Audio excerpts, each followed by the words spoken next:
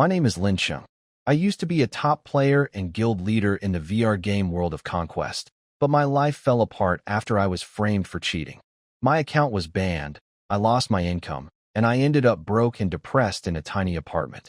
Just as I was facing eviction, a mysterious countdown appeared in my vision, announcing that the game was merging with reality. I prepared as best I could, hoping my past experience would give me a fresh start. When the timer hit 0, I was transported into an underground stone chamber. To my shock, I no longer had a human body. Because of my previous ban, the system refused to let me be human and instead assigned me a random race, a high-tier artificial spirit. I am now a stone pillar, serving as a dungeon builder. My new stats are very different from a standard human starter. While a normal human begins with 10 points in most attributes and 100 health, my physical body is gone, giving me 0 strength and 0 agility. However, I have a massive 1000 health, along with 100 defense, 100 magic, and 100 resistance. I quickly realized I have unique powers. I possess spirit vision for a 360-degree view and self-repair. More importantly, I can control the dungeon terrain and create monsters. I tested my new life by summoning my first minion, a level 1 skeleton. Even though I am stuck as a pillar in this mossy chamber, I am determined to use my knowledge of the game to survive and build the ultimate dungeon. I have started my new life as a dungeon builder by summoning my first monster, a level 1 skeleton. Its stats are quite low, with only 50 health, 5 strength, and 8 agility. Creating it required using the remains of a creature, and since my dungeon only has about 1,000 corpses in storage, I realized that simply spawning weak monsters won't be enough to defend myself against leveling players. While using my spirit vision, I spotted a powerful wandering boss nearby, the fallen saint, Elise. She is a level 45 character with attributes roughly 13 times stronger than a beginner, totaling about 1,000 ability points. Her speed and power are terrifying. I watched her instantly kill an experienced player who tried to talk to her. Seeing this death didn't bother me, which made me realize my mind has changed along with my body. I decided to try a risky plan, lure Elise into my dungeon to act as a permanent guardian. To do this, I summoned a level 1 slime. Even though its stats are even lower than the skeletons, with only 40 health and 1 strength, it possesses a special ability called Core Vitality. This allows it to survive a strike unless its core is hit directly. I plan to use these slimes to annoy her and lead her right where I want her. Outside, the world is changing fast. Experienced players are already reaching level 2 by hunting weak monsters, but I am focusing on building my defenses. If I can successfully trap a high-level boss like Elise inside my walls, the early waves of players won't stand a chance against my dungeon. I decided to put my theory to the test. I knew that Elise, being a high-level boss, wouldn't waste her best skills on weak enemies. By using my slimes, I could trick her. My slimes have terrible aim, but eventually, one hit her right on the cheek. The sticky, green liquid made her angry enough to chase the little monster. Because of the Core Vitality skill, my slime survived her first lightning-fast strike. This confused her for a second, giving me just enough time to lead her toward the dungeon. I felt a bit guilty using such messy tactics on a beautiful girl, but I had to survive. I used one slime after another, like a trail of breadcrumbs, to lure her deep into the stone maze. Once she reached the center of my 500 square kilometer dungeon, I went to work. I spent 15 magic stones to reshape the very walls around her. I built a special circular chamber that traps her in the middle but connects to every entrance. Now, any player who tries to explore my dungeon will eventually have to face her. She has become my beautiful guardian. Looking at her through my spirit vision, I'm amazed by her detail, from her holy dress to her intricate sword. Having her here makes me feel much safer, but I have new problems to solve. Capturing her cost me 35 slimes, and I only have 112 magic stones left. Even worse, my dungeon's magic stone generator is broken, and it costs 1 stone per day just to keep the lights on. I am stuck as a spirit in a half-ruined dungeon with no easy way to get more stones. I need 300 stones to fix the generator, but I can't create them myself. My only hope is to wait for players to enter, die to Elise, and then take whatever items they were carrying. I'm ready and waiting to see who is brave enough to walk into my trap. I knew that since I couldn't create magic stones yet, my only choice was to wait for players to enter my dungeon so I could take their loot. I spent an entire day preparing, knowing that top players might already be reaching level 5. To defend my home, I began creating a variety of monsters using the remains I had in storage. I introduced a new, elite, unit to my ranks, the hyena. These level 1 beasts are quite impressive, with 80 health and 12 agility, making them faster than most starting players. They also have great passive abilities like Bloodlust and Pack Tactics, which allow them to fight better in groups. In total, I created 30 slimes, 30 skeletons, and 20 hyenas, leaving me with 865 corpses still in reserve. I didn't just scatter them randomly. I used my knowledge from years of gaming to set up clever traps. I hid hyenas in narrow gaps to ambush players from behind and place slimes on the ceiling of trap rooms to drop on people's heads. These are the kinds of tricks that catch even experienced players off guard. 2 weeks passed without any visitors, but I stayed busy. I practiced controlling my monsters, eventually getting my skeletons to carry chests and move items around. Then, finally, a group of 10 players arrived. They were a well-balanced team with warriors, mages, and healers. I immediately recognized their leader, Zhao Qi. In the old game, he was famous for discovering a hidden class called the Flowing Cloud Knight. This class allows him to boost his agility by 30%, though he takes more damage in return. It looks like he has already unlocked this power in the real world. Seeing a top-tier player like Zhao Qi at my door made me nervous, but also excited. He is definitely a high-risk target. As they stepped inside, confident that they could easily clear a level 1 dungeon, I watched them closely. They have no idea what I prepared for them. I am more than ready to give them a very warm welcome to my dungeon. Zhao Qi and his team walked through the dungeon, with Zhao Qi leading the way. He held a torch in his left hand and kept his right hand on the hilt of his sword. Since entering the dungeon, they had walked about 500 meters and had yet to encounter any monsters. Zhao Qi wasn't particularly surprised. In World of Conquest, the monster spawn rate had never been very high. What puzzled him was that, in the original game, the dungeon would randomly generate the bodies of fallen adventurers. Of course, these bodies didn't belong to real players but to NPCs who had died there, forming part of the game's environment. When players entered a dungeon, besides hunting monsters and opening treasure chests, they could also search the NPC bodies for useful items. Normally, these NPC bodies would appear in the upper levels where monsters were rare, but now none could be found. Has the game's NPC logic changed too? Zhao Qi muttered to himself. Beside him, a female player was writing and sketching something in her notebook. Since the game had merged with reality, there were not only players like Zhao Qi, who focused on strategy, but also research group players. Some of them had already spent the past 2 weeks studying NPCs closely and had figured out how they behaved.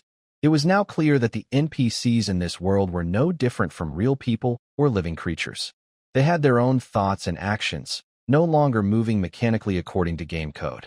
Because players had kept their in-game appearances after the game became real, some had even been confessed to by local residents.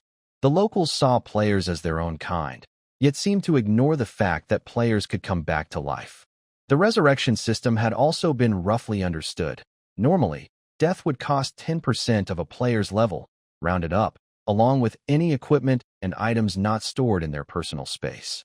The player would then revive in the nearest town they had visited. What was truly frightening, however, was that level 1 players who died would disappear from the world completely. Over the past 2 weeks, many careless level 1 players had lost their lives this way. After that, level 1 players became the ones everyone tried hardest to protect, and most players no longer dared to leave town alone. In Zhao Qi's team, for example, the lowest level was 2, with 6 members at that level, 3 at level 3, and only Zhao Qi himself at level 4. After confirming that no NPC bodies were appearing in the dungeon anymore, the group couldn't help feeling disappointed. Unlike before the game became real, now that everyone was still a beginner and leveling up was difficult, equipment had become extremely valuable. The bodies of 5 rabbit monsters could be exchanged for 1 magic stone at the town's guild. Even the cheapest basic equipment cost 10 magic stones. The armor Zhao Qi wore had cost him 60 magic stones. It was level 4 equipment and increased his agility by 5 points. Since Zhao Qi had already assigned most of his ability points to agility, his total agility had now reached 33. That was quite an impressive number. When Zhao Qi ran at full speed, he could move almost 30 meters per second. After traveling about 2 kilometers deeper, Zhao Qi and his team reached the second level of the dungeon. There, they encountered their first monster, a skeleton holding a worn short sword, standing alone in the darkness. A skeleton? Looks like it's only level 1, but it actually has equipment. Zhao Qi calmly analyzed the situation. It was his first time seeing a monster with gear. The ones he had met before were no higher than level 2 and had never carried equipment. Of course, a skeleton wouldn't normally have a weapon. The short sword had been given to it by Lin Cheng. Over the past 2 weeks, Lin Cheng had sent skeletons to search the dungeon for items left on fallen NPCs. They had collected 5 sets of equipment, including leather armor, boots, cloaks, short swords, and hand axes. They had also found herbs and lock-picking tools, but unfortunately, no magic stones. Lin Cheng didn't expect a single skeleton with a short sword to defeat Zhao Qi's group of 10. He only wanted to lure them closer. As expected, after a brief moment of thought, Zhao Qi decided to attack the skeleton. He let out a low shout, and faint streams of air began swirling around him, gently pushing his body forward. Skill, Flowing Cloud. Once activated, Flowing Cloud increased Zhao Qi's agility by 30%, raising it to 43. He dashed forward. The distance between him and the skeleton was about 100 meters, but within 2 breaths, he was already in front of it. Zhao Qi drew his sword and swung at the skeleton's head. Although the skeleton had a slash resistance ability, Zhao Qi's higher level gave him confidence that this strike would finish it in 1. But this was no ordinary skeleton. It was one controlled by Lin Cheng. Under his command, the skeleton quickly raised the short sword in its left hand to block. With a sharp clang, Zhao Qi's long sword clashed against the skeleton's blade, then struck its shoulder, cutting off the entire right side. The shoulder shattered, and the short sword fell to the ground with a crisp sound. Zhao Qi shifted his stance and swung again. His sword struck the skeleton's skull, shattering it instantly. It was a fatal. The bones holding the skeleton together collapsed, scattering into a pile on the ground. Zhao Qi exhaled deeply, still gripping his sword as he scanned the surroundings, but found no further danger. "This one's mine, right?" he asked after a moment of silence. Seeing no objections, he sheathed his sword and picked up the short blade, weighing it in his hand. The others nodded in agreement.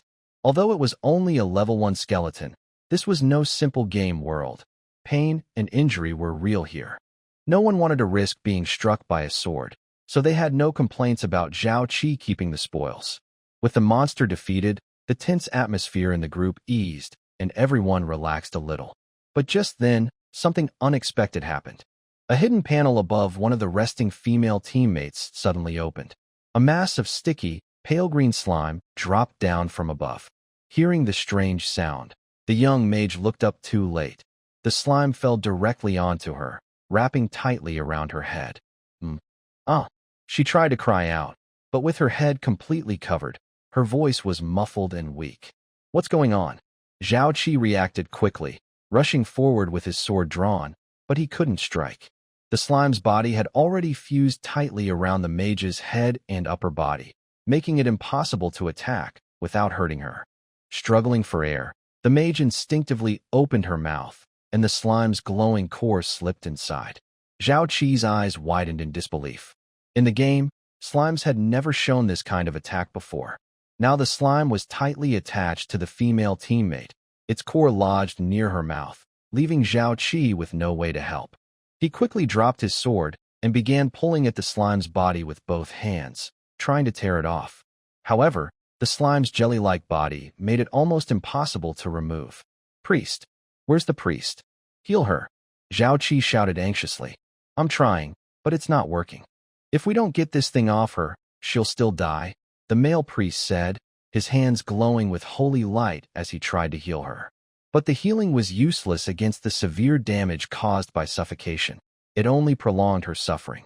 The female teammate's legs gave out, and she fell to the ground. Her struggles grew weaker until she finally stopped moving. She was gone. After the female teammate's death, her body quickly turned into glowing particles and disappeared, leaving behind the equipment and items she hadn't stored in her inventory, scattered on the ground. Zhao Qi stared at the slime writhing on the floor, his eyes slightly red. He grabbed his sword and swung it down with all his strength, striking the slime's core and shattering it. The slime soon died, melting into a puddle of murky liquid. "Gather Lin's gear and take it back to town for her," Zhao Qi said after a brief silence. At that moment, he suddenly felt powerless, partly because he realized that monsters were beginning to develop new attack patterns, making them harder to predict and defend against, but also because his teammates were starting to show their true human nature. There had actually been one more way to save Lin, using a short blade to strike into her mouth and destroy the slime's core. However, even the weakest slime's core was tough and required great force to break. If the strike hit the target, everything would be fine. But if it missed? Lin had been struggling violently, and a single mistake could have led to an accidental fatal injury, and the one who tried to save her would be blamed for it. Just now, Zhao Qi had already thought of this idea, but he didn't dare to say it out loud. He was sure that some of his teammates were thinking the same thing. All kinds of messy thoughts tangled in Zhao Qi's mind, finally turning into a silent sigh. There was no other way. He was the captain, and he had to take responsibility for leading the team forward. "Keep moving, and watch above your heads," Zhao Qi ordered. The team members, each with their own thoughts, quickly regrouped and continued deeper into the underground city. In a stone chamber deep within the dungeon, Lin Cheng watched everything unfold with a cold expression. The suffocating attack method of the slimes was his own invention. He had only meant to test it, but the result turned out far better than expected. When Lin Cheng came up with this method, he had already thought of the way to counter it, using a small knife to destroy the core. But he also knew that most people wouldn't dare to try it.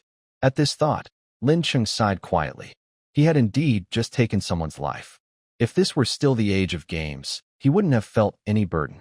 But unfortunately, this was reality. Still, if that team managed to conquer the dungeon, it would be his own life on the line. So he had no choice but to stop them. With that thought, Lincheng pushed away the faint guilt in his heart and continued to observe the group. After being caught by one of Lincheng's traps earlier, Zhao Qi was now extremely cautious. He placed the thief right beside him. Thieves had a skill that allowed them to sense nearby traps. The higher their level, the more precise and wider their detection range became. At advanced levels, they could even disarm traps. Normally, because of the skill's energy cost, the thief couldn't check every corner. But now, Zhao Qi couldn't afford to worry about that. With the thief constantly scanning the surroundings, the team managed to disarm several traps along the way. Lincheng felt a bit helpless about this. After all, he only had 3 types of level 1 monsters and a damaged dungeon to work with. There wasn't much he could do. However, as Zhao Qi's team moved forward and entered a larger chamber, Lin Cheng's nerves tightened once again. This was one of the most heavily guarded rooms he had set up among all the trap chambers. Inside the trap room, there were 5 skeletons. 3 of them wore equipment taken from fallen NPCs, making them fully armed. For hidden trapdoors, almost invisible to the eye, were set in the ceiling, each concealing a slime. The walls and floor were lined with spikes and arrow traps. The entrance of the room had been slightly modified by Lin Cheng, extending about 1 meter inward. On both sides of this 1 meter long stone wall extension, 2 hyenas were lying in ambush.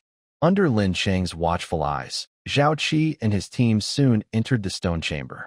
"Xiao Wang, scout ahead," Zhao Qi ordered as soon as they stepped through the stone door, before the whole team had even entered. "Yes, Captain."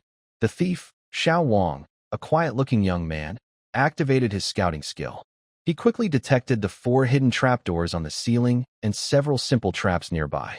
Pointing them out to his teammates, Xiao Wang took 2 bottles of oil from his storage bag and threw them toward the ceiling. The oil splashed onto the trapdoors, and flames spread through the cracks. From behind the doors came the sound of slimes being burned away. The team's mage reacted quickly, raising a hand to cast 2 fireballs, destroying the remaining trapdoors. Lincheng couldn't help but admire them.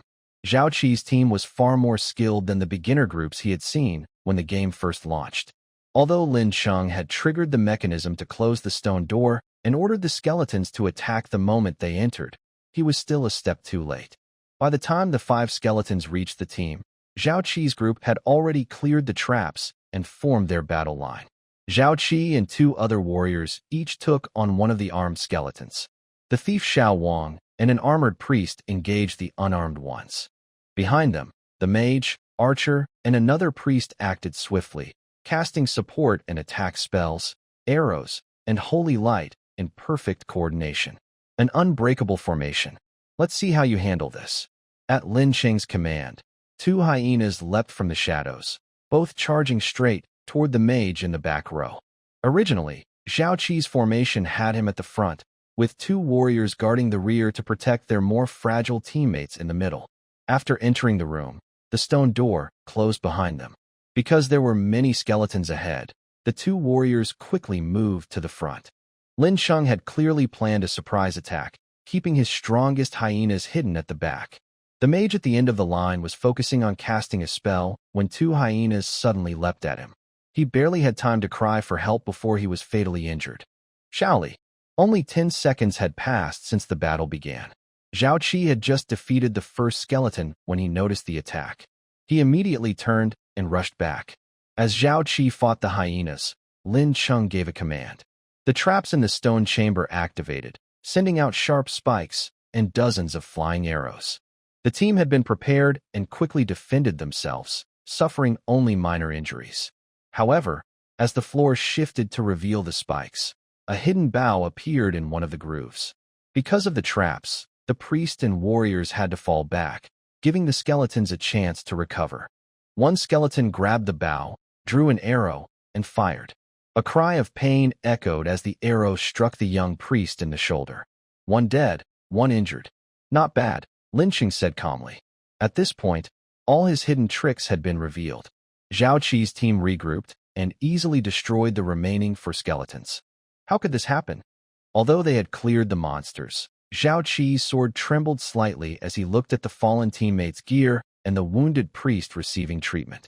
Captain, should we keep going? After the difficult battle in the stone chamber, Zhao Qi's team took a short rest. Finally, one of the young warriors couldn't help but ask. Zhao Qi hesitated. After defeating the monsters, they had found a treasure chest in the chamber, but it contained little of real value. That was the nature of dungeon exploration. Unless you cleared the entire place, you never knew what rewards awaited.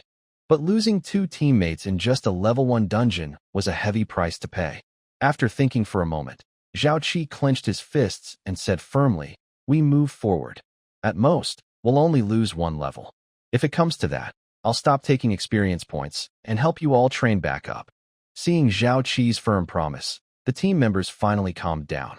After a short rest, Zhao Qi's group set out again, continuing deeper into the dungeon. Meanwhile, deep within the dungeon, Lin Cheng smiled to himself. Good. I was hoping you'd come. Lin Cheng's dungeon had 5 entrances and covered a vast area, so he couldn't station all his forces in one place. The troops in this section were nearly exhausted. To keep defending, he would have to move soldiers from other areas, but there was no time to rearrange them now. Zhao Qi's team worked together smoothly and moved carefully. Without traps like before, it would be hard to harm them further. It seems it's time for her to make an appearance. Yes, even without the advantage of terrain or numbers, Lincheng still had one last trump card: the wandering boss, the fallen Saintess Elise. From the moment Zhao Qi's group entered the dungeon, Lincheng never planned to defeat them by himself. Instead, he had been secretly guiding them toward the Saintess's chamber.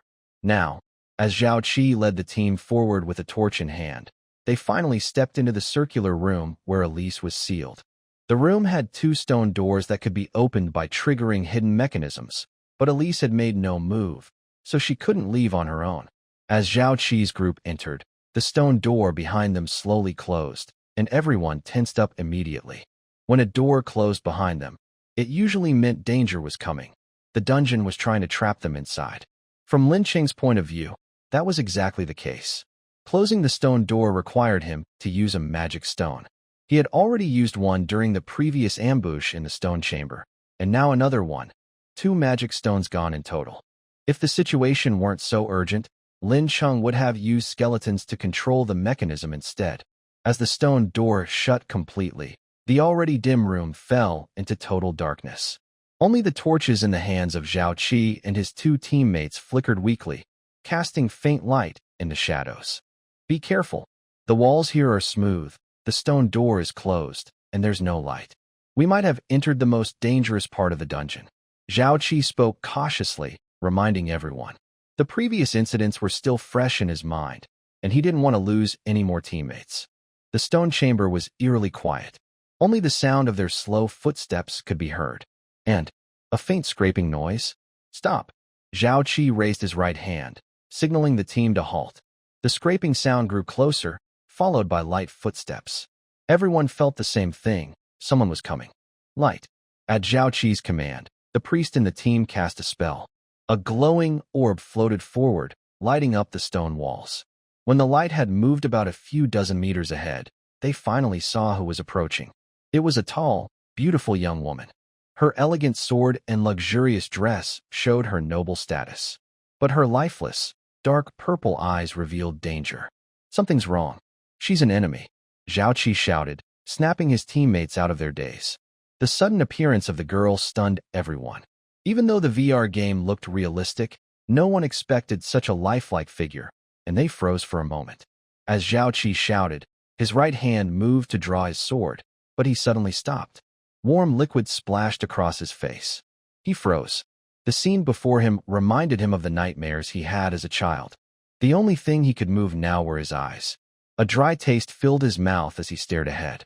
In just an instant, 3 of his teammates had fallen to the ground, their bodies motionless. Run. Zhao Qi drew his sword and shouted, activating his skill-flowing cloud. It was useless. As he turned, 2 more teammates were struck down. Overwhelmed by fear, Zhao Qi felt as if he were trapped in mud. He swung his sword with all his strength, the blade cutting through the air with a sharp gust. Elise swung her sword again, and the faint air currents around Zhao Qi were swept away as if struck by a real storm. With a sharp sound, Zhao Qi fell to his knees, clenching his teeth tightly to endure the pain in his arms. That single strike had severed both of his arms and taken the life of one of his teammates. Now, only 2 members of the team remained besides Zhao Qi. One archer had already run off, while the other warrior had just broken free from fear and swung his sword toward Elise. Elise waved her free left hand lightly, and the warrior's armor and body dissolved like melting snow in spring. Then, with a gentle kick of her armored foot, she sent a small stone flying, striking the archer and ending his life instantly. Zhao Qi forced his trembling legs to move, struggling to stand and run in the opposite direction from Elise. After half a month of traveling and being injured many times, he had grown used to pain. Now, as he ran, his speed almost reached its peak again. However, if Zhao Qi had the ability to see Elise's attributes, he would have realized that her agility was more than 10 times his own. Elise's figure flickered once more, her sword thrusting forward in a straight line. Zhao Qi had only run a few dozen meters before being struck. Blood spilled from his mouth as he fell to the ground, his life slowly fading away. Thus, Zhao Qi's entire team was wiped out. Elise's face remained cold and calm, as if what had just happened was nothing more than brushing off some dust. She sheathed her sword and continued walking through the circular chamber. Deep within the dungeon's stone chamber, Lin Cheng's spirit trembled slightly. He had been watching ever since Zhao Qi's team entered the circular room. Although he had expected Elise to win easily given her attributes, the speed and overwhelming power of her victory still surprised him. From his observation, Elise's strength was far beyond Zhao Qi's by several levels. When Journey World was still just a game, players couldn't freely destroy the terrain, so the true extent of destructive power was never fully shown. Just a moment ago, Elise had only made a small move, yet the gust from her sword left fine cracks on the stone wall. It was easy to imagine that if Elise really wanted to leave the dungeon, these thin stone walls would never withstand her power. That's kind of scary, Lin Cheng muttered. It seemed that once he became strong enough, he would need to either guide Elise out or find a way to make her an ally. For now, though, it was time to check the spoils of battle. With Zhao Qi's team completely defeated, Lin Cheng gained a large amount of experience. The 6th level, 2 enemies, 3 level, 3 enemies, and 1 level, For enemy provided plenty of experience, raising Lin Cheng's level to 3. Looking at his new level, Lin Cheng thought for a moment. In World of Conquest, defeating an elite target or another player granted 20% of the opponent's total experience. By his calculation, if he were human, this would have brought him to around level 4. However, according to his status panel, his race, Artificial Spirit, was a higher tier type, which required more experience to level up. Now that he had just reached level 3, it seemed that after World of Conquest merged with reality, the experience system had not changed. With his level increase, Lincheng also gained 2 new skills, Insight and Enhance. Insight allowed him to view information about a target with insight, with the amount of detail depending on the difference in their levels. Enhance temporarily boosted the abilities of one of his summoned units. At the same time, his dungeon monster creation skill also rose to level 3. With a thought, Lincheng opened his status panel. Name: Lincheng. Level: 3. Race: Artificial Spirit. Class: Dungeon Builder. Level 3. Innate abilities: Dungeon Monster Creation. Level 3. Dungeon Terrain Alteration. Level 1. Dungeon Item Transfer. Level 1 Skills: Insight. Level 1. Enhancement.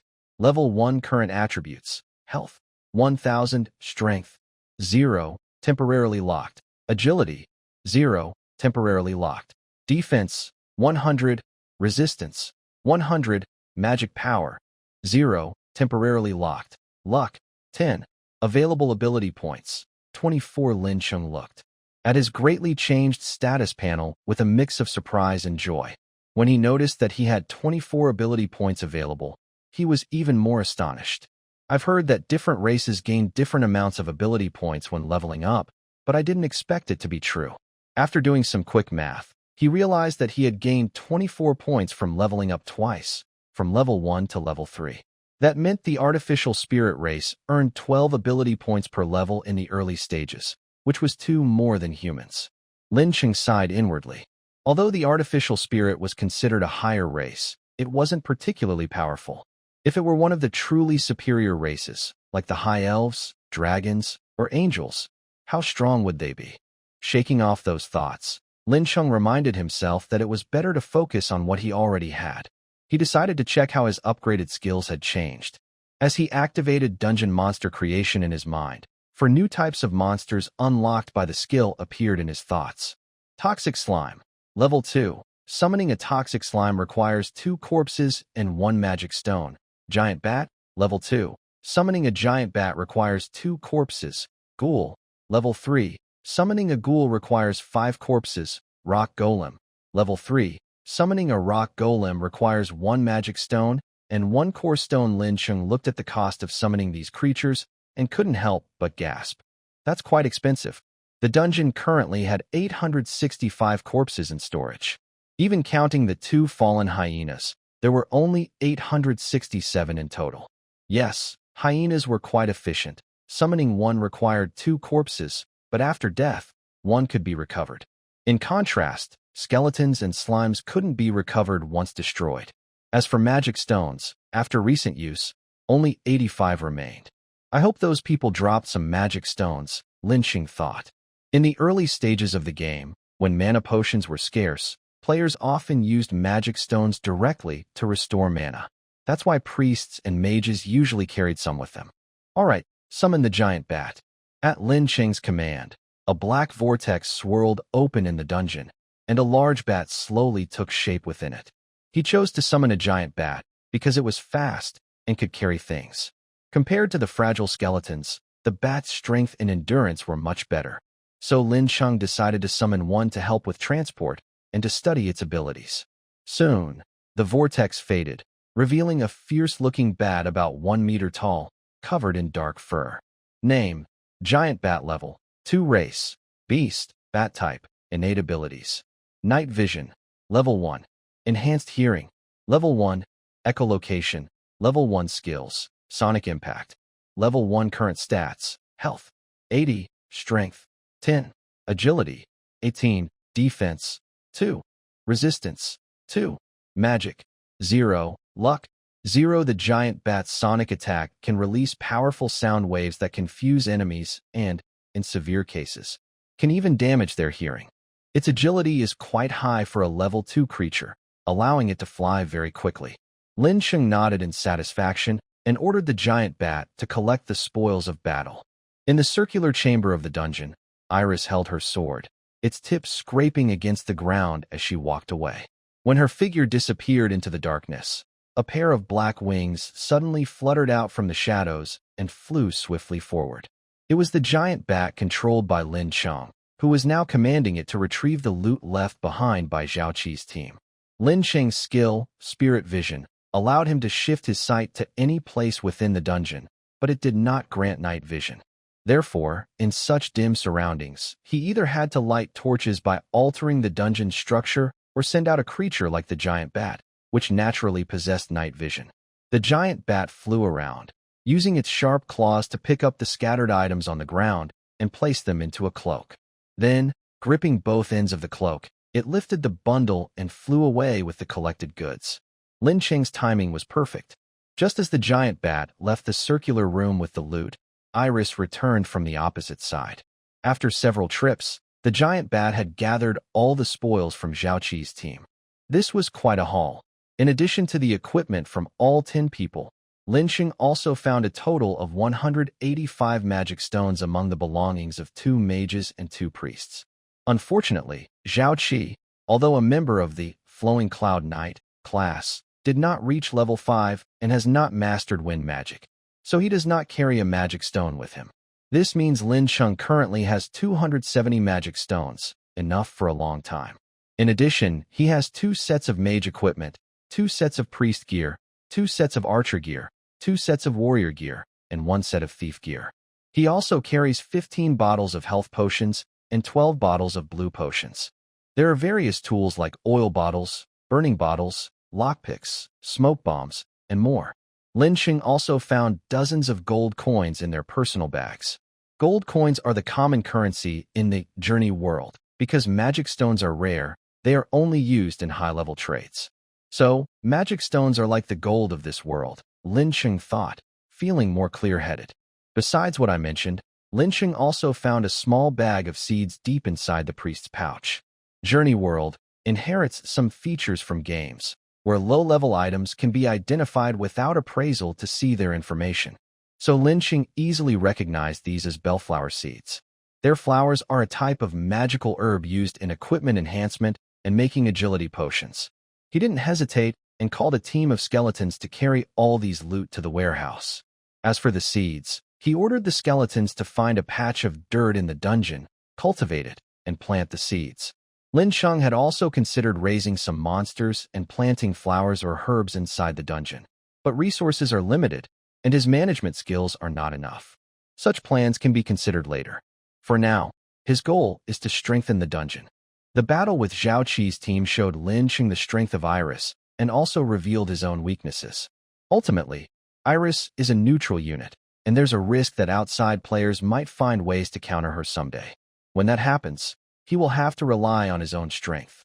So Lincheng decided to focus on upgrading his skills and obtaining new monsters. First is the poison slime. If there aren't many slimes, they can survive by eating moss on the dungeon walls. Considering that slime mucus can heal itself, Lincheng thought about collecting the venomous slime's mucus. Later, he could apply this mucus to dungeon traps or skeleton weapons. Large bats are quick and agile, but still too fragile. When facing magic users with area attacks, dodging is difficult. It would be better to hide large bats behind secret doors and attack with sound waves from a distance. The fighting ability of ghouls is very strong. They are definitely among the top level 3 monsters. Ghouls need to eat corpses to survive, which consumes a lot of resources, so they can only be created and used immediately. As for rock golems, they require a core stone as raw material, which Lincheng currently does not have. Fortunately, there is a mine tunnel inside the dungeon that he had not explored before.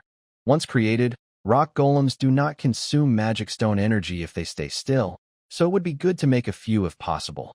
Meanwhile, Zhao Qi and his team failed in their mission, and the secret information about this dungeon might also be leaked.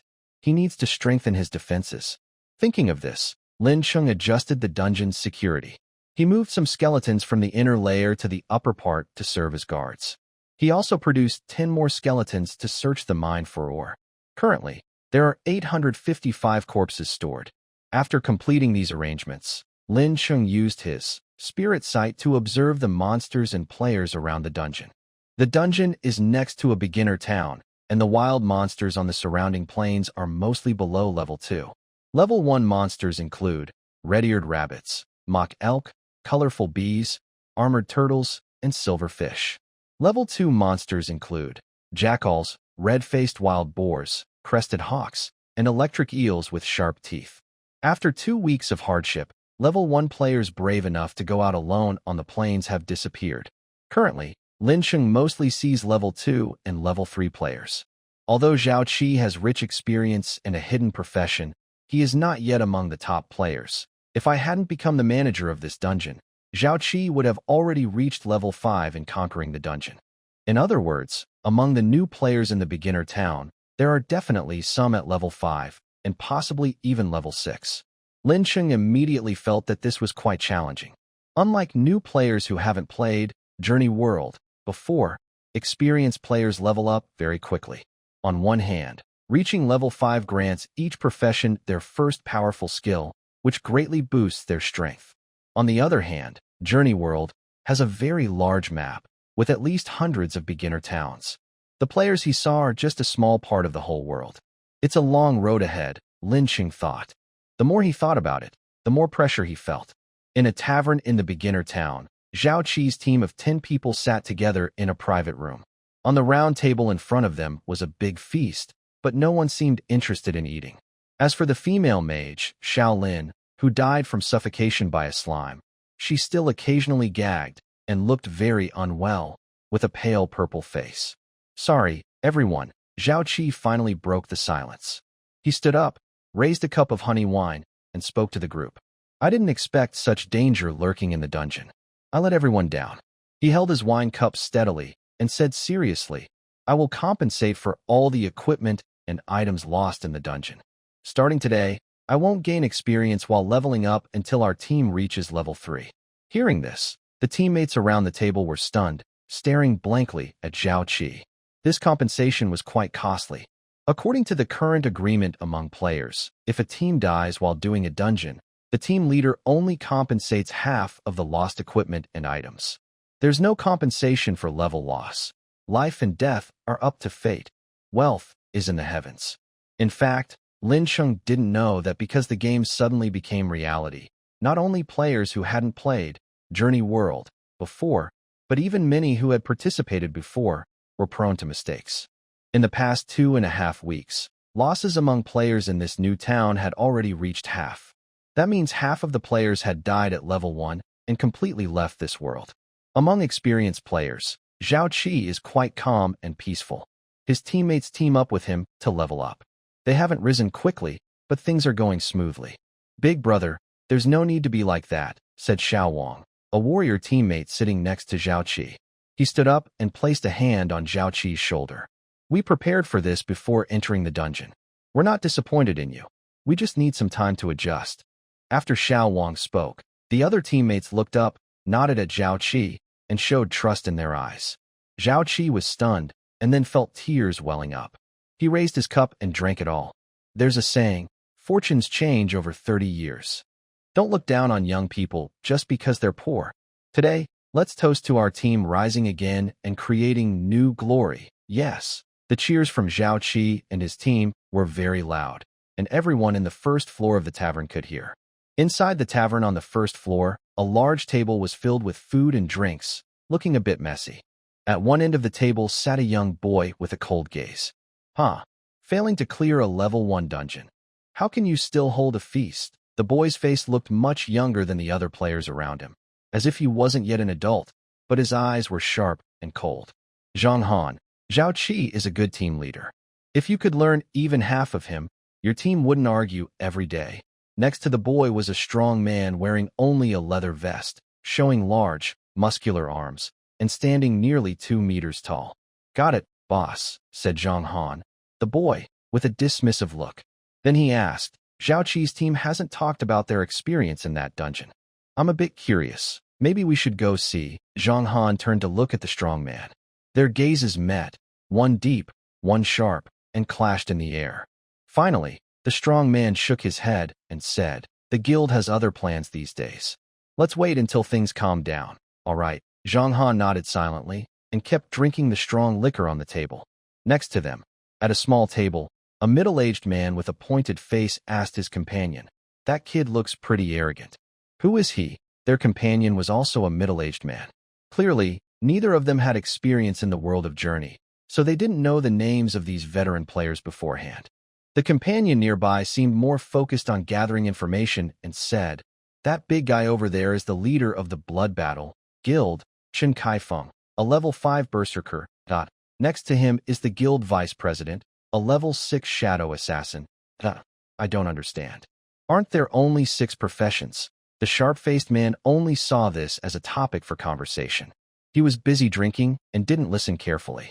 The companion couldn't help but shake his head and said, "Old son, I told you before, we are now fully inside this game. You need to pay attention to this information. The berserker is a branch of the warrior class, and the shadow assassin is a hidden profession, a higher-level thief class." "All right, got it, old Wang." Old son still looked indifferent. Suddenly, his small mouse-like eyes flicked, and he said, "Old Wang, you said that Zhao and his team died in that dungeon, and no one has gone in since, right?" "Yes. Usually, if a team is wiped out, the dungeon needs to be discussed by everyone before anyone can go back in," Old Wang replied. "Aren't their equipment still there? If we go in and take some, we could make a profit," Old Son said greedily, his eyes shining. Old Wang was an honest middle-aged man. He shook his head immediately. "Are you crazy? We've only just reached level 2 in the past few days. You died yesterday, and now you're only level 1. That team led by a level 4 player was wiped out. Do you think you could survive? Who cares?" Old Son was unconcerned, shaking his head confidently. "I think it was probably their team's mistake, some error that caused the wipeout, so they're too scared to say it. And we're not trying to clear the dungeon, just want to take their gear. Isn't there a rule among players that whoever picks up the dropped equipment owns it?" Old Son's persuasive words made Old Wang a little tempted. "All right then, let's go see." Old Wang nodded heavily. Unlike Old Son, this old bachelor, he had a wife and children to support. Since the family of 3 has never played Journey World, their progress is very slow. The coins given to beginners are almost gone. If they don't earn more, they might not have enough food to eat. The two hurriedly finished the food and drinks on the table, then left the tavern side by side. Inside the tavern, it was still busy with people coming and going. Deep inside the dungeon, in the mine tunnel, unlike the moss-covered stone walls inside the dungeon, the walls around this mine are made of loose rocks, as if they could collapse at any moment. 10 skeletons are wandering through these mines. Sometimes they stop at suspicious spots, using their bony claws to dig and scrape. Lincheng's eyes focus on this mine tunnel, watching the skeleton's every move. The scene reminds Lincheng of the early days in Journey World, when many players mined or in underground tunnels. This is because, in the game, completing a few fixed quests grants the miner skill. This skill allows players to gain some experience while mining, helping casual players level up more easily. But Lincheng is not one of those players. He doesn't know much about how to find or in the mine. Back then, before I joined a guild, I was so poor I didn't even think about becoming a miner. Lincheng reminisces about his past. If only I had known a little more back then. It's been 2 days since Lincheng started mining this spot, but the skeletons haven't found anything. Bored, Lincheng shifts his gaze from the mine to observe Iris, who is wandering in the circular room. Earlier, during the fight with Zhao Qi's team, Iris was covered in blood, but now all the stains have disappeared. Lincheng noticed this before when he used a slime to lure Iris. When her dirtiness reached a certain level, she would automatically use the Purify skill. So, Iris still looks like she did at the beginning. Beautiful skin, flowing dress. Honestly, she's quite eye-catching. Lincheng can't help but focus his spiritual vision on Iris. Hey! Lincheng suddenly became alert. If he focused his spiritual sight on the stone wall in the mine tunnel, could he see through the minerals inside? He acted immediately. With a flicker of his mind, his spiritual vision was directed at the middle of the stone wall in the mine. The scene before him instantly turned completely dark. But Lin Cheng knew that his spiritual vision wouldn't be fooled. The darkness wasn't because his view was blocked by the wall. He was actually seeing the darkness inside the stone. As he moved his spiritual sight, faint lights appeared in the darkness ahead. Purple glow? It's not far from the tunnel. Come and dig. At Lin Cheng's command, all the surrounding skeletons gathered and frantically used their bony claws to chip away at the wall. I must make some pickaxes or something next time, Lin Cheng thought silently. The struggling skeletons worked for an hour before they finally freed a piece of purple crystal from the wall. Some of the stronger skeletons had worn down their finger bones from the effort, but Lin Cheng didn't mind. They were just consumables. Once their fingers were worn out, they could be sent out for patrols. He only sent one skeleton to carry the large piece of purple crystal to the warehouse while he pondered. Next time, I should try using see-through. If I find minerals and start digging, when will I find the core stone? Recently, Lin Cheng had been using the see-through skill often to observe creatures and players around him. Since see-through could sometimes be used to analyze item information, using it to identify minerals shouldn't be a problem. As for observing Elise's stats, Lin Cheng just thought about it, but never actually did it. When the game, Journey World, was still in its early stages, see-through was a basic skill every advanced player had. So Lin Cheng was very familiar with how it worked. Because of the level gap between him and Elise, using see-through wouldn't be effective and might even attract her attention. If this hot-tempered girl accidentally broke down a wall, Lin Cheng would have to use magic stones to repair the dungeon again, feeling helpless. By combining his spiritual vision with see-through, Lin Cheng quickly found a core stone in the mine. After bringing a fresh team of skeletons from the dungeon's outskirts, the excavation work resumed.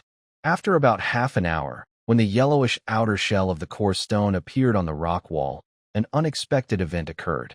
While digging the core stone, a large yellowish stone sphere gradually became visible on the nearby wall. The visible part of the sphere was about 2 meters in diameter. Usually, such stone spheres can form naturally due to terrain changes within the rock layers, so Lincheng initially paid no attention. As the skeletons continued to dig deeper, loose gravel kept falling onto the sphere, which suddenly trembled without warning. Something's wrong.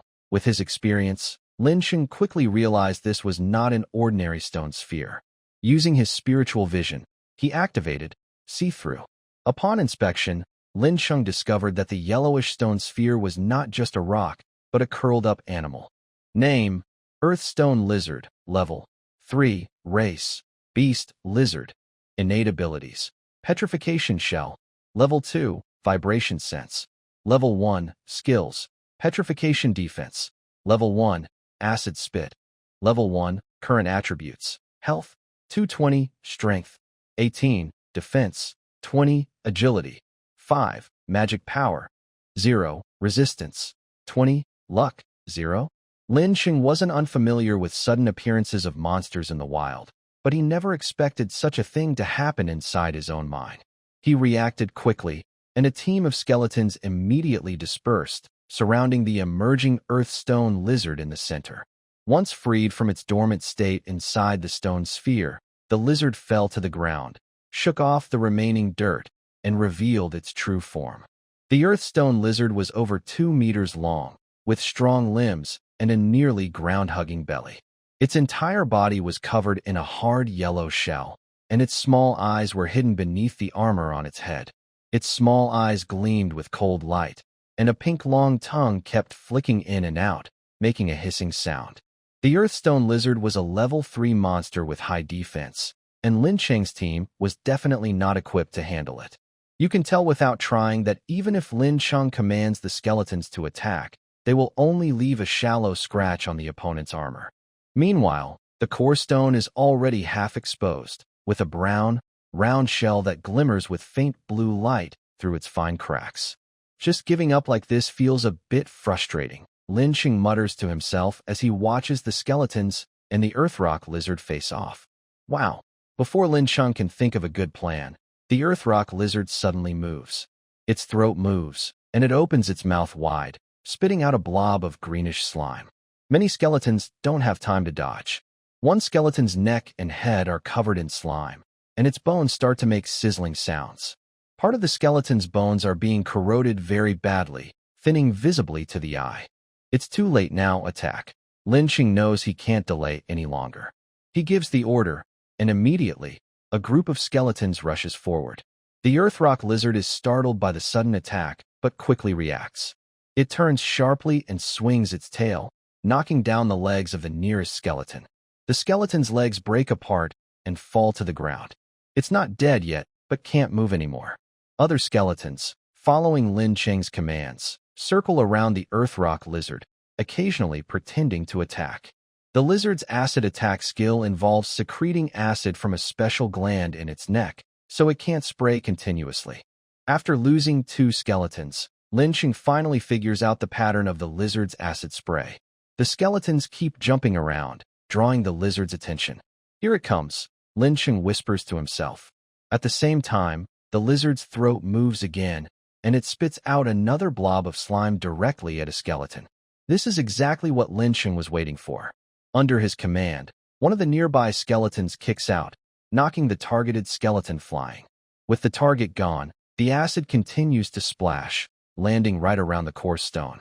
The fragile stone wall around the coarse stone, which was already less hard than the skeleton's bones, is quickly corroded. As a result, the coarse stone begins to shake and wobble. Lincheng had already arranged a skeleton nearby. Suddenly, it stretched out its bony arm and pulled down the coarse stone. Retreat, Lincheng quickly gave the order. The 2 skeletons that had been injured earlier immediately charged forward, climbing onto the earth lizard, kicking and hitting it. The other 5 skeletons, including the one holding the coarse stone, all ran away quickly toward the exit of the mine. Yes, this was Lincheng's plan. Instead of fighting directly, he aimed to take the coarse stone and escape quickly. The earth lizard easily dealt with the 2 skeletons that were lagging behind. Then it rushed several dozen meters toward where the skeletons had fled. After running for a while, the earth lizard stopped. After a moment of hesitation, it slowly moved its limbs and returned to the mine tunnel. This is typical of monsters with fixed homes. They don't easily enter unfamiliar territory. Meanwhile, Lin Cheng, who had been watching everything from the side, quietly relaxed. Based on his previous gaming experience, he was sure the earth lizard wouldn't chase after them.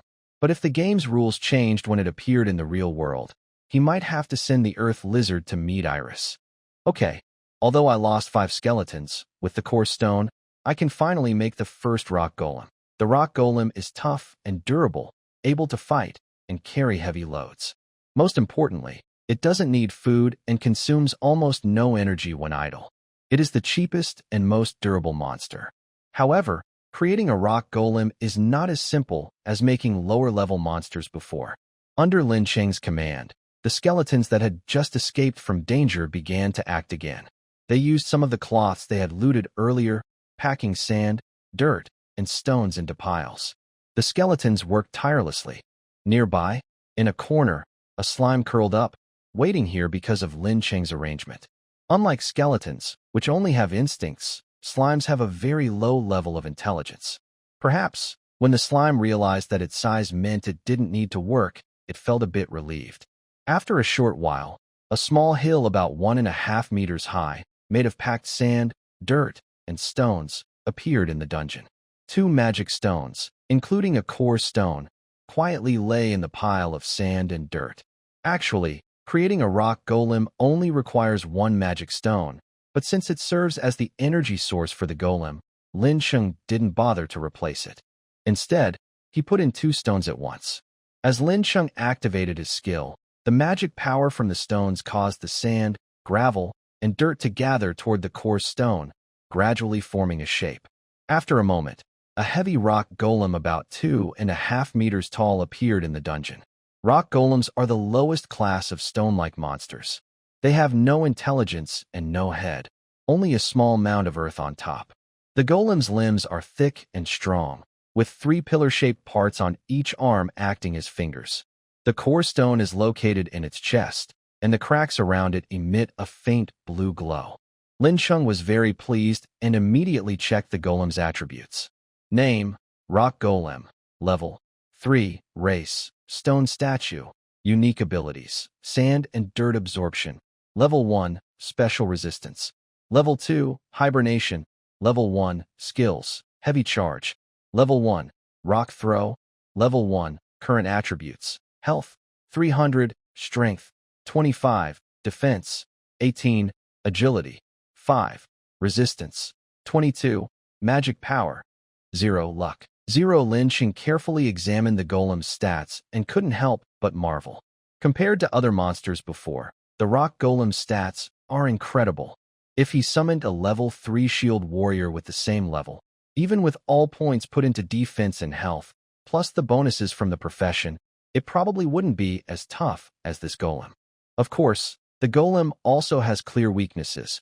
Its agility is very low, and it has no intelligence. The special resistance skill makes the golem immune to many types of attribute attacks. For example, magic attacks like lightning and fire almost have no effect on it. Heavy charge is straightforward. When activated, the golem consumes some energy and charges forward aggressively. However, if used well, it can help compensate for the rock golem's agility weakness to some extent. The rock throwing skill is not just about throwing stones. When activated, the rock golem condenses part of its body into a stone and transfers it to its hand for throwing. Although this consumes some of the golem's body, it gives it the ability to attack from a distance anytime and anywhere. Moreover, it can also recover health using the sand absorption skill. Overall, Lincheng is quite satisfied with the rock golem.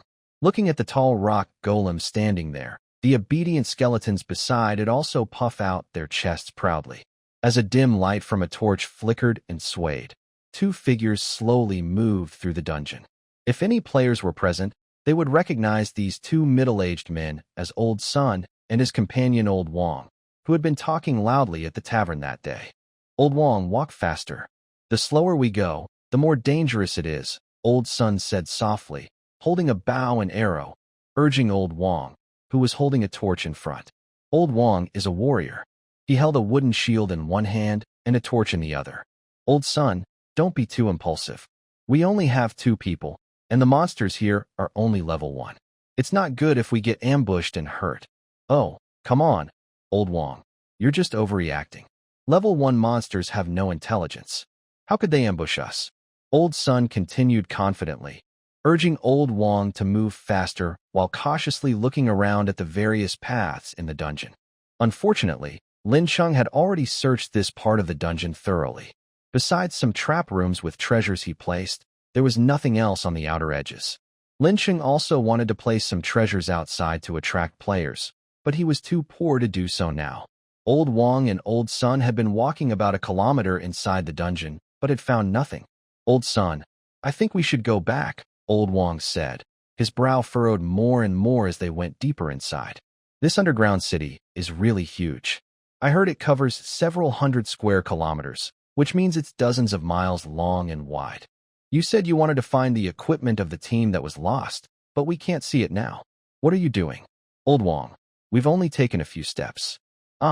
Old Sun was about to scold Old Wong, but suddenly he screamed. It turned out that a strong wind suddenly blew through the underground city, blowing out Old Wong's torch. Everything around them went completely dark.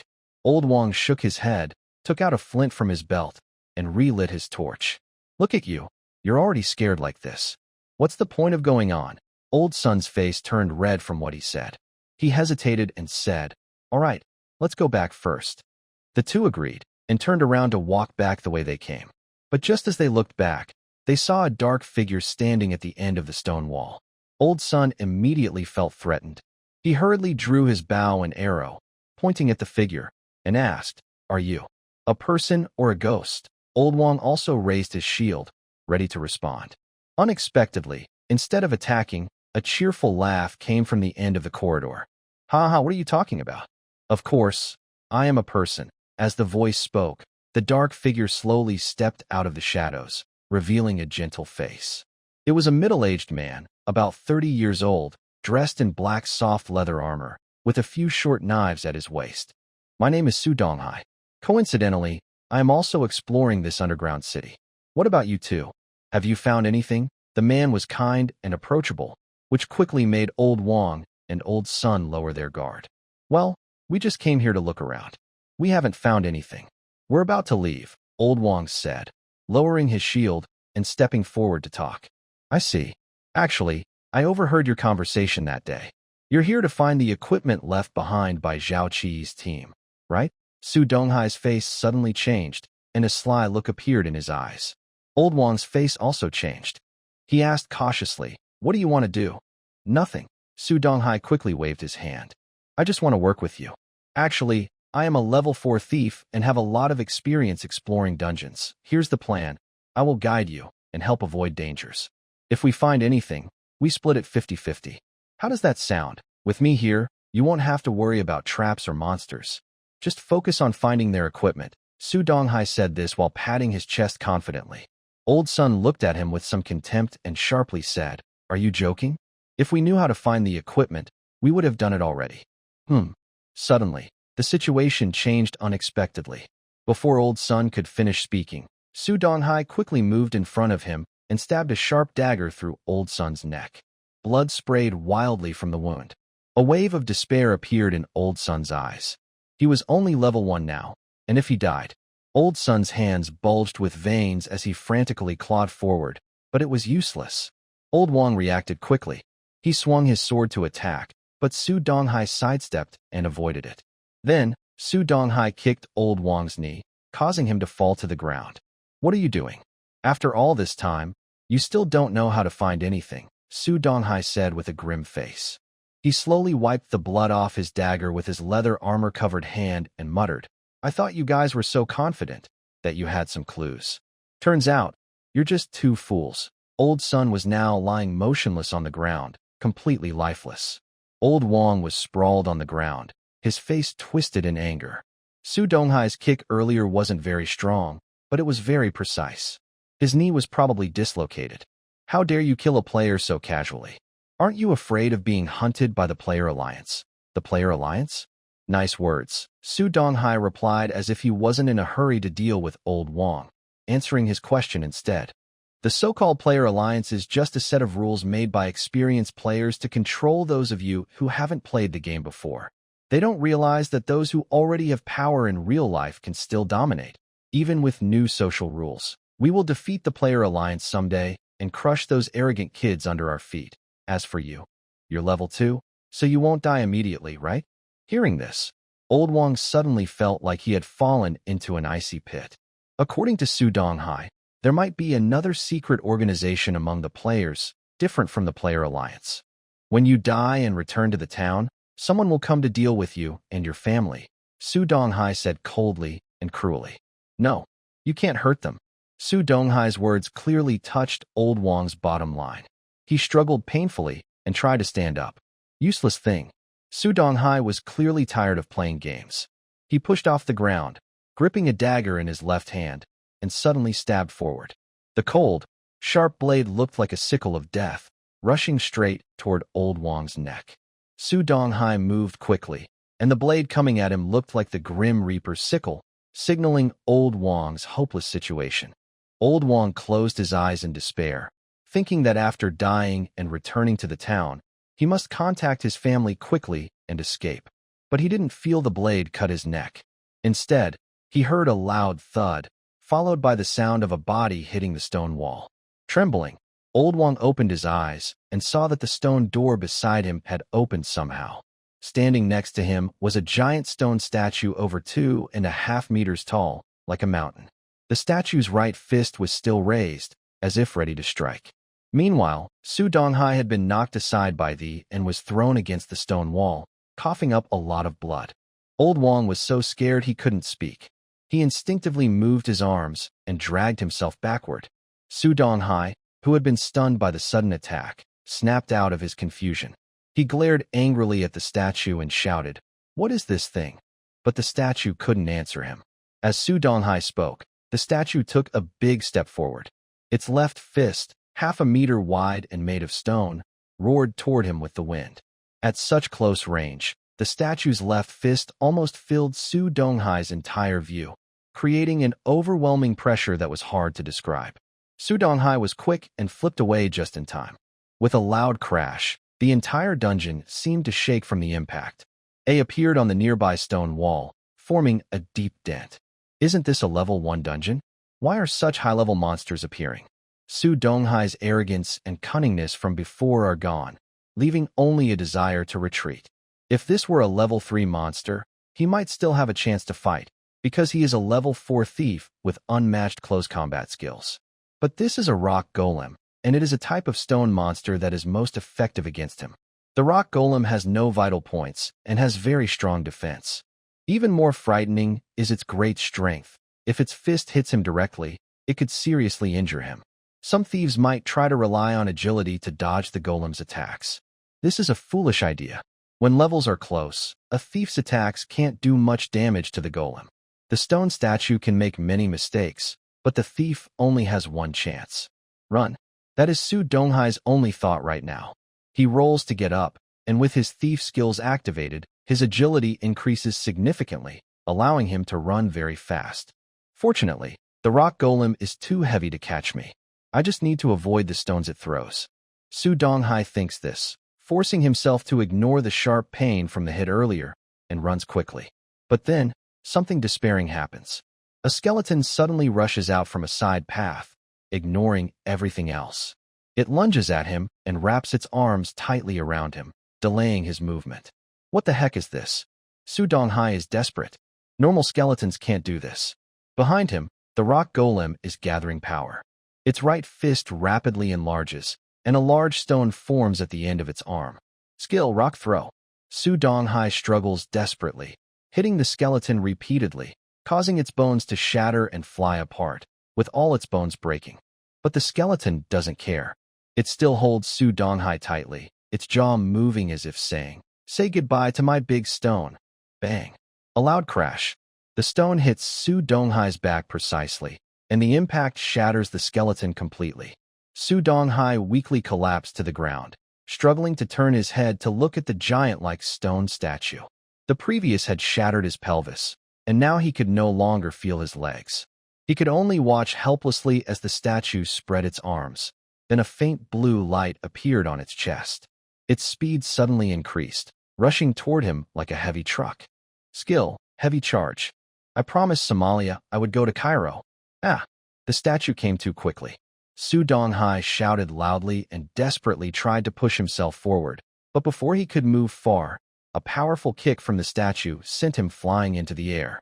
Next, a right hook struck him, pressing his fragile body against the stone wall. The statue pulled its right fist away from the wall, blood and flesh mixed together, forming a thick, sticky line between the fist and the wall, making it impossible to tell what it once was. Su Donghai was dead, as his body gradually turned into light and disappeared. Only a set of leather armor and a few short knives remained on the ground. The statue turned around slowly and walked toward Lao Wang. Lao Wang watched the statue approach him with wide eyes, tears uncontrollably flowing down his face. He kept punching the ground with his fists. When Su Donghai was killed earlier, Lao Wang had thought about using his long sword to end his own life, but he found he couldn't do it. When the statue slowly came in front of him, Lao Wang's emotions surprisingly calmed down. He stared blankly, numb, at the statue. To his surprise, the statue did not attack him violently like it did with Su Donghai. Instead, it slowly opened its large stone hand and grabbed him from the ground. In an instant, countless thoughts flashed through Lao Wang's mind. Could this monster be intelligent? Surely it was. Was it going to let him go? As long as he could survive and go back, he was willing to pay any price. But that was not the case. The statue held Lao Wang in its palm, just searching for a better position. As the statue's hand gripped Lao Wang, it reached out with the other hand, forcefully rubbing its fingers. Suddenly, a large amount of sand and debris poured down from above.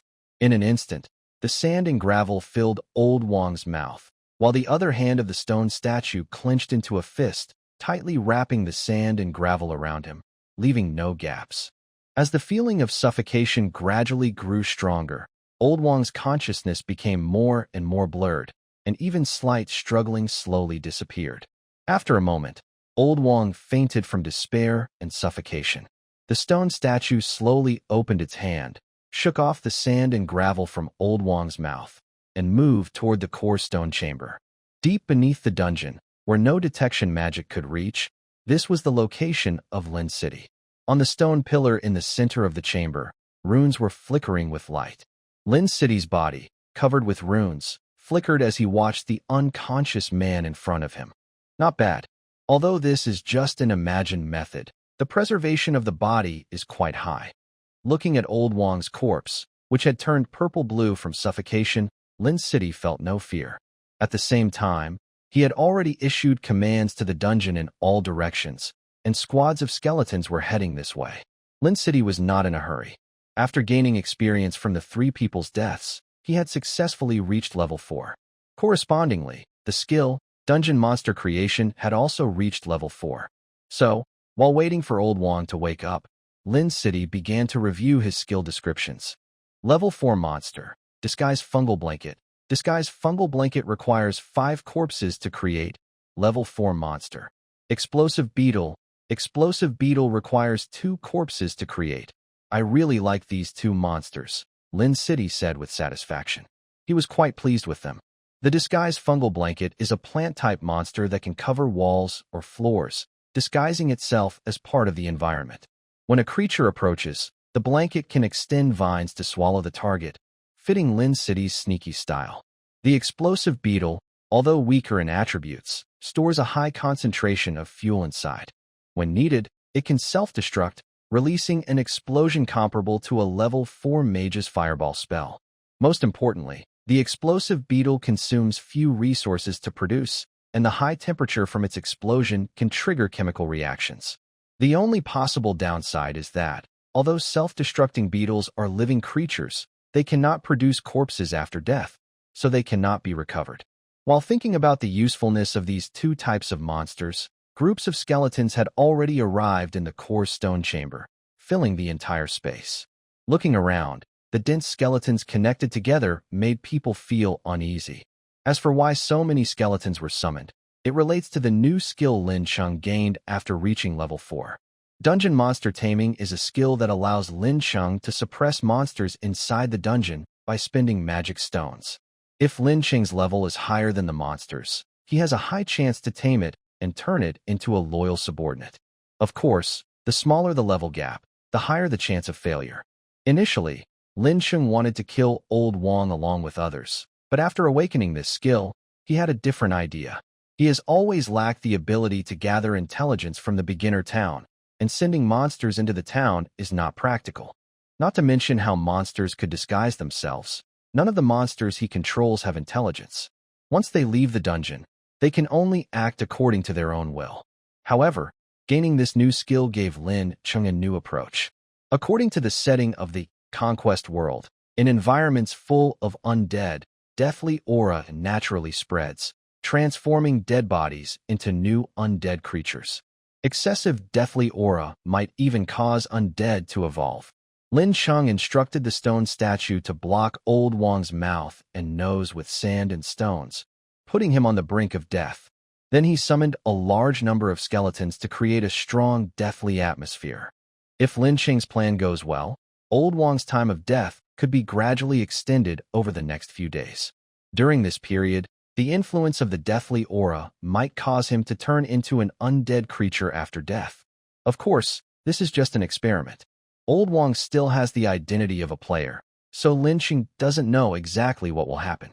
But in the worst case, Old Wang would simply revive in the town after death. Even if that happens, Lincheng has nothing to lose. After making this decision in his mind, Lincheng threw Old Wang to the skeletons and found a quiet place to settle them. 3 days later, a strong aura of death magic kept rising from a part of the dungeon. Meanwhile, Lin Cheng, who was setting up monsters in the dungeon, suddenly sensed this reaction. Yes, that was his first thought. As Lin Cheng focused his spiritual vision, he immediately saw Old Wang, like a fierce beast, charging through the pile of skeletons. The fragile skeletons couldn't stop him. Old Wang had returned to his former appearance, but his eyes were red, and his face was pale. His strength was also increasing rapidly, showing a power far beyond what he had in life. Success is achieved, but it seems a bit too successful. Lin Cheng frowned and quickly activated insight. Looking closer, he relaxed a little. After transforming into an undead creature, Old Wang's strength had increased a lot. but he was still only at level 3, which was manageable. Then, Lin Cheng used dungeon monster taming. After smashing several magic stones in the warehouse, a surge of magic power burst out and immediately suppressed Old Wong. In just a few breaths, the once vigorous Old Wong calmed down, and the red in his eyes gradually faded. It worked, Lin Cheng thought silently. After controlling Old Wong's undead form, he immediately read his memories. Soon, he learned about the distribution of forces in the beginner town, the experienced players in major guilds, the resurrection mechanism, how many players had died so far, and the secret organization Su Donghai mentioned. At least for now, it was clear that different beginner towns had transported players from different regions. The nearby town was entirely made up of players from Long Country. This town was numbered 87. Its main forces included 3 groups, a branch of Dragon City, the Battle Blood Flow Guild, and the Thousand Faces Guild. There were also about 10 smaller guilds, like Lingyun Pavilion, led by Zhao Qi. Currently, the top fighters of the 3 major guilds had reached levels 5 and 6 and were working toward level 7. Moreover, the 3 guilds were negotiating and planning how to deal with the regional boss in the beginner area. Lincheng also checked some nearby terrain and regional information to confirm whether there were any differences from the game. At the same time, it was a bit disappointing for Lincheng that the Forbidden City Guild he once led had not been formed here because the club had expelled him, which greatly reduced its unity. However, Lincheng was not too fixated on this. After all, with the game now in reality, many players' attitudes had changed from before. Several well-known guilds in the same area as him also had not been established. After fully controlling Old Wong, Lin Cheng gave the order, and Old Wong started running wildly through the dungeon corridor, quickly reaching the center of the stone chamber. Master. As soon as Old Wong entered the stone chamber, he knelt on both knees and bowed to Lin Cheng. What was your name in life? Lincheng asked. Wang Jianlin. Hiss. That's not a very good name, but never mind. After sighing, Lin Cheng said again, from your appearance, you should be the lowest level lich now. You probably still have some intelligence and memories from when you were alive, right? Wang Jianlin immediately nodded. Even after transforming into a lich, he still held onto his obsession from life. So his first thought after awakening was to break free and return to the beginner town. After all, during his life, his family was what he cared about most. His loyalty to Lin Cheng, who had used a skill to tame him, surpassed everything else. Don't worry, I won't let you abandon your family. On the contrary, I want to send you back. Starting today, you will hide in the beginner town and pass on all the information you can gather. When necessary, I will also assign you some tasks. Take these magic stones as supplies for your living needs. With a wave of Lin Cheng's hand, a skeleton immediately handed a large bag to Wang Jianlin, filled with magic stones. Wang Jianlin's eyes widened instantly. Due to his transformation into a lich, his emotions had become quite weak, and only a strong obsession remained in his mind. Then, Lin Cheng asked the skeleton to give Wang Jianlin a square crystal. The square crystal was clear and transparent, about the size of half a palm. It was a communication crystal. The communication crystal is a magical tool that can be used for a long time once charged with magic. When you speak to the crystal, it converts your words into text and sends them to the connected crystal. The most common type of communication crystal connects 2 crystals and can only transmit text. Currently, Lin Cheng has only 4 crystals, paired up, which he obtained from Zhao Qi and his group. After the game, Journey World, was brought into reality, some of its features, including remote communication, still work. However, because of game rules, the communication function automatically turns off when entering dungeons or other instances. At that time, these crystals are needed. Wang Jianlin clearly understands the role of the communication crystal. He knows Lin Cheng gave it to him to communicate. Although Lin Cheng cannot speak aloud, the crystal is a magic tool that can directly transfer his thoughts, only consuming some magic power. After instructing Wang Jianlin to secretly gather information on major guilds and report back, Lin Cheng sent a skeleton to lead him out of the dungeon. At the same time, under Lin Cheng's careful instructions, Wang Jianlin tried to imitate his former appearance. By the time they reached the dungeon's exit, his expression was back to normal, as if nothing had happened. Don't reveal your true identity. If you do, players will kill you immediately. Your family might also be very upset. Lin Cheng's voice came through the communication stone. Wang Jianlin nodded, his gaze becoming even more serious. There are some secret passages in the dungeon that Lin Cheng had prepared for transporting supplies. Led by the skeleton, Wang Jianlin quickly reached the exit, walking away under the skeleton's watch. Lin Cheng has his own plans, which include creating a normal player identity. Even if this undercover agent makes a mistake later, Lin Cheng has backup plans. Just being able to keep providing him with information is enough. Most importantly, Wang Jianlin has lost his identity as a player and now lives as a lich, with absolute loyalty to Lin Cheng. As for powerful mind-reading magic, it is a skill learned only in later stages, so there's no need to worry about it now. After watching Wang Jianlin leave the underground city, Lin Cheng was about to make a teasing remark when he suddenly received a message. Wow, more people so soon. Yes, just after sending Wang Jianlin away, Lin Cheng received news from another entrance of the underground city. Another group of people had entered. His view quickly shifted, and Lin Cheng watched as a team of players, some injured and without armor, rushed into the underground city. There were 8 players in this team, both men and women. It was obvious that their skills were not very high, and they were far less capable than Zhao Qi's team. The team didn't seem very united. After rushing in, the 8 of them paused to catch their breath. Then, a man shouted at a leader-like man, "Chen Bo, what are you doing? I told you not to disturb those mountain people. Why do you care so much about that little bit of money?" The man called Chen Bo looked embarrassed, but retorted, "Mind your own business. Who knows that killing an NPC might summon something like that?"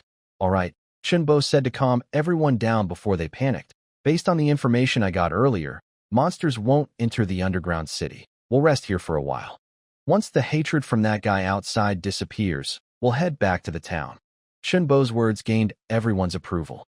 The 8 of them found places to sit and catch their breath, clearly having just experienced a fierce chase.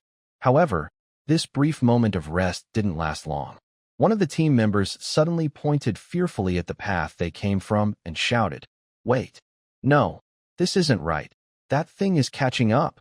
As soon as he said that, not only the other 7, but even Lin Cheng's attention was drawn. At the end of the corridor, he saw the sound of iron shoes hitting the stone slabs and the dull scrape of a sword on the ground. It was a knight dressed entirely in blood-red armor, nearly 2 meters tall.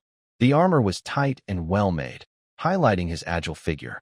From the gaps in his helmet, his glowing blue eyes shone.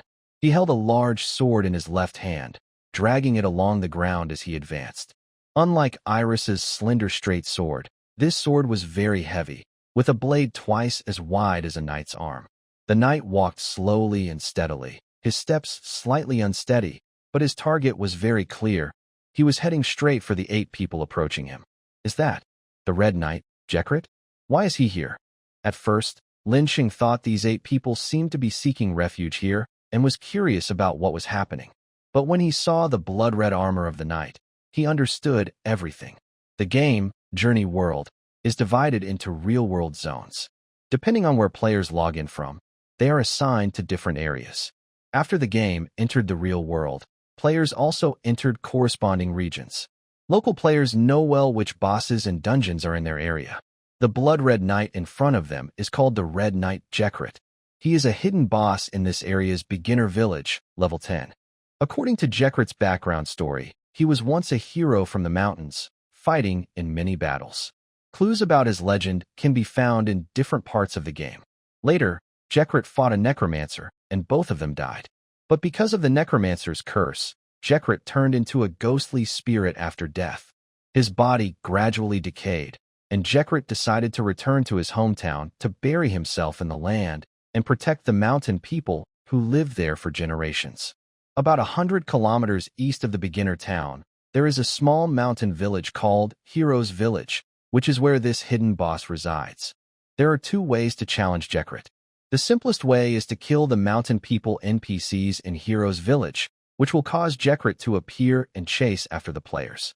When Journey World first opened, several groups of players in Lincheng's area were killed by Yigrit because they didn't know this mechanic. Later, some players gathered information about Yigrit and guessed that there might be a hidden mechanism. After research, players found that by breaking the Necromancer's curse in a mysterious cave near Hero's village and freeing Yigrit from the curse, they could then face him in a night duel. This method of boss challenge not only reduces the difficulty, but also grants special equipment. Conversely, if the Yggdrasil is summoned by killing the Mountain People NPC, its strength will greatly increase, and its hatred will be hard to remove. It will keep chasing the player until they die. Clearly, these 8 people are here because they impulsively killed the Mountain People NPC, which led to Yggdrasil hunting them. They had no choice but to seek refuge in the underground city dungeon. Usually, outdoor bosses do not leave their territory. After players escape, they naturally recover health, and they can't enter the dungeon. But Yggdrasil's chase mechanism is special. Sigh, what bad luck, Lincheng muttered to himself. The people in front of him clearly aren't local players, and some of them are probably only level 1. They are about to face complete defeat and death. Lincheng is actually happy about this. Killing these 8 people will give him some experience points. As Yggdrasil, wielding a big sword, chased in, the 8 people were already terrified. They panicked and scattered in different directions to escape. Meanwhile, Lin Cheng, who was watching the scene, quickly shifted his view. He didn't want Yggdrasil to damage his dungeon during the chase, so he decided to help.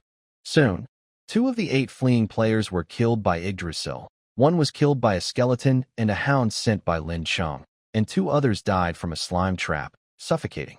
Now, only 3 of the original 8 remained. Chunbo, a young man who was blaming Chunbo, and a woman. The woman was injured during the escape and staggered through the corridor. Finally, her legs refused to listen, as if drained of strength, and she collapsed against a nearby stone wall. She was not a seasoned player and had a low level. After running for so long, she was exhausted. She gasped heavily, supporting herself with her hands, trying to rest. But when she reached out, she immediately felt something was wrong. The sensation in her hand was not the smooth stone wall, but some loose dirt and debris. She looked up and saw the faint blue glow emanating from the chest of the stone golem. Without screaming, the stone golem suddenly struck, smashing her head into pieces. Deep inside the dungeon, Lin Cheng sighed quietly. Given the current situation, unless he finds a way to kill Yigrit, these people are bound to die here. Offering them a painless death is the best kindness he can give right now. Meanwhile, Chunbo and the young man were being chased. As they staggered and ran, Yigrit's footsteps grew closer. Their escape route caught Lincheng's attention because he noticed they were gradually moving closer to the circular room where Iris was held. Chunbo and the young man ran while occasionally glancing at each other. They had been enemies before, and now, pretending to escape together, they were just looking for a chance to use each other as shields. Seeing Yigrit approaching with a big sword, Chunbo's face grew more tense, and his steps became more frantic. Suddenly, Chunbo slipped, as if caught on something, losing his balance. The young man saw this and smiled happily. He took a quick step forward and reached out both hands, intending to push Chunbo back. But at that moment, Chunbo looked down and finally showed a sneaky smile. In the next second, he activated his thief skills. He moved forward like a shadow, then immediately turned around and pushed the young man away with force. The young man, who was already pushing back, was knocked to the ground by Chunbo's sudden shove. Realizing what had happened, the young man understood that Chunbo's fall was fake, meant to lure him in. "Chunbo, you're tricking me," he yelled desperately, while Chunbo ignored him and used his thief skills to run faster, pulling ahead of the young man. Yigrit had caught up during this time, raising his sword to strike at the young man. "Don't kill me. He's the one who did it." "I didn't do anything," the young man shouted desperately, waving his arms and pointing at Chunbo strangely. Yigrit paused briefly after hearing the young man's cry. Before a smile could appear on the young man's face, Yigrit swung his sword again, cutting him down completely. However, before Chunbo could feel happy about the death of his enemy, Yigrit suddenly charged forward with a large sword, wielding it with great force. Chunbo then realized that all his excuses were useless. Yigrit already had the power to destroy them completely. He was just using this method to prolong their suffering. Just as Chunbo was about to run faster, Yigrit stretched out his left hand, and a red light shot out, hitting Chunbo. The red glow struck his body, making Chunbo feel as if he were weighed down with lead, unable to move at all. This time, he truly fell to the ground. Yigrit swung his sword with both hands. The large sword, with a red blade, looked like a death scythe, cutting through the air. At this moment, Chunbo reached a fork in the road, facing a thick stone wall. His nervousness reached its peak. Not only him, but Lin Cheng, watching from afar, was also very tense. Because next to Chunbo was the circular room where Iris was held. Chunbo's aimless running had actually brought him here. The blade came rushing toward him. With his eyes tightly closed, Chunbo used his last displacement skill. A loud, dull bang sounded as Chunbo narrowly dodged the attack, avoiding the sword. However, the stone wall behind him was not so lucky. Yigrit cut a large hole in it. Under the watchful eyes of many, a figure slowly appeared from the dust and smoke of the collapsing wall. Chunbo had already given up hope, but when that stunning figure emerged from the dust, hope rekindled in his eyes. The girl's long silver hair flowed like moonlight, with a few strands lifted by the wind, revealing a crown embedded with sapphires. Her pure white robe was stained with dust, but the golden embroidery of a cross on the fabric was still visible. Iris held her long sword steadily, like a stone. The reflected light from the blade pierced through the dungeon's darkness, making Chunbo almost believe a divine being had descended. "Beautiful girl, please help me. Save me, quickly." Survival instinct overwhelmed all pain. Chunbo crawled toward the figure, scratching his nails on the rough stone ground, leaving deep blood marks mixed with dust, forming dark red scabs. However, Iris's gaze did not even stay on him. She simply swung her sword. A cold flash of light appeared, and Chunbo's body was split in two, collapsing completely to the ground. Yigrit broke through the wall with a sword, and when he saw the girl's figure behind the wall, he hesitated at first.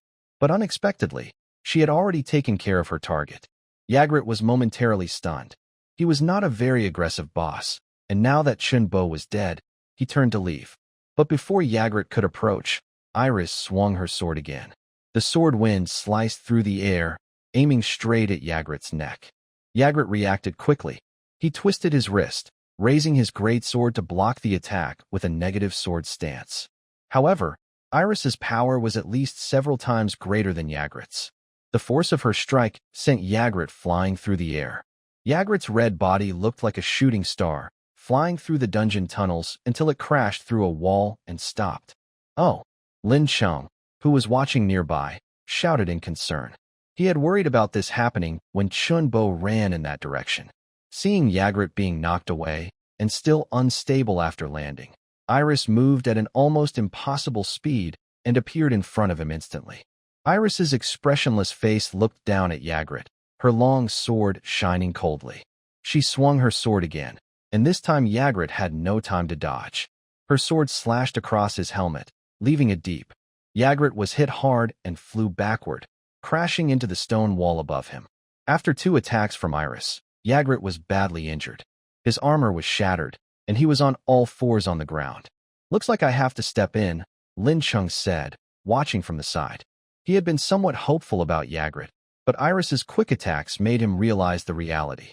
With a loud shout, Lin Cheng triggered a group of slimes that had been hiding nearby. They rolled out quickly. If any players had been there, they would have witnessed this dramatic scene. The Holy Maiden, holding her sword, was about to execute the Red Knight, but a mass of green slime blocked her way. Lin Cheng had experience commanding a legion to attack bosses before. He skillfully controlled the slime, making sure not all of them were within Iris's range. Each time Iris attacked, she could only cut down 2 slimes at most. Perhaps because he was badly injured, or maybe because of the strange scene in front of him, the Red Knight Yigrit, who was not very rational to begin with, was momentarily unable to think clearly. In short, Yigrit did not make any move for a while. He neither attacked Iris nor ran away. Lin Cheng felt helpless and had a skeleton nearby make some noise to attract Yigrit's attention. Yigrit turned his head toward the sound and saw a lonely skeleton standing at a crossroads, raising his left hand with his index finger extended, as if guiding him. Yigrit thought for a moment, then finally forced himself to stand up. Before the slime was completely gone, he left through the entrance. As soon as Yigrit left, Lincheng immediately used his skills to control the dungeon's terrain. With the monsters constantly sacrificing themselves to delay, he finally managed to trap Iris back into the circular room. Luckily, if this were based on the old game code, these two would be fighting to the death. Lincheng secretly sighed. He guessed correctly. When the young man pointed out Chunbo to Yigrit earlier, Yigrit hesitated once clearly. This made him think that after the game appeared in reality, these bosses also gained their own intelligence. As for why Yigrit could escape based on Lin Cheng's guidance, but Iris only followed her instincts. It was related to their background stories. In the story, Iris was a saint sent by the Holy Church to fight evil. Because she was corrupted by evil, she lost her mind and became a wandering boss. Yigrit, on the other hand, was turned into an undead by a necromancer's curse. His mind was not very clear, but he still had some self-awareness. Looks like after the game came into reality, many stories from the game world also became real, Lincheng thought. At this point, he couldn't help but feel even more troubled. The original design of the Conquest world was very realistic, but its background stories were just text in the game. There were often mistakes or inconsistencies in the storytelling. For example, one of the legendary world bosses, the Great Demon Typhon, is said to have 108 demon princes. In the original game, these 108 princes never appeared, but now that the game has become reality, things might be different. Forget it. Now's not the time to worry about this. Lincheng reined in his wandering thoughts and shifted his gaze back to Yigrit, who was fleeing under his guidance. At this moment, Yigrit was kneeling on the stone floor of the dungeon. His armor was badly broken, with cracks covering almost every part. Despite his damaged armor, Yigrit's great sword was well protected and showed no damage. After some effort, Iris had lost her target of hatred and was wandering again in the circular room. Meanwhile, Yigrit, having escaped the danger, stood up again and looked around, trying to find a way out. I remember in the game, if a boss fights far away, it would teleport back to its territory. Lin Cheng muttered to himself, hoping that this troublesome knight would leave his dungeon soon. However, because the game had become real, the rules seemed to have changed. Yigrit probably had to walk back step by step. Fortunately, Yigrit seemed to have some kind of sense of his territory, so he didn't need to take a detour and could find the easiest path. While keeping part of his attention on Yigrit, who was staggering, Lincheng also checked his status panel. Thanks to the death of that group earlier, Lincheng gained a lot of experience and leveled up to level 5. Besides the skill, Dungeon Monster Creation, also reaching level 5, he gained other improvements after passing a small threshold. First, his Spirit Vision and Dungeon Terrain Modification skills both increased to level 2. He could clearly feel that his Spirit Vision now covered a larger area and could see farther outside the dungeon. As for Dungeon Terrain Modification, after leveling up, it mainly sped up construction and reduced magic stone consumption. Of course, there was also a new skill for Wang Jianlin, Dungeon Monster Taming. This skill allows control over foreign monsters by forming a contract with them. During use, it requires constantly sacrificing magic stones for assistance. The greater the level difference between the user and the monster, the weaker the monster becomes, and the lower the success rate. Honestly, this skill isn't very useful for Lincheng right now.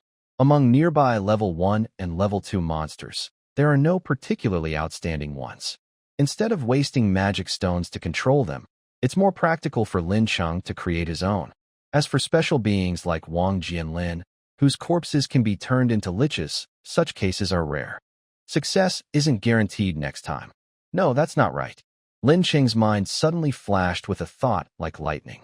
A powerful but physically weak monster. There's one, isn't there?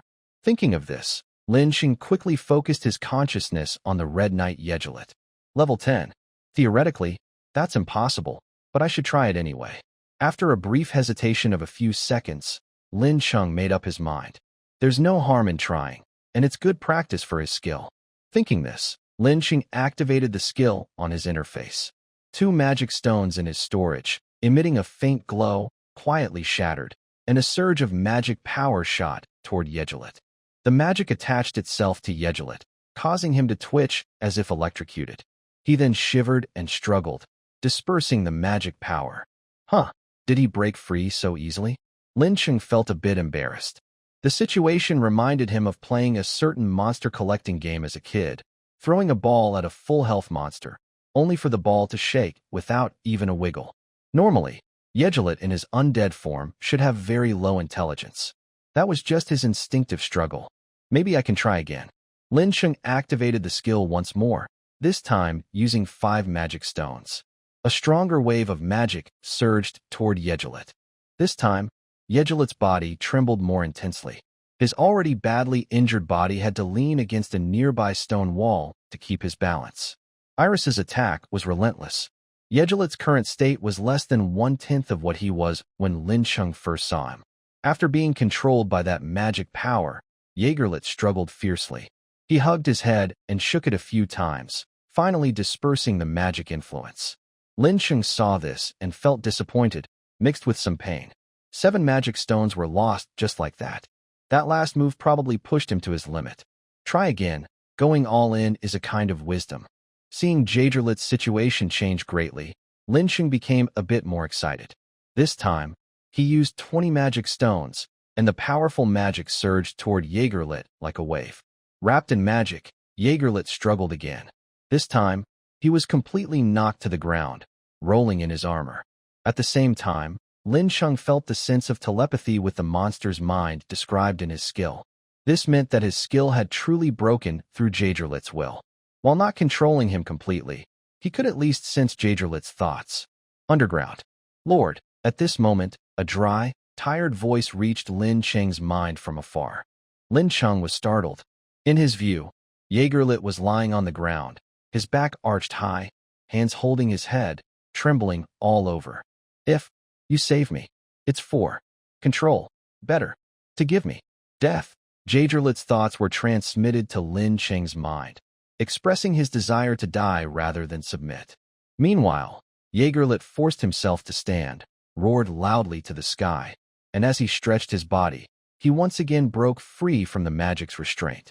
Lin Cheng's third attempt also ended in failure. Sad face. Lin Cheng sighed sadly, feeling that continuing would only waste magic stones, and that Yigrit might end up committing suicide. He shook his non-existent head in frustration, ready to give up. Suddenly, it was as if he remembered something. His eyes burned with determination as he stared at Yigrit, who had just gotten up from the ground. Then, with a thought, 20 more magic stones shattered in the storage. Meanwhile, Yigrit, who had just stood up, once again felt that surge of magic power. Why? Yigrit knew his resistance had reached its limit. He was inside Lin Cheng's dungeon, with the other having endless magic reserves, and his own condition was poor. Next, it will probably be hard to resist. However, just as Yigrit struggled to pick up his great sword and press the blade against his own throat, a voice from Lincheng reached his mind. Yigrit, serve me for a while, and I will help you break the curse of the Necromancer in the endless mountains on a lush green meadow. Drink. A young mountain dweller with an iron sword swung his blade, cutting down a bunch of dandelions in front of him. The young man was full of spirit, swinging his sword with confidence. His iron sword moved faster and faster, like a steel flower blooming on the hillside. Until the sun was about to set, a middle-aged mountain dweller slowly came up and shouted to the young man. White. Hurry home. Okay, Dad, the young man replied, sheathed his sword, and ran to the middle-aged man. Standing together, their height difference was obvious. The mountain dweller was a mixed race of humans and dwarves, a kind of subhuman race, generally not tall, with adult males usually only about 1.5 to 1.6 meters tall. But the young mountain dweller, named White, was clearly an exception, nearly 1.9 meters tall, with a tall and upright posture. He also inherited the mountain dweller's characteristic strength, with a muscular body. Seeing the vigorous young man in front of him, Old White felt a sense of pride, but also a bit of worry. White, you're secretly practicing swordsmanship again. I saw you left some forging work at home during noon. It's pretty good, but with your talent, why don't you spend all your time on that? Dad, if people should choose their careers based on their talents, then I should become a knight. Old White was speechless. White's words made sense. As a traditional blacksmith, his talent wasn't extraordinary. But if he became a knight, White's physical condition would definitely be above average. Since entering adolescence, White's body had grown much taller than his peers, and he dreamed of fighting for justice and protecting others. Old White's teaching of blacksmithing skills wasn't wasted, but it was just enough to get by. Child, we mountain people are a mix of humans and dwarves. In the past, dwarves were a warlike race, able to forge the hardest armor and the sharpest swords in the world. But that didn't help, child. War development isn't like mining in the mountains. It's more like flames spilling out of a furnace. The more you try to control it, the bigger the fire becomes. In the end, the dwarves' constant warfare brought punishment. Now, pure-blooded dwarves are rare. I admire your strength and determination, but I worry you might make the same mistakes in fighting. Old White is an elderly mountain man, with his mouth almost hidden in a thick white beard. He seems a bit overly worried when he speaks. No, father. I will follow my knight's code and not fight innocent people. White straightens his chest proudly. All right. When White turned of age, he killed a wandering earth dragon near the village and brought its head back to his father. The earth dragon's head was a dull yellow, with blue blood flowing from its broken neck. Old White looked at the heavy corpse, sighed softly, and took out the armor he had prepared for his son. It was a simple, heavy armor, grayish-white all over. It had no fancy patterns like metal armor, but felt rough like stone. Old White reached out with his calloused hand, gently touching the armor's surface, and said, "This armor is forged from blood steel. It may look as hard as rock now, but it can repair itself." He and the young man admired the armor together. When you kill your enemies and their blood splashes on the armor, it will absorb their blood and become even stronger. One day, when the armor is stained red with blood, you'll realize you can't turn back from the path of killing. Old White spoke slowly, his tone shifting from pride to a deep, serious voice. White couldn't listen anymore. He deeply thanked his father and put on the armor to go to the nearby country, where people lived under tyranny and invasion. "Thank you for saving me, Sir Knight. May I know your name?" "Just call me Yigrit." Blood flowed over White's ankles. "Is that the famous Lord Yigrit?" "Yes, it is. Rumor has it that wherever he appears, thieves and corrupt officials can't hide." Blood covered White's knees. "A few days ago, I saw Yigrit in a city. He looked much worse than before." "What's so interesting about that?" "I heard there was a murder in the neighboring town, and it might have been him." Blood flowed over White's thighs. "Mr. Yigrit, we are at war with a neighboring country. Please, help us." "All right." On the third day of heading to the battlefield, blood flowed over Yigrit's head. Yigrit was tired on the battlefield, swinging his big sword. The blade spun like a whirlwind, protecting him and tearing apart the enemies who came at him. But Yigrit was no longer sure why he was killing these living people. He had tried many times to persuade the others to stop fighting, but they ignored him and charged at his sword. After the war ended, people no longer saw Yigrit as a hero who protected civilians. Instead, they called him the Red Knight Yigrit, a terrifying knight bathed in the blood of enemies. Finally, after his shattered will was broken further, a necromancer's curse destroyed Yigrit's body. Yigrit, who had struggled to return to his hometown, left his body and armor on a hill covered with dandelions. "If I had a chance to choose again, I would only wield my sword for what I truly care about." After Lincheng suddenly said that, he could clearly feel Yigrit's struggle weakening significantly. "How do you know that?" Lincheng thought to himself that it was indeed effective. As soon as he brought up this topic, Yigrit's speech became more confident. Then he quickly thought, "I am the ruler of this underground city, living here for a long time. I know everything about this place. So, how about working for me? I promise to lift the curse of the Necromancer." Yigrit didn't respond to Lin Cheng's words, but he also stopped struggling. A long silence followed. "I've always kept this appearance, and I can't protect my homeland. If you can really make a difference, show me." Yigrit's cold voice echoed in Lin Cheng's mind. At the same time, Lin Cheng received a notification from the game system. "Red Knight, Yigrit has surrendered. Warning, Yigrit's shackles are unstable and may break free at any time." Lin Cheng wasn't surprised by this warning. If his level 5 strength could completely suppress a level 10 Yigrit, that would be strange. "Because of the skill effects, you and I now have a contract. We can communicate telepathically from a distance. I'll tell you the path. First, come to the center of the dungeon." Yigrit nodded slightly. His current condition wasn't good. He needed to find a place to rest. After informing him, Lincheng watched Yigrit's status panel with interest. Name: Yigrit, Wells White Blanco. Race: Mountain Dwarf. Undead. Level: 10. Class: Guardian Knight. Unique abilities: Formation. Level 3. Defense boost. Level 3. Sword power enhancement. Level 2. Team buff. Level 1. Armor reinforcement. Level 2. Resistance boost. Level 3. Undead resistance. Level 1. Undead weakness. Level 1. Lion heart. Level 1. Sword weapon proficiency. Level 1. Greatsword proficiency. Level 1. Skills: Attack attribute increase. Level 2. Defense attribute increase. Level 2. Bloodblade. Level 2. Lion slash. Level 3. Greatsword whirlwind. Level 2. Parry. Level 2. Insight. Level 1. Sensory enhancement. Level 1. Blood search. Level 1. Blood chain restraint. Level 1. Blood sword light. Level 1.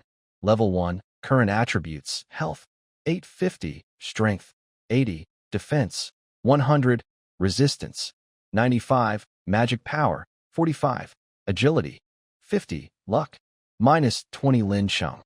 Although Yigrit was only level 10, he had many hidden boss skills. For a moment, Lin Cheng was overwhelmed by the numerous abilities. After a quick scan, Lin Cheng understood Yigrit's role. Yigrit is a Guardian Knight, good at forming defensive formations and counterattacking. Many of Yigrit's passive and active skills can boost the whole team. This means Yigrit's best strategy is to lead a group of knights to face the enemy. When the enemy attacks, Yigrit can change the formation and lead the counterattack. If Yigrit only attacks alone, he can't use his strengths well. From the story's point of view, it fits the background well, but in gameplay, his attributes and tactics seem disconnected. Lincheng sighed. In Journey World, Yigrit usually acts alone without companions, so formations and counterattacks don't really fit. But Lincheng can help solve this. He has the ability to arm a group of monsters to support Yigrit. While Lincheng was analyzing, Yigrit reached the core room of the dungeon. Yigrit was still badly hurt and sat down in a corner after entering. His helmet's two blue eyes moved, as if searching for Lincheng. Lincheng then created a skeleton next to Yigrit. The skeleton knelt down and lowered its head to him. "What's this?" Yigrit asked weakly. "You were cursed by a necromancer to become a high-level undead, right? And you gain the skill Gnaw. Once undead creatures reach level 5, they automatically get the Gnaw skill, which uses lower-level undead to heal themselves. This is a common trait of undead. If they have a special class like Necromancer, they can even create undead and use Gnaw to recover." Yigrit knew his own traits well. After hearing Lincheng, he understood what he meant. He didn't refuse. He extended his right hand, and a blue light connected him to the skeleton. The blue light touched the skeleton and quickly dissolved it into white light, which flowed into Yigrit's body. For a moment, Yigrit, who was originally covered in scars and had a broken body in many places, recovered and stood up again, once more standing tall like a knight. Fortunately, Yigrit is in an undead form. If he were a normal knight, I really wouldn't have any healing potions to use on him, Lincheng thought to himself. Yigrit, you are indeed very strong. I do need a fighter like you right now, but there's no vacancy for defending the dungeon at the moment. I have a more important task to ask you about. Lincheng quickly sent a message into Yigrit's mind. Are you already making demands? You haven't told me how to break the curse yet, Yigrit replied, feeling a bit unhappy about Lincheng's direct orders, even though he was somewhat eased by the healing. Lincheng secretly sighed. Yigrit had to willingly submit to him to establish a contract. Otherwise, according to the skill description, demons wouldn't be able to oppose him. Yigrit, you don't need to rush. Although I am the master of the dungeon and know how to break the curse, my control outside the dungeon is limited, Lincheng explained. There is a servant of mine in Maraton town named Wang Jianlin. He is an important source of information for me. I need you to protect him for now, he continued. I will arrange for him to help you break the curse as soon as possible, Lincheng added. Maraton town is the name of the beginner town. Although Lincheng planned to make Wang Jianlin a spy, he didn't have a good way to ensure his safety. Originally, Lincheng thought about having Wang Jianlin manage a profession that could tame monsters, and then providing demons for him. But that was too conspicuous, and Wang Jianlin couldn't summon monsters all the time. Now, with Yigrit as a strong helper, Lincheng immediately thought of Wang Jianlin's side. After all, the dungeon was now pretty secure, and his focus should be on the town. Protection? Yigrit listened to Lin Cheng's explanation and paused for a moment. I am willing, he said. Some important towns are connected by teleportation nodes, making travel easy. Players can also use teleport scrolls to move outside of dungeons in the wild. However, after the game became real, players started to distrust each other. To prevent chaos in the city, the teleportation node in Maraton town was moved outside the town. Now, anyone returning to the beginner city must teleport nearby and walk into the town. The hurried figure is Wang Jianlin. After showing his ID panel at the city gate to prove he is a player, he was allowed to enter the town. After a month of adaptation and management, the beginner town is now well organized. Many players who don't want to fight monsters or level up have their own jobs and live steadily. People like Wang Jianlin, who have no gaming experience or special skills, are not very noticeable here. Few people pay attention to him, but some acquaintances recognize him and whisper among themselves. However, Wang Jianlin, who is transformed into a lich, is very focused on his own worries and ignores others. His main concern is for his family. Holding this worry in his mind, he also touched his storage bag containing 20 magic stones. Wang Jianlin quickened his pace toward the inn. In the original Journey world, beginner towns had free inns for new players so they wouldn't have nowhere to stay. This tradition continues in real life. In the beginner town, as long as you follow the law, everyone can get a free room. Wang Jianlin's family of 3 was assigned a slightly larger room. Thinking about his wife and son waiting at the inn, Wang Jianlin couldn't help but smile. Hey, old Wang, did you bring back anything good from the dungeon? As he thought this, 3 people approached him. The leader, a burly man, walked straight toward Wang Jianlin and roughly bumped his shoulder. Seeing this, Wang Jianlin frowned. The leader's name is Li Hui. Like the 2 beside him, he was once a local troublemaker. Now, many such people in the beginner town, after reaching level 2, drift through life aimlessly. Originally, these middle-aged men and social types were unhappy that a group of young people who played games regularly could rise in society. But they felt helpless and could only vent their anger on others. With Wang Jianlin's current strength, he can handle 3 people, but doing so would reveal his information. Therefore, he chooses to be patient. Seeing that Wang Jianlin remained silent, the 3 men each reached out and one pushed him. I didn't bring anything with me, just got lucky and managed to escape. Wang Jianlin whispered. Attacking the novice town would get him wanted, so he wasn't worried about what the 3 men might do. I knew it. Someone useless like you. Even if you go on an adventure, it's just a waste of time, Li Hui said, placing his hand on Wang Jianlin's shoulder and wiping the dirt off. Then, as if remembering something, he loudly asked, What about your good buddy's son, Yukai? Didn't he die outside? Without waiting for Wang Jianlin to answer, the 3 men burst into loud laughter. Their laughter and the strange looks from others around made Wang Jianlin feel embarrassed, but he didn't mind. Finally, after some more foolish talk and finding no fun, the 3 men left on their own. Wang Jianlin didn't say much. He simply quickened his pace and headed toward the hotel.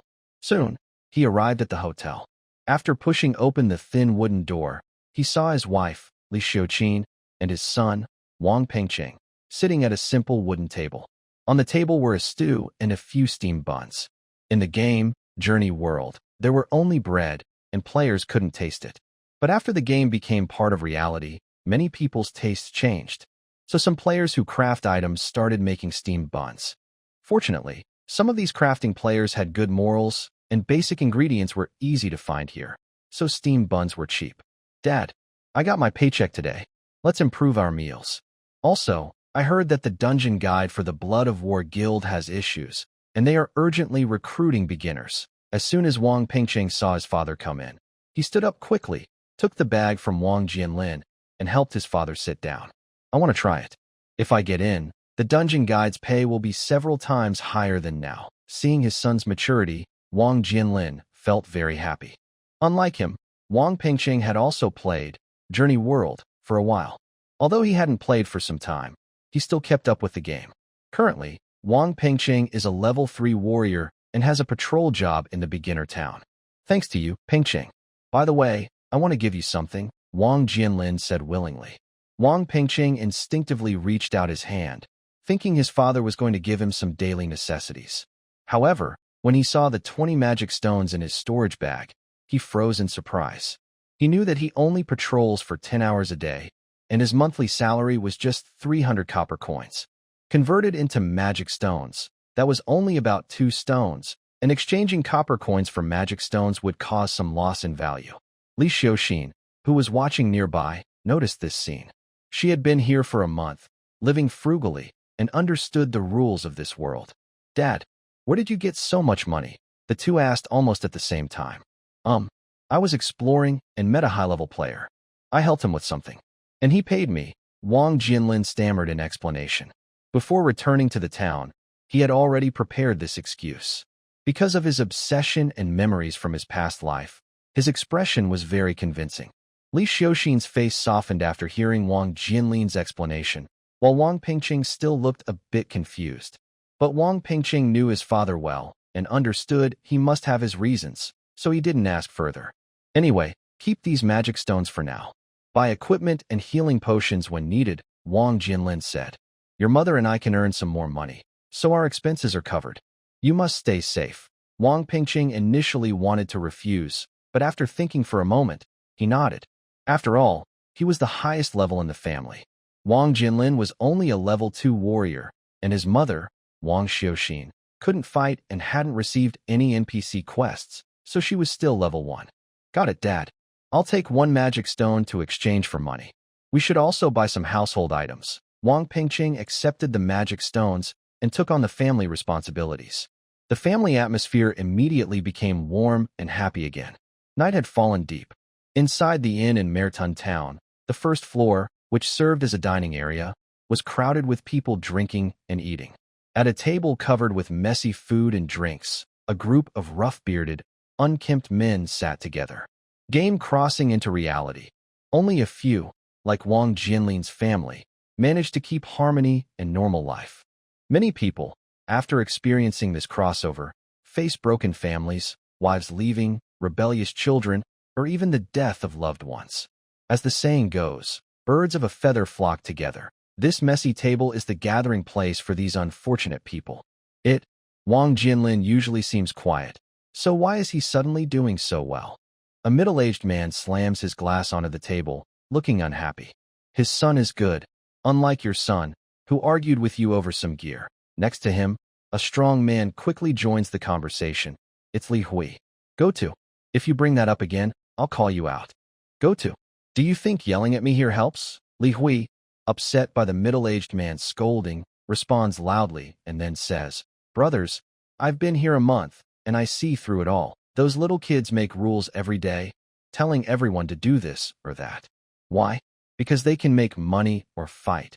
We curse the sky and the ground here, but it's useless. Hearing Li Hui's words, those who had been quietly complaining now agree and nod. Today, I saw Wang Jianlin's family acting strange. He came back from outside in a hurry and went straight to his hotel. That afternoon, he took a magic stone and exchanged it for money. If it was just for daily expenses, fine. But I saw him and his son carrying a big bag of stuff, plus some tasty food, upstairs. I think he's got something good. Why don't we go find him and get some money? When Li Hui said this, those who had agreed before now looked at him with disdain. Especially the middle-aged man who had just been scolded. He led the questioning now. After all that, you just want us to go and rob him? I won't say more. In this city, you can't attack anyone. What can you do? Li Hui suddenly slams the table and stands up, saying, First, don't call me dirty. A couple of days ago, someone outside found a magic sword and sold it for 50 magic stones. You've seen it too. And although we can't attack, isn't it enough that so many of us are blocking the door every day to bother his family? If you don't act, the little one will be taken by others. Li Hui's words touched everyone at the table. Suddenly, everyone felt eager to act. All right, you show us how it's done, and we'll follow you, said the middle-aged man. That's easy. Watch me kick open their door in a moment, Li Hui said as he stepped forward. The 7 or 8 people at the table also stood up, ready to follow him. But just then, A figure appeared nearby and moved slightly. A heavy hand rested on Li Hui's shoulder. The hand was quite large and a bit stiff. Li Hui felt uncomfortable. He turned around, wanting to shout, but he softened. He saw that the hand on his shoulder was bigger than normal and covered with a thick black armor. The figure was also fully covered in a cold, hard black armor. Through the gaps in the helmet, he could see deep, cold eyes. This armored warrior was over 2 meters tall. His back carried a huge sword, as wide as a person's thigh, heavy and sharp. What do you want? Li Hui stammered, his tongue tied. The brothers who had been trying to boost their courage stepped back nervously, watching closely. They didn't want to provoke this warrior. Their experiences over the past month had shown them that the difference between players and them wasn't just equipment, but also physical strength. The warrior's head moved slightly, and hot breath hissed from his helmet. I heard you mention Wang Jinlin. Where is he? The warrior asked in a strange, dry voice, like the wind howling through a stone cave. Li Hui didn't have time to think much. He tremblingly pointed to a room on the 2nd floor and said, "He's in that room." After hearing this, the warrior pushed Li Hui gently aside with his heavy hand and then started to walk upstairs. "Excuse me, sir." A player guard standing at the inn spoke up. "May I ask, what is your relationship with Wang Jinlin?" The guard mustered his courage and spoke. Saying these words put a lot of pressure on him. He was only a level 3 warrior, but according to the rules of the player alliance, he had to find out about any unusual situation. "I am his colleague." The warrior paused, squeezed out this sentence through his helmet, then fell silent and continued walking up the stairs. Because of his actions, the entire 1st floor of the hotel became quiet.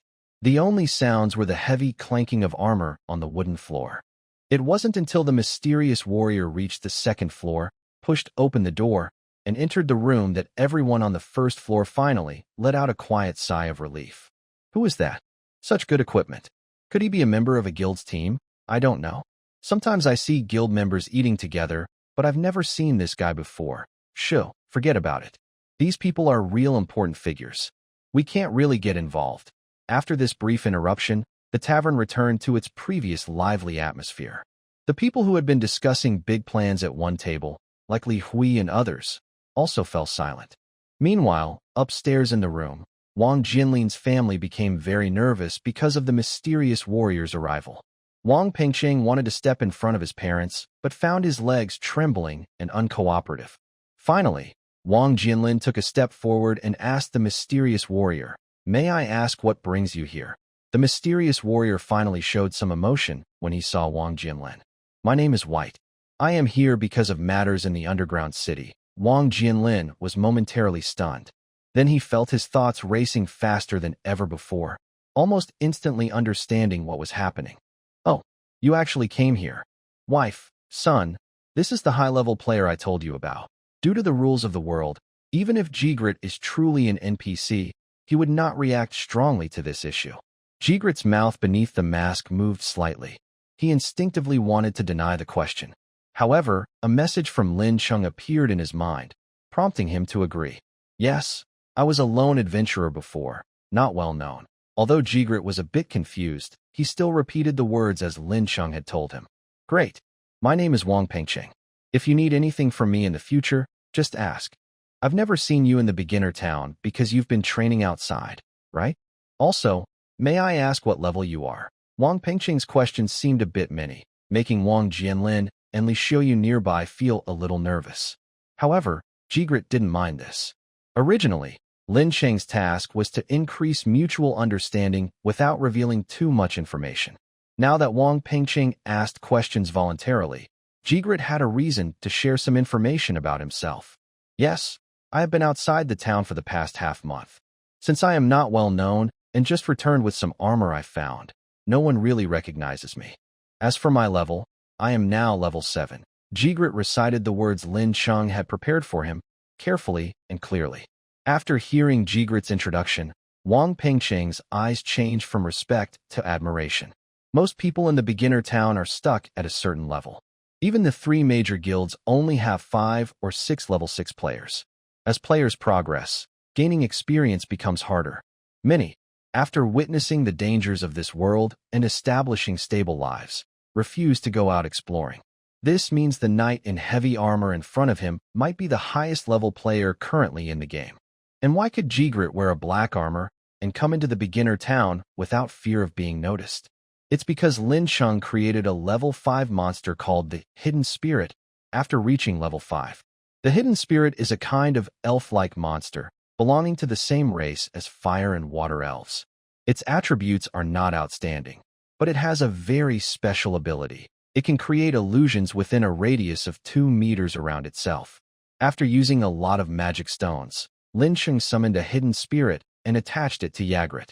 Without special skills, it takes at least 50% higher level than the hidden spirit to see through its disguise. This means a level 5 hidden spirit needs to be at least level 8 to be seen through. Currently, no players are that high level, so Lincheng felt safe letting Yigrit act in the novice town in this disguise. After briefly explaining his situation, Yigrit left Wang Jianlin with an address and asked him to visit the next day when he was free for a detailed talk. After finishing, Yigrit left Wang Jianlin's room, and before leaving, he waved goodbye to him. When Yigrit left the hotel, the people on the first floor fell silent again for a while. Some still wondered if Wang Jianlin had offended Yigrit, which caused him to visit, and then they stopped thinking about it. That night, news spread that a new high-level player had appeared in the novice town. Dad, this warrior named White is a great opportunity. High-level players like him will definitely join a guild in the future. If I can meet him, maybe I can work in a guild someday. As soon as Yigrit left, Wang Pengqing excitedly patted Wang Jianlin's shoulder and said, Dad, you must recommend me to him tomorrow. I know my chances are slim, but if you don't, I might never get a chance. Wang Jianlin nodded, understanding that his son's words weren't just about personal gain. After all, joining a guild means risking life in dangerous fights outside to earn wages. Wang Pengqing asked Wang Jianlin to recommend him to Yigrit because he wanted to take on the responsibility of supporting the family alone. The family carefully discussed Wang Jianlin's adventure experiences, which he recounted with a prepared story. When the hotel lights went out and everyone went to sleep, the discussions about Yigrit's arrival among the major guilds had just begun. In the largest venue of the beginner town, this place was originally the arena for new players. However, since players showed little interest in fighting, the Dragon City branch rented it as their training ground. At this moment, in the Dragon City branch hall, groups of well-equipped, trained players wait in the lobby. There are 6 combat teams, each with 8 members. Each team is led by a level 5 player, with the rest being level 4. If you look closely, one team stands farther away from the other 5. That team belongs to Zhao Qi. Since returning from the underground dungeon in Lin City, Zhao Qi's team has regained strength, but 2 members are too badly injured to continue fighting. Considering his limited guild resources and manpower, Zhao Qi decided to disband his guild and merge his main team into the Dragon City branch. The 2 injured members were assigned to the logistics department of the branch, where they found stable jobs. As a result, Zhao Qi and his team became one of the 6 combat teams of the Dragon City branch, subject to the guild's orders. At one end of the hall, a large table seats 3 people, a man, a woman, and another man. All 3 wear red and gold jackets, standing upright with serious expressions. These 3 are the branch's president and 2 vice presidents in this region. After the game transitioned to reality, they became the leaders of the Dragon City branch here. The middle-aged man sitting in the center is the branch president, Fang Zhongqing. He looks serious, with a stern face. He's not very tall, but commands respect. At first glance, it's hard to believe this man, so immersed in a game, is capable of such authority. But if you look closely at his outfit, you'll notice he isn't a frontline fighter, but a priest. That lone player who appeared at the East City Hotel, what do you think? According to intelligence, he's at least level 6, Fang Zhongqing asked, seeking the opinions of the 2 vice presidents beside him. The intelligence team captured photos of him entering the town. I've seen them. From the small details, he's quite skilled, said the man on Fang Zhongqing's right. He looks younger, around 30 years old. This person is vice president of the Long City branch, a level 6 warrior named Chun Mo compared to Fang Zhongqing. Chun Mo seems more relaxed. I feel like I can't beat him. If only I could recruit him and take my place. Battle Blood Flow just faced setbacks in the dungeon. Now is the time for us to act. "We can't give up now," said the young woman sitting to Fang Zhongqing's right. Her name is Songya, a level 6 mage, and the youngest of the three, probably only 25 years old. "I think this lone player might be our chance." As Songya shared her idea, both Fang Zhongqing and Chunimo looked at her. The current situation in the beginner town is a three-way standoff. The Thousand Faces Guild and the Battle Bloodflow Guild are working together against us, and that lone player definitely won't be content to stay under others. We can help him establish his own guild. Let him distract the firepower of the Thousand Faces and Battle Bloodflow guilds. That would be good for us. Songya's idea makes sense, and both Fang Zhongqing and Chun Imo nodded in agreement. Also, according to the guard's records, there's no information about this person entering the city, Chun Imo added. Fang Zhongqing offered his explanation. That confirms one of our guesses. That lone player probably has a secret way to level up and doesn't want others to know. The other two nodded, showing their approval. The 6 combat teams below were whispering among themselves, clearly unable to reach a conclusion about Yigrit's topic for now. One morning, Yigrit sat on the floor of a hotel room, dressed in armor. Since he was in a necromancer state, he didn't need to sleep.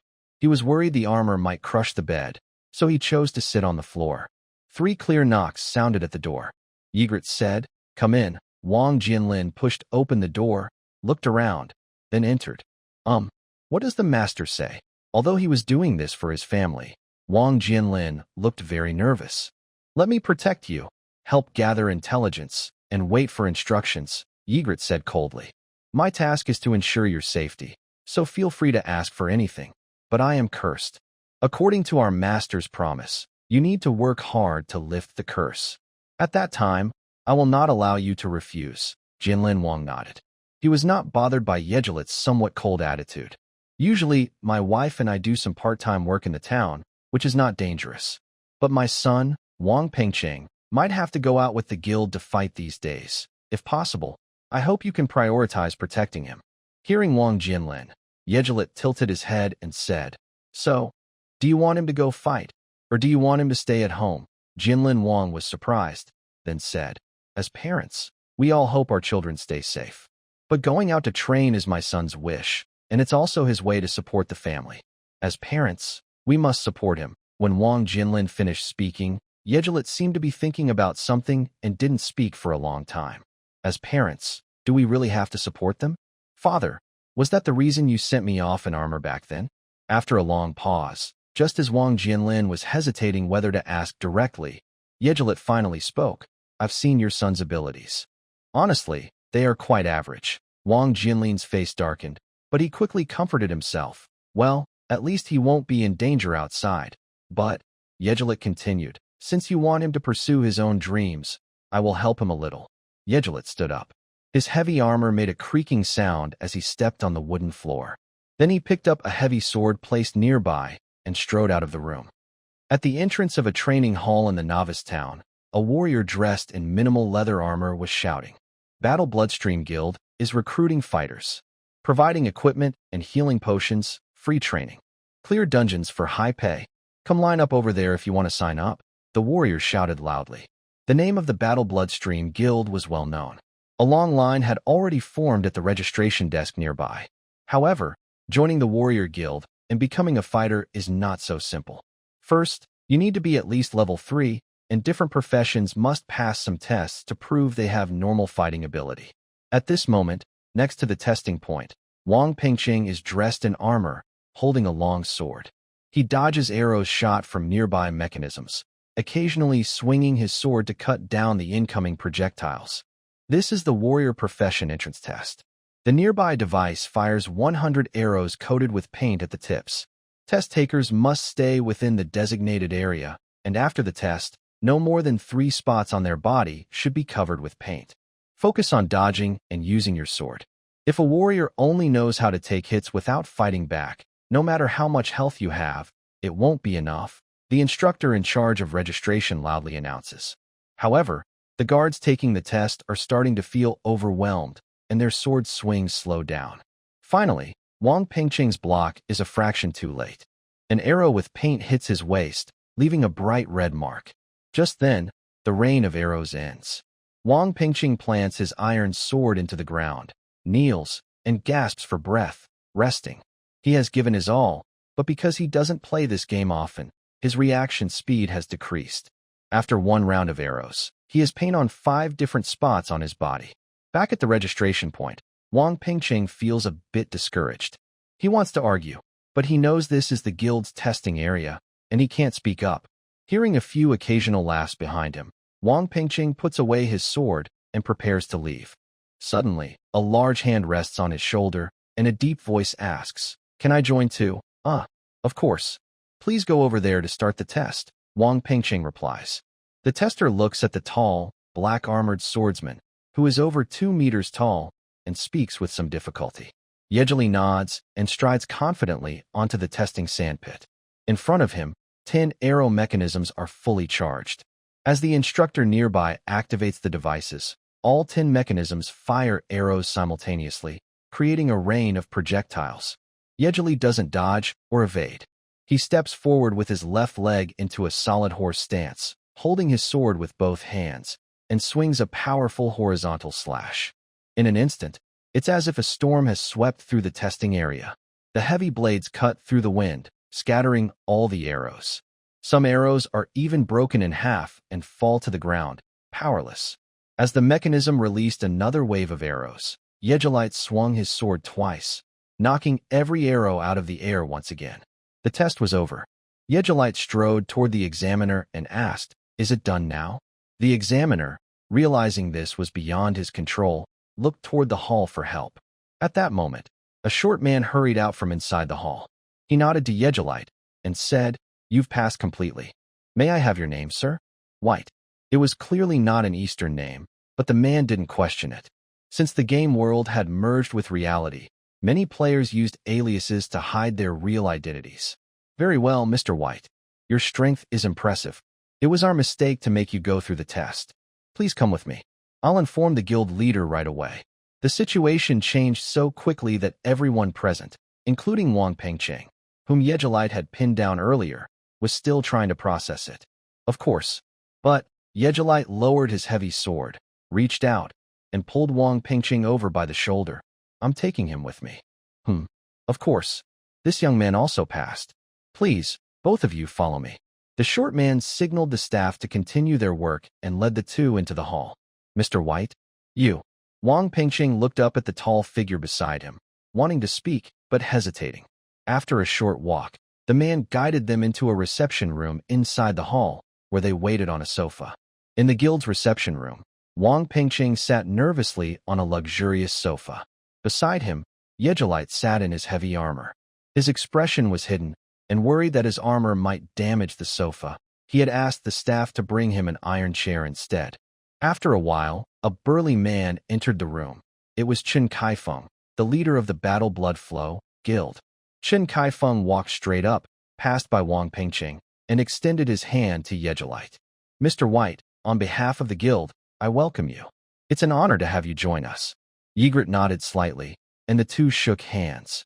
"We were originally worried about the main attack, but since you came, we hope you can lead this operation. Although it's a bit bold to make such a request right away, we are willing to pay a fair reward. 100 magic stones, plus you can choose one item from the rewards. The younger brother over there will receive the usual salary for a combat team member." Chen Kaifeng straightforwardly explained his demands and the rewards for Yigrit. Lincheng listened nearby, trying not to show any reaction on his face, while secretly feeling amazed. Chen Kaifeng is someone he has seen a few times at the tavern and in public, usually serious and quiet. Now, for Yigrit, he's willing to be so open and friendly, which really moved Lincheng. Lincheng looked a bit hesitant, but Yigrit leaned forward and asked, "I want to know, what kind of difficulty made your guild retreat here to gather people?" Lincheng suddenly understood. Chen Kaifeng had been talking about rewards, but hadn't explained what they wanted him to do. The dungeon that made the entire guild retreat must be very difficult. Lincheng was surprised by Chen Kaifeng's attitude and hadn't expected this. Yigrit's question hit the mark. Chen Kaifeng immediately smiled wryly and said to Yigrit, "Mr. White, you truly are a high-level adventurer with sharp insight. In fact, our guild has been working hard to conquer the army formation ant nest dungeon these days. Chen Kaifeng's eyes flashed with a faint light as he calmly explained. Army formation ant nest? Wang Pingqing had never heard of this dungeon and asked instinctively. Chen Kaifeng smiled and didn't scold Wang Pingqing's curiosity, instead patiently explaining. Young brother, your name is Wang Pingqing, right? I've seen your registration info. You haven't played in the World of Conquest for a while, so you don't know about this new dungeon added later. The boss of the Army Formation Ant Nest dungeon, Army Ant King, has a powerful overall buff skill that can strengthen the entire team, and when it dies, it drops an Army Formation necklace. The function of the Army Formation necklace is not only to increase basic stats, but also to strengthen allied melee units within a 20-meter radius. Chen Kaifeng explained this, and Wang Pingqing immediately looked as if he understood something. You probably also know that the Battle Bloodstream guild mainly consists of warriors. More than half of the members are warriors, so this necklace will be very helpful for our group's coordinated actions. After hearing Chen Kaifeng's explanation, Yigrit nodded and said, I remember that the Army Formation Ant King is a level 7 boss, while the regular Army Formation Ant and the Elite are levels 4 and 5, respectively, right? In fact, Yigrit didn't have information about this dungeon. The previous statement was transmitted to him from Lin Cheng at a distance. Chen Kaifeng nodded in agreement and added, yes, with the boost from the Army Formation Ant King, all the ants in the formation can reach their peak combat power for their level. Plus, they work well together and have the advantage of their nest, which makes it hard for our guild to take them down, and we've suffered heavy losses. After thorough research, we decided to adopt a new tactic. We will recruit many people to hold off the regular ants scattered around the nest, and the main attack team will focus on killing the lone Army Formation Ant King. When asked about the timing, Yigrit suddenly interrupted Chen Kaifeng directly and asked straightforwardly. We've almost gathered everyone in the past few days. If Mr. White has no issues, we can set out the day after tomorrow. Chen Kaifeng finished his brief introduction and answered simply. Yigrit nodded and said, I have one condition. I will help you kill the Army Formation Ant King, but only once. But I will only participate in this dungeon run and then leave the Battle Bloodstream afterward. However, he won't leave, and you can't just kick him out of the guild without reason in the future. He then pointed at Wang Pingqing sitting nearby. When Yigrit said this, Wang Pingqing felt an almost overwhelming urge to kneel and thank him. He originally thought Yigrit was just helping him pass the test, but he never expected that Yigrit would go to such lengths to make him stay. Yigrit's conditions sounded a bit overbearing, but Chen Kaifeng had no objections and agreed without hesitation. From Chen Kaifeng's perspective, having one more Wang Pingqing in the guild is not a big deal. It doesn't even seem to cause any loss, since Wang Pingqing is a capable person. However, the military formation necklace is very important for the Blood Battle Guild. It can help the guild clear upcoming dungeons faster and also intimidate the other two guilds. If everyone agrees, we will go ahead with this plan. Mr. White, please feel free, and Wang Pingqing needs to come with me for registration. If outsiders or some of the Blood Battle Guild members saw this scene, they would probably be very surprised. Chen Kaifeng, usually cold and serious, openly put his arm around Wang Pingqing's shoulder and led him to the registration area. At that moment, a thin figure appeared at the door of the reception room, with sharp eyes staring directly at them. Is this the famous lone player? Leveling up alone is faster than all the guilds. That's really impressive. Chen Kaifeng glanced at the person and said in a deep voice, Zhang Han. The visitor was Zhang Han. Unlike Chen Kaifeng's calm and mature demeanor, Zhang Han was just a teenager at the rebellious age. Zhang Han ignored Chen Kaifeng's warning look and strode over, bending down to make eye contact with Yigrit.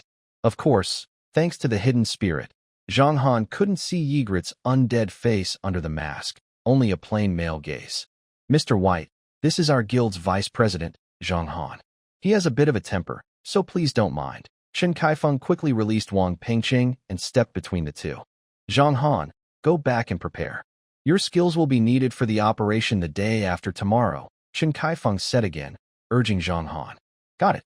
I'll be ready, Zhang Han replied with a nod, then quietly stepped out of the reception room with almost invisible steps. Wang Pingqing looked a bit scared. Even he, simple as he was, could sense the tension and fire in their relationship. The young man's team had just been through a tough fight. Several teammates were bleeding from attacks by wild dogs. After just arriving here to rest, he leaned against the wall but was suddenly attacked by a camouflaging fungus blanket. The vine surface of the fungus blanket had tiny pink suction cups, with barely visible small poisonous spines that could secrete venom to numb the prey's limbs. The man struggled fiercely, but his limbs gradually grew weak and powerless. He could only watch helplessly as he was being swallowed. The other teammates also faced setbacks. Some were ambushed and attacked by wild dogs and skeletons hiding nearby, while others lost their lives in different traps. Far in the center of the stone chamber, Lin Cheng watched all this coldly. Since Yigrit left the dungeon for the beginner town, 2 more groups had fallen in his dungeon. The level 5 hidden spirit had some effect on Lin Cheng's dungeon layout, but the magic stones used were too costly, so he didn't summon more creatures. These 2 groups could handle the situation with just level 4 fungus blankets and self-destructing beetles. The pair in front was a bit smarter, managing to kill 1 fungus blanket before being overwhelmed. The previous team, however, was reckless and was quickly killed by Lin Cheng using the toxic slime and flames caused by self-destructing beetles in the poison pool. With the experience from these 2 groups, Lin Cheng's level had risen smoothly to level 6. However, unexpectedly, none of Lin Cheng's skills improved this time. Other skills were capped at level 10 and wouldn't necessarily increase with level, but the skill, Dungeon Monster Creation, also didn't level up, which was strange. Lin Cheng checked his status panel and saw a message: current dungeon size is limited. Please expand the dungeon to unlock more monsters. After expanding the dungeon, leveling up skills will unlock stronger monsters. Up to 5 levels can be accumulated for the level jump effect. Once full, the highest quality monsters will be guaranteed. Lin Cheng carefully read the second note about the skill, which clarified the so-called level jump mechanism. Due to the current size limit of the dungeon, the Dungeon Monster Creation skill is restricted to level 5. The skill, Dungeon Monster Creation, randomly selects monsters from the dungeon to summon each time it levels up. In other words, every time Lin Cheng levels up, he can randomly summon a few monsters of the appropriate level from a large pool of monsters. If Lin Cheng expands the dungeon after reaching level 7 in the Dungeon Monster Summoning skill, he will no longer summon level 6 monsters. Instead, there will be a higher chance to summon stronger monsters of level 7. In that case, I should level up more first and delay expanding the dungeon a bit. Lin Cheng has experience exploring the world of the journey, and he knows that monster distribution is important. A single elite monster is much more useful than several ordinary monsters. If I keep saving and reach level 10, I remember the strongest level 10 monster in the dungeon should be the Purgatory Guard, right? The Purgatory Guard is a level 10 elite monster, usually appearing as the leader of demon-type monsters. Besides being very strong, it also has skills like resurrection through possession, dispelling summoned creatures, demon flames, and group enhancement. Lin Cheng shook his head, deciding to focus on raising his level while looking for ways to expand the dungeon. At the same time, a loud thud came from beside the stone chamber. It was the sound of the rock golem collapsing in the corner. As the only useful frontline creature in Lin Cheng's dungeon, it had taken a lot of damage when these 2 groups arrived. Now, with the player's average level rising, many in the team are level 3 or 4. Skeletons and slimes are already easily defeated with a single strike. The rock golem, being the tankiest frontline, had been repeatedly pulled out to take damage over the past 2 days. Half of its body was already destroyed. At this moment, the rock golem lay in the corner, its core glowing blue, constantly absorbing surrounding rock debris to repair its damaged body. Is the rock golem close to its limit? Lin Cheng's attention had to shift to this matter. If he hadn't been more skilled at controlling it these past 2 days, the golem's core might have already shattered, causing it to collapse and die. If there are more than 2 stone golems, sharing damage among them would be much better. It seems I need to explore the mine tunnels further. Thinking of this, Lin Cheng had an idea and summoned 3 well-trained groups of skeletons. Each group has 10 skeletons. Although they look like ordinary skeletons, all are equipped with gear that Lin Cheng found on players over the past 2 days. Now, since Yigrit is out on a mission, the rock golems are badly injured. and there are no strong monsters between level 4 and 5 for a direct attack. These three groups of skeletons are basically Lin Cheng's main force. The skeletons are also equipped with corrosive venom extracted from toxic slimes.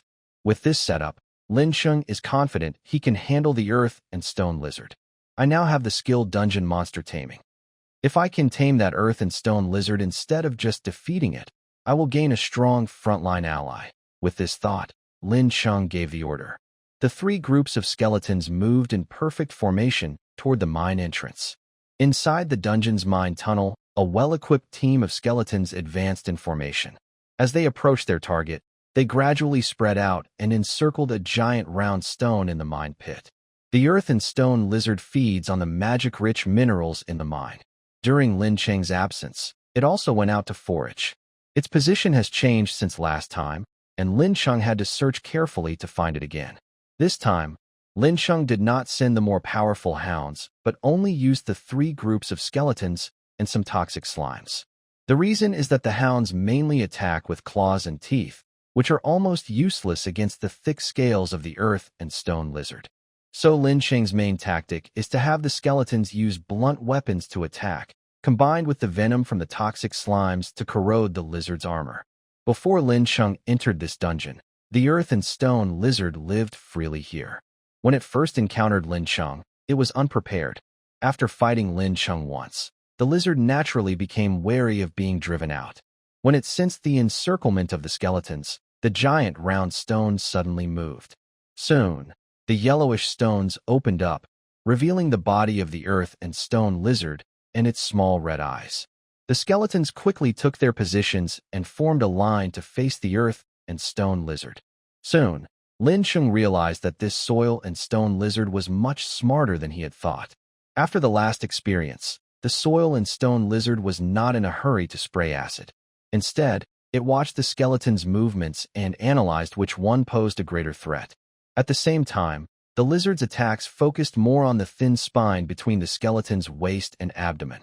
Each heavy strike could make a skeleton lose its fighting ability. Once, during an attack, the lizard showed a weakness. Lin Cheng saw the chance and immediately ordered 3 skeletons to rush forward.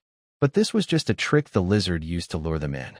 It jumped at the right moment, when the skeletons collided, and quickly swept its tail to smash the skeleton's head.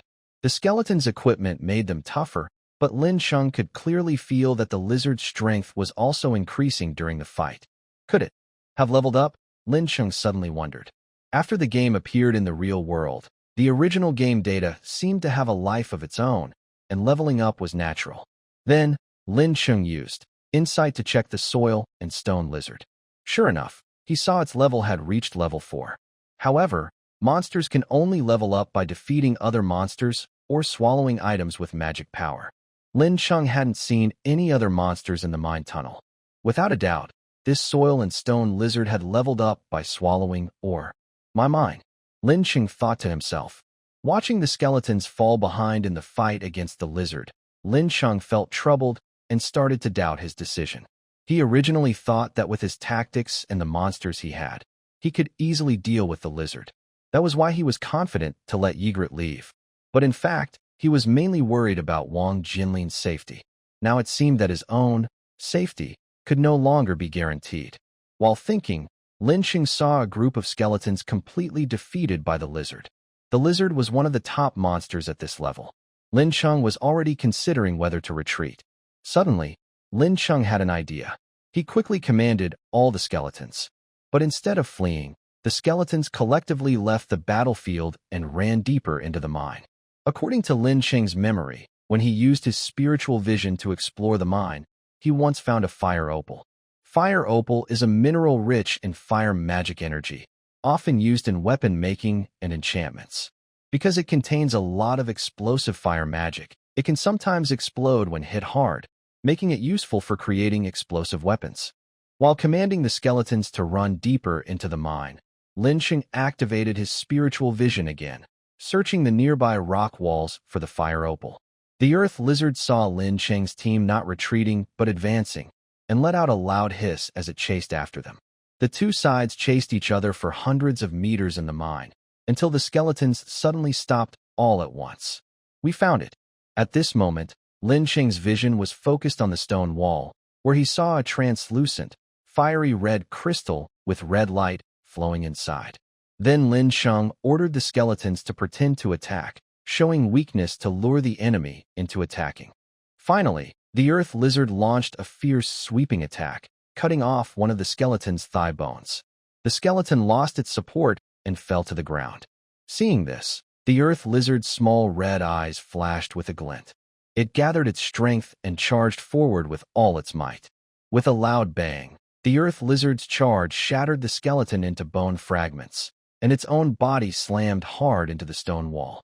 The earth lizard shook its yellowish head, trying to steady itself, but then it saw the stone wall in front of it open, with faint red light shining through the cracks. Boom! The ground shook violently. The explosion inside the stone wall caused the nearby tunnel to tremble. Rocks flew everywhere, and the earth lizard lost its balance, falling to the ground. At the same time, due to the powerful explosion and the flames directed at its head, the earth lizard's head was scorched black and severely burned. Meanwhile, under Lin Cheng's orders, the skeletons had prepared in advance. They supported each other and refused to fall during the explosion. Now, they seized the opportunity and rushed forward together. In an instant, various wooden sticks and iron hammers rained down on the earth lizard's blackened head shell. The earth lizard was dazed from the beating, and its head shell cracked apart in pieces. Some areas revealed pink flesh underneath, clearly indicating serious injuries. The stone lizard struggled fiercely, opening its large mouth, and its throat glands swelled as if about to spit out acid. However, a skeleton standing nearby was already prepared. It tore off a piece of leather from its back and flicked it forward. Immediately, a large splash of deep purple slime, extracted from the toxic slime's body, was poured into the stone lizard's mouth. The level 3 toxic slime's venom was strong enough to paralyze monsters of the same level. The stone lizard had already ingested more than 10 times the usual amount. Soon, the lizard's struggles weakened, its mouth foamed, its eyes became vacant, and its limbs twitched uncontrollably. Stop! Lincheng seized the moment and gave the command. The skeletons immediately ceased their attack. The stone lizard was now near death. Fortunately, the venom from the toxic slime only temporarily weakened its body and did not cause death. But Lincheng knew that if he left the lizard alone, it would die in a few hours. So, Lincheng focused his mind and activated the skill, Dungeon Monster Taming. The stone lizard's intelligence was already lower than that of a normal human, and now, on the verge of death, it was quickly subdued under Lin Cheng's influence.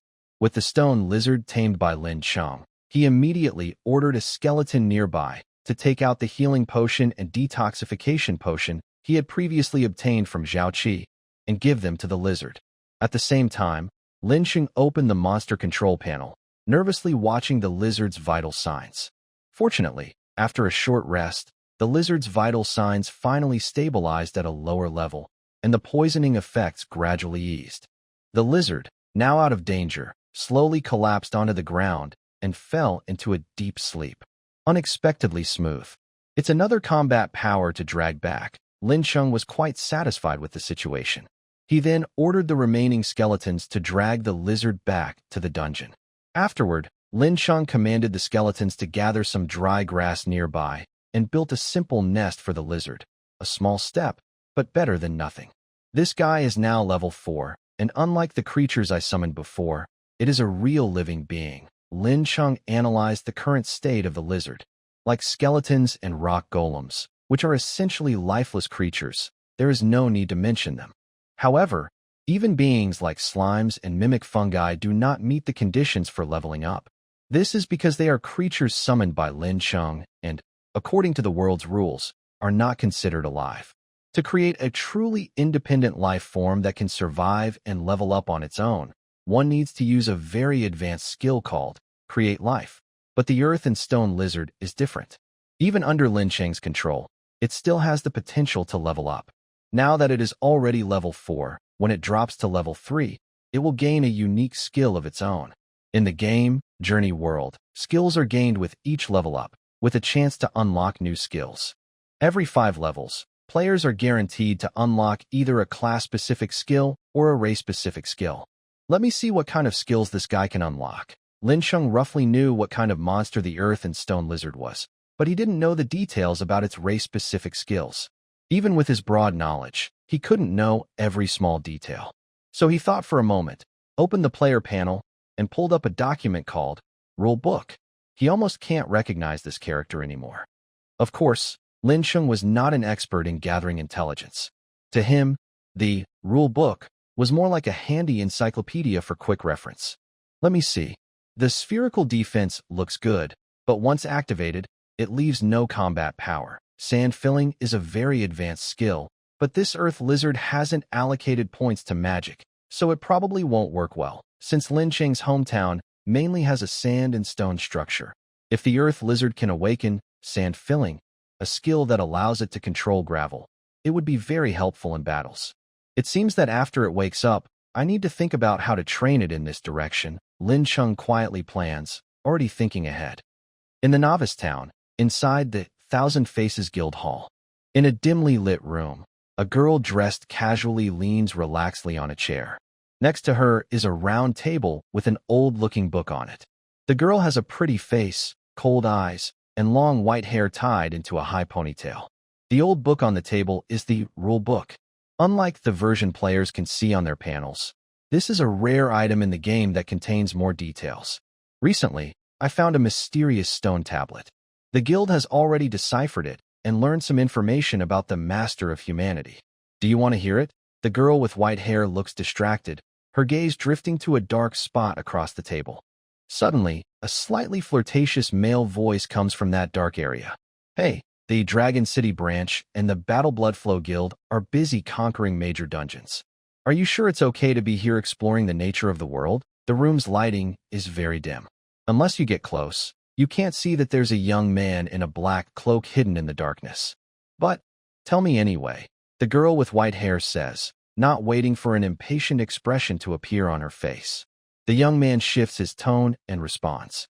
Humph. The girl with white hair narrows her eyes, changes her sitting posture, and leans forward. The true identity of the Master of Humanity is probably very different from what we guessed in the game before. How so? The young man asks. We are currently in the Sixth Realm, which is believed to be the origin of the human race in the Journey world. The evidence shows that the Sixth Realm has the most humans, with 4 very powerful human empires. The rulebook also clearly states that the world boss of the Sixth Realm is the Lord of Humanity. Isn't it better to just get to the point? All the previous intelligence suggests that the main god behind the First Empire is the Lord of Humanity. The young man spoke teasingly, clearly making the white-haired girl impatient. But based on our research on the stone tablet, we now think that the main gods behind the other 3 empires are not enemies of the main god of the First Empire. Instead, they are connected in a hidden way. I don't understand. You. The simple words came from the young man, almost making the white-haired girl lose her temper immediately. But I support you very much. Seeing the girl about to stand up, the young man quickly held up his hands in front of his chest. The white-haired girl puffed out her cheeks in anger, but ultimately did not explode. She got up and walked out of the secret room, saying, I will keep following up on this matter. I trust you with the dungeon task, old brother. Of course, sister. The young man's voice came from the darkness, full of agreement. After all, defeating the Lord of Humanity is the original goal of our Thousand Faces Guild. On a desolate plain, a group of people dressed in armor, with different builds, was marching in formation. The strong wind blew across the plain, making the cloaks of the front line heavy swordsmen flutter loudly. There were about 50 or 60 people, members of the newly formed Blood of Battle Guild. They were on their way to the army ant nest. In the Journey World game, dungeons are divided into secret realms and underground cities. The main difference is that secret realms usually contain only one species of monsters, while underground cities are ecosystems with various monsters connected together. The army ant nest is a secret realm. Inside, apart from a few symbiotic races, everything is made up of army ants. Mr. White, once we enter the ant nest, you don't need to fight for now. Our combat team has already mapped out the route inside, and will clear the way for us. You just need to wait until we reach the core before fighting. At the front of the team, Chen Kaifeng held a map and explained to Yigrit. Yigrit had already looked at the map and had a rough understanding of the inside structure of the ant nest. He asked, "I still don't know what method you'll use to make the Ant King go alone." Qin Kaifeng pointed to a few team members carrying large packs in the backup squad. "The herbs they carry are special. We will send a group to burn these herbs at various ventilation points inside. When the patrol ants outside smell the herbs, they will delay obeying the Ant King's orders. Then, we will break in through the front gate, and once inside the nest, we will spread out and cause damage."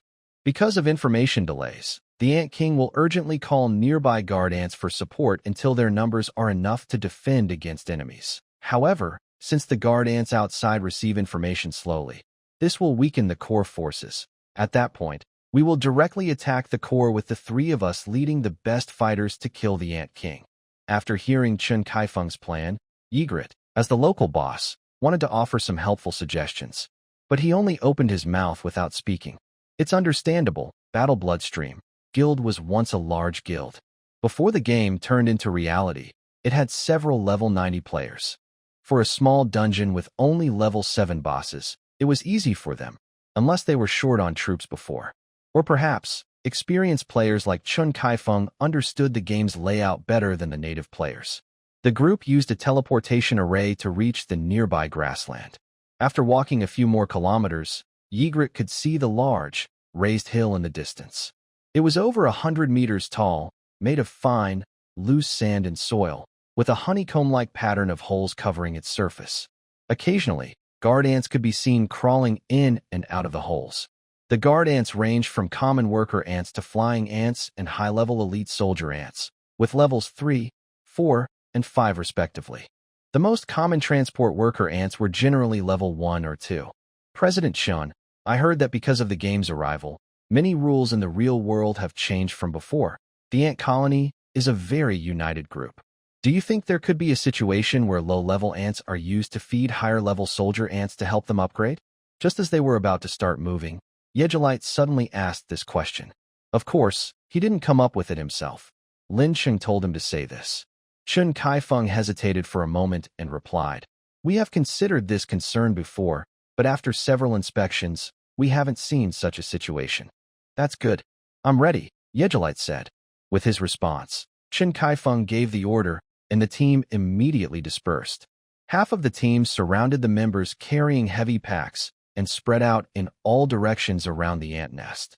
Wang Pengcheng, whose combat skills were not very strong, was also assigned to this group. As he left, he looked back, gave Yigrit a thumbs up, and signaled that he was not worried. About half an hour later, 5 streams of thick smoke began to spread from different directions of the ant nest. With the team deliberately using wind power, the smoke was directed deep into the nest. "Advance," Qin Kaifeng ordered. The remaining half of the combat team quickly moved forward, rushing toward one of the nest entrances. According to the previous plan, Yigrit deliberately slowed down, allowing Qin Kaifeng and Zhang Han to lead the team into the nest. Once inside, they immediately faced attacks from patrol ants on the outer edge. These patrol ants were mostly level 3. Zhang Han and Qin Kaifeng quickly fought back, sweeping away these patrol ants. It seemed Zhang Han had activated some skill. His figure became illusory and then disappeared into a shadow nearby. After activating this skill, Zhang Han could even teleport between shadows. Since the inside of the nest was made of sandy soil and shadows were plentiful, he moved with ease. He kept emerging from shadows, using a dagger to cut down the patrol ants. Meanwhile, Qin Kaifeng's attack was more straightforward. He took out a large double-edged axe from the system warehouse, roared loudly, and was covered in a crimson glow. Then Qin Kaifeng strode forward, swinging the axe with both hands, spinning amid the wave of patrol ants. The battle team members also showed excellent skills. The soldiers stood in front, blocking the attack of the army ants, while various arrows and fireballs flew out in all directions. The powerful firepower carved a path through the army ants, and the fighting team moved forward while changing formations.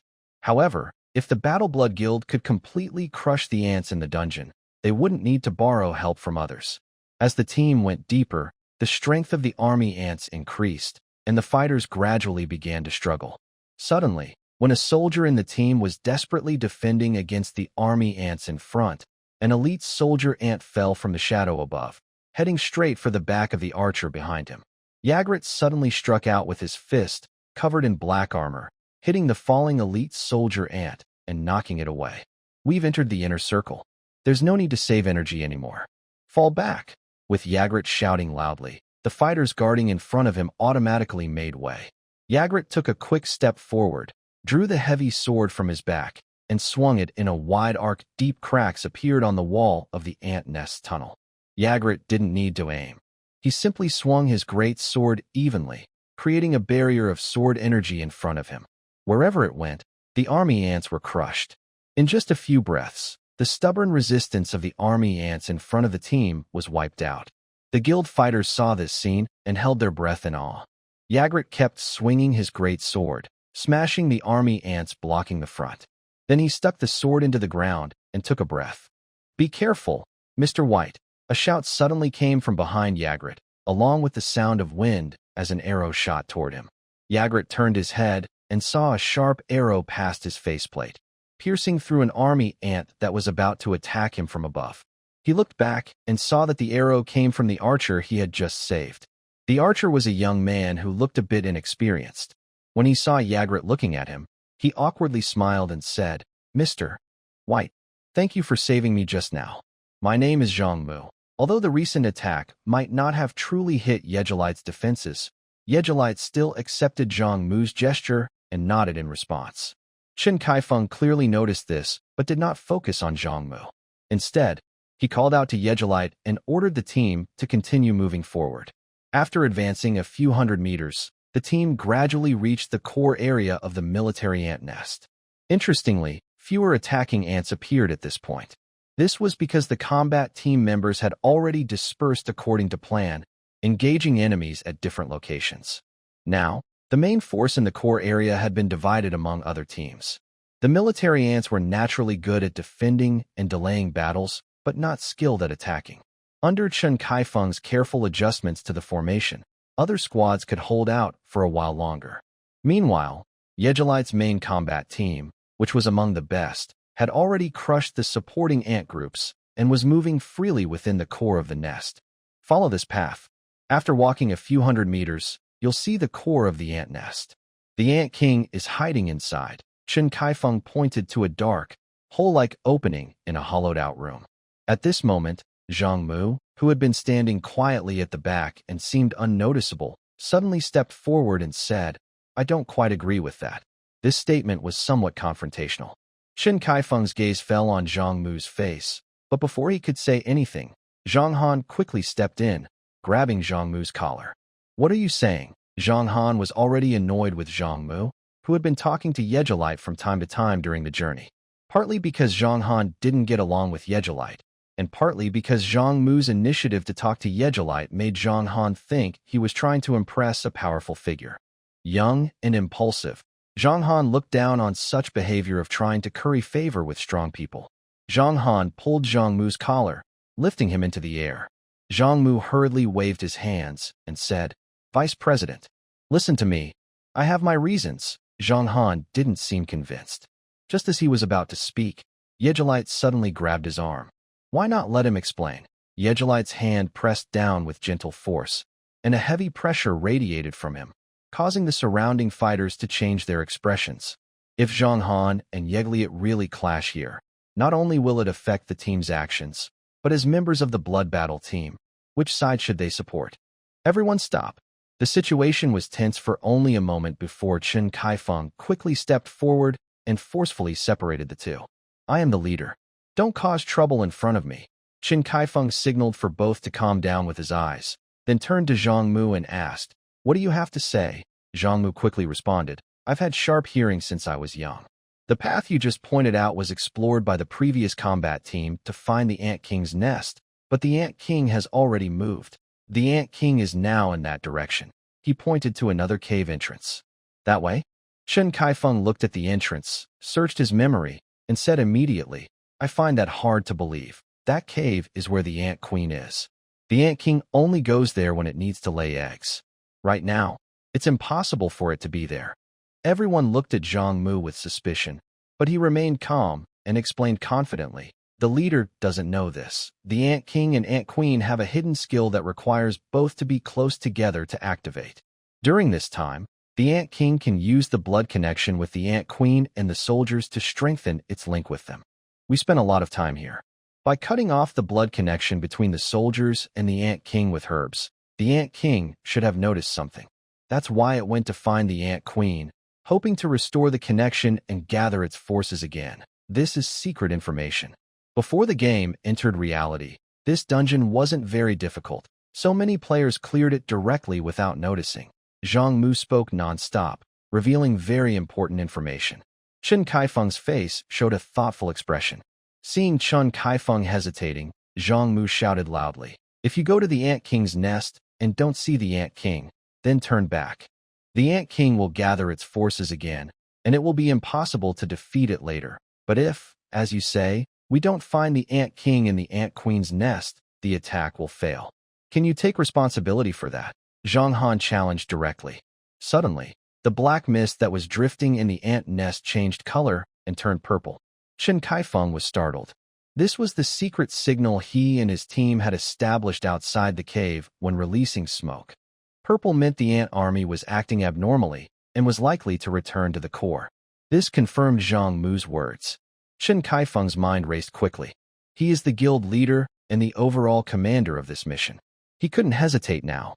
Follow his instructions. Chen Kaifeng glared at Zhang Mu and then led the way toward the hole leading to the queen's chamber. Seeing Chen Kaifeng give the order, Zhang Han immediately kept silent. This was the rule of the Battle Bloodstream Guild. Members' opinions couldn't be voiced until after the mission was over. For a moment, all team members stopped hesitating. They quickly formed a tight, organized group and rushed toward the queen's room at a fast march. Within a few seconds, they reached the end of the tunnel. As the light ahead shone brightly, they entered a huge hollow chamber. Inside the yellow sandy cave, a giant, blood-red ant, dozens of meters long, lay across the ground. Its abdomen was large and semi-transparent, taking up 90% of its body. It was almost immobile, with bright green eyes flashing with light. Next to it, a nearly 10-meter-long ant covered in black spines curled up. Its long, thin antennae twitched, as if signaling something. "Ant Queen!" the crowd exclaimed in surprise. "Zhang Mu, I remember you're a level 4 archer, right? You just joined the team a few days ago." Seeing the Ant Queen, Chen Kaifeng's first reaction was not to order an attack, but to ask about Zhang Mu's background. Zhang Mu still wore a gentle smile. He nodded and said, "I didn't expect the guild leader to remember me." Chen Kaifeng replied, "Now I do. Everyone, prepare for battle." At Chen Kaifeng's command, the team quickly reorganized. Yigrit also held his sword with both hands and moved to the front of the group. At this moment, Lincheng's voice also echoed in Yigrit's mind. Finally, at the core of the ant nest. "Follow my instructions for the next move. Be careful of Zhang Mu. The hidden skills he mentioned between the Ant King and the Queen are unknown to me." Yigrit responded silently and then joined the formation. When the team entered the empty bubble room, the Ant King had already noticed them. But to call the distant army of ants, the Ant King did not leave the Queen immediately. Only when the call for help went unanswered and the fighters had reached them, did the Ant King turn to face the battle. Ants in the core area will fight desperately to defend after the Ant King calls for help. Watch your surroundings. The outer ants will soon stop interfering. We only have a few minutes, Chen Kaifeng warned everyone. At the same time, the Ant King looked up and let out a sharp screech. Its 3 pairs of armored legs pushed forward, charging straight at Yigrit. Ant-type monsters are especially known for their tough armor and strength. The Ant King, being a level 7 Ant King, was generally unstoppable by fighters of the same level. Chen Kaifeng clearly knew this and shouted, "Mr. White, dodge quickly. Mages, prepare to cast binding spells." However, the next development surprised everyone. Yigrit did not retreat at all. He took a step forward with his left foot, drew his sword, and stood firm. The Ant King charged fiercely, its sharp mandibles opening and closing, tearing the air along the way and stirring strong gusts of wind. Yigrit held his breath and focused. He raised his heavy sword in front of him. At the moment the Ant King reached him, He swung the sword horizontally, precisely blocking the Ant King's mandibles in the middle. With a dull, thunderous crash, the collision between the man and beast created a shockwave that blew several meters away. Yigrit was pushed back, his feet gouging 2 furrows in the ground. The Ant King's strength was immense. Yigrit's arms trembled, but he was ultimately only pushed back, not knocked over. He had blocked it. Most of the people present thought this immediately.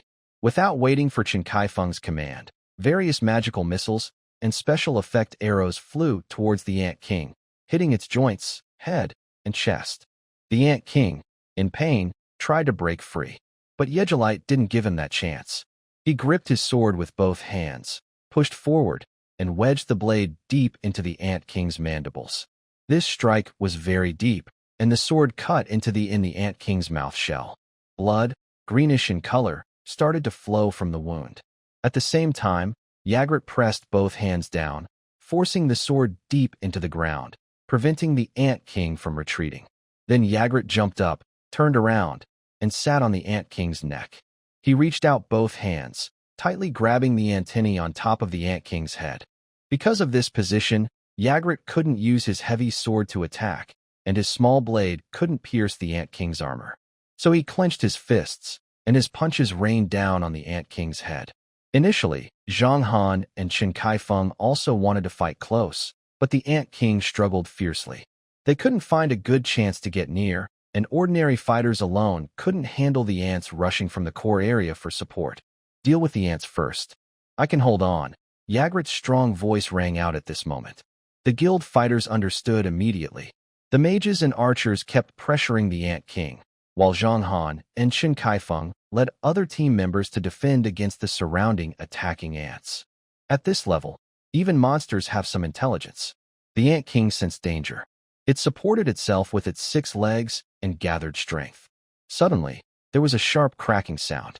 The Ant King, despite having part of its mouth parts broken, pulled Yigrit's heavy sword out of its mouth. Then the Ant King roared loudly. The magic binding it had been under weakened instantly. The Ant King broke free and ran deeper into the cave. While fleeing, the Ant King wildly shook its head, trying to shake Yigrit off. But Yigrit wrapped his hands around the Ant King's antennae, holding on tightly and refusing to let go. Under the watch of everyone in the guild, Yigrit was carried into the cave by the Ant King. Form a new formation. One team defends the back, the rest follow me to catch up. Chen Kaifeng immediately gave the order based on the situation. He didn't believe Yigrit could single-handedly fight the Ant King.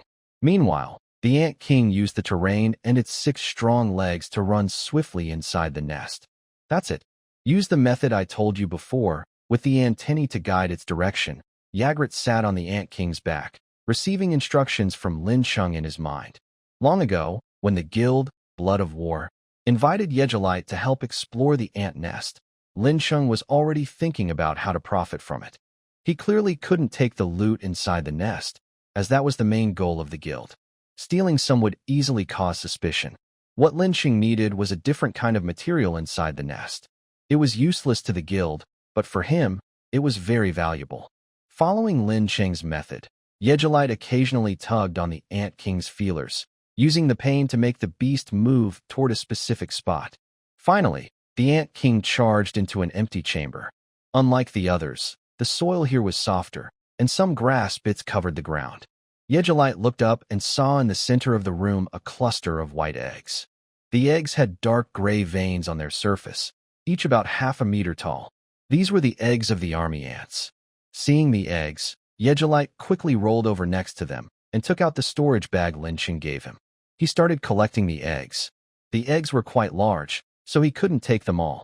But as Lincheng thought, collecting enough eggs would allow him to raise a batch of army ants. Once the army ants reached a certain level, they could mutate into queen and king ants, allowing him to breed them freely. The Ant King was brought into this space, feeling dizzy. As it shook its head, Yigrit had already gathered a dozen or more eggs. The Ant King roared in anger. It had fled earlier because of pressure from mages and archers outside. It believed it could fight Yigrit alone, but now, seeing him steal the eggs, it was furious.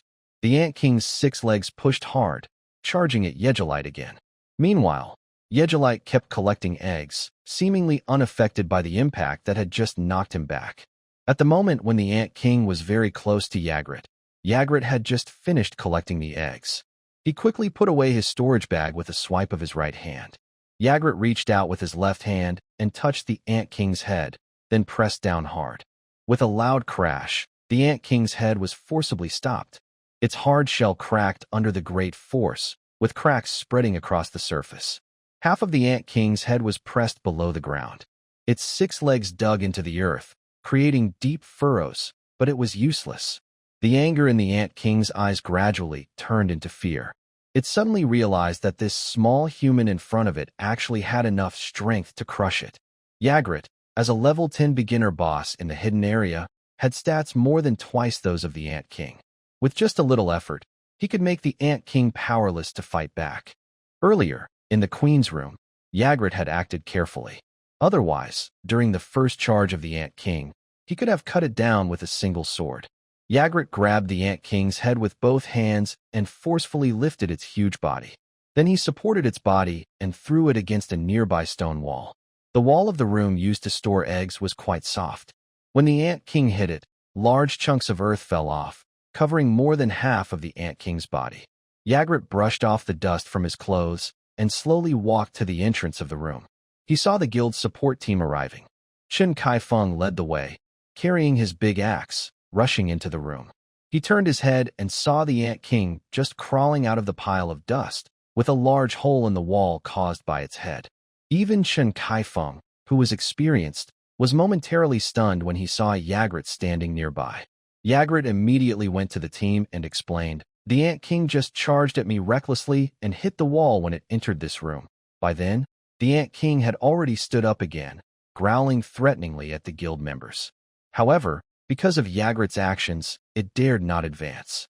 "Attack now." After understanding the situation, Chen Kaifeng quickly issued the order. Time was running out, and they had to defeat the Ant King quickly. The guild members quickly moved forward to attack. Chen Kaifeng led the charge, raising his giant axe to strike the Ant King's head. At this moment, Zhang Han, who had not appeared earlier, suddenly showed up from the shadows. He lunged forward with twin knives, cutting off one of the Ant King's legs. The Ant King lost balance and wobbled. Chen Kaifeng struck its head with his axe, causing an existing in its shell to widen, and green blood gushed out. Yigrit also took the heavy sword brought back by a teammate and charged again. This time, he was more cautious, showing signs of exhaustion after fighting the Ant King. After several rounds of attack, the Ant King had lost 3 of its 6 legs. Its body was full of cracks and wounds, and it could hardly stand. Especially its head, which, under Chen Kaifeng's targeted strikes, was almost broken open, exposing pink nerves among the flesh. The archers and mages continued their bombardment. At this moment, Zhang Mu's arrow changed, glowing with a green light. He shot the arrow, which hit the Ant King's head wound, leaving a bright green triangular mark on the flesh. Chen Kaifeng's eyes widened. He recognized this as the archer's skill called marking arrow, which leaves a visible mark for tracking in any environment. Zhang Mu's action seemed strange. The Ant King had nowhere to run, so why mark it? But victory was near.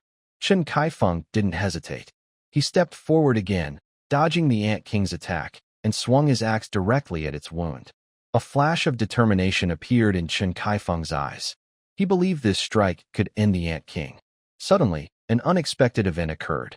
2 small bombs, one red and one white, flew out from the crowd and landed between Chen Kaifeng and the Ant King. The bombs exploded instantly upon hitting the ground, releasing thick smoke and a sharp, red gas that quickly spread out. The Ant King reacted instinctively and retreated rapidly. Chen Kaifeng's attack missed.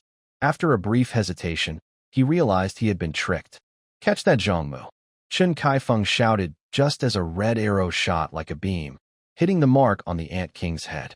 The Ant King's head was pierced through by the arrow, and it immediately lost all vitality. Its massive body collapsed to the ground.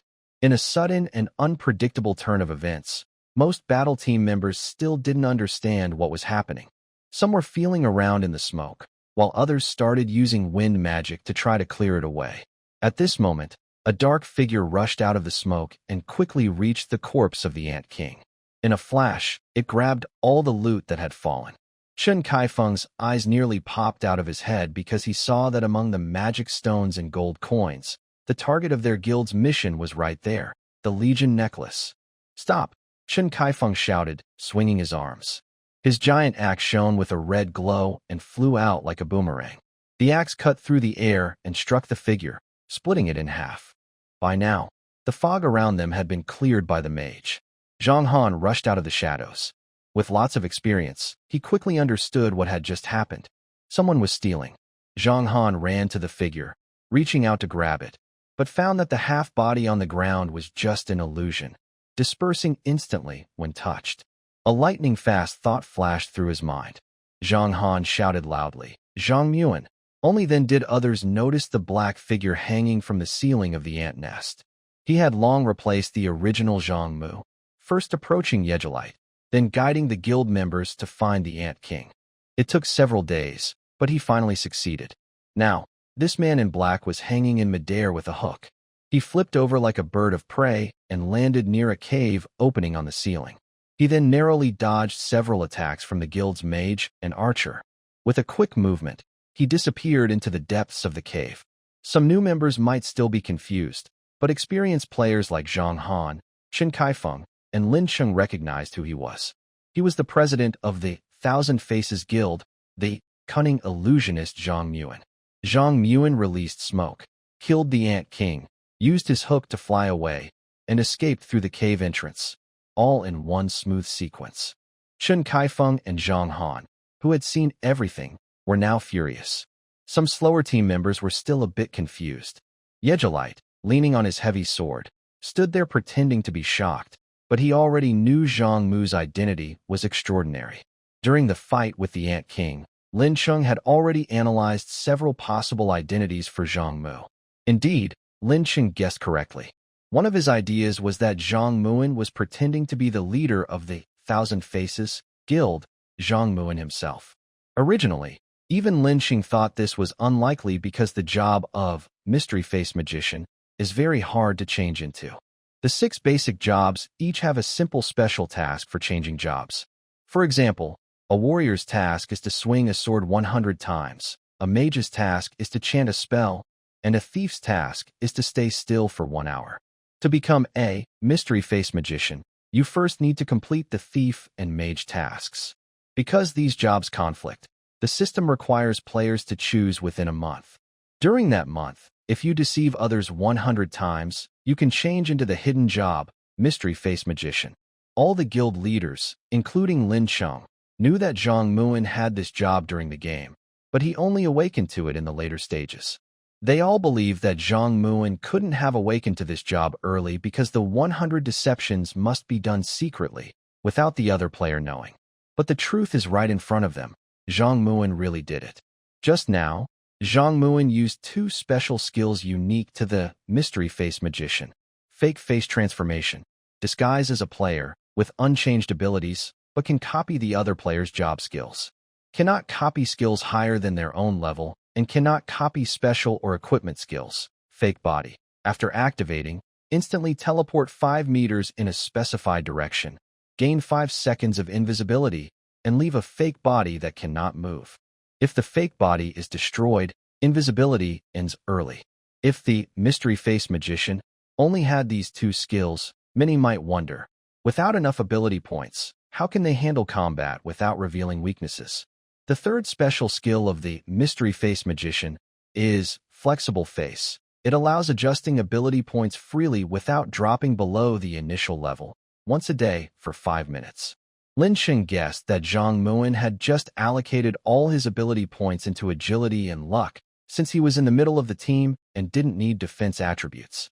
However, this also gave him much higher agility and luck attributes than his level, allowing him to escape from the guild members' encirclement. He's a strong opponent, Yigrit and Lincheng said at the same time. Meanwhile, Chen Kaifeng finally accepted reality. He took a deep breath, calmed his anger, and loudly shouted to all the members of the battle team, "Brothers present, due to my carelessness, I was outsmarted by that kid Zhang Muan. I apologize to you. Once we return to the town, all rewards will be paid as promised. For players who come to help, Blood Battle will prioritize considering you in the future. Chen Kaifeng's words immediately calmed the troops, and the fighters recovered from their anger. Can we just let this go? Asked Zhang Han. Unlike Chen Kaifeng, he was not as calm and could not accept this situation. At this moment, Zhang Han's face was red, his eyes wide, and he questioned Chen Kaifeng. Some annoyed fighters nearby also nodded in agreement. Chen Kaifeng sighed inwardly. He had been playing this kind of dungeon game for decades, leading his brothers late into the night since the days of computer games. Zhang Han was his nephew, but because they played the game intensely, Zhang Han usually called him Big Brother. Before his parents passed away, Zhang Han was entrusted to him, so he had been trying to suppress Zhang Han's fiery temper and guide him onto a steady life path. After the game entered reality, Zhang Han and Chen Kaifeng went from unemployed drifters doing odd jobs to true leaders. But Zhang Han's problems became more and more obvious. While Chen Kaifeng was thinking about how to persuade Zhang Han to calm down, Zhang Han could no longer hold back. He drew a dagger, pointed it at Yigrit, and shouted, "You also have a part in this. I've always said that Zhang Mu is not a good person, and you still believed him. Furthermore, the affairs within our guild are none of your business." Zhang Han accused Yigrit loudly, quickly stirring the emotions of some guild members, who then angrily looked at Yigrit. Chen Kaifeng wanted to speak up to stop him, but unexpectedly, Zhang Han had already become very aggressive. His body flickered like a ghost, and the tip of the dagger was instantly in front of Yigrit. With the blade forward, Yigrit did not look back. He raised his hand gently, and his left fist suddenly swung out, hitting Zhang Han's abdomen as he charged forward. A loud explosion in the air caused Zhang Han to be thrown backward, crashing into a nearby stone wall. Failed the dungeon raid. I also share the blame. I don't want any reward, Yigrit said as he stepped away from the team. Wang Pengcheng, you can stay or leave, but you need to tell me, he added. After saying this, Yigrit quickened his pace and headed back toward the exit of the ant nest along the same path. Chen Kaifeng instinctively wanted to stop him, but after a few steps, he reluctantly paused. Meanwhile, Zhang Han was still recovering, supported by some team members, coughing repeatedly. Chen Kaifeng looked down at the ground, his expression dark, lost in thought. The guild, Battle Bloodstream, had failed in this attempt. Because the boss in the dungeon was unique, the Battle Bloodstream Guild would no longer have a chance to get the Legion necklace unless the Thousand Faces Guild decided to sell it to them. As the sun set, Yigrit hurried across the barren plain, thoughts of Lin Cheng echoing in his mind. This mission went well. We successfully obtained the ant eggs from the army formation, and we learned some information about the strength of the Battle Bloodstream and Thousand Faces guilds. It doesn't matter whether the guild gets paid or not. As for Wang Pengcheng, he just needs a job. It's all the same where he goes. Let's go back first. I need to plan the next step to attract the Dragon City branch to open the Hero Village dungeon. Hearing this, Yigrit's steps faltered slightly. Opening the Hero Village dungeon meant Lin Cheng would have to find a way to break his curse. On the streets of the beginner town, Yigrit still wore his usual outfit, black full-body armor and a large broadsword. He was now walking openly on the street, but some players nearby whispered among themselves. That's the freelancer named White, right? I heard he's level 7, the highest among players now. So what? The Battle Bloodstream Guild hired him to raid the dungeon, but they still failed. I thought he would be a hot target for the 3 major guilds to fight over, but now no one cares. Yigrit paid no attention to their words and kept walking forward. He needed to leave the town and go to the dungeon to deliver the ant eggs to Lin Cheng. As for the source of these rumors, it is clear that they stem from his and the War Bloodstream Guild's joint attack on the ant nest dungeon, which ended in failure. The War Bloodstream Guild would not admit that they were ambushed by the guild leader of the Thousand Faces Guild, so they only publicly claimed that the dungeon raid had failed. Because of this failure, Yigrit's relationship with the War Bloodstream Guild cooled to freezing. The Thousand Faces Guild obviously would not cause trouble for him at this time. As for the Dragon City branch, their strategy was to let Yigrit establish his own territory, so the current situation fits their plan. Naturally, they would not interfere. Although Yigrit holds the title of the highest level player, he can only do ordinary tasks to make a living. Similarly, Wang Pingqing can only do regular jobs. Fortunately, Wang Jinlin's family has no complaints about this. This incident also boosted Yigrit's reputation, so he no longer needs to use the hidden spirit to enter or leave the beginner town. The guards at the entrance no longer question his identity. Since Yigrit is not a player, he cannot use teleportation arrays. After leaving the beginner town, he started running like a strong wind across the plains. Occasionally, he would encounter scattered players hunting monsters on the plains, but thanks to the hidden spirit, they couldn't see Yigrit at all. Yigrit's speed is very fast. He can cover nearly 100 kilometers in just a few dozen minutes. Soon, he saw a few small, unremarkable mounds on the distant grassland. After entering the dungeon entrance, he found a pair of skeletons waiting there. To save time and avoid unnecessary suspicion, these skeletons transported the ant nest eggs deep into the dungeon. Yigrit exchanged his storage bag with the skeletons, then with a flash of wind, he left the area. About 300 kilometers north of Maraton town, on a wide road, a large carriage pulled by 2 horses was speeding along. The carriage was decorated but not luxurious. This was a government road built specifically by the local empire. It was clear to anyone that this was an official vehicle. The world of Journey of the World is very vast, divided into 12 regions, each with a large continent as its main landmass. Currently, the area explored by Lin City and nearby players is only a small part of the 6th realm, which belongs to one of the 4 great nations, the Sacred Pontin Empire. Although it is called a territory, in the game, the strongest NPCs representing the nation are only around level 60.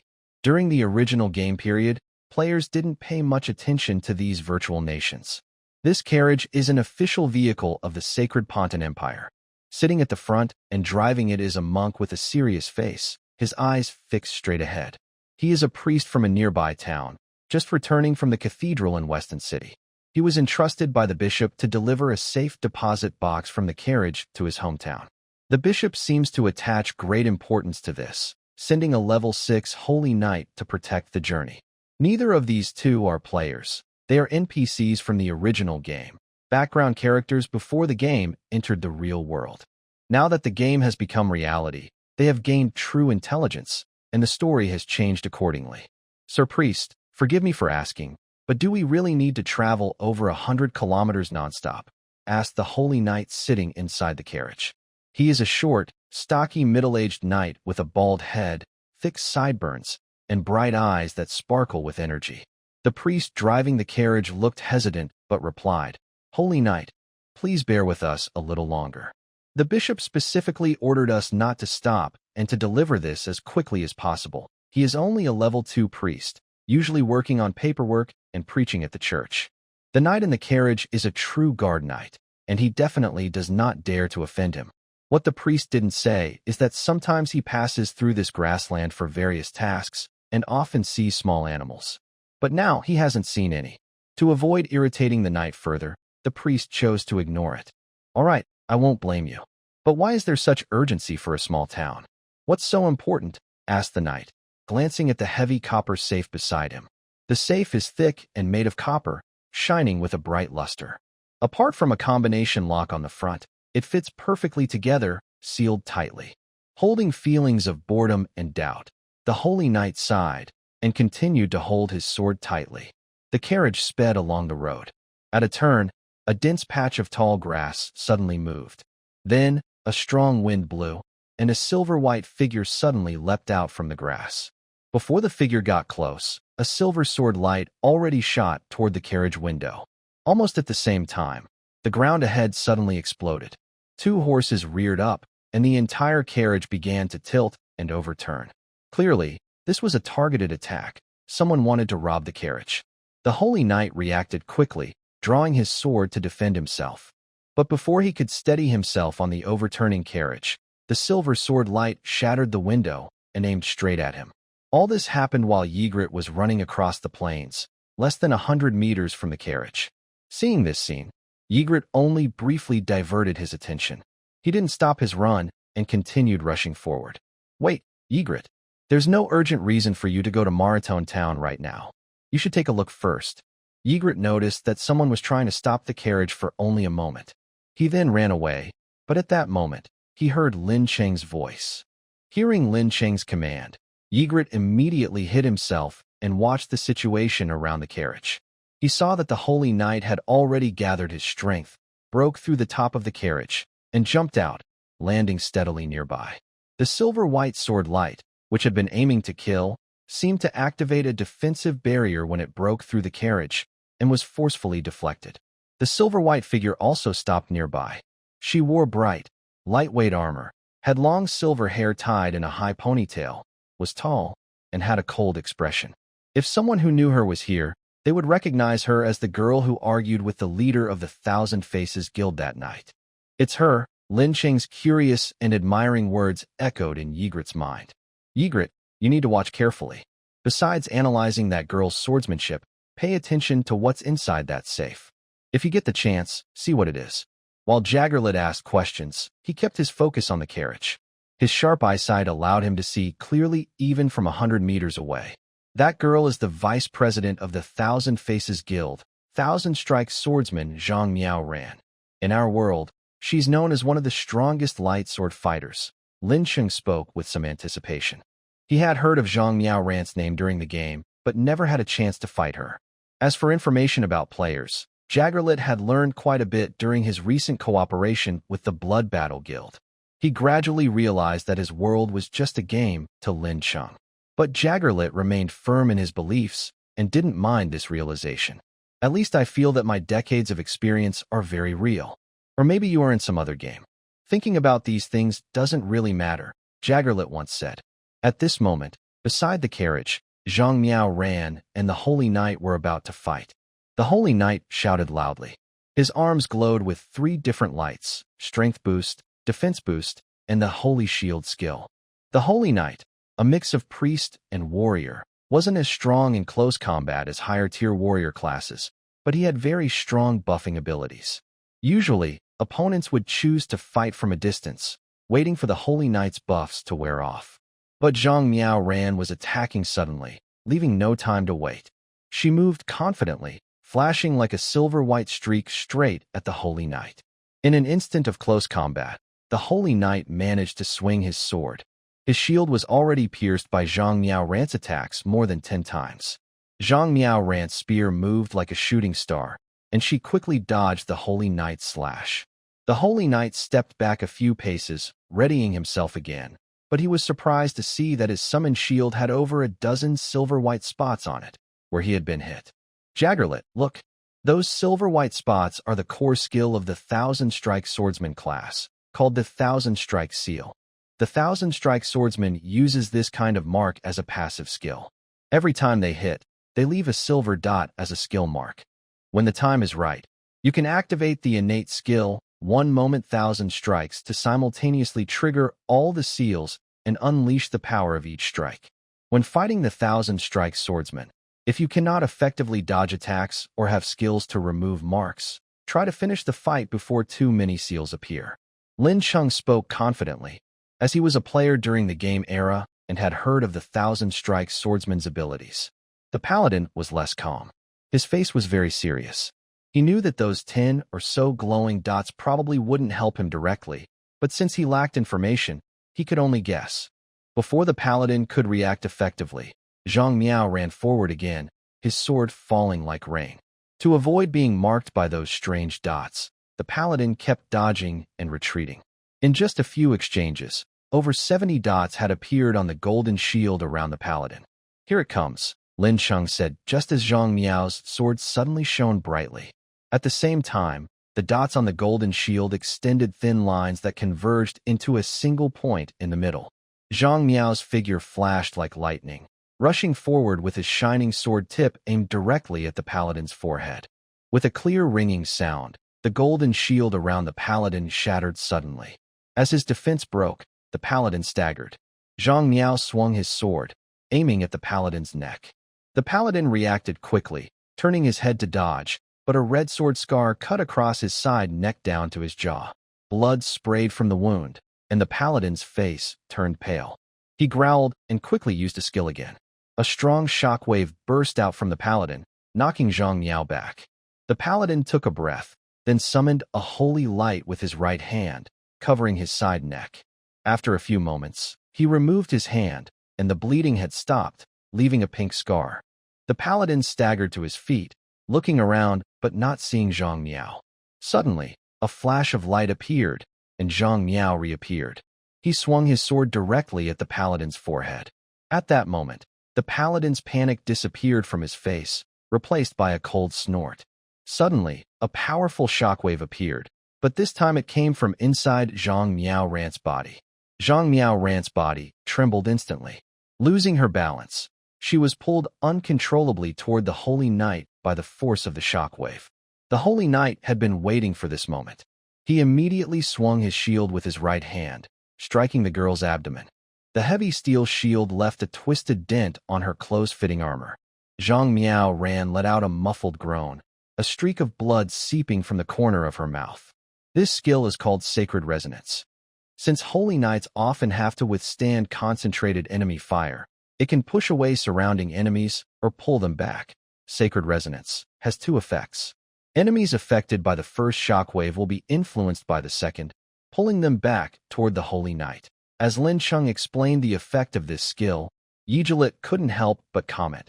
That female swordsman was too careless. The Holy Knight's strength far exceeds hers. If she loses her balance at close range, it will be the end. It is the end, but only for that guy, Lincheng replied at this moment, giving a different conclusion from Yigrit.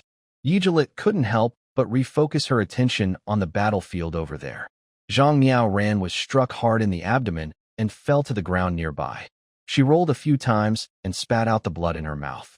The blood seeped into the mirror's surface, but Zhang Miao Ran paid no more attention. She raised her head, her eyes burning as she stared at the scar on the Holy Knight's chin. "Young lady, do you not know that robbing imperial official carriages is a serious crime? Don't resist, and I will you to the court for trial." After being injured, Zhang Miao Ran's movements were no longer as agile as before. The Holy Knight, seemingly regaining some momentum, slowly approached her with sword and shield. "Otherwise, I have the authority to execute you on the spot." The Holy Knight's eyes flashed with menace. But at this moment, he saw a look in Zhang Miao Ran's eyes. Suddenly, her body, which had curled up from the, tensed sharply. She raised her sword with her right hand, using her legs and left hand to push herself off the ground. In an instant, she shot up like a missile. As her sword burst out with dazzling light, the Holy Knight's shoulders, side of his abdomen, top of his head, and side of his neck each showed a thin white line, which eventually converged on his chest. When the Holy Knight let out a shocked cry and tried to raise his shield to block. However, Zhang Miao Ran's sword curved like a shooting star and finally struck the front of the knight's armor. With a surge of power, Zhang Miao Ran's hidden strike was triggered in an instant, forcefully piercing into the knight's chest. The knight's eyes went blank. He fell face up onto the grass with a thud. A tiny blood hole appeared in his chest, and blood gushed out like a fountain, splattering all over his ornate armor decorated with gold flowers. The priest driving the carriage had already been terrified and ran away immediately, now over 100 meters away. Zhang Miao Ran held her stomach, looking at the dent in her armor for a moment, but ultimately chose not to chase after him. When the carriage was overturned, the two horses had already broken free from their reins and galloped away. Now, only the broken carriage and the mysterious copper safe remained on the open ground. Zhang Miao Ran stepped forward and knelt down, touching the safe. She first looked at it secretly, then decided not to take it. Instead, she took out a set of lock-picking tools and began unlocking it on the spot. The safe, used for official imperial transport, was likely enchanted with magic restrictions, preventing others from easily taking it. Originally, Lincheng thought Zhang Miao Ran would choose to drag it away physically. He didn't expect this fierce female swordswoman, known for her offensive skills, to also be skilled at lockpicking. Zhang Miao Ran first drilled a tiny hole in the lock with a thin steel spike, then inserted the delicate lockpicking tool through the hole. She then bent down, turning the lock's core while listening to the intricate mechanical sounds inside. It was clear that Zhang Miao Ran was well prepared. Within a few minutes, she heard the click of the lock's spring releasing, and the tightly fitted brass door opened smoothly. A smile appeared on her face, and a flicker of excitement flashed in her eyes. She reached out and took a silk-wrapped bundle from the safe. Unwrapping several layers of golden silk, she revealed a square-shaped stone tablet. Interesting. I've heard that the Guild of 1,000 Faces is very dedicated to exploring the background story of the Journey world. This inscription on the stone tablet probably contains clues to that background story. Lin Cheng, not involved directly, could only observe through Yigrit's eyes. But even Yigrit's excellent vision couldn't see the characters on the stone tablet clearly from 100 meters away. Lincheng now only regrets that he cannot go outside. Even if he had a neck, he might instinctively stretch it now. Can't understand those words. How about you? Yigrit instinctively wanted to squint his eyes, but he quickly remembered that as an undead, he no longer had pupils. I can't understand them. I wasn't a player who focused on storylines before, Lincheng said regretfully. During the game, many players also struggled with the official made-up language in Journey World that they couldn't understand. With the efforts of players interested in the background story, this problem was quickly solved. A group of about a dozen player guilds dedicated to studying the story background deciphered the original language in Journey World and created a translation patch, which they uploaded to the player community. Players could download this patch before playing the VR game, and once inside, the game would automatically translate the text. This made playing easier for players, but it also meant that most veteran players in Journey World couldn't understand the game's language anymore. Back then, we just focused on boss fights and gear setups. Now that I think about it, without the interface, wouldn't we all become illiterate? Lin Cheng's doubts were soon cleared. Language learning could wait until later. Zhang Miao ran her eyes over the stone tablet briefly, then stored it in her inventory. Just as Lin Cheng and Yigrit thought she was about to leave, Zhang Miao suddenly turned her gaze sharply and looked directly at them. Clang! In the next moment, Zhang Miao appeared out of nowhere, her sword tip pointed at Yigrit's large sword. Yigrit, known for his boss-level reflexes, reacted instantly upon noticing Zhang Miao's gaze and prepared to block. White. Zhang Miao was momentarily stunned. The Thousand Faces Guild always valued intelligence highly, and she had heard of this recently famous figure in Maraton town. I just happened to pass by, not spying intentionally, Yigrit quickly explained, then stepped back to escape. But do you think you can just walk away? Zhang Miao clearly wasn't easy to deal with. With a flick of her sword, a streak of light shot out like a shooting star. As a master swordsman, Zhang Miao Ran is one of the best in the light sword category. His strength lies in his quick and fierce sword strikes, making it almost impossible for other sword players to react. However, in the next moment, an unbelievable scene happened. Yigrit held his sword with both hands and swung his great sword like a whirlwind. A storm of shining sword light and shadows flickered between the two. After a moment, Yigrit stepped back, his armor still black and shining, with not a single light spot left. Did he block everything? Zhang Miao Ran's pupils shrank sharply in shock, and he instinctively opened his mouth slightly. Yigrit didn't speak again.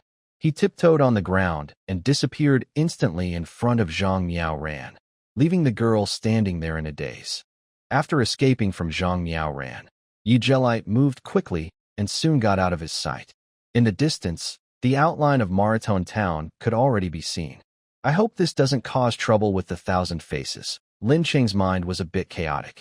It's been nearly 2 months since the game entered the real world. Lincheng gradually realized that the real threat to players isn't their unfamiliarity with the game environment, nor internal conflicts among players. The biggest threat is actually the NPCs, especially the background story characters. If even a blacksmith or a small merchant in the town can deviate from the original game plot because of their own ideas, what about others? What about those bosses? The gods in the worldview, world bosses? In this way, players focused on storylines, like the Thousand Faces, become especially important. He pulled his thoughts back and refocused on the pile of army formation ant eggs in front of him. More than 30 grayish-white eggs had been taken out by skeletons and placed in a room prepared in advance. Lin Cheng had some knowledge of architecture, so he slightly modified the room to make it a bit warmer than other parts of the dungeon. But even so, the environment still couldn't compare to the inside of an ant nest. The eggs looked a bit shriveled and dull, lacking vitality. It looks like I need to incubate them immediately, Lin Cheng said. Even though no one was around, he still muttered to himself. Usually, army formation ant eggs mature inside the queen's body, then are laid and carried to specific rooms by worker ants. When the ant king needs troops, it activates its ability to control the ants to break out of their eggs. Of course, newly hatched ants are very weak. Without the ant king's control, hatching the eggs is difficult. The dormant larvae won't wake up on their own. But Lin Cheng has his own way. Dungeon monster taming. As Lin Cheng activates his skill, more than 30 magic stones in the warehouse explode, releasing magical energy that flows toward the eggs. The young ants that haven't yet broken out of their eggs already have their own lives. Strictly speaking, they are a kind of level 1 monster. Soon, all the immature ants are controlled by Lin Cheng and are commanded to wake up. Over 30 grayish-white eggs are cocooned together, which looks a bit disgusting. Inside, the young ants are trying to bite through the eggshells with their mouth parts. After a few minutes, the young ants gradually get used to their bodies, and the eggshells open with tiny fissures. Pop! Finally, with a soft sound, one egg breaks open. A pair of white mouth parts emerge, exploring the world as they move around. Thanks to the skill, Lincheng and the young ants are closely connected, and for a moment, he feels a bit proud. One after another, the eggs are quickly bitten open, grayish-white mucus flows out, pooling at the bottom of the warm room. The newly born ants are familiar with their bodies and crawl around the room. Sometimes two ants bump into each other, touching with their antennae. Time passes slowly. The firstborn young ants have already matured. Their shells turn black and harden quickly, and their 3 pairs of claws stand upright. Although their size hasn't increased much, only over half a meter, they are now true monsters. Lin Cheng activates Insight and examines the data of one of the young ants. Name, Military Formation Ant, Level 1. Race, Military Formation Ant, Larva of Soldier Ant. Innate abilities, Swarm Thinking, Level 1, Hard Shell, Level 1, Skills, None. Current attributes, Health, 100, Strength, 6, Agility, 7, Magic Power, 0, Defense, 10, Resistance, 10, Luck, 0. Not as strong as a player, but already stronger than low-level monsters bought in bulk. Lin Cheng was quite satisfied with the numbers of the military ant formation. There were a total of 33 eggs. After removing 3 that failed to hatch, Lin Cheng obtained 12 worker ant larvae, 10 soldier ant larvae, and 8 flying ant larvae. Originally, these 3 types of ants were in a ratio of about 5 to 2 to 1. However, because Lin Cheng instructed Yigrit to pick more larger ants, there are now more fighting ants. Compared to the soldier ant larvae, the worker ant larvae have lower attributes, but are more durable. The flying ants are weaker in strength, but more agile. Lin Cheng released the ants to explore freely and get familiar with the underground city environment. Normally, without a queen or queen ant to control them, the ants would panic and run away, searching for their queen. But because of Lin Cheng's control, the ants' loyalty to him replaced their natural instinct to seek a queen. The ants are still quite weak now, but luckily, they don't need to eat minerals like lizard-like creatures to level up. They just need to grow normally. In the game, Journey World, all creatures start at level 1 during their embryo stage. They only reach the average level of their species when they mature naturally. This level is called the species level. After reaching adulthood, creatures need to work hard to level up further. Some noble species, like dragons or legendary beasts, can have a species level of dozens of levels. Speaking of which, the human race's species level is only 1. Even to match the players, that's 2. Lin Cheng muttered to himself. If the game developers hadn't also given humans the ability to learn quickly and level up fast, the human race might have been doomed once the game entered reality. By the way, there must be thousands of people banned from the game. It's not surprising if some of them got mythic races. The game enters reality, and I transform into a dragon. Sounds like it could be a good book. Lin Cheng didn't think further. He simply guided the military ants to a pile of decayed organic matter he had prepared earlier in the warehouse.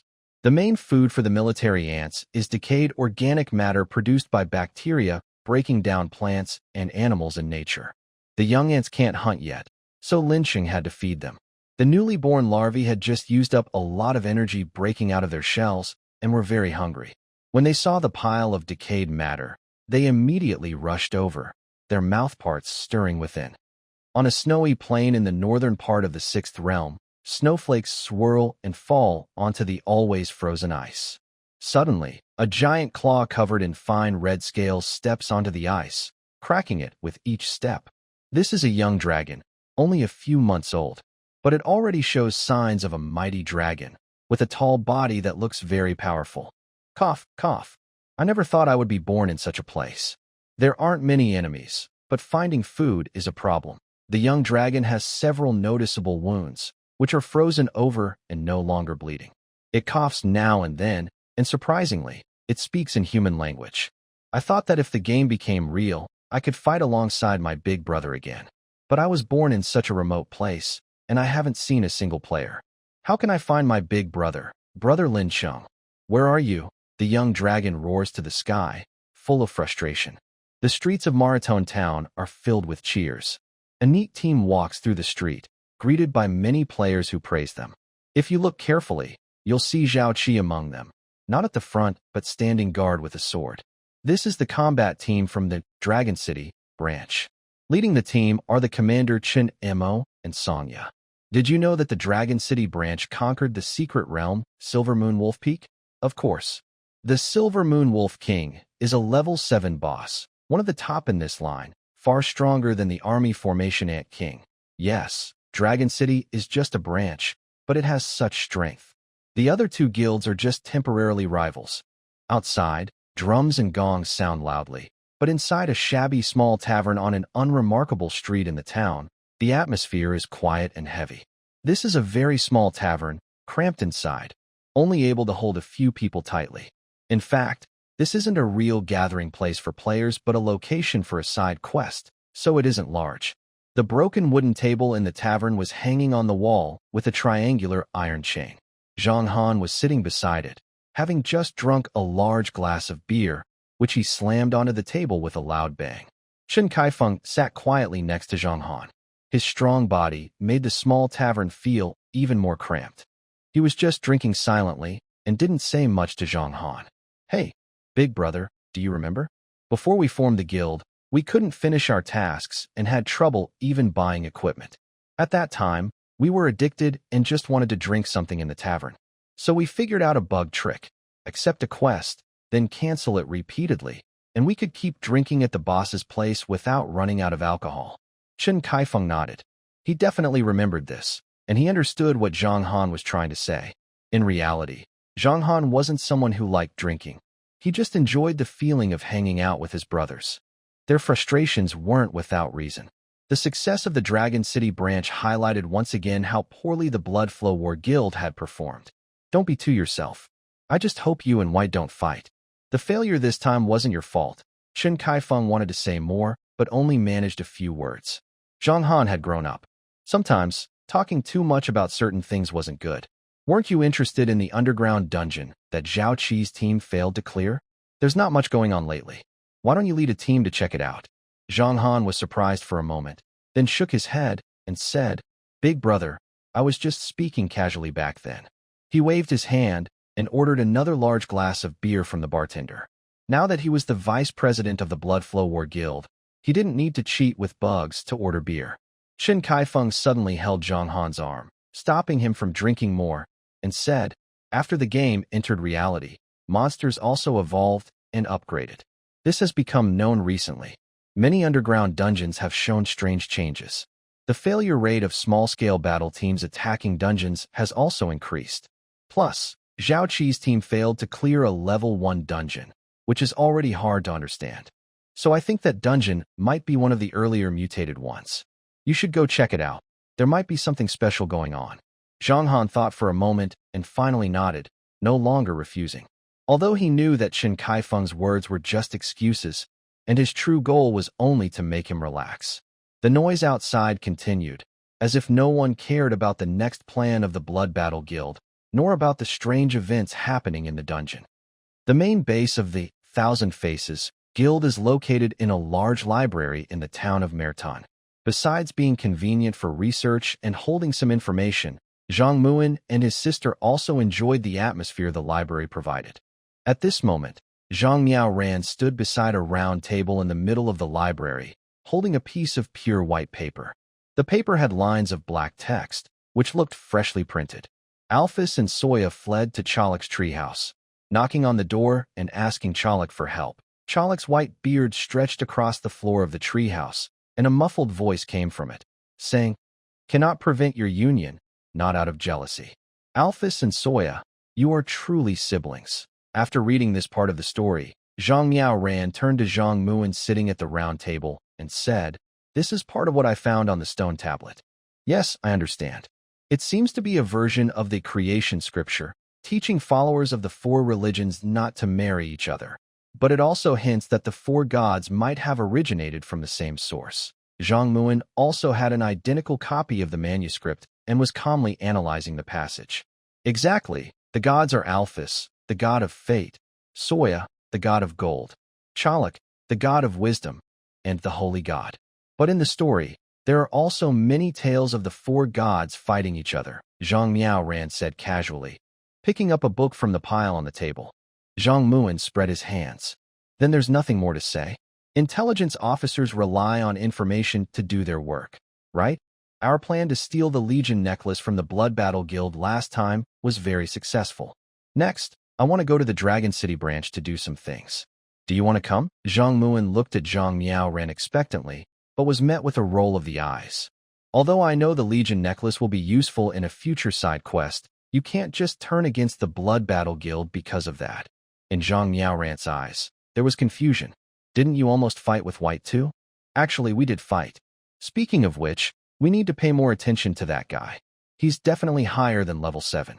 Next time he makes a move, I plan to go after him." "Simple. I'll arrange it for you," Zhang Muin said. Just as he finished speaking and was about to stretch lazily, both siblings' eyes suddenly froze. In the next moment, Zhang Miaoran's sword was already in hand, and Zhang Muin activated his ability, transforming into Chun Kai Feng. The library's lighting was dim, with many areas shrouded in shadows. From a large shadow, a figure dressed in golden heavy armor slowly stepped out. "Criminals attacking the Holy Sect's carriage, please come with me." A cold voice came from behind the golden helmet. The next moment, the already dim lights in the library went out completely, plunging the entire room into darkness. A silence fell. It has been a month since the Bloodflow Guild lost in the Army Formation Ant Nest dungeon. The game's timeline in reality has now reached the 10th week. The Dragon City branch changed its peaceful approach from before and started to expand rapidly, recruiting many new members. They attacked various dungeons near Maraton town. Recently, even a level 8 boss dungeon was conquered by the Dragon City branch. Meanwhile, the Bloodflow Guild continued its usual activities, exploring dungeons, but due to the recruitment efforts of the Dragon City branch, their new members were few, and their size was no longer as large as before. What was most surprising and frightening was the Thousand Faces Guild. 2 weeks ago, under pressure from various sides, the acting president of the guild had to admit that the president and vice president had disappeared for a week. This caused a huge shock in the novice town, and the guild's influence collapsed. After losing the only 2 level 6 players in their team, the acting president had to admit that the Thousand Faces Guild would temporarily cease all activities. Soon after, most members left the Thousand Faces Guild, and the Dragon City branch took this opportunity to recruit many players. Originally, the player alliance was made up mostly of new players from the town, with 3 major guilds each holding about 10% of the players. The rest were small guilds and solo players. Within a week, the Thousand Faces Guild almost disappeared, and the Bloodflow Guild shrank in size. Meanwhile, the Dragon City branch quickly expanded, now accounting for 20% of the total players in the alliance. At this moment, in a lounge of the Dragon City branch, Zhang Han and Zhao Qi sat across from each other, discussing something. "You mean, inside that dungeon, there's a powerful enemy that looks like a girl, and it instantly defeated all of you?" Zhang Han frowned, showing disbelief. If he hadn't matured a lot recently, he might have stood up to question Zhao Qi. The reason Zhang Han looked for Zhao Qi was to ask about information on the Lin City dungeon. After receiving orders from Chun Kaifeng to explore the Lin City dungeon, Zhang Han didn't act immediately. Instead, he became more cautious than usual. He first improved his team's setup, made a plan, and spent time negotiating with the Dragon City branch, expressing willingness to buy the intelligence Zhao Qi and his team had obtained from the Empty City branch. Yes, Zhao Qi recalled that strange experience and found it hard to believe himself. I've never shared this information outside. Only the leaders of the Dragon City branch, and you know about it. Is that so? Zhang Han stroked his chin thoughtfully. He had initially thought Zhao Qi's team failed because there was some special trap or mechanism inside the dungeon. He also considered the possibility of a powerful monster, but with their strength at the time, they would need at least a level 7 monster to wipe them out completely. It seems there's a hidden storyline in that dungeon, which wasn't discovered even during the game, Zhang Han thought to himself, becoming more certain of this possibility. I thought so too. If my guess is correct, that girl-like enemy must be very high level, probably level 10, Zhao Qi said. The dungeon's lighting was dim. Zhao Qi had only managed to meet Iris in a state of extreme fear, and could only tell she was a beautiful girl, but couldn't see her outfit clearly. I know what you're planning, but I advise you not to act rashly. Zhao Qi suddenly leaned forward and looked seriously at Zhang Han, saying, I have a feeling that you are not her match yet. Zhang Han nodded and said, I understand your idea, but recently, there have been strange changes in the monster upgrades across different secret realms. Your Lincheng branch probably knows about this. We need to investigate. Then, Zhang Han made a gesture with his hand. From the shadow beside him, a silver light flickered and shot out directly into Zhang Han's palm. Zhao Qi was surprised. Although the silver light didn't come toward him just now, if Zhang Han had intended to attack, he might have already cut his throat. Zhao Qi stared directly at the small dagger now in Zhang Han's hand and asked, Is this illusory shift? Have you reached level 7? A slight smile appeared on Zhang Han's face as he asked back, Don't your Lincheng branch fighters also reach this level? Zhao Qi was stunned and then looked down, feeling a bit ashamed. He was only at level 5 now, very close to level 6 in experience. If he regretted joining the Lincheng branch, he would definitely regret it now. If he had fought alone, they might have already reached level 6. But without the support of the Lincheng branch, it would be hard for Zhao Qi to find a place in the player alliance. So, he had no intention of leaving. Thank you for the information. As a reward, whether I succeed or fail in this mission, I will unconditionally share the intelligence I gather with you.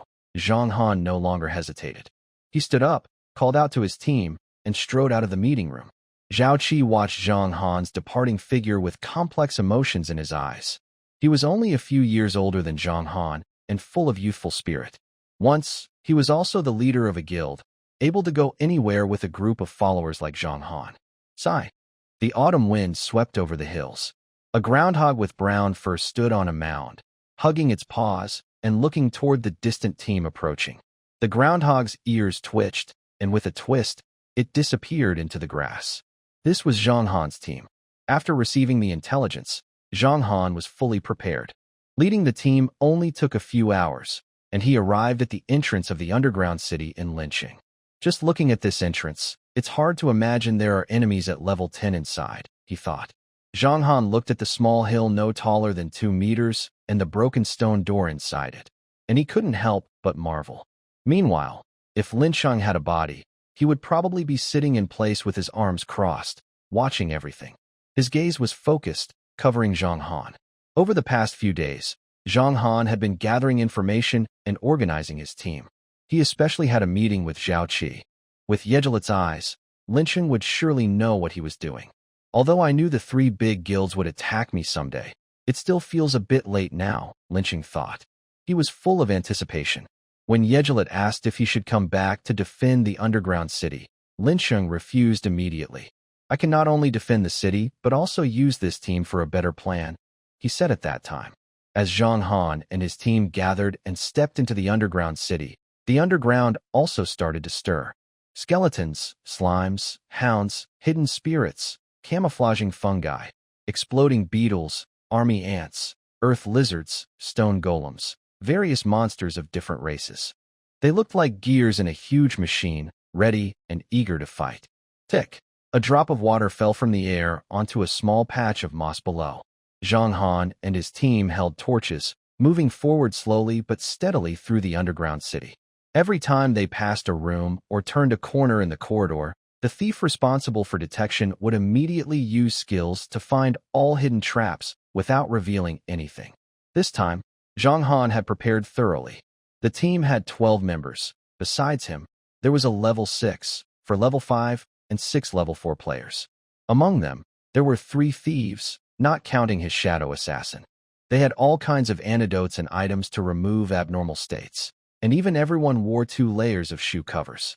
The team was on high alert. When they passed a room earlier, 6 secret doors on the ceiling opened simultaneously, dropping many slimes. This was the first checkpoint set up by Lincheng.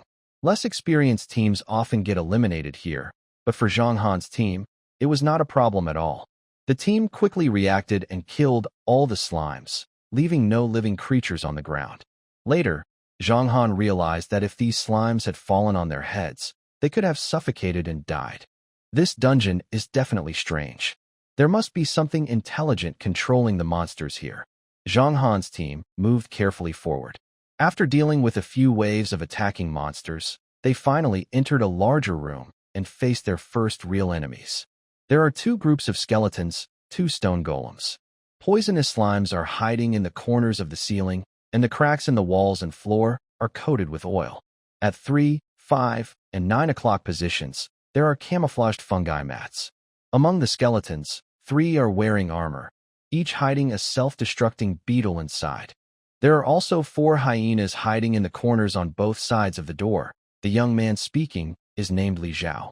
He is a thief who has focused on learning detection skills. Using a bunch of exploration tools, he almost fully understood the layout of Lincheng. Is it that sneaky? Zhang Han was about to step into the room and lead the team when he heard Li Zhao's words. He hesitated, pulling his half-forward foot back. One team enters with me.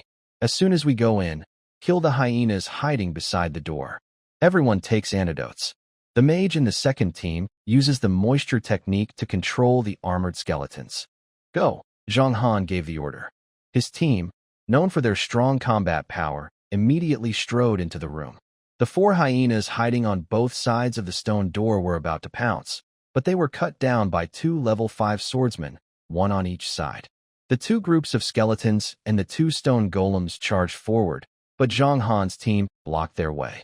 Meanwhile, the mages quickly acted. 3 clouds of mist floated over and covered the 3 armored skeletons. The moisture technique is a special spell that uses dense water mist to envelop enemies, preventing them from releasing explosive skills. This spell is quite rare among water magic users, and most water mages do not consider learning it. Zhang Han's body flickered between the shadows of the monsters. The 2 stone golems couldn't keep track of his movements. Soon, the 3 skeletons wearing armor were pierced one by one. The 3 self-destructing beetles didn't have time to attack and died instantly. Lin Cheng's spirit vision watched here, feeling a bit distressed. The layout of this room is almost top quality. Every trap and mechanism inside could kill an entire team of players. In the 3 weeks since the distribution of forces in Maraton changed, Lincheng has used these setups to kill 3 more teams of players. However, because he needs a lot of experience to level up, he is only just approaching level 7 now. Such a tough piece of iron. Lincheng was sighing when he noticed the hidden deadly slime in the room, which was being killed off by archers. The skeletons were almost wiped out. The 2 rock golems were also badly damaged by Zhang Han and others, their bodies nearly broken and unable to stand. Up to this point, Zhang Han's team remained unharmed. They only suffered minor scratches, which the team's priest quickly healed. Still not tough enough, Lincheng chuckled softly. At the same time, Zhang Han activated a shape-shifting illusion. A dagger flew out of the shadows and pierced the chest of a rock golem. As the secret spirit attached to the golem's chest cried out in pain and died, Zhang Han saw a large swarm of explosive beetles hidden among the fine sand. Get down, Zhang Han shouted loudly. The other team members immediately obeyed, all dropping to the ground. In that moment, Zhang Han felt deep regret. Why didn't he have the mage directly cast a moisture spell to cover the entire room? Of course, that was impossible. Mages simply didn't have enough magic reserves. When the explosion's flames swept through the oil in the cracks of the floor, the ground the team was lying on also became unstable. With Lin Cheng's current speed in controlling the dungeon, it would take at least several minutes to remove all the floorboards. There was no time for that now. So, Lincheng never arranged for the floor in this room to be removable from the start. The team thought their floor was just a few floating stone bricks controlled by Lin Cheng's dungeon terrain control. Although this move consumed a lot of magic stones, it was very quick to activate. As Lin Cheng removed his skills, the stone chamber's floor collapsed instantly like a child's block castle being pushed over, crumbling completely. The team members narrowly avoided the explosion's damage. While burning in the flames, they suddenly realized that the ground beneath their feet had become a vast, empty void. At this moment, Zhang Han was certain that the hidden self-destructing beetles inside the rock golems had nothing to do with the floor. This was not a trap. Someone was controlling it. Zhang Han waved his hand, and a thin rope, about the thickness of a thumb, shot out quickly from the shadows and landed in his hand. Shadow Shift is a special skill of shadow assassins, allowing them to transfer objects nearby into shadows and then send them flying toward themselves. He grabbed the rope with one hand. This emergency move was rehearsed with his teammates before entering the dungeon. The team members immediately linked hands. Not everyone could stay coordinated while engulfed in flames. When one team member fumbled, the last 4 members at the end of the line fell into the endless darkness. Water Dragon, a female mage in the middle of the team, enduring the intense pain from the flames, activated her skill. Suddenly, a powerful surge of water burst out from a deep blue magic circle in front of her, violently washing over everyone in the team. The team members clasped hands tightly. After the water washed over them, the flames finally extinguished. Start climbing from the back of the team, one by one, Zhang Han calmly ordered. His left hand was still wrapped around the rope, as if welded to it. In the dark stone chamber, the team members pulled themselves up along the rope, floating lightly like willow catkins. Whether it was Zhang Han instantly using a teleportation illusion to gain a foothold, or the female mage enduring the flames and casting Water Dragon to extinguish the fire, both showed top-level teamwork. As a result, the original deadlock only caused the loss of 4 team members. It seems everyone has been busy these past 2 months, Lincheng said. Seeing Zhang Han's team of 8 hanging on ropes and swinging above the abyss, Lincheng became worried. With a thought, a nearby room's team of skeletons and a few hounds suddenly rushed over. At the same time, a stone door that had been tightly closed because of Lincheng's arrangement opened a gap, allowing the skeletons and hounds to enter. More monsters are coming. Wang Chong. Use the Wind Eye Scroll. Zhang Han tightly held the rope with his left hand and shouted to Wang Chong, who was climbing below. Wang Chong was a level 5 warrior, originally at the back of the team. Now he had just climbed up the human ladder to reach Lisa, the female mage. Upon receiving the order, Wang Chong quickly took out an old-looking scroll from Lisa's waist pouch. A magic scroll is an item that contains a spell, created by mages who have learned the corresponding skill. Lisa, the second most powerful mage after Zhang Han, not only knew many spells, but also had the ability to turn them into scrolls. Seeing the monsters stirring, Wang Chong immediately destroyed the scroll. A strong gust of wind burst from the center of the abyss, lifting everyone in the team into the air. That's the mage's skill again. Lincheng originally wanted the monsters to destroy the ropes, causing Zhang Han's team to fall, but the plan was no longer possible. The Wind Eye spell can create a continuous hurricane lasting several seconds. In a short time, Zhang Han's team no longer needed to worry about falling into the abyss. With a thought, Lincheng ordered 4 hounds to rush toward Lisa, the female mage, with a determined attack. Lisa, use the horizontal Wind Eye. Everyone away. If the 4 hounds reach Lisa, even if they don't kill her with injuries, their weight could cause her to fall into the abyss. Seeing this, Wang Chong shouted for Lisa to act and reached out to protect her, the most vital mage in the team, behind him. 4 wild dogs suddenly pounced on Lincheng, biting and scratching him. As he fell, Lincheng summoned his last strength, tightly gripping the dogs' necks with his arms. Eventually, the force from the 4 dogs caused Lincheng to be pushed out of the hurricane's center. His body fell uncontrollably and gradually disappeared into the abyss. Seeing Lincheng die because of her, Lisa felt guilty but quickly used her wind magic. A strong horizontal hurricane swept over everyone toward the open stone door. The 7 of them rode the wind and quickly adjusted their positions, landing outside the stone door in the corridor. As soon as they landed, each person acted swiftly, defeating a group of skeletons waiting at the door. Looking at the scattered skeleton remains on the ground, Zhang Han's brow was almost furrowed, but he forced himself to stay calm and counted their losses. Only he, Lisa the level 6 mage, Li Zhao the level 5 thief, and 3 others, a bowman, a warrior, and a priest, remained. All of them were level 4. Although their recent actions had far exceeded what a low-level dungeon could produce in monsters, Zhang Han knew he must not let his guard down. The dungeon's controller has probably sealed the way and is gathering more forces. We must strike now and hit the core directly. Zhang Han quickly assessed the situation and gave orders to his team. Meanwhile, Lincheng was also thinking of a plan. This team reacts too fast. Elise might not be able to defeat them instantly. Even if she can, Zhang Han's experience suggests he might recognize this boss. My strength isn't enough yet. I can't reveal this card easily. His thoughts raced, and soon another plan took shape in Lin Cheng's mind. Under Zhang Han's watchful eyes, the corridor in front of them slowly widened. The surrounding stone walls moved apart with a loud rumble. At the same time, the torches on both sides of the walls ignited spontaneously. In an instant, the previously dim corridor was brightly lit as day. Everyone in the team became alert. Zhang Han stared straight ahead at the corridor. Although he didn't know what the changes in the dungeon meant, Zhang Han was sure this was not the dungeon's owner welcoming them. The darkness in the corridor, untouched by the torchlight, swayed slowly. A blurry figure gradually emerged from the darkness and moved toward the light of the fire. After Zhang Han saw the figure clearly, his eyes suddenly widened, and he instinctively stepped back.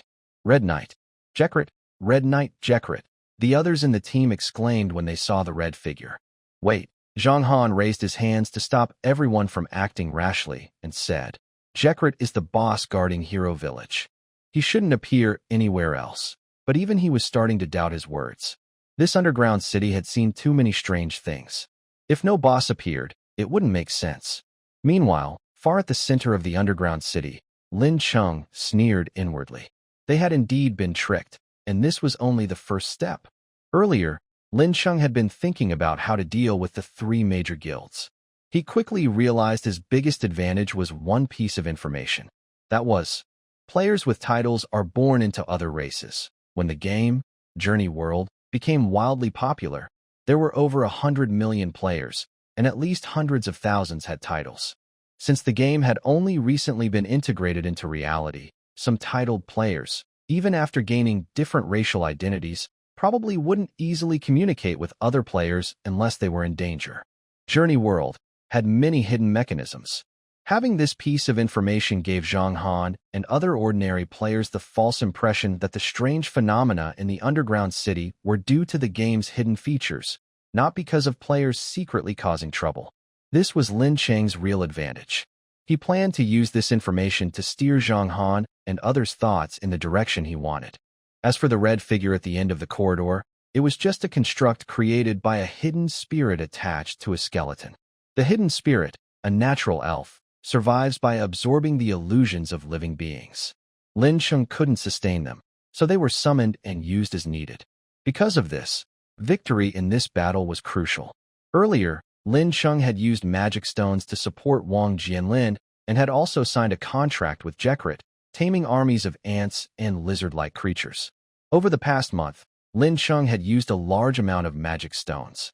Even though some teams were destroyed during these days, and some reinforcements arrived, the magic stone supply is almost gone, with only a few dozen left. Fortunately, Lin Cheng has seen the true form of Yigrit, or else the hidden spirit wouldn't be able to create other things out of thin air.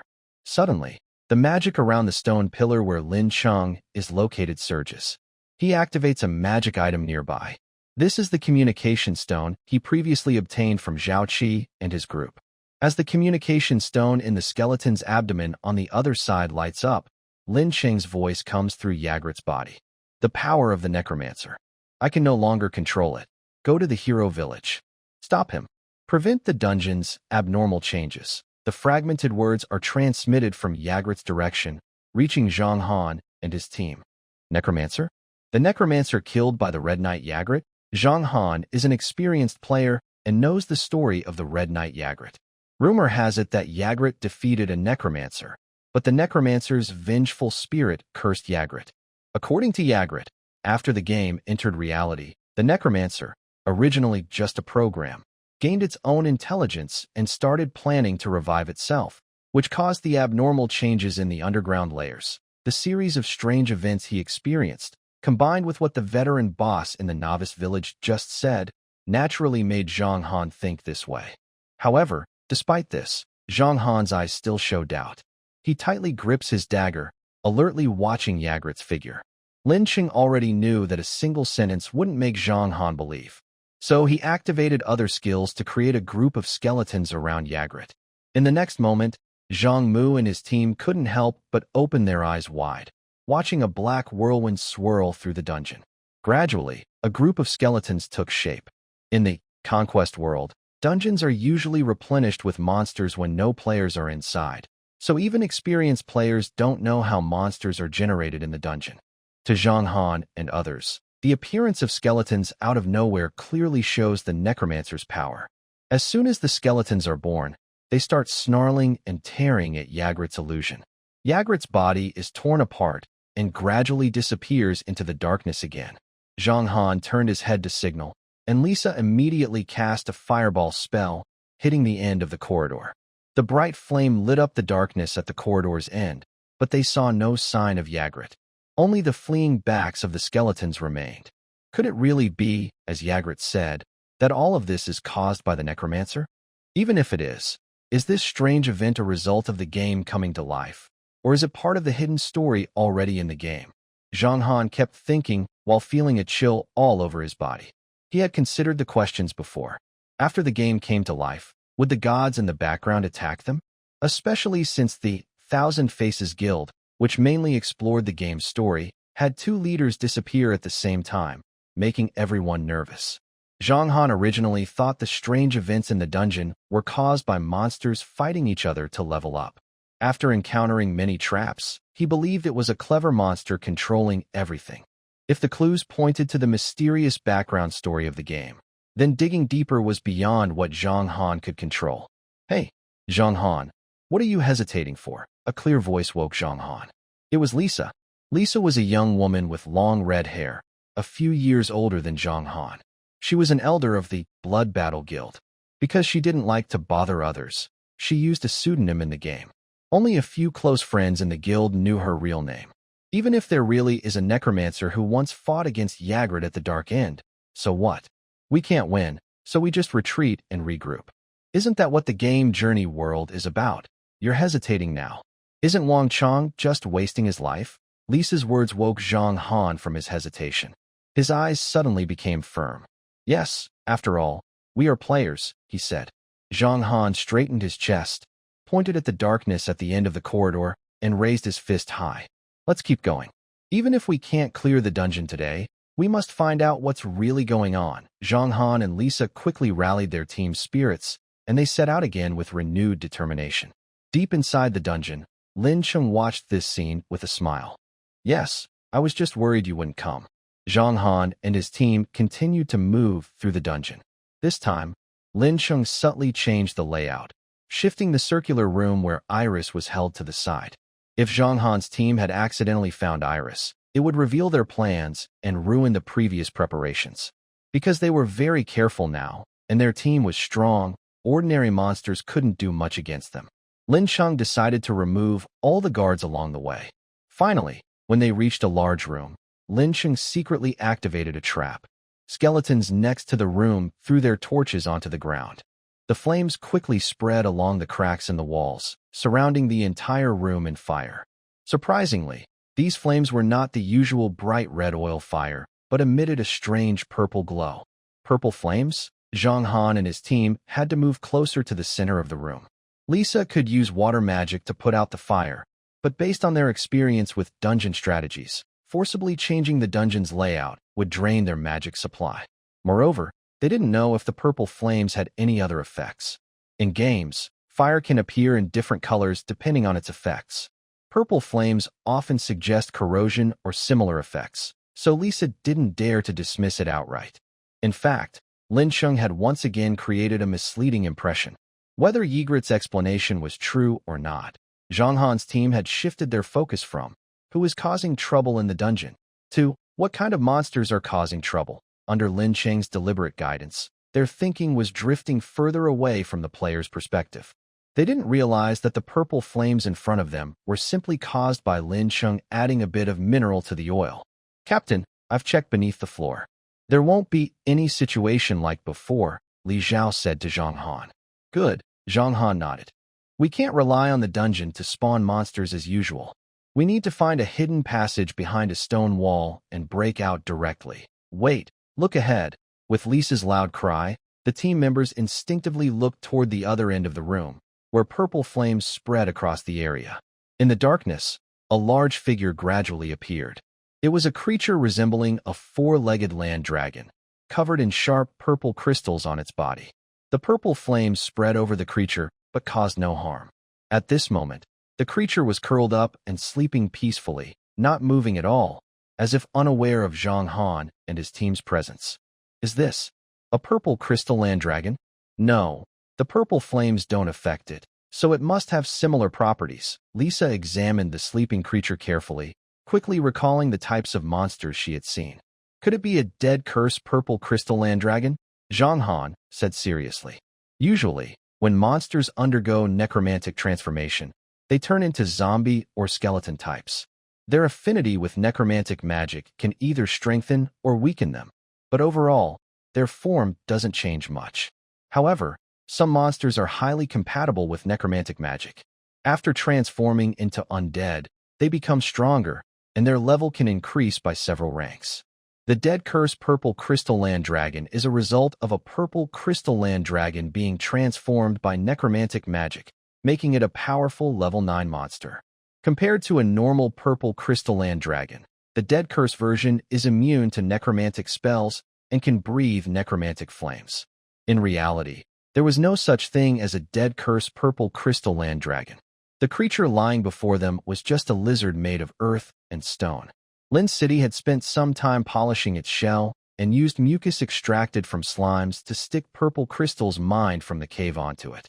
With the dim dungeon lighting and specially prepared purple low-temperature flames, the earth and stone lizard looked as if it was a dead cursed purple crystal land dragon, giving off an oppressive feeling. In fact, this was a very poor disguise. If Zhang Han and his team weren't afraid of purple flames and didn't approach too closely, they would have seen the flaw. But after their previous experience, they dared not act rashly. They delayed time and deepened their impression of the Yigrit creature. The dead cursed purple crystal land dragon is a result of a purple crystal land dragon being transformed by necromantic magic. Could that necromancer really be nearby? One team member couldn't help but wonder. "What should we do?" "I just detected a passage behind the stone wall at the 2 o'clock position on the right. We can leave through there," Li Zhao suggested to Zhang Han at this moment. "After all, if it really is the Death Curse Amethyst Earth Dragon, our team alone would definitely not be able to defeat it." Zhang Han quickly made a decision. "Let's go. Don't wake it up." At the same time, Zhang Han secretly decided that the cause of the trouble was likely the Necromancer. After this, no matter the outcome, he planned to gather information from Hero Town. Following Zhang Han's signal, everyone moved slowly toward the stone wall, careful not to wake the Earth Dragon. When they reached the wall, a bowman in the middle of the group suddenly lost his footing and knelt down. "I can't move anymore. It's so strange." The archer gritted his teeth, trying to stand, but found himself weak and feeling a dull pain in his joints. Zhang Han waved his arm, sensing a faint change in his own body, and exclaimed, "Wait, this fire is poison fire." Yes, Lin Cheng had added deadly poison slime extract powder into the purple fire from the start, gradually increasing the amount during the process. Once inhaled through the nose into the lungs, the poison powder takes time to act. Although Zhang Han and his team only just started feeling it, they had already inhaled a significant amount. "Break open the stone wall quickly. We should leave first and then detox," Zhang Han ordered. But how could Lincheng miss such an opportunity? Just then, the Earth Dragon in the middle of the room moved. The earth lizard slowly stretched its body, looked at Zhang Han's team, and then opened its mouth, preparing to spit something out. Necromancer fire, stand behind me, Lisa reacted quickly. She took a step forward, swinging her staff, and a thick water wall appeared in front of them. However, Zhang Han's team was completely unprepared for what was coming. As the earth lizard opened its mouth, a large amount of acidic liquid gushed out, passing through the water wall and splashing onto them. Meanwhile, the escape route that Li Zhao had explored earlier was once again blocked. The ceiling tiles above the hidden passage collapsed, caused by Lin Cheng's trick, and this time, almost the entire underground fortress's forces fell from the ceiling. Zhang Han and his team struggled to stand up, their bodies badly hurt by poison and acid burns. They looked outside the stone wall and saw countless wild dogs, skeletons, and slimes rushing toward them. This was a true full-scale attack in Lincheng. 7 members of Zhang Han's team were surrounded by hundreds of monsters and quickly overwhelmed. In the dim dungeon, most areas looked old and dark, just like usual. Only one part caught the eye. It was a place near the stone door, where many monster corpses were piled up. Broken bones and torn flesh were mixed together. A few remaining skeletons, scattered and unorganized, were using their bones to dig through the pile. Sometimes, they found armor, weapons, cloaks, or staves. The skeletons would wipe off the blood on them and set them aside to dry. Meanwhile, Lincheng's main body was far in the center of the underground city, watching everything and thinking deeply. This battle had cost Lincheng a lot. Zhang Han's team fought desperately and almost wiped out all his low-level monsters. 2 stone golems had their cores destroyed earlier and couldn't regenerate. The hunting dogs were all defeated, and only a few skeletons remained in front of him. Besides the slimes, camouflage fungi, stealth spirits, and self-destructing beetles, Lincheng's main fighting force now was just the earth lizard and the army ants. I didn't use the army ants to avoid raising Zhang Han's suspicion. I'm not sure if that was good or bad, but Lincheng only felt a little regret, not remorse. After all, these monsters could be mass-produced. After defeating Zhang Han's team, Lincheng's level officially reached 7, even taking a small step toward level 8. His skills also improved. Dungeon item transfer reached level 3. Dungeon terrain control reached level 2. Dungeon monster taming reached level 2. However, dungeon monster creation remained at level 5 due to the size limits of the dungeon. Lincheng was also surprised to discover a new skill, Spirit Independence. Out of curiosity, Lincheng immediately activated his skill. Soon, he realized his consciousness and vision were gradually drifting away from the stone pillar. After the skill finished activating, Lincheng used his mind to control himself a little. To his surprise, he found he could move. At the same time, he still maintained control over the underground city while moving. Great. Lincheng was about to feel happy, but suddenly he noticed his magic power was draining very quickly. If he kept this up, he would only have about 10 minutes of activity time. After realizing this, Lincheng didn't dare to wander further. He quickly transferred his spirit back into the stone pillar, and the magic power stopped draining. Magic power consumption is so high, he thought. He looked at his status panel, which showed he had 72 free ability points. As a synthetic spirit race, each level up gives him 12 free ability points. Now that he's level 7, he has 72 points. Just as Lincheng was about to comment that this skill didn't seem very useful, he suddenly had an idea. He called a skeleton over. He guessed that, as a synthetic spirit, he might also belong to the elf race. If that's true, then after activating the Spirit Independence skill, he should be able to attach himself to other creatures, like how the hidden spirit attaches to the Yggdrasil. After the skeleton arrived, Lincheng activated the Spirit Independence skill again. He separated himself from his body and slowly moved toward the skeleton. Soon, he felt a natural instinct guiding him to attach to the skeleton. In this state, Lincheng found he once again lost the ability to move freely. He could only move along with the skeleton. To leave, he would need to activate the Spirit Independence skill again. Then I can just wander around the city, even if it's not very useful, he thought. But just as he said this, he suddenly heard a crisp from the skeleton's surface, forming a that was gradually widening. Lincheng quickly reactivated Spirit Independence, transferring his spirit back into the stone pillar. After thinking for a moment, He finally understood what was happening. When spirits attach to other creatures, if that creature's level is lower than the spirit's, it will cause pressure on it. This can also be seen in the original game background of the World of Conquest, where low-level spirits attach to high-level creatures, but there are no examples of high-level spirits attaching to low-level creatures. Thinking of this, Lincheng turned his gaze back to the stone pillar he was standing by and carefully examined the engraved words. However, he found he couldn't understand them. Lincheng guessed that this stone pillar must have been cast with a special magic, allowing even non-living things to be attached to spirits. It seems I need to have Yigrit come back for a visit. I originally thought I could only control this from behind the scenes. With this ability, Lincheng's actions became much easier, especially since he was about to lead the various guilds of Maraton town into Hero Village. For a moment, Lincheng felt very happy, even more so than the frustration from the recent battle in the dungeon where most of his strength was lost. Meanwhile, the skeletons had finished dividing the items left by Zhang Han and his group, and they also moved the remaining monster corpses back. When Lincheng first inherited the dungeon, there were enough corpses, about 1,000, to summon monsters. Now, half of them had been used up. The recent collection of some monster corpses only added a few dozen, which was a small help. As for magic stones, after this operation, Lincheng's supply was completely exhausted. However, he was pleasantly surprised to find about 100 magic stones in Elise's personal equipment. As expected of the veteran of the Battle Bloodstream Guild, she has a lot of magic stones on hand. Similarly, Lisa and Zhang Han's equipment, at their level, was top tier. Roughly estimating, their total value was worth several hundred magic stones. Not bad. Next time Yigrit comes, I'll take these items with me. Since Lincheng gained the skill of spirit independence, he had been thinking, since he is also an artificial spirit, could he attach himself to the stone pillars of other dungeons? If possible, not only could he gain a new resource-rich dungeon, but he could also increase the level of monsters there. Moreover, the limit on dungeon size mentioned in the dungeon monster creation skill would no longer apply. Everything depends on the outcome of the Hero Village dungeon. The next steps will be very important.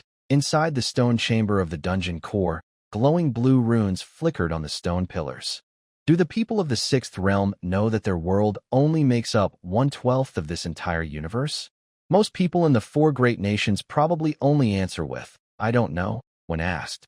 Thanks to the strict control by the four great gods, the four empires keep their people under tight watch. In the capital of the Holy Pandon Empire, deep underground, there is a prison. The Old Stone Prison is divided by iron bars, with only simple daily items and 2 straw beds inside. Zhang Miao Ran and Zhang Emoan sit on separate straw beds, bored, staring at the ceiling of the cell, occasionally talking. Unlike Zhang Miao Ran, who frowns and shows worry about the future, Zhang Emoan looks very relaxed, crossing his legs and swinging his left foot casually. "It's my fault.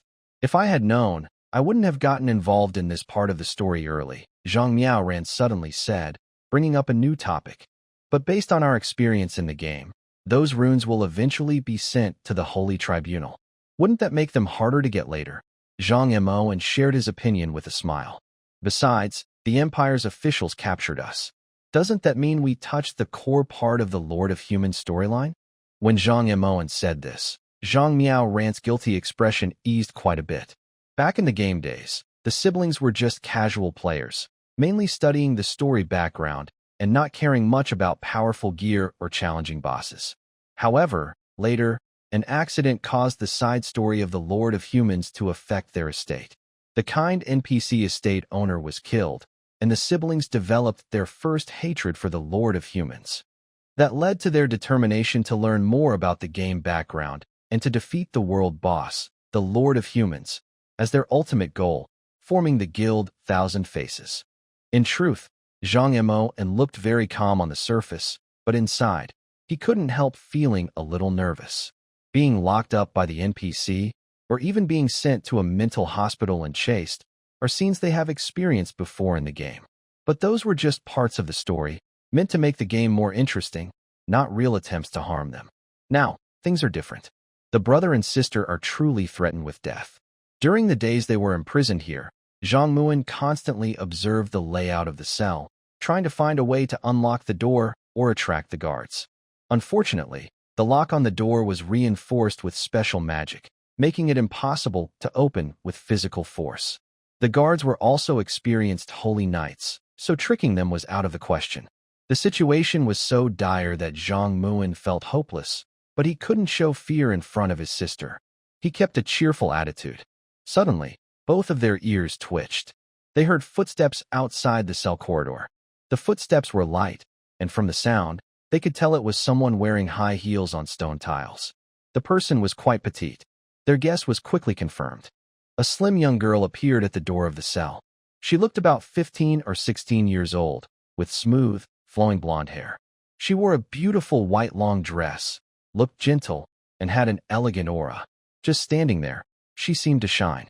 "Your Holiness the Saint, good day." Zhang Muin was the first to stand and bow. Seeing Zhang Muin, Zhang Miao Ran was momentarily surprised, then quickly reacted and also bowed. The girl in front of them was Alice, the holy maiden of the Sacred Pontin Empire. As a key character in the mid-to-late story of the Sacred Pontin Empire, and a high-level NPC priestess, Alice was very well known in the game. If players wanted to explore the storylines of the Sacred Pontin Empire or find a priestess for purification in the imperial capital, they would inevitably encounter her. Although it was unclear what her visit meant after the story changed, Zhang Muin responded quickly and bowed. Alice was a bit surprised to see Zhang Muin recognizing her identity. She slightly nodded and returned the bow, then took out a key and unlocked the door. Following this, Alice smiled slightly and said to them, "Please come with me." The brother and sister were surprised. After exchanging glances, Zhang Muin led the way out. They walked along the corridor outside the prison cell.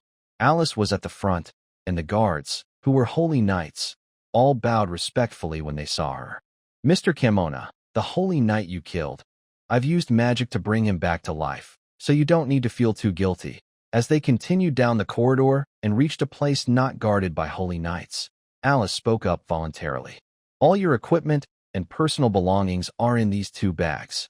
I am returning them to you now." She took out 2 storage bags from her pocket and handed them to the siblings. "Is the holy maiden going to let us go?"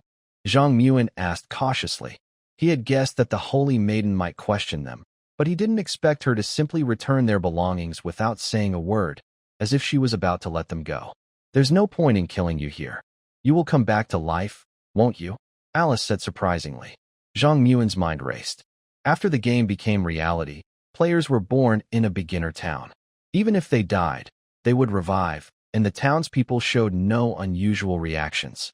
Now that Alice had brought this up openly, it showed she could respond to such phenomena and even had some understanding of their identities. Don't worry too much. In fact, the high levels of the Empire have already reacted to many people like you, but this understanding seems to only work for powerful professionals. Once it reaches the lower ranks, soldiers' perceptions are reversed by some unstoppable force, so the planned suppression operation against you has been delayed. Alice turned her head to look at the siblings. Her face was young, but her eyes seemed deep and unfathomable. "I want to remind you not to rely entirely on your past experiences here. Your time is running out. Once the higher-ups figure out your connection, they won't tolerate your existence. Let's go quickly. Turn right ahead, and you'll see a cave entrance that leads directly outside the capital." Alice finished her sentence, took a step forward, and moved to the side of the corridor to clear the way. Zhang Miao ran his mouth, wanting to ask a question, but he didn't speak. "What's wrong? Worried about me?" Alice smiled. "Don't worry, things won't be exposed because I didn't plan to hide anything. I openly let you go, so what? Just go quickly and find clues about the ruler of humans." The brother and sister were confused at first, but Zhang Muin knew it wasn't the time to ask questions. He grabbed Zhang Miao and ran out of the prison. Following Alice's instructions, they quickly left the capital through that passage. Under the night sky, Zhang Muin looked back at the brightly lit imperial city and stayed silent for a long time. Zhang Han opened his eyes. The moldy spot on the ceiling was still there, light yellow in the upper left corner, just like his face. His breathing returned before his consciousness did. The feeling of his chest rising and falling was strange yet familiar, like slipping into an old shirt he always wore. The cuffs were slightly tight, but every fold fit perfectly. He lay there for 3 seconds, listening to his heartbeat. Thump, thump, thump, steady like an old clock that keeps ticking despite being worn out. Is this what death feels like? Zhang Han sat up, looking a bit pale. It's hard to imagine that just a few minutes ago, he was struggling in a pack of wolves and slimes. Until his last bit of strength and magic were gone, he couldn't escape the sudden monster group. He had already seen Yigrit, just a little more.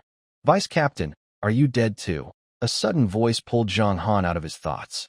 It was a member of the Iron Blood group on duty at the hotel. I was careless and didn't dodge, Zhang Han sighed helplessly. He looked at his stats panel, which had dropped to level 6. He had indeed lost a level, and the points he had gained when leveling up to 7 were gone. This dungeon exploration was very tough. Zhang Han, one of the strongest members of the Iron Blood group, had fallen back to level 6. He also left his equipment behind, which made him feel heartbroken just thinking about it, not to mention the gear of other team members. This time, the gains were quite significant. After learning about a plot change involving Little Light, if the Blood Iron group can seize the opportunity and advance to clear the Hero Village dungeon first, the benefits will be much greater than expected. Thinking of this, Zhang Han stopped the duty member and said seriously, "Where is the leader? I need to see him." Knock, knock, knock. Leader, the vice leader and their team have returned. Come in. Zhang Han pushed open the heavy door of the leader's office. The smell that greeted him was a mix of leather and old sheepskin paper. Big brother, I'm back. Hearing the voice, Chen Kaifeng peeked out from behind a large desk. His face looked tired but also worried. Since the arrival of Conquer the World, strange reports kept coming in. Just reading through those reports was enough to give him a headache. Now he knew that exploring the dungeon normally shouldn't be so fast. Even traveling back and forth usually took hours. Only if someone had died and come back could it be so quick. Zhang Han's serious expression confirmed this. How does it feel to have died once? Not too bad. Seeing Zhang Han like this, Chen Kaifeng felt nervous and asked with concern, "The dungeon really has many problems. It's completely different from what we saw before. We almost just missed the boss on our first try. Thanks for your hard work, brother. More than that, I suspect the sword-wielding boss Zhao Qi saw earlier is related to Yigrit." At this point, Zhang Han recounted everything he saw in the dungeon, including the strange Yigrit shadow and the description of the Necromancer given by Zhao Qi. "So, you think the abnormal changes in the Hero Village dungeon caused the changes in that dungeon, and that it was actually used by the Necromancer for resurrection experiments?" Chen Kaifeng looked at Zhang Han with surprise. Perhaps because of the changes brought by Conquer the World, the once young subordinate had grown up. This change was not just physical. After experiencing the Red Ant dungeon and this recent exploration, Zhang Han had truly transformed in a meaningful way. Although he lost his equipment and levels, Zhang Han's transformation still surprised Chen Kaifeng. Moreover, he gained valuable intelligence about the Hero Village dungeon. In his eyes, this harvest was quite worthwhile. This dungeon trip really wasn't a waste. It truly wasn't. But the Hero Village dungeon is different. That's a real level 10 dungeon. Even with our intelligence advantage, we should think carefully before acting. Chen Kaifeng patted Zhang Han's shoulder, his expression relaxing, but he still smiled. "You did very well this time, Zhang Han. I'm happy to see your progress. You're much calmer than before. If one day I disappear like Leader Qin Yan, I can confidently entrust the Blood Flow Guild to you, big brother. Enough. Look at you. Wait a moment. I have something for you." Chen Kaifeng suddenly remembered something. He squeezed out from his large desk, tapped his finger, and took a package from the system. He handed it to Zhang Han. "This equipment recovery will take some time. I didn't have time to prepare anything. These 1,000 magic stones were originally meant for your birthday gift. Use this money to recover well. As for the birthday gift, I'll prepare something else for you later." When Zhang Han took the package, he didn't rush to open it. Instead, he put it directly into his backpack. Because of the Conquer the World system, large items could be stored in a player's special bag. So Zhang Han didn't realize there were actually 2,000 magic stones inside. After hearing Chen Kaifeng's words, he hurriedly took the package out of his backpack again. But Chen Kaifeng already stood with his hands behind his back, watching him with a smile. Zhang Han wanted to return the package but didn't know where to put it, as if holding a hot potato. "Big brother, this is almost enough to cover half a month's income for our guild. Don't tease me. Only when he saw Chen Kaifeng's face turn serious did Zhang Han realize that his brother wasn't joking. 2,000 magic stones. Enough to double his original equipment, or even more. If he spent it all, he might become even stronger than he was at level 7. Zhang Han, since the last time we faced the ants in the military formation dungeon, our guild's strength has greatly declined. Originally, the army necklace could solve these problems, but it was disrupted by that guy from the Thousand Faces Guild. Luckily, you reached level 7, which eased the situation, but now, Chen Kaifeng looked serious as he watched the busy people outside the window. His tone was a bit helpless. Currently, in this new player village, less than 1/10 of the resources can be used by the blood battle stream, and those resources are still shrinking.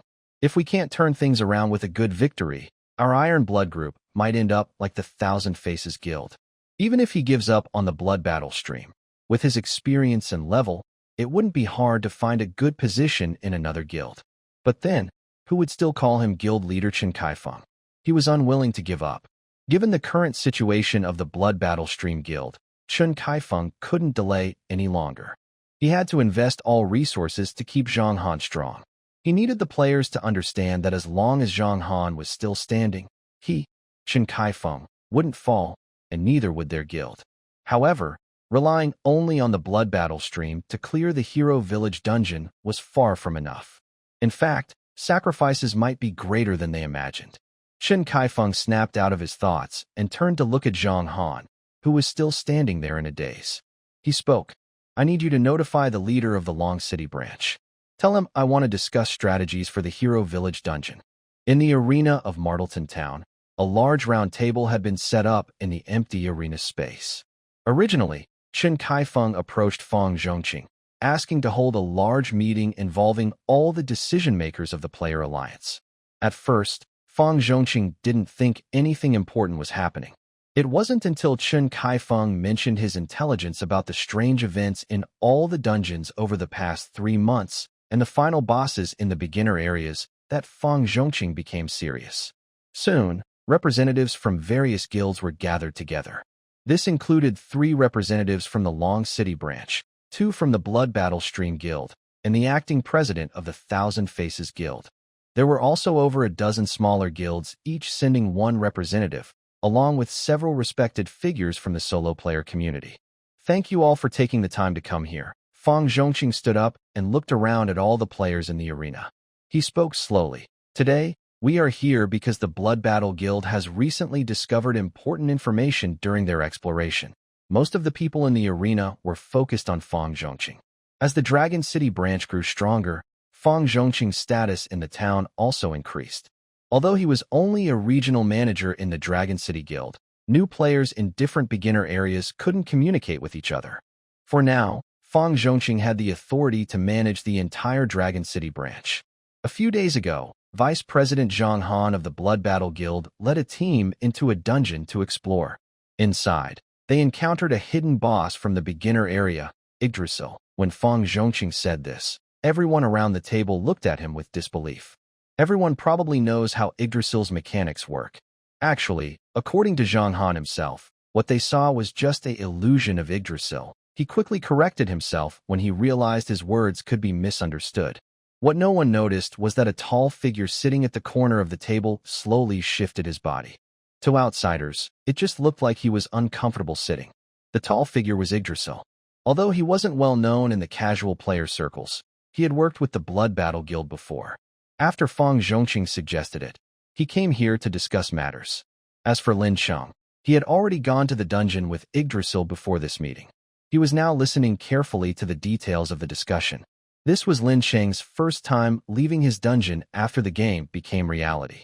Besides being amazed and surprised by the outside world, he knew he had to seize every opportunity to learn about the players' information. Looking at their gear, Songya and Chun Mo are still following the same path as before. Fang Zhongqing seems a bit different. I haven't seen him many times, but I think I won't mistake him, Lincheng thought silently as he listened to Fang Zhongqing speak. The arena was very quiet. All players were focused on listening. Before Fang Zhongqing finished speaking, no one raised any questions or objections. Soon, Fang Zhongqing explained Zhang Han's experiences and observations in detail. Lin Cheng was pleased to see that Long Cheng and Zhan Shuelu had not changed these facts for any reason. Overall, the Zhan Shuelu Guild's request is for the Player Alliance to work together and investigate the true cause of the incident in Hero Village. Although I am the one speaking, the story was told to me by Zhang Han. After Fang Zhongqing finished speaking and sat back in his chair, the previously quiet arena suddenly erupted in activity. If Zhang Han's words are true, then our understanding of the boss Yigrit is limited. This means there could be new enemies or even hidden bosses. It sounds a bit bad to say, but it's very exciting. However, only members of the Zhan Shuelu Guild have witnessed everything. The evidence might not be enough.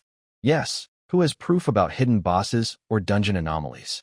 As the discussion reached its peak, Fang Zhongqing also spoke up, sharing his opinion. If the Zhan Shuelu Guild expects the entire Player Alliance to act based on this alone, that's probably unrealistic. Fang Zhongqing is a respected figure. His words immediately put the credibility of the Zhan Shuelu Guild's claims under scrutiny. Many people looked at Chen Kaifeng, hoping he, as the guild leader, could give some explanation. Zhang Han was also surrounded by many gazes, and his face looked a bit unhappy. Everyone, please listen to me. Chen Kaifeng finally spoke. His voice was loud and clear, calming the noisy crowd. I understand that you may not believe our words right now. The Zhan Shuelu Guild will not force the Player Alliance to act, nor will we do anything rash. We are simply reminding everyone out of basic humanitarian principles and the spirit of helping each other among players. Chen Kaifeng is a smart man. He knows that aiming too high might lead to lower results. He never thought that just by speaking, he could make the entire Player Alliance move together. If this meeting was just to remind everyone, the outcome might be that the Zhan Shuelu Guild was accused of stirring up trouble. When Chen Kaifeng made his statement, some people who were about to question him suddenly didn't know what to say. Fang Zhongqing was also surprised. He thought Chen Kaifeng would argue strongly and try to get the Player Alliance to support his decision, but he didn't expect him to back down so quickly. Then, if most people decide not to take action, we can wait and see for a while. Let's end this meeting here. In the end, Fang Zhongqing decided to end the meeting first. Without solid evidence, arguing further wouldn't lead anywhere. But at this moment, a louder voice than Chen Kaifeng's interrupted him. I have proof. Everyone turned to look, including Chen Kaifeng and Zhang Han, who looked surprised. The speaker was Yigrit, or rather, the Wandering Man White. I have evidence that shows the Necromancer did indeed take action, and the dungeon really experienced strange changes. Yigrit spoke as he stood up, his heavy armor making a clanking sound, giving off an invisible sense of authority. Yigrit's words immediately drew everyone's attention. Some wanted to ask questions, but didn't speak.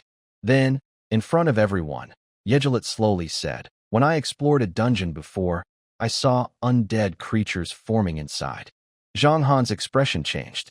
Wasn't the scene Yigrit described the same as what he saw in the dungeon? He also felt a bit emotional. When Yigrit worked with the Blood Battle Guild before, their relationship was bad. But now, he was the one standing up and providing evidence for his words. Yigrit reached out with his right hand, holding a scroll of the illusion spell. In the original chat channel of Journey World, players could only talk with words, not send pictures or videos. So, many players used illusion spells to send images or videos. It didn't matter if they didn't know the spell. These scrolls could be bought at a reasonable price. If they deleted the previous images or videos, they could record new ones. As Yigrit slowly unrolled the scroll and released the stored spell, a clear image appeared directly above the round table. The image showed a dim underground dungeon, but unlike the desolate city prison, it was covered with moss and small plants. The scene in the image lasted a few seconds, then a small whirlwind suddenly appeared on the ground, destroying nearby grass. As the black whirlwind grew taller, a skeleton gradually formed inside it. The camera was some distance away from the skeleton, so it didn't notice the camera or the viewer, just moving around in place. Suddenly, a larger, more violent black whirlwind appeared, with a loud roar, kicking up dust and making sharp screams. Finally, a bigger skeleton monster appeared, covered with black, damaged armor on its chest, shoulders, and head. This monster was larger than a normal skeleton, with no tiny cracks, and its bones had a faint grayish color. It held a big purple-black sword. Necromancer Knight. Someone nearby immediately recognized the monster and said, as a higher-level monster than a skeleton, the Necromancer Knight sensed hostility over a wider area. After a brief pause, it noticed the camera. Then, the knight's head moved, and it swung its long sword straight toward the camera. The last scene in the scroll showed a giant sword blocking the attack, stopping the Necromancer Knight, and then the image suddenly cut off. I believe everyone usually carries a photo spell scroll when exploring outside. I only took out this scroll after noticing the strange appearance of skeletons forming out of nowhere. I think this image can serve as evidence to prove Zhang Han's words are true. Of course, I know some special spells can create fake images, so if anyone has doubts, they can check freely. The image couldn't be fake because this scene really happened in front of Yigrit. Using the dungeon monster creation skill and the effect of the hidden spirit, Lincheng could easily fake the scene of a Necromancer Knight being born. Before anyone could start discussing, Fang Zhongqing spoke first. He did not question the authenticity of the image but asked, Mr. White, I have another question for you. Please go ahead. The undead knight's strength varies depending on its equipment and level, but even the one in the image is level 7. How did your fight with it end? Of course, I defeated it, Yigrit said calmly, as if it was not a big deal. There was no loud surprise, but everyone around looked surprised. Recently, all the big guilds have been busy, and most of their top fighters have reached level 7. For example, the leaders of the Dragon City branch are all level 7 now. Usually, higher-level monsters of a certain race are stronger than humans of the same level. Since Yigrit could easily defeat a level 7 undead knight, his level must be higher than 7. Fang Zhongqing asked his question very cleverly.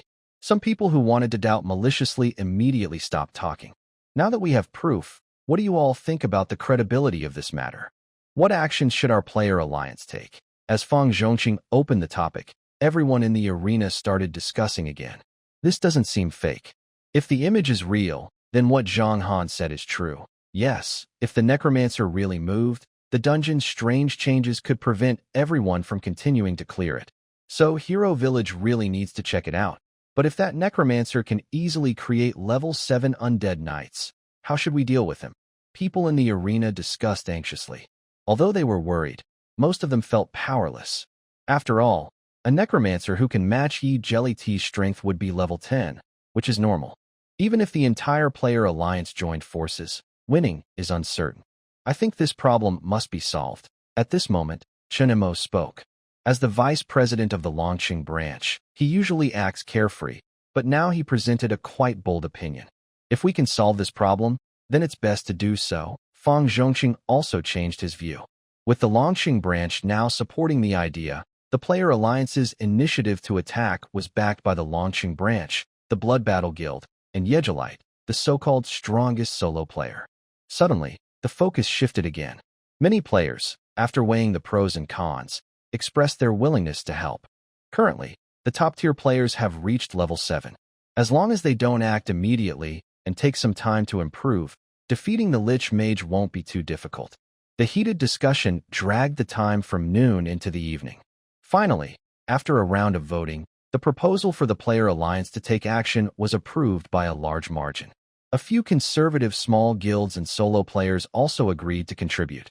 From now on, starting with the end of this meeting, the players in Maraton town must work together, share resources and information as much as possible to maximize their strength during this period. Fang Zhongqing stood up again to speak. His voice was firm and powerful, making the final declaration. At the same time, we will select the team members for the attack.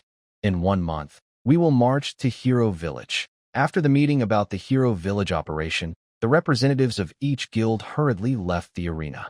In the coming days, players will work together intensely, and the level-up activity will reach an unprecedented level. Most players are eager to go back and plan their dungeon runs for the next month, including leaders like Fang Zhongqing and Chen Kaifeng. However, Yigrit stood quietly by the street, unmoving. If you didn't look carefully, you might think he was a stone statue. Some passing players wanted to talk to Yigrit, but no one dared to approach. At this moment, Yigrit was communicating with Lin Cheng. To completely break the curse left by the Lich Mage in Hero Village, we must defeat him directly. He is level 10. With the quality of these players, a month might not be enough. Yigrit still holds a negative attitude toward players, believing it unlikely that they can defeat the Lich within a month. Don't underestimate how united these players are. Although I am competing now, before crossing over, we all came from the same region. I think a month is enough for most guilds to upgrade their top teams to level 8, and by then, our level will be even higher than theirs. Lincheng's confident reply made Yigrit feel a bit suspicious. Are you planning to level up too? But right now, besides Wang Jianlin and his family, we don't even have decent workers. Usually, if Lin Cheng said he wanted to level up, Yigrit might believe he had some backup plans. But now, with players gathering like this, few would visit Lin Cheng's dungeon. Where would he get experience from? Do you think I haven't prepared? They run dungeons, so do we. They have a guild, so we will form one too. Next, follow my instructions. We will find 2 people. Without much explanation, Yigrit, curious but calm, followed Lin Cheng's lead. In a luxurious room at an inn in Maraton town, 2 players, a man and a woman, occupy the space. The woman is beautiful but tall and strong, wearing a sleeveless outfit that shows her arms and the muscles on her waist and abdomen. She lifts her head, drinks the last of the wine from her bottle, then casually tosses it into a pile of empty bottles. The arena is holding a meeting. I heard there's some trouble in Hero Village, and they need to gather players for the Alliance. Do you want to check it out? She asks the man for his opinion while taking another bottle of wine from her inventory. The man is slightly taller than the woman but appears thinner due to his build. Unlike female players who drink heavily and loudly, this male player only occasionally lifts his bottle to take a small sip. There's nothing to discuss. We won't participate in this operation. If it succeeds, the big guild will probably rush to level up, so let them do it. After saying this, the male player sighed heavily, looking a bit discouraged. Hey, Suji. The female player looked at him with concern and called out his name. Even though the boss is gone, you can't just sit around all day doing nothing. Chen Shengsheng, you've said that many times. But you don't want to be acting guild leader. So tell me, what can we do? Suji suddenly got angry, turned his head away, and kept drinking his dull wine. Chen Shengsheng was speechless. After a long pause, she sighed again and said, back when the Purple Forbidden Guild was still around, it wasn't very big, but we could go anywhere and fight anyone we wanted. Sigh. Chen Shengsheng threw the empty bottle in her hand, leaned back, and lay down on a large bed nearby. Su Ji and Chen Shengsheng used to be senior members of the local big guild, Purple Forbidden. After the game became reality, many experienced players started recruiting old members to rebuild their guilds. But most players didn't succeed. Once the game turned into real life, many couldn't treat it as just a game anymore. Su Ji and Chen Shengsheng did try, but before the game turned real, the guild leader of Purple Forbidden, Lin Cheng, had already been falsely accused and stripped of his title. This caused the guild's reputation to plummet. Many players left, and after the game became real, they couldn't gather a decent team. Fortunately, both of them were experienced players and had good relationships from their gaming days. Now, working together, they could still manage to do something. Because they worked efficiently and knew some high-level leveling methods that other players didn't, they hadn't died once in the 3 months since the game turned real. Both had reached level 7. However, there was no news from Lin Cheng, and according to their intelligence gathering, all the players who had been falsely accused and stripped of their titles hadn't shown any signs of activity. Both people gradually realized that Lin Cheng probably never came into this world. They felt emotionally unsupported. Their enthusiasm faded, and they spent less time playing games and more time drinking alone. They sat in silence until suddenly, a loud knocking on the door broke the quiet. Su Ji and Chen Shengsheng exchanged looks, and finally Chen Shengsheng stood up and went to open the door. When the door opened, Chen Shengsheng was pushed back 2 steps by a tall figure outside. The figure, dressed in heavy armor, slightly bowed and squeezed into the room through the doorframe. Are you white? The visitor was Yigrit, a well-known figure. Chen Shengsheng and Su Ji recognized him. We don't know what brings you here. We've decided not to join this mission. If it's an invitation, there's no need to say more. Seeing the situation was tense, Su Ji quickly stood up and approached. The 2 of them subtly positioned themselves to surround Yigrit, creating a tense atmosphere. Suddenly, a clear voice called out, making both of them freeze. Back then, The three of us first went on a dungeon run together right in this room, dividing the loot. I really miss those days. Suji. Chun Sheng Sheng. When Lin Cheng's voice appeared, mixed with nostalgia, their emotions shifted from tension to shock. But one sentence wasn't enough to explain everything. Neither of them lowered their guard, still standing, but their gazes at Yigrit had changed. Why are you so indifferent? Doesn't my cheerful voice prove who I am? All right, our guild's public account password at the Imperial City Bank is 550332780. Boss, you're alive. As soon as Lincheng spoke the second sentence, it confirmed his identity. Suji and Chun Shengsheng both lost control of their emotions and rushed forward at the same time. Suji slid forward and hugged Yigrit's waist. Chun Shengsheng grabbed Yigrit's shoulders and quickly lifted his helmet. However, Yigrit was still in his undead form, only changed by the effect of the hidden spirit. The effect of the hidden spirit does not work when it is close to the body. Once the helmet is lifted, the concealment is broken. Then, what appears in front of Chun Shengsheng is a withered, ghostly face. Its deep eye sockets are dark, the features are sunken, and the skin looks shriveled and frightening. Chun Shengsheng is visibly stunned. Her face shows a complex expression, which finally turns into a question. Boss, what happened to you? Seeing the misunderstanding deepen, Yigrit, who is usually calm, can't sit still now. He quickly waves his hands to push the others away and shouts, Wait, I'm not Lincheng. Just as Suji and Chun Shengsheng are confused, Lincheng finally activates his skill. Spirit-independent transformation. A faint glow flashes over Yigrit's body. A light blue, mist-like spirit begins to appear and gradually forms into the upper body of Lin Cheng in the air. The spirit of a natural elf can make small changes in appearance, but not large ones. During his recent research, Lin Cheng was pleasantly surprised to find that his spirit could take on his human form from before. Suji and Chun Shengsheng see Lin Cheng's human appearance and are excited again. However, this time, they reach out to touch him but cannot. I'll say the most important thing now, so listen carefully. Lin Cheng clears his throat and looks serious. Suji and Chun Shengsheng immediately stand straight. They've been with Lin Cheng for a long time and know that he's about to speak seriously. Players who are sealed usually don't appear as humans, but instead take on their own race's form. I am an example of this. As you can see, I am now a spirit created in the underground city of the natural elf race. I don't have direct combat ability, but I can control a dungeon. The knight I am possessing is the famous hidden boss Red Knight Yigrit in the beginner area. For some reason, he is now my assistant. When Lin Cheng says this, Chun Shengsheng and Suji finally focus back on Yigrit himself. Because the concealment effect of the hidden spirit has been broken, Yigrit's black armor has turned blood red. For a moment, both of them were surprised again. They had often imagined that one day, Lin Cheng would suddenly appear in front of them. They thought Lin Cheng might be full of spirit, or poor and struggling, or even gender-swapped, but they never expected him to appear as a fairy-like being, even bringing along a hidden boss. Lin Cheng cleared his throat twice to get their attention, then said, As for this mission into Hero Village, I actually planned it. I want to gain control of the Hero Village dungeon during this operation, so we must join in. Our main goal is to level up all three of us to at least level 8 within a month. Later, you should do your best to contact players from the previous Forbidden City guild who are still reachable. Boss? Hearing this, Suji couldn't help but interrupt Lin Cheng. What's wrong?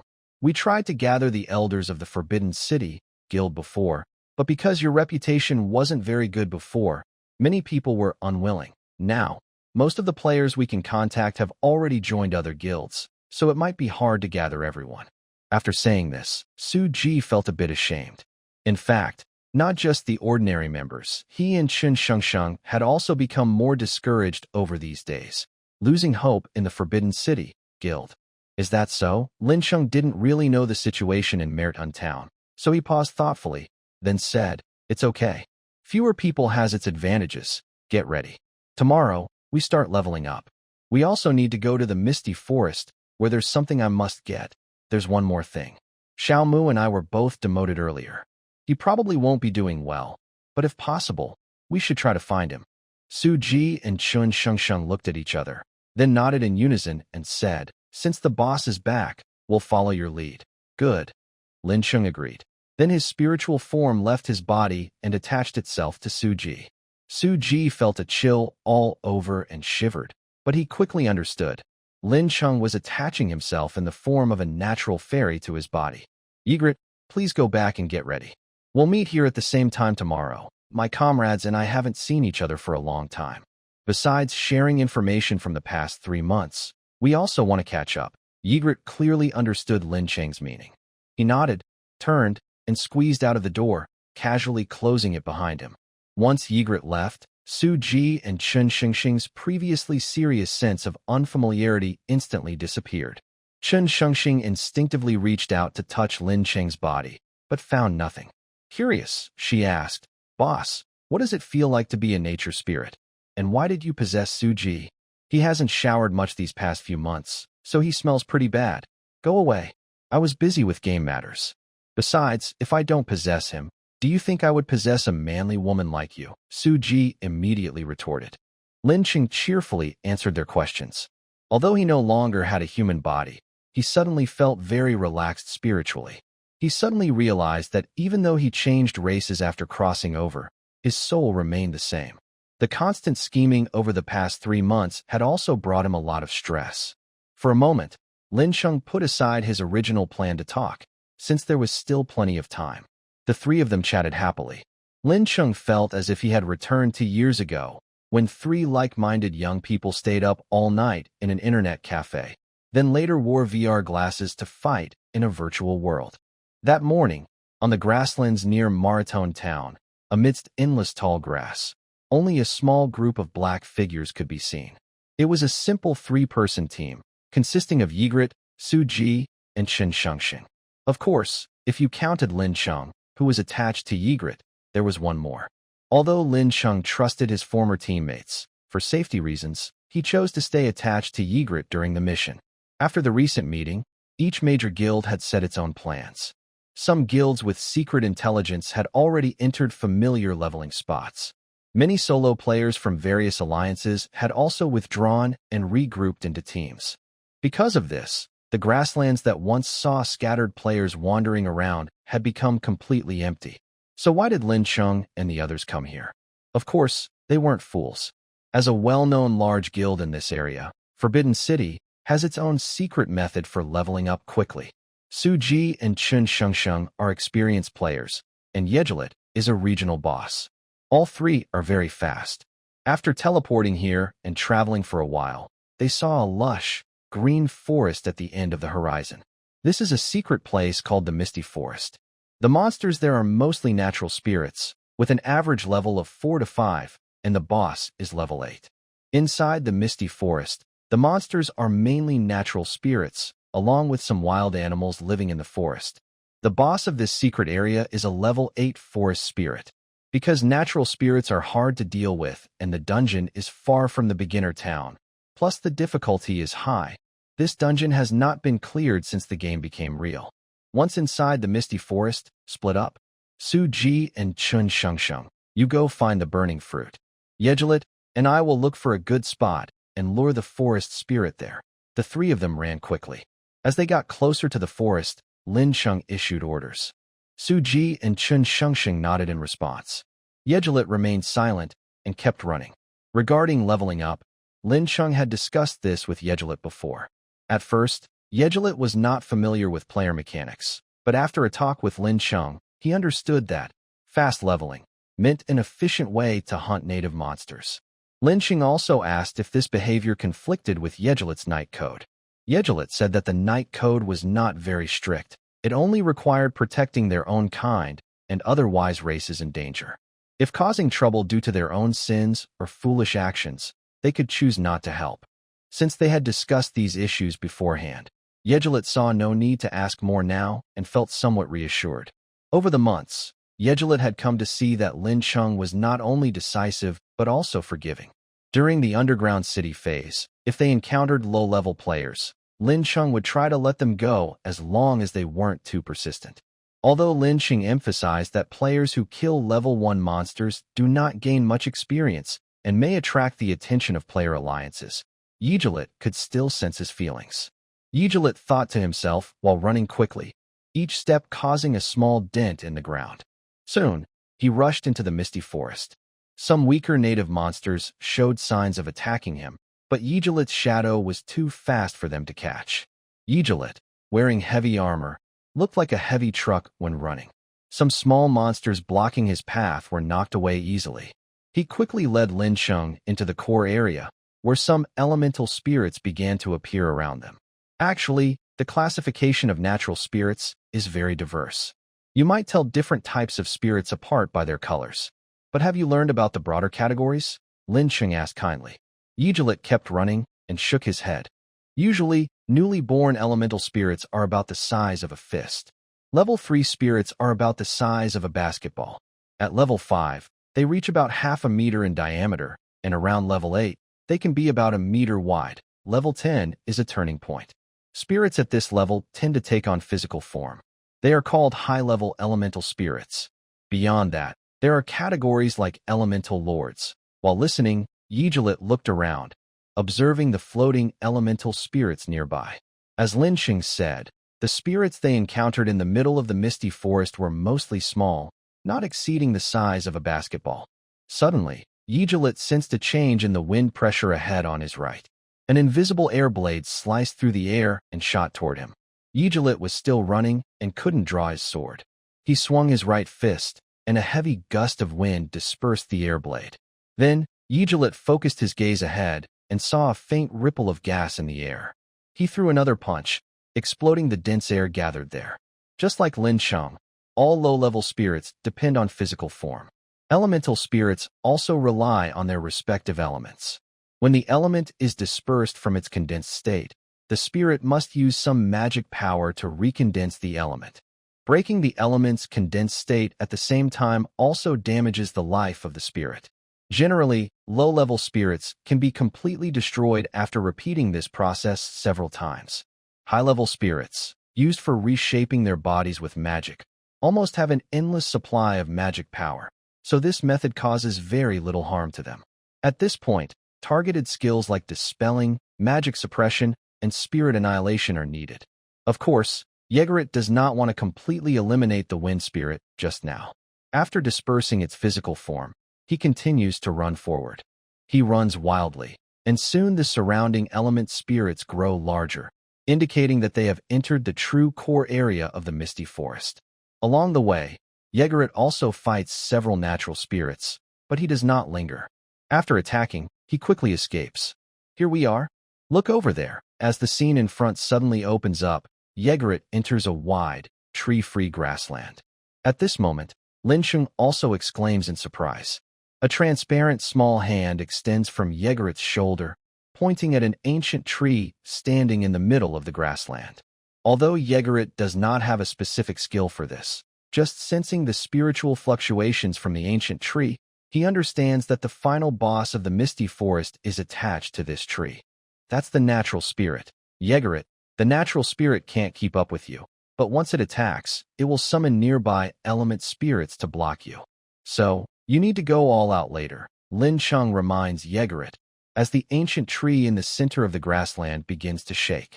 At first, only the leaves sway slightly, but soon the branches start moving like animal limbs. The bark on the surface of the ancient tree twists and eventually forms a fierce, ghostly face. The hardened bark of the ancient tree presses against each other, making a dense, threatening sound as if warning Yigrit. I understand. First, I need to attack it, right? After understanding Lincheng's meaning, Yigrit quickly steps forward, gripping the hilt of his greatsword behind his back, and suddenly swings it out. The heavy blade cuts through the air, sending out a gust of wind, and the sword strikes the surface of the ancient tree without holding back.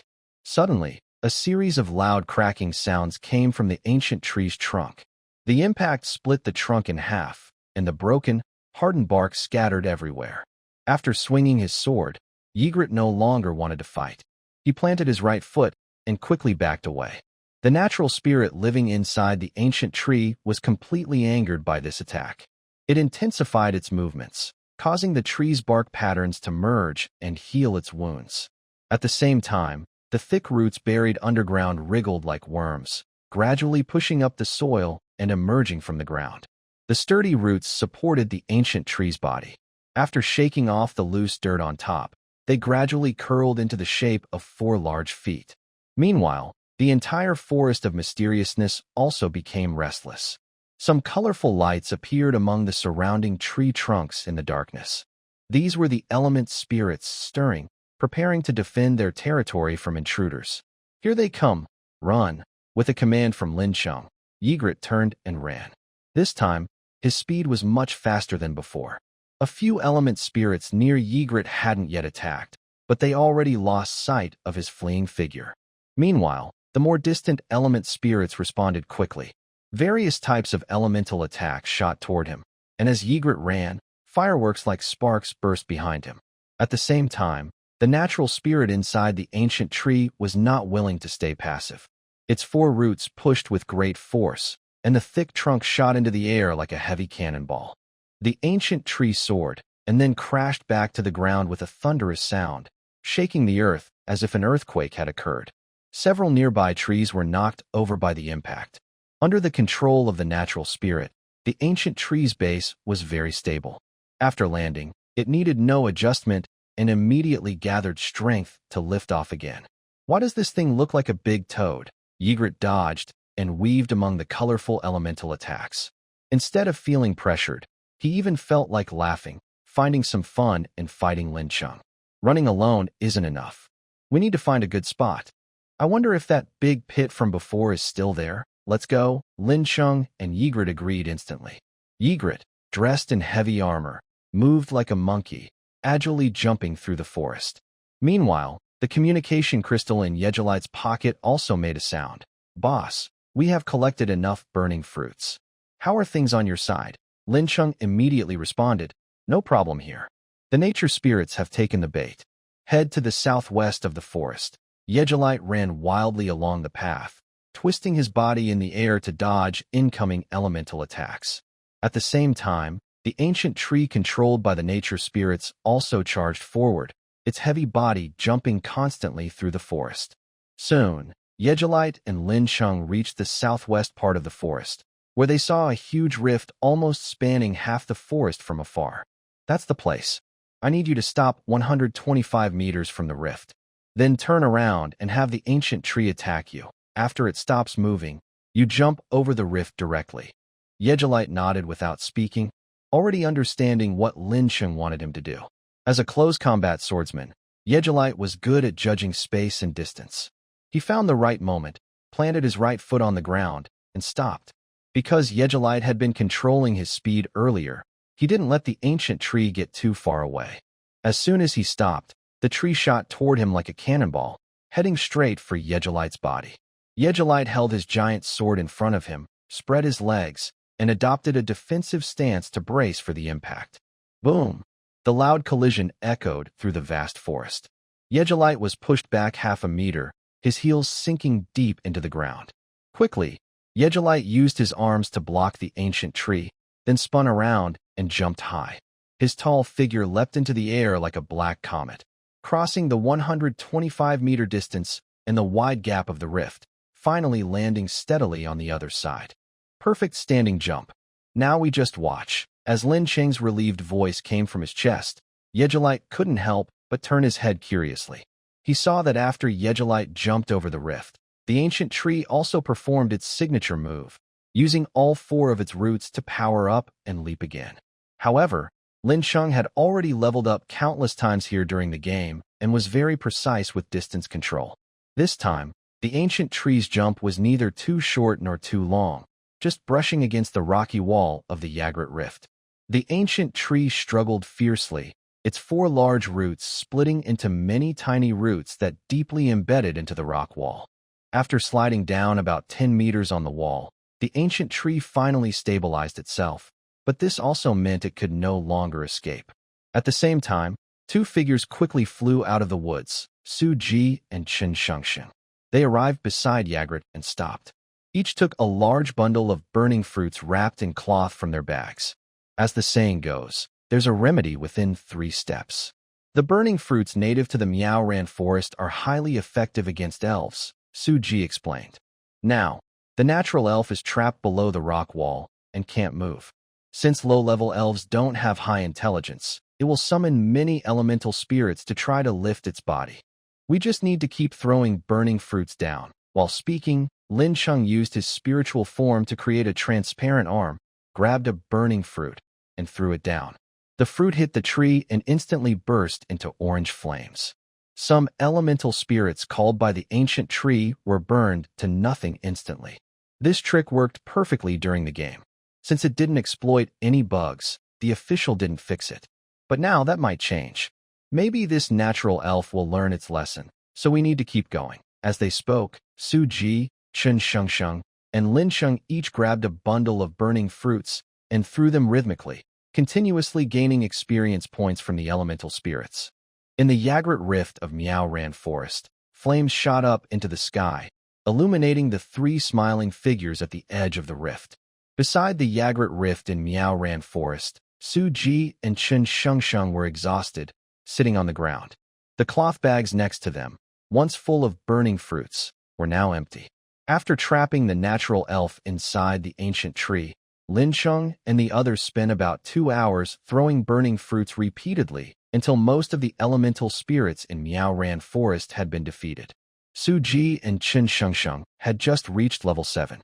After this upgrade, they are close to level 8. Lin Cheng, who was already around level 7, has now directly reached level 8. This time, Lin Cheng unlocked a new skill called Grand Welcome to the Dungeon. Good, I didn't expect this method to still work here. But looking at this natural spirit's condition, it might not be so easy next time. Lin Cheng, in his semi-transparent spiritual form, looked at the struggling ancient tree on the stone wall and sighed. Right now, the ancient tree had its roots firmly embedded in the wall, and its hardened bark formed a face that stared angrily at Lin Cheng. After appearing in the real world, many monsters showed true intelligence, unlike their behavior in game programs. Lin Cheng guessed this ancient tree wouldn't fall for the same trick again.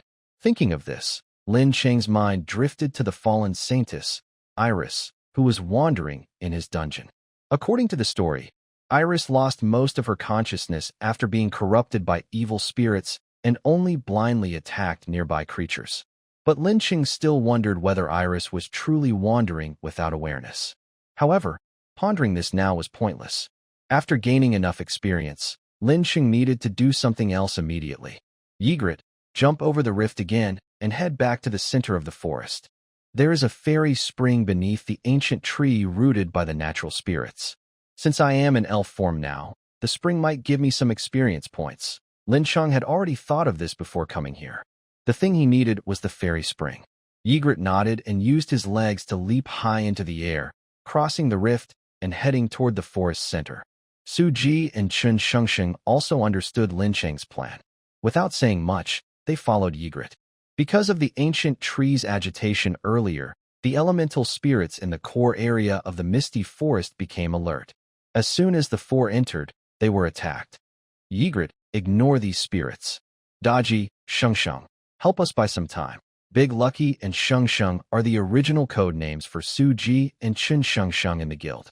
Upon receiving orders from Lincheng, they immediately used their skills to intercept the attacking elemental spirits. Chen Shengsheng's fighting style is straightforward. During the game, her main profession was Dragon Blood Warrior, but now she hasn't changed jobs due to lack of conditions. Still, she fights fiercely. She swings both hands and pulls out 2 large iron swords from her inventory. The swords are about 1.5 meters long and as wide as an arm. Although they are not as huge as Yggdrasil's giant sword, they are much larger than normal swords. Chen Shengsheng's current profession is Magic Swordsman, a transitional class before becoming a Dragon Blood Warrior. She recites a spell and activates her professional skill, causing 2 flames to appear on her swords. She swings her swords into the forest. The magic flames on the swords can burn spirits, and her great strength can even break apart the physical forms of the elemental spirits. For a moment, Chen Shengsheng's figure creates a storm of fire in the dense forest, sweeping away all the elemental spirits along her path. Violent girl, so reckless, Su Ji mutters while stepping back. Chun Sheng Sheng fights without hesitation, and the hot air waves hit him. But even so, Su Ji takes out a magic book and casts priest skills, giving Chun Sheng Sheng multiple buffs. However, after applying several buffs, Su Ji's own attack begins. His eyes turn cold, and a hint of chill flashes in his gaze. The golden glow on the book turns into a deep black. Su Ji recites a spell and releases a skill. Black streams of air shoot out from the book, searching for nearby elemental spirits as if alive, wrapping around them. Once wrapped, the spirits visibly change. The physical forms attached to the spirits twitch a few times and then explode loudly. The black streams of air do not disappear but spread out from the spirits, continuing to find the next target. Su Ji's attack is not as fast or fierce as Chun Sheng Sheng's, but it can completely destroy these elemental spirits. This is the cleverness of Su Ji's profession as a rebel cleric. By using the unique traits of a rebel cleric, Su Ji can learn divine spells like ordinary priests, but also some secret forbidden magic related to evil gods. Because of this, Su Ji's main feature in the game is that he cannot kill people but can be very annoying. He is good at curses and corrupting magic, often catching enemies off guard. With their cover, Yigrit quickly flies through the forest and soon reaches the open grassy area where they first encountered the ancient tree. Yigrit stops in front of the pit created by the ancient tree and looks down. He sees fine, scattered soil in the pit, with faint blue water seeping out. Is this the elf spring? I've heard of it before, but I haven't seen it myself because I haven't traveled much, Yigrit says as he kneels in front of the pit. He takes out a special water container given to him by Lin Cheng earlier. The container is made of flexible rubber, with a filter at the opening. By pressing it, he can extract water from the pond. In the world of the journey, rubber isn't naturally found, but magic can create it, so this rubber water container isn't expensive. Lin Cheng once again leaves his physical form, and a transparent hand takes the water container, skillfully drawing water from the spring. While drawing water, Lin Cheng guides Yigrit to use his hand to dig deeper into the pit, so they can access the spring water further down. Together, they quickly drain the blue spring water from the pit. When they dig deeper, they only find damp soil. Good, this task is successfully completed, Lin Cheng's spirit says with a satisfied smile. Yigrit puts the water container back into his storage bag. Su Ji and Chun Sheng Sheng also finish their tasks and come over to Yigrit. Suddenly, Lin Cheng's spirit makes a soft sound. Huh? Has someone entered the dungeon? At this moment, in Lin Cheng's dungeon, a lizard-like creature lies on the edge of a stone wall, constantly flicking its tongue. The lizard's small red eyes stare fixedly at a figure in the corridor, and there's a hint of fear in its gaze. When Lin Cheng's main body was inside the dungeon, he could use the spirit sight skill to extend his vision and gather information about the dungeon. Currently, Lin Cheng's main body is not in the dungeon, so he cannot activate his spiritual vision or easily gather information about the dungeon anymore.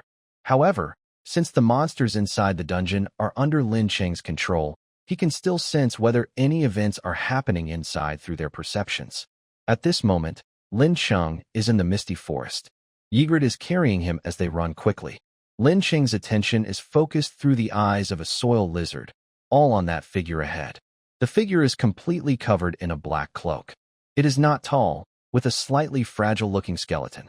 Its steps are light and agile, probably a woman. From her quick steps and smooth movements, it seems she doesn't think there is any danger inside the dungeon. Lin Cheng's heart beats faster. Most players are busy leveling up at this time, so no one would come to visit his dungeon casually. Even if they did, with the reputation his dungeon has, who would dare come alone?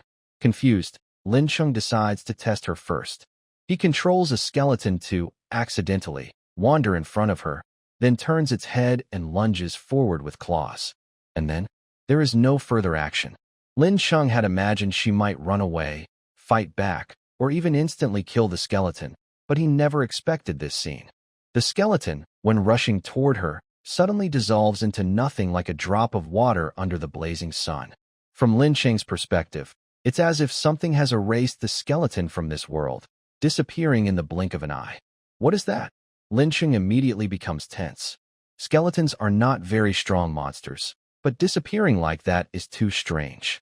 Even in his memory, only some high-level automatic magic defenses could have such power.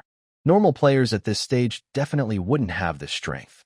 If not a top-ranked player, then it must be an NPC, Lin Cheng quickly considers. Even a holy-type class, which is most effective against undead like skeletons, would need to be at least level 15 to show such power. This means his opponent's strength is far above his own. With this in mind, Lincheng immediately starts planning his next move. That is called pretending to be dead. What about the dungeon? It doesn't concern me. If she wants to go in and take a look, let her do so. Anyway, Lincheng's main body has already moved out, so even if the other side fully clears this dungeon, it's just emptying the stockpile and eliminating another usable vessel. But even with this thought, given Lincheng's personality, he wouldn't miss any useful information. He decided not to interfere with that figure's actions, but still controlled monsters to gather information for him. That figure, after a skeleton beside her dissolved, didn't react at all. She continued walking lightly, as if nothing had happened. Lin Cheng gradually realized that her steps weren't random, but purposeful. She was moving steadily toward a specific direction, without damaging the dungeon structure. That direction was where Iris was. He was surprised and had many guesses, but he didn't dare stop her. He could only watch her approach the circular room where Iris was trapped. Finally, she reached the edge of the stone wall of the circular room. She looked up at the wall for a moment, then gently reached out her hand. A faint golden light flashed, and the stone wall in front of her dissolved instantly, revealing an open round hole. Then she seemed stunned, not moving or advancing, just standing in front of the hole. Step, step. Gradually, footsteps approached from the darkness. A beautiful girl in a purple dress slowly walked out of the shadows. In the 3 months in the dungeon, nothing left a mark on her. Iris still looked pure and noble, just as when Lincheng first saw her, spotless and radiant. When Iris reached the broken stone wall where the hole was, her reaction changed for the first time upon seeing that figure.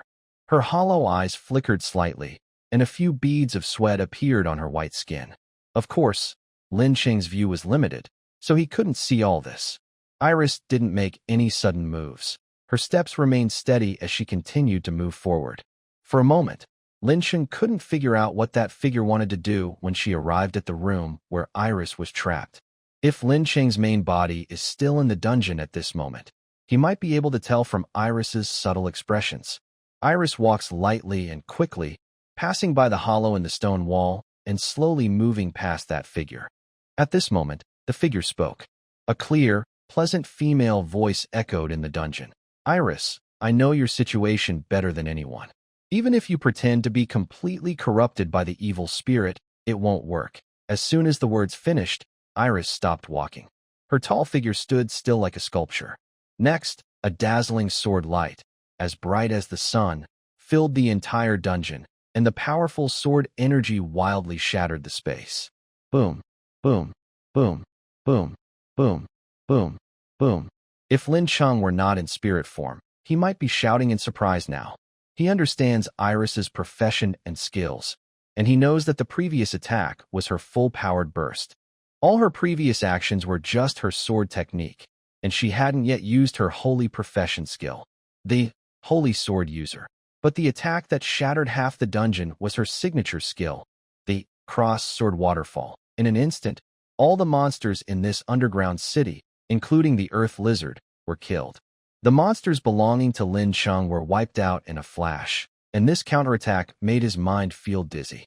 But Lin Cheng endured this feeling and once again summoned the monsters in the dungeon, calling out a giant bat from the outskirts. The giant bat flapped its wings and flew through the ruins of the dungeon.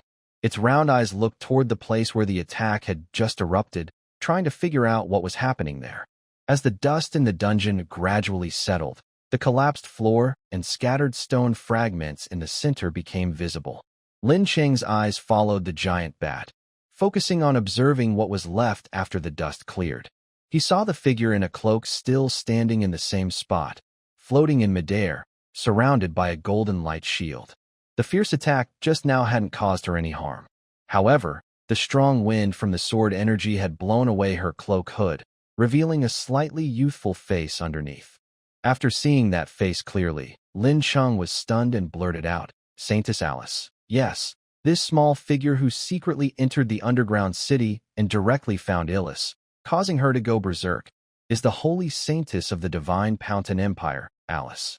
As the smoke slowly cleared, looking along Alice's line of sight, you could see Elise pinned to the wall by a golden spear of light. At this moment, Elise's eyes were no longer empty, but filled with hatred and anger. Alice had just exposed her disguise with a single word, and she didn't waste time. She attacked fiercely.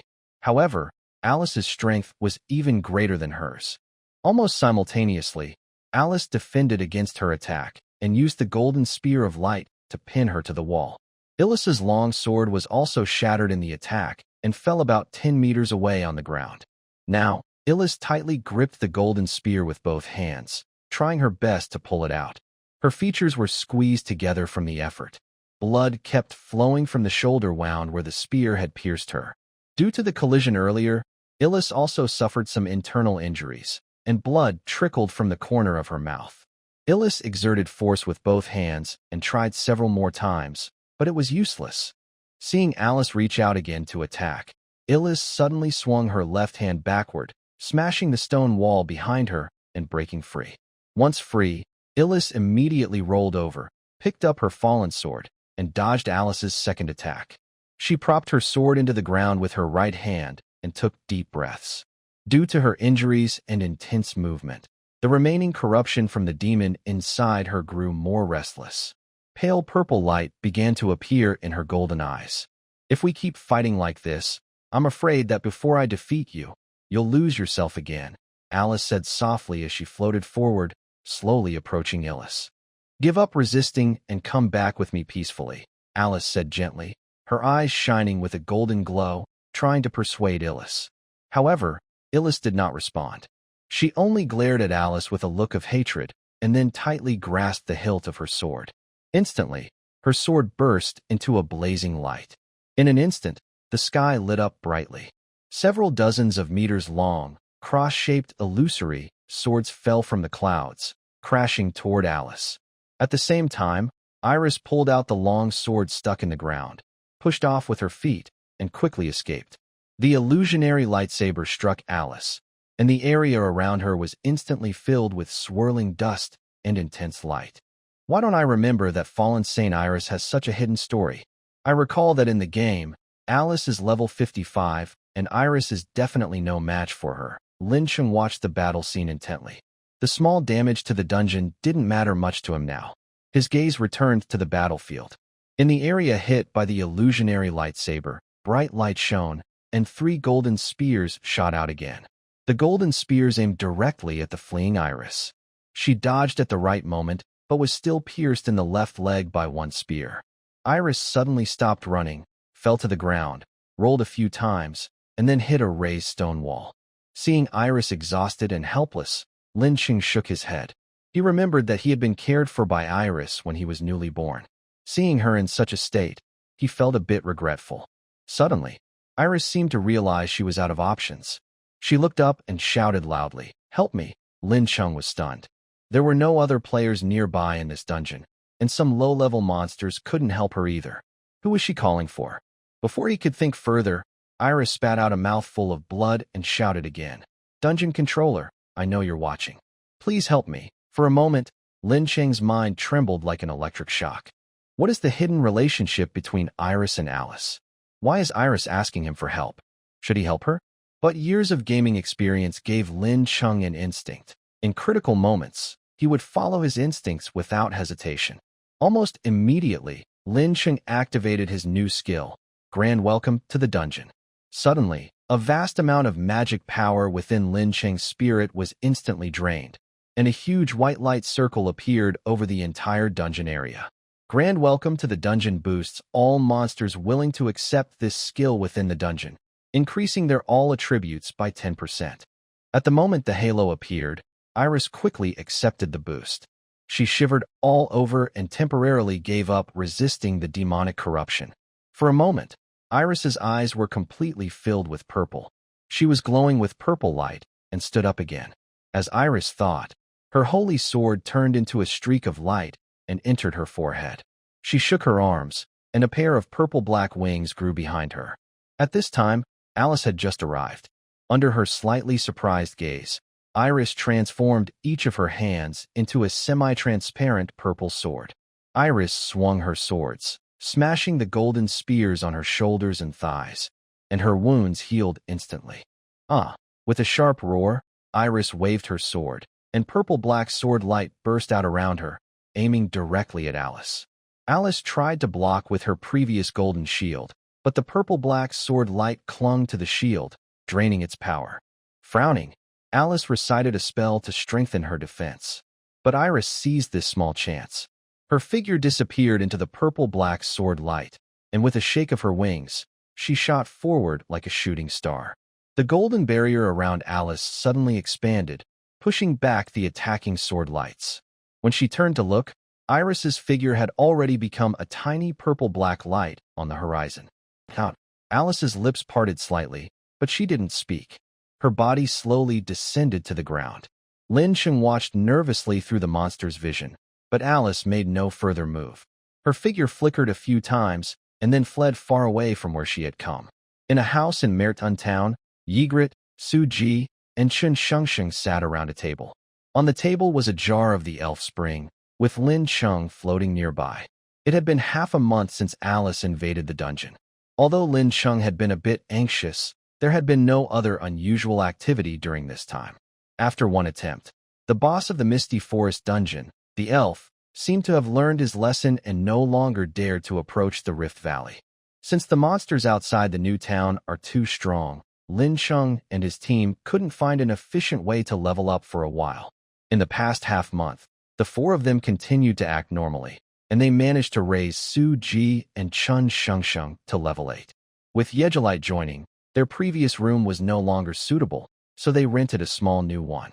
At this moment, Chun Shengsheng sat cross-legged in a chair, her eyes bright and full of happiness.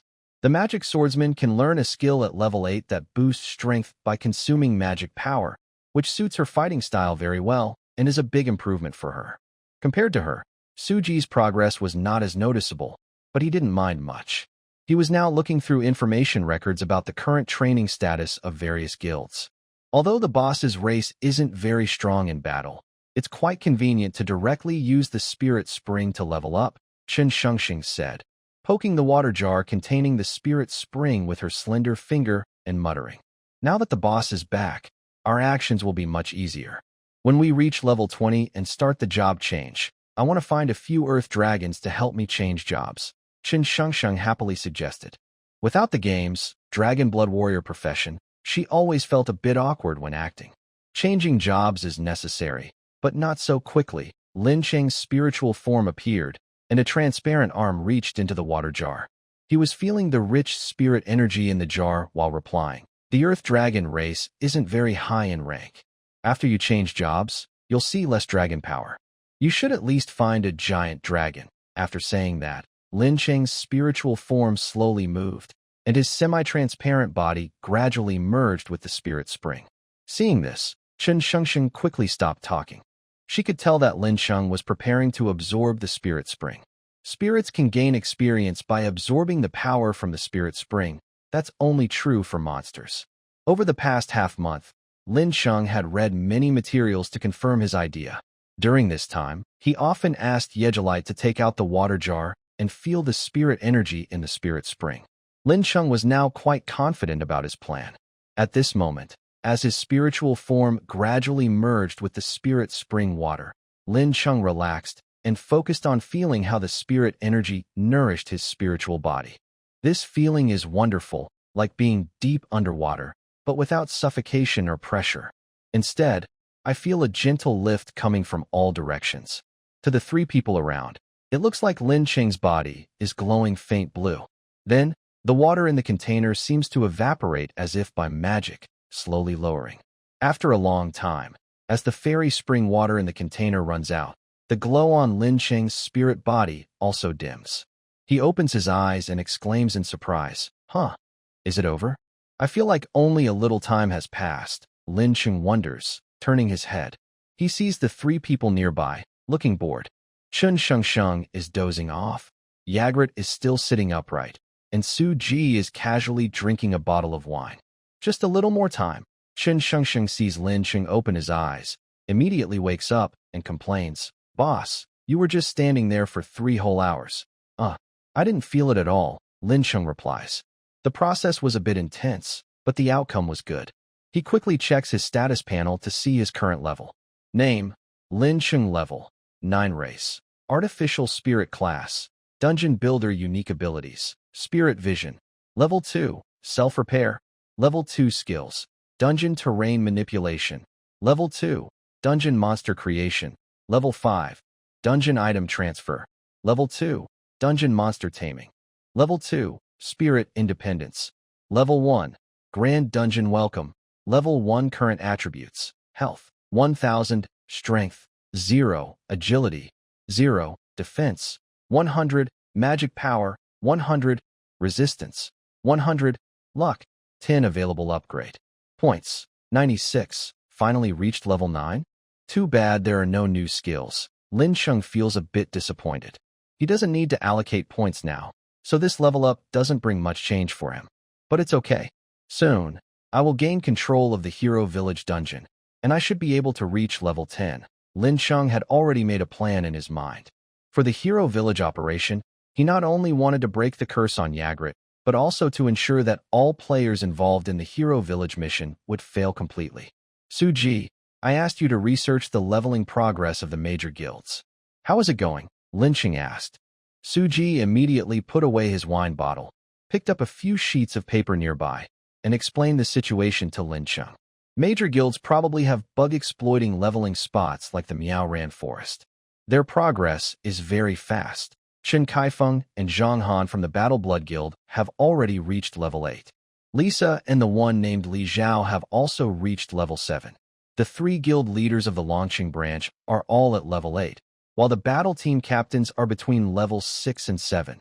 Additionally, the Thousand Faces Guild has announced disbandment, and most of its members will not participate in this operation. Lincheng nodded and then asked, "Have there been any updates from the sibling duo of the Thousand Faces Guild?" "No," Su Ji shook his head. "But I think they have already returned, just not showing their whereabouts." Lincheng didn't react much to Su Ji's opinion, but Chen Shengsheng suddenly jumped up. "Why? Even though the guild has disbanded, how could those 2 return safely?" Su Ji smiled and turned to look at Chen Shengsheng, saying, "The Thousand Faces Guild is different from others. The 2 leaders and members are very close. If the siblings haven't sent any news by now, how could the guild have disbanded? So I guess they are not only safe, but have also returned." Disbanding the guild was their decision. Zhang Muan and Zhang Muran are not only participating in this operation, but also planning something big. Chen Shengsheng looked puzzled, but only nodded without asking further. "Let's wait and see." Lincheng's eyes flickered as he looked out the window at the bustling players outside. Hundreds of kilometers from Maraton town, on a mountain shrouded in mist, green grass was dotted with dandelions in full bloom. In a mountain village hidden among the woods and grasslands, the sound of hammering and forging occasionally echoed. Smoke from charcoal fires curled up from chimneys, blending with the mountain fog. Yigrit waved his hand, parting the fog in front of him. Due to the heavy fog, all 3 of them were covered in tiny droplets of dew. There are only 2 days left before the Players' Alliance agrees on the time to enter the Hero Village dungeon. To gain control of the dungeon early, Lin Cheng led Yigrit and the others here in advance. The Hero Village dungeon is not directly beneath the village itself, but is located inside a mountain several kilometers away from it. Years ago, Yigrit was cursed by a necromancer and was buried on a hillside when he was near death. The necromancer's vengeful spirit attached itself to Yigrit, gradually becoming solid and forming the dungeon underground. Many years later, although the curse prevented the necromancer from resurrecting or leaving, he could still use his necromancer magic to transform himself into a lich or similar creature. Originally, the Hero Village dungeon was not very difficult, but as the necromancer summoned various undead creatures, the challenge increased sharply. In the original game, there were 2 ways to defeat Yigrit. One was to kill the local residents of Hero Village to summon a hostile Yigrit. The other was to go deep into the dungeon, break the necromancer's curse, and kill him to gain Yigrit's approval. allowing a fair challenge. In the second case, players could get better rewards, and even if they failed, they wouldn't be killed by Yigrit.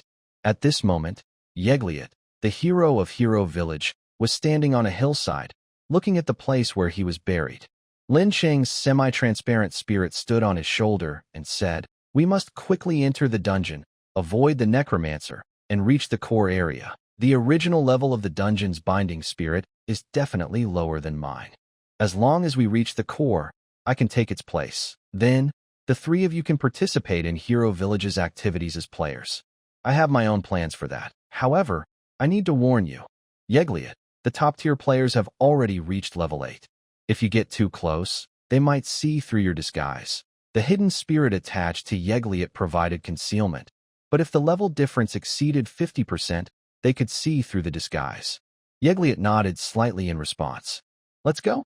The matters from many years ago should be settled now, although his hometown was not far away, and he could hear the sounds of his fellow tribespeople greeting each other. Yigrit's direct relatives had long since passed away due to the passage of time.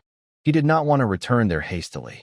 Guided by Yigrit, the three of them walked through thick fog and finally found an entrance to the underground city on the hillside. Before entering the city, Lincheng saw from afar the undead creatures lurking inside. The strength of monsters summoned by Necromancer spells varies depending on the materials used. Temporary summons tend to be stronger, but if they are to last longer, only lower-level undead creatures can be summoned. At this moment, the underground city was filled with undead creatures summoned over many years by necromancers using nearby animal and mountain people's corpses. Lincheng looked and saw that most skeletons were level 2 or 3. Higher up, there were more advanced skeleton soldiers and undead knights. However, Lincheng did not plan to fight them. With a thought, two hidden spirits appeared on Suji and Chen Shengsheng. Although the battles of Iris and Alice had destroyed much of Lin Cheng's underground city, the core area remained intact. Rebuilding the city seemed impossible now, but Lincheng still had the ability to summon monsters within the city area.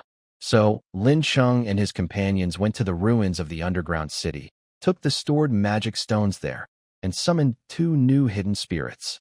These were the last 2 hidden spirits, as Lin Cheng's city had been destroyed.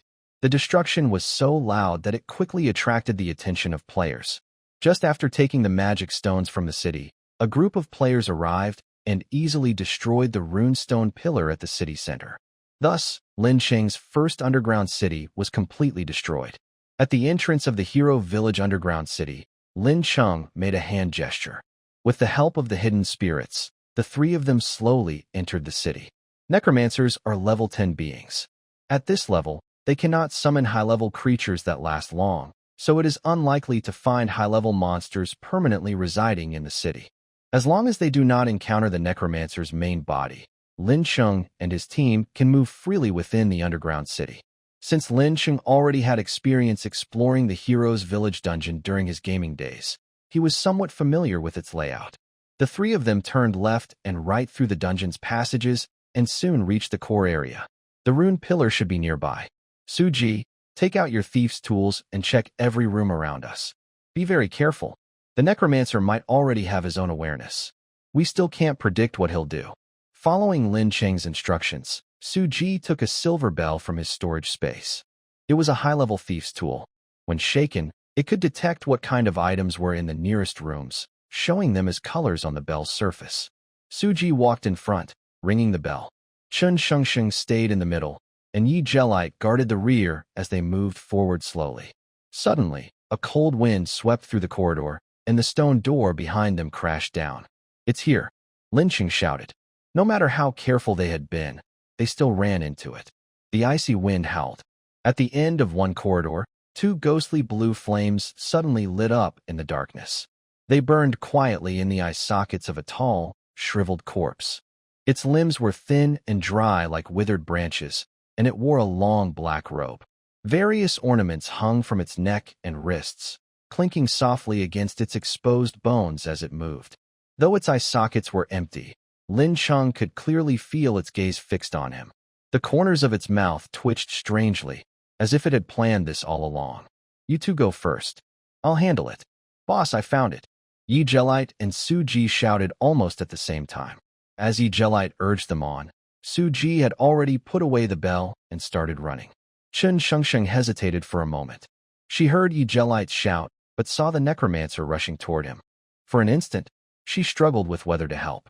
Her hesitation lasted only a second before she quickly followed Suji. Yigrit was left to face the necromancer alone, while faint noises echoed from the depths of the dungeon, the sound of the necromancer's army gathering. In this scene, Yigrit's face shows no sign of nervousness. Instead, he appears surprisingly calm. He slowly removes the heavy sword from his back, holding it with both hands, standing firm like a mountain. Yigrit, the necromancer's shriveled voice sounds dry and old. With a wave of his large hand, a wave of bones and rotten flesh floods the corridor of the dungeon. Countless undead creatures, skeletons, bone dogs, winged death birds, ghouls, zombies, and monk servants rush in from all directions. These are the accumulated minions of the necromancer over many years, forming a mountain of corpses and a sea of blood.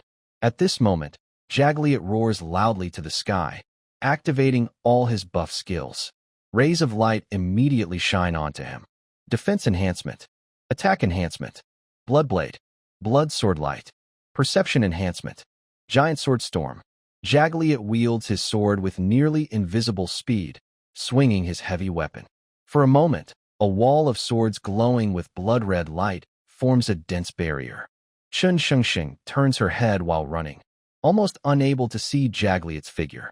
All she can see is a crimson storm swirling in the center of the dungeon corridor. Under the command of the necromancer, the surrounding undead rush into the storm without hesitation. Bones and rotten flesh are shattered into pieces. Let me crush you all. With multiple buffs supporting him, Yigrit abandons his usual defensive fighting style. He leaps high into the air, his heavy sword tracing an arc in the sky, striking down like a mountain pressing on top. A thunderous cracks the ground, causing the dungeon's stone slabs to rise. The shockwave from the sword leaves a long scar, tens of meters long, on the floor. Lion slash.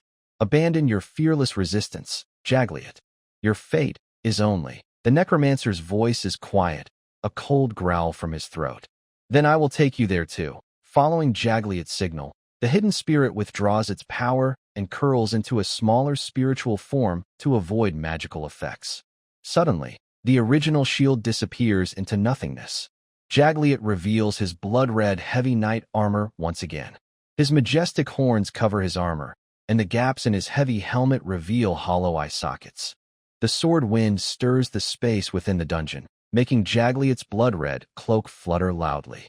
Yigrit raised both arms, holding his giant sword horizontally in front of him. He pushed off the ground with great force, charging forward like a wild bull. Along the way, undead creatures were smashed to pieces. His fierce charge crushed the stone tiles beneath him. The fragile corridors of the dungeon quickly shattered under this power, unable to bear the weight. In an instant, Yigrit appeared before the necromancer. He leapt high again, swinging his giant sword in a curved arc toward the necromancer. The necromancer quickly retreated while reciting a complex spell. Yigrit's furious attack had almost crushed all the nearby undead monsters, leaving behind wreckage that was perfect material for necromancy. As purple magic surged, a tall, heavily armored figure quickly formed in front of Yigrit. Summon higher undead, the necromancer chanted. With the spell complete, a real undead knight was summoned. This level 7 undead knight was not a fake image created by secret magic, but a genuine high-level undead creature. The moment it appeared, the knight raised its large shield with its right hand, blocking Yigrit's strike. But Yigrit's sword was too powerful to be stopped. He destroyed everything in his path without hesitation. The undead knight's right arm was shattered, along with pieces of its shield falling to the ground. Before Yigrit landed, he reached out with his left hand, grabbing the knight's chin. He lifted it up and drove its head into the dungeon's ceiling. Yigrit landed, then turned his wrist. His massive sword moved with skill, like a swift dagger. He held the sword with his right hand, stabbing upward, then swung horizontally. The undead knight, still in midair, was pierced by this attack and shattered loudly as it fell. Almost instantly, Yigrit eliminated the obstacle. He prepared to chase after with his sword, but suddenly felt a sharp pain throughout his body. A sudden wave of weakness made Yigrit kneel on one knee, supporting himself with his heavy sword. At the same time, his body quickly turned grayish-white with decay. My curse is not broken yet. I am not his match. Yigrit looked up, glaring angrily at the Necromancer. In the distance, the Necromancer's right hand clenched a grayish-white glow. Activating the curse on Yigrit would greatly weaken his power. Yigrit, you can come back now. We have reached the center where the runestone pillar is stored. I am preparing to take control of the dungeon. At this moment, Yigrit heard Lin Cheng's message. He suddenly exerted force in his right hand, smashing the floor tiles of the dungeon. Dust and debris flew toward the Necromancer. When a cold wind blew to clear them away, Yigrit had already used his strength to escape far away. The Necromancer's curse could only be triggered when Yigrit was within a certain range. Otherwise, it would have destroyed him long ago. Meanwhile, Lin Cheng, Su Ji, and Chun Shengsheng had already reached the core room of the dungeon. In front of them was a runestone pillar similar to others in Lin Cheng's dungeon, with a faint blue glow slowly flowing over its surface. Lin Cheng's spiritual form entered the pillar and immediately sensed the resistance from the artificial spirit inside. In that moment of confrontation, Lin Cheng quickly realized that the artificial spirit in this dungeon was only level 7. The glow on the runestone pillar flickered a few times, indicating that Lin Cheng and the original artificial spirit inside the pillar were fighting for control. Soon, after a fierce flash of light, the artificial spirit was forced out. A faint blue circular spirit appeared instantly on the surface of the pillar. Su Ji seized the opportunity and cast a dispel spell. This spell was highly effective against spiritual creatures. The circular spirit dimmed immediately and was completely erased by Lin Cheng. At this moment, Lin Cheng's spiritual form attached to the runestone pillar felt clear and refreshed. He had gained control of this dungeon. After taking control of the dungeon, it was Lin Cheng's turn to act. With the spirit vision skill activated, Lin Cheng's view quickly covered every corner of Hero Village dungeon. This dungeon was much higher level than the one Lin Cheng had before. The original artificial spirits were level 7, so the strongest monsters here were also level 7. Looking around, there are about 10 or so different types. But because the Necromancer has been producing undead creatures for many years, a large part of the monster's living space has been taken over. The area covered is even larger, with each side stretching over 40 kilometers, more than 5 times the size of the original underground city in Lincheng. Lincheng hasn't checked the details yet, and now isn't the time. After gaining a view of the underground city, Lincheng immediately activates the underground city terrain control. As the stone wall behind him slowly opens, a shortcut leading outside the underground city is created. Meanwhile, Yigrit is clearing the undead creatures blocking the way and has arrived near the stone pillar room. Su Ji, Chun Shengsheng, take Yigrit and leave the underground city through this shortcut. When Lincheng said this, Su Ji immediately looked worried, and Chun Shengsheng shouted in disbelief. Boss, the Necromancer is still here. How can we leave you alone? Su Ji also looked carefully at Lincheng, and Chun Shengsheng's concern was understandable. Lincheng smiled and said, the Necromancer has been here for a long time, but it hasn't damaged the basic structure of the underground city or the artificial spirits here. Although it can create undead creatures, it doesn't have the knowledge to control the underground city, so it must keep the city's spirit alive to defend against enemies. And I haven't shown myself the whole time. Now that I've replaced the city's spirit, it won't know. Quickly leave. I just need to hide for 2 days. When the player alliance comes to attack, I can fight the Necromancer. Lincheng's words were clear and confident, but Chun Shengsheng still felt worried. Her legs seemed rooted to the ground, unmoving. Su Ji's eyes twinkled, and he immediately saw the plan's feasibility. He waved at Yigrit, who was rushing into the room, and then grabbed Chun Shengsheng's wrist, pulling her to run. Chun Shengsheng's beautiful eyebrows furrowed, but she knew she couldn't be stubborn, so she followed Su Ji into the shortcut. As soon as the three entered, Lincheng activated his skill, causing the stone wall to close again and return to its original state. After a few seconds, a large army of undead creatures charged into the stone pillar room.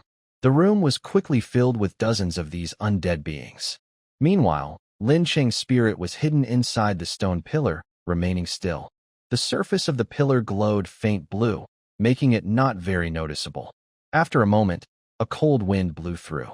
Two ghostly blue flames appeared in the darkness of the door.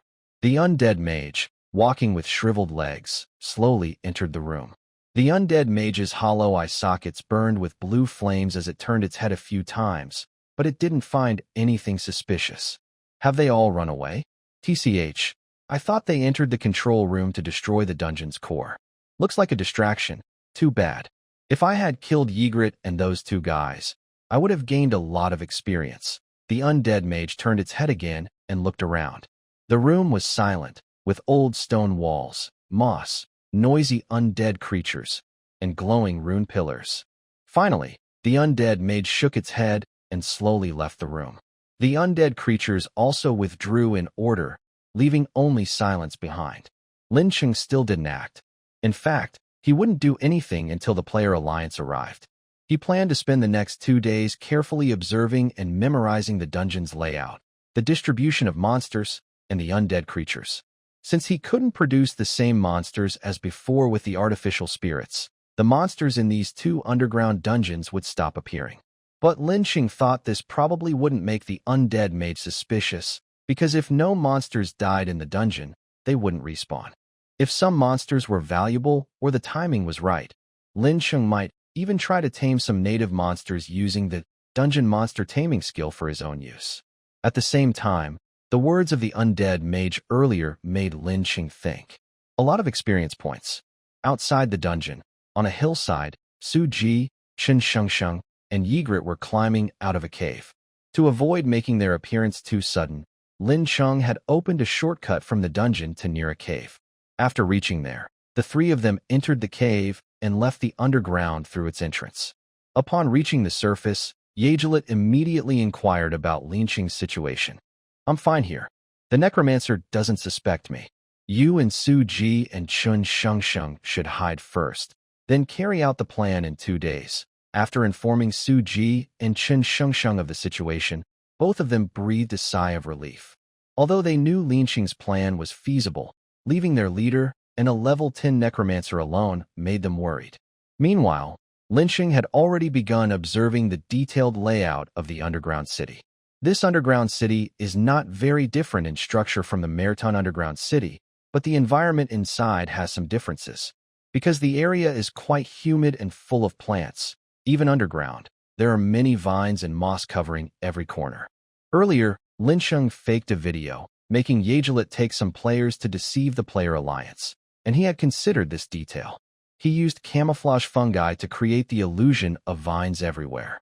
With this detail, even if members of the player alliance visit the hero village underground city, they won't doubt the video Yigrit released earlier. Next, about the monsters in the underground city. Basic monsters like skeletons, slimes, large bats, and hyenas are present, of course. But monsters like toxic slimes, self-destruct beetles, camouflage fungi, and rock golems are absent. Instead, there are silver howling wolves, giant carnivorous plants, rock lizards, a type of lizard, silver ring snakes, dark elves, treasure chest monsters, small demons, and gargoyles. There are also skeletons under the Necromancer's command, skeleton soldiers, skeleton archers, skeleton mages, necromancer knights, undead horses, bone dogs, and winged death birds.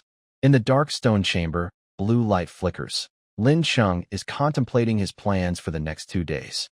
In the foggy hero village, a mountain dweller is carrying a large iron bucket, walking steadily toward the riverbank.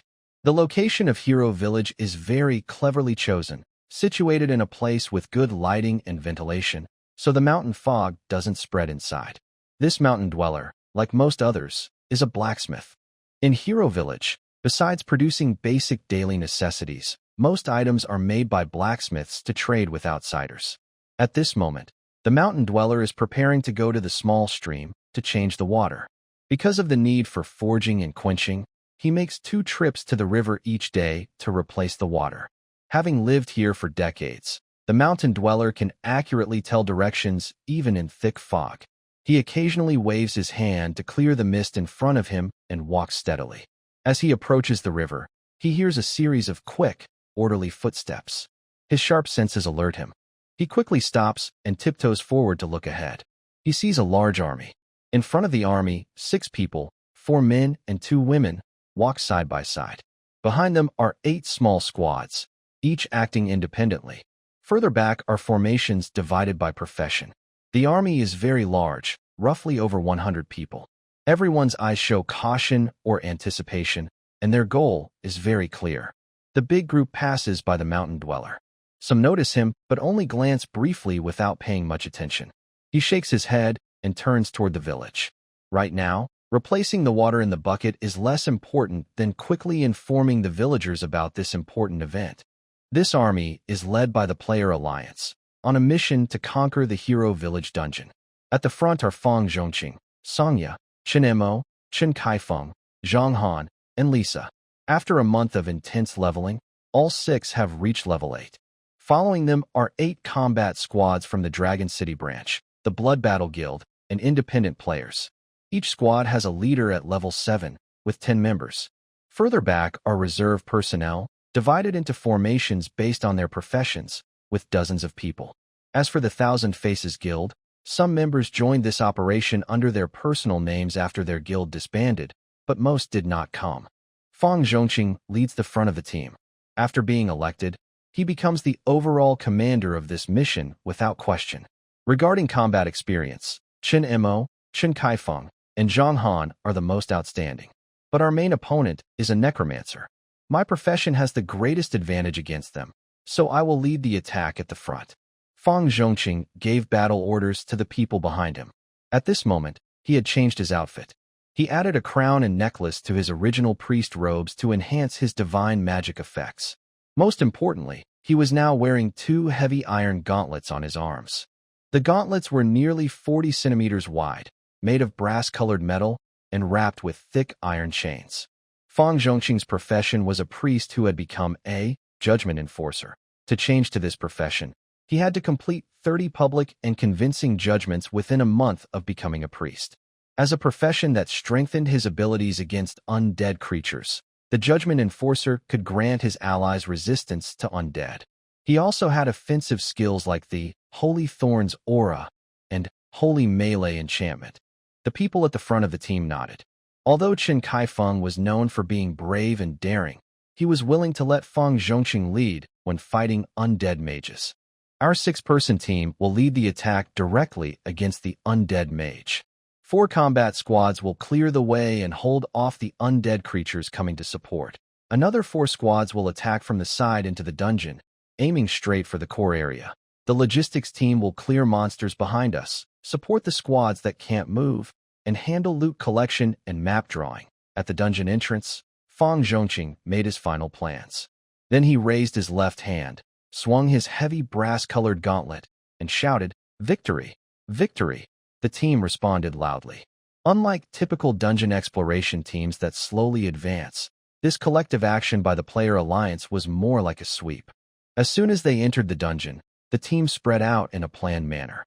Fang Zhongqing and his 6 teammates ran at the front, quickly filling the path behind them with 8 combat squads, swiftly clearing the native monsters. Some weaker undead creatures wandering the corridors were directly shattered by Fang Zhongqing.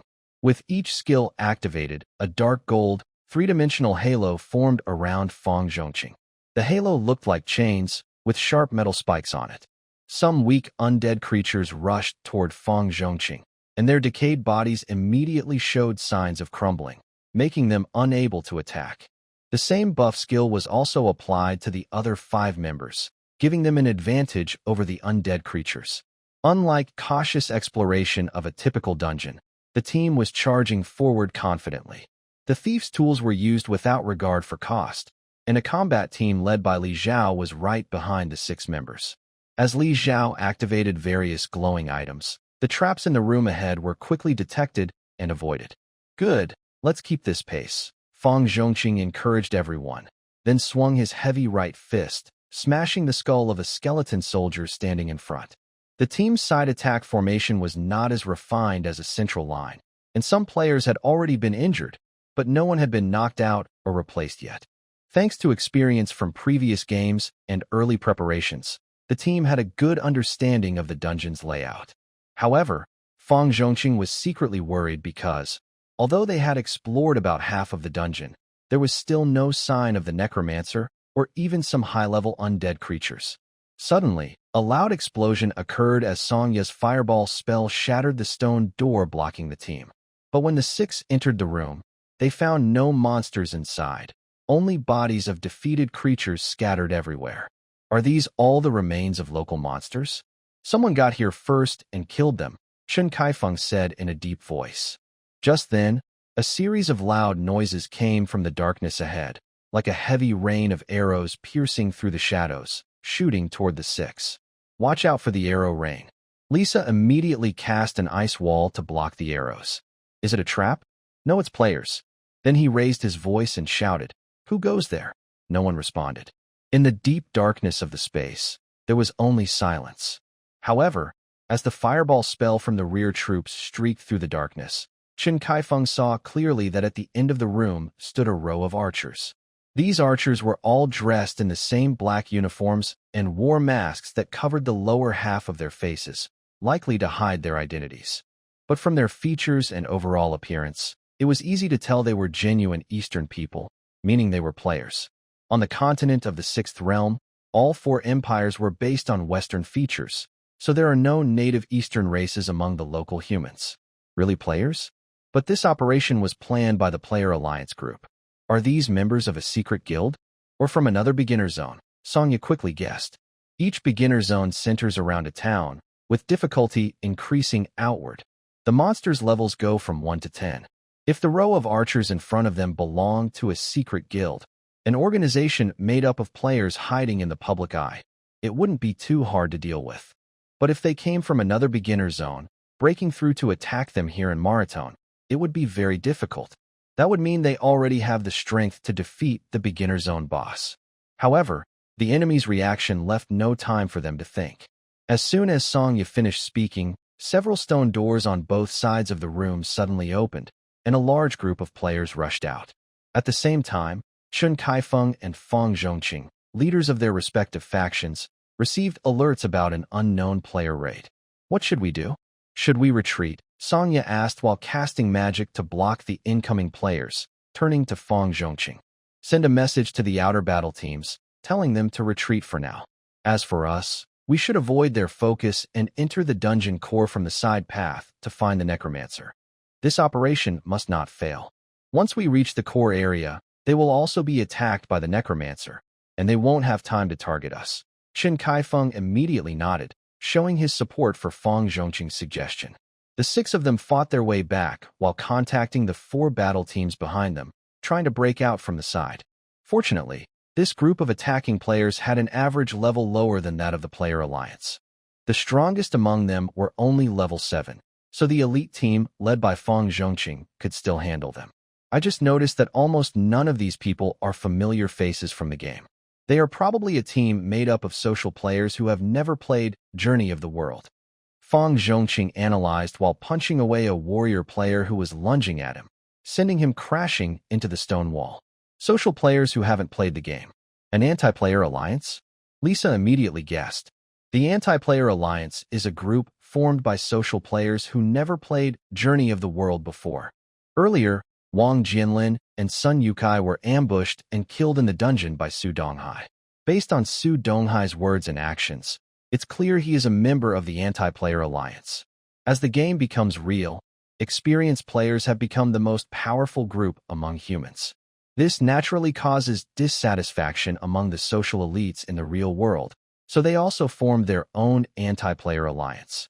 Right now, Lin Cheng was using his spiritual vision, watching the core stone chamber of the dungeon with great interest. It seems that the anti-player alliance isn't just reckless. The Su Donghai who threatened Wang Jianlin's family earlier didn't take any further action afterward. I guess he retreated after seeing Yigrit, Lincheng said. The players in the alliance didn't know what the anti-player alliance was doing, but Lincheng saw everything clearly. Since about a day ago, the anti-player alliance had already entered the dungeon early and set up an ambush. What surprised Lincheng was that they hardly received any attacks from local monsters or undead creatures. He wasn't sure why this was, but it doesn't matter. The water is better when it's muddier. Over the past 2 days, I've become very familiar with the dungeon's internal layout.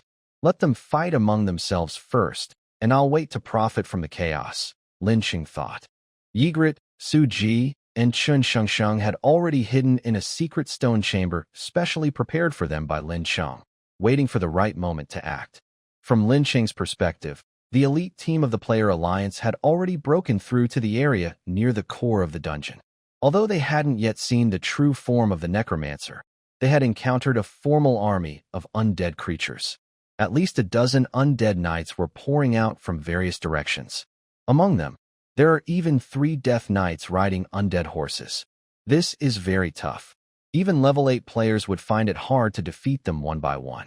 Switch to a defensive formation and let the anti-player alliance and the undead creatures fight first, ordered Fang Zhongqing as soon as the undead army appeared. The anti-player alliance had not shown any movement before, so the player alliance couldn't respond. But now, since they have a guess, they can only assume this idea is correct. Fang Zhongqing didn't discuss this further and simply called the enemy the anti-player alliance. At this moment, the anti-player alliance's troops had already reached the front of the player alliance and collided head-on with the advancing undead army. Lincheng couldn't help but smile because he recognized most of the leaders of the anti-player alliance. The first among them was a young man with blonde hair named Yi Yuandong, who looked like a thief. When Lin Cheng signed the contract with the club years ago, this young man was responsible for coordinating with him. Because the other side was generous and friendly at that time, Lin Cheng was quite tolerant of him. But unexpectedly, when he was falsely accused and banned, it was this person who was the harshest. Yi Yuandong had never played Journey to the World before. Now that the game had become reality, he even joined the anti-player alliance's forces. Good for nothing. You'd better pray you die in the pile of undead creatures and not fall into my hands. However, the next moment, the situation changed unexpectedly for Lin Cheng and the Player Alliance. When the anti-player alliance's troops met the undead army, they hesitated at first, then suddenly made no attack and instead charged straight at the Player Alliance's forces in an orderly manner. What's going on? Fang Zhongqing frowned, and the other 5 leaders looked grim, as if facing a great enemy. From the core stone chamber far away, Lincheng saw this scene and suddenly understood something. Is that so? Although I had some guesses before, I didn't expect it to be so coincidental. Yi Jelite, Su Ji, Chun Shengsheng. Now it's your turn to appear. Seeing the undead creatures and the anti-player alliance forces merging, the player alliance was caught in a tough fight. Lincheng immediately gave the order. A small stone chamber, originally hidden underground, suddenly opened up. The 3 of them rushed out. Boss, what did you guess just now? Su Ji asked as they ran. With Lin Cheng's information, the layout of the underground city was like an open book to them. Yesterday, when the anti-player alliance entered the underground city, they weren't attacked by the undead creatures. They only had some minor conflicts with local monsters. I was trying to figure out the connection. At first, I thought the anti-player alliance could block the Necromancer's senses or even control him directly, but it didn't seem like that. In fact, when we entered the city that day, after you left, the Necromancer showed some signs of being suspicious in front of me. This Necromancer should be a player. When Lin Cheng said this, Su Ji, Chun Shengsheng, and Yigrit all trembled slightly, and their running pace slowed a bit. Sorry, Yigrit. I probably can't avenge you, but at least the curse can be lifted. Yigrit's face was hidden behind his mask, so his expression was unreadable. Although he didn't move immediately, the 2 beside him could see the intense emotion inside him. It's okay. As long as I can get my body back, that's enough, Yigrit replied in a deep voice. Hearing this, Su Ji and Chun Shengsheng finally relaxed. Good. You go to the spot I pointed out. Don't attack for now. Lin Cheng's order made Chun Shengsheng's face change. She asked, Hey, boss, you're letting us go out? Isn't that helping the player alliance? Sort of, but not now. Someone else will come to help, Lincheng said. The 3 of them had already reached the designated spot, and they could faintly see 3 groups fighting each other. Chun Shengsheng wanted to ask where the savior Lin Cheng mentioned was, but she saw 2 figures suddenly appear and rush toward the center of the conflict. President Fang, President Chun, long time no see, a cheerful voice rang out from above. The figure threw several light blue water bottles. The bottles shattered upon hitting the frontline undead creatures. The clear blue holy water spilled over the undead, causing them to growl and struggle violently. After the anti-player alliance's troops received help from the undead creatures, they naturally let them lead the charge. At this moment, the frontline undead creatures struggled to advance, and the entire team suddenly stopped. At this time, Fang Zhongqing and other frontline fighters immediately saw the two figures rushing out. Zhang Muan, Zhang Miaoran, Fang Zhongqing exclaimed in surprise. "Aren't you missing?" "Missing is true, but we managed to come here. That's our skill," Zhang Miaoran replied calmly. A skeleton soldier lunged at her, but she struck it away with a sword. Fang Zhongqing's face froze, and his mind flashed with quick thoughts. After a brief moment of thinking, he immediately understood why the Zhang siblings appeared now. "What do you want?" "If we break through the dungeon, the core stone chamber must be handed over to us. We won't take anything else," Zhang Muan quickly responded. The undead creatures hit by holy water in the front line had already been scattered by the formation behind them, and the main force pressed forward again. "Good," Fang Zhongqing shouted loudly, then turned to the troops behind him and yelled, "Hold the formation. Our reinforcements are here." "Nice," Zhang Muan laughed heartily. His body twisted like a burst balloon of dust, and a large amount of smoke and colorful lights burst out from him. Meanwhile, Zhang Miaoran held a slender spear and stood alone in front of the approaching troops. "Charge through and crush her," Yi Yuandong, mixed among the player alliance troops, shouted loudly, but he didn't dare to rush forward himself. Zhang Miaoran looked cold. With a flick of her spear, countless star-like light spots suddenly appeared on every member of the frontline anti-player alliance. Yi Yuandong's eyes widened as he looked down at the white light spots suddenly appearing on himself. He didn't know much about the professions in the journey world, so he didn't understand what was happening. Next, delicate white lines connected the dots. More undead creatures and a dozen anti-player alliance members at the front immediately felt a powerful force hit their chests. 1,000 hits. In an instant, the frontline troops of the anti-player alliance seemed to turn into a flower garden, with blood pouring out of the chest wounds blooming like flowers. At this moment, Zhang Muan had also completed his transformation. The frontline troops of the player alliance were stunned because two figures appeared in front of them.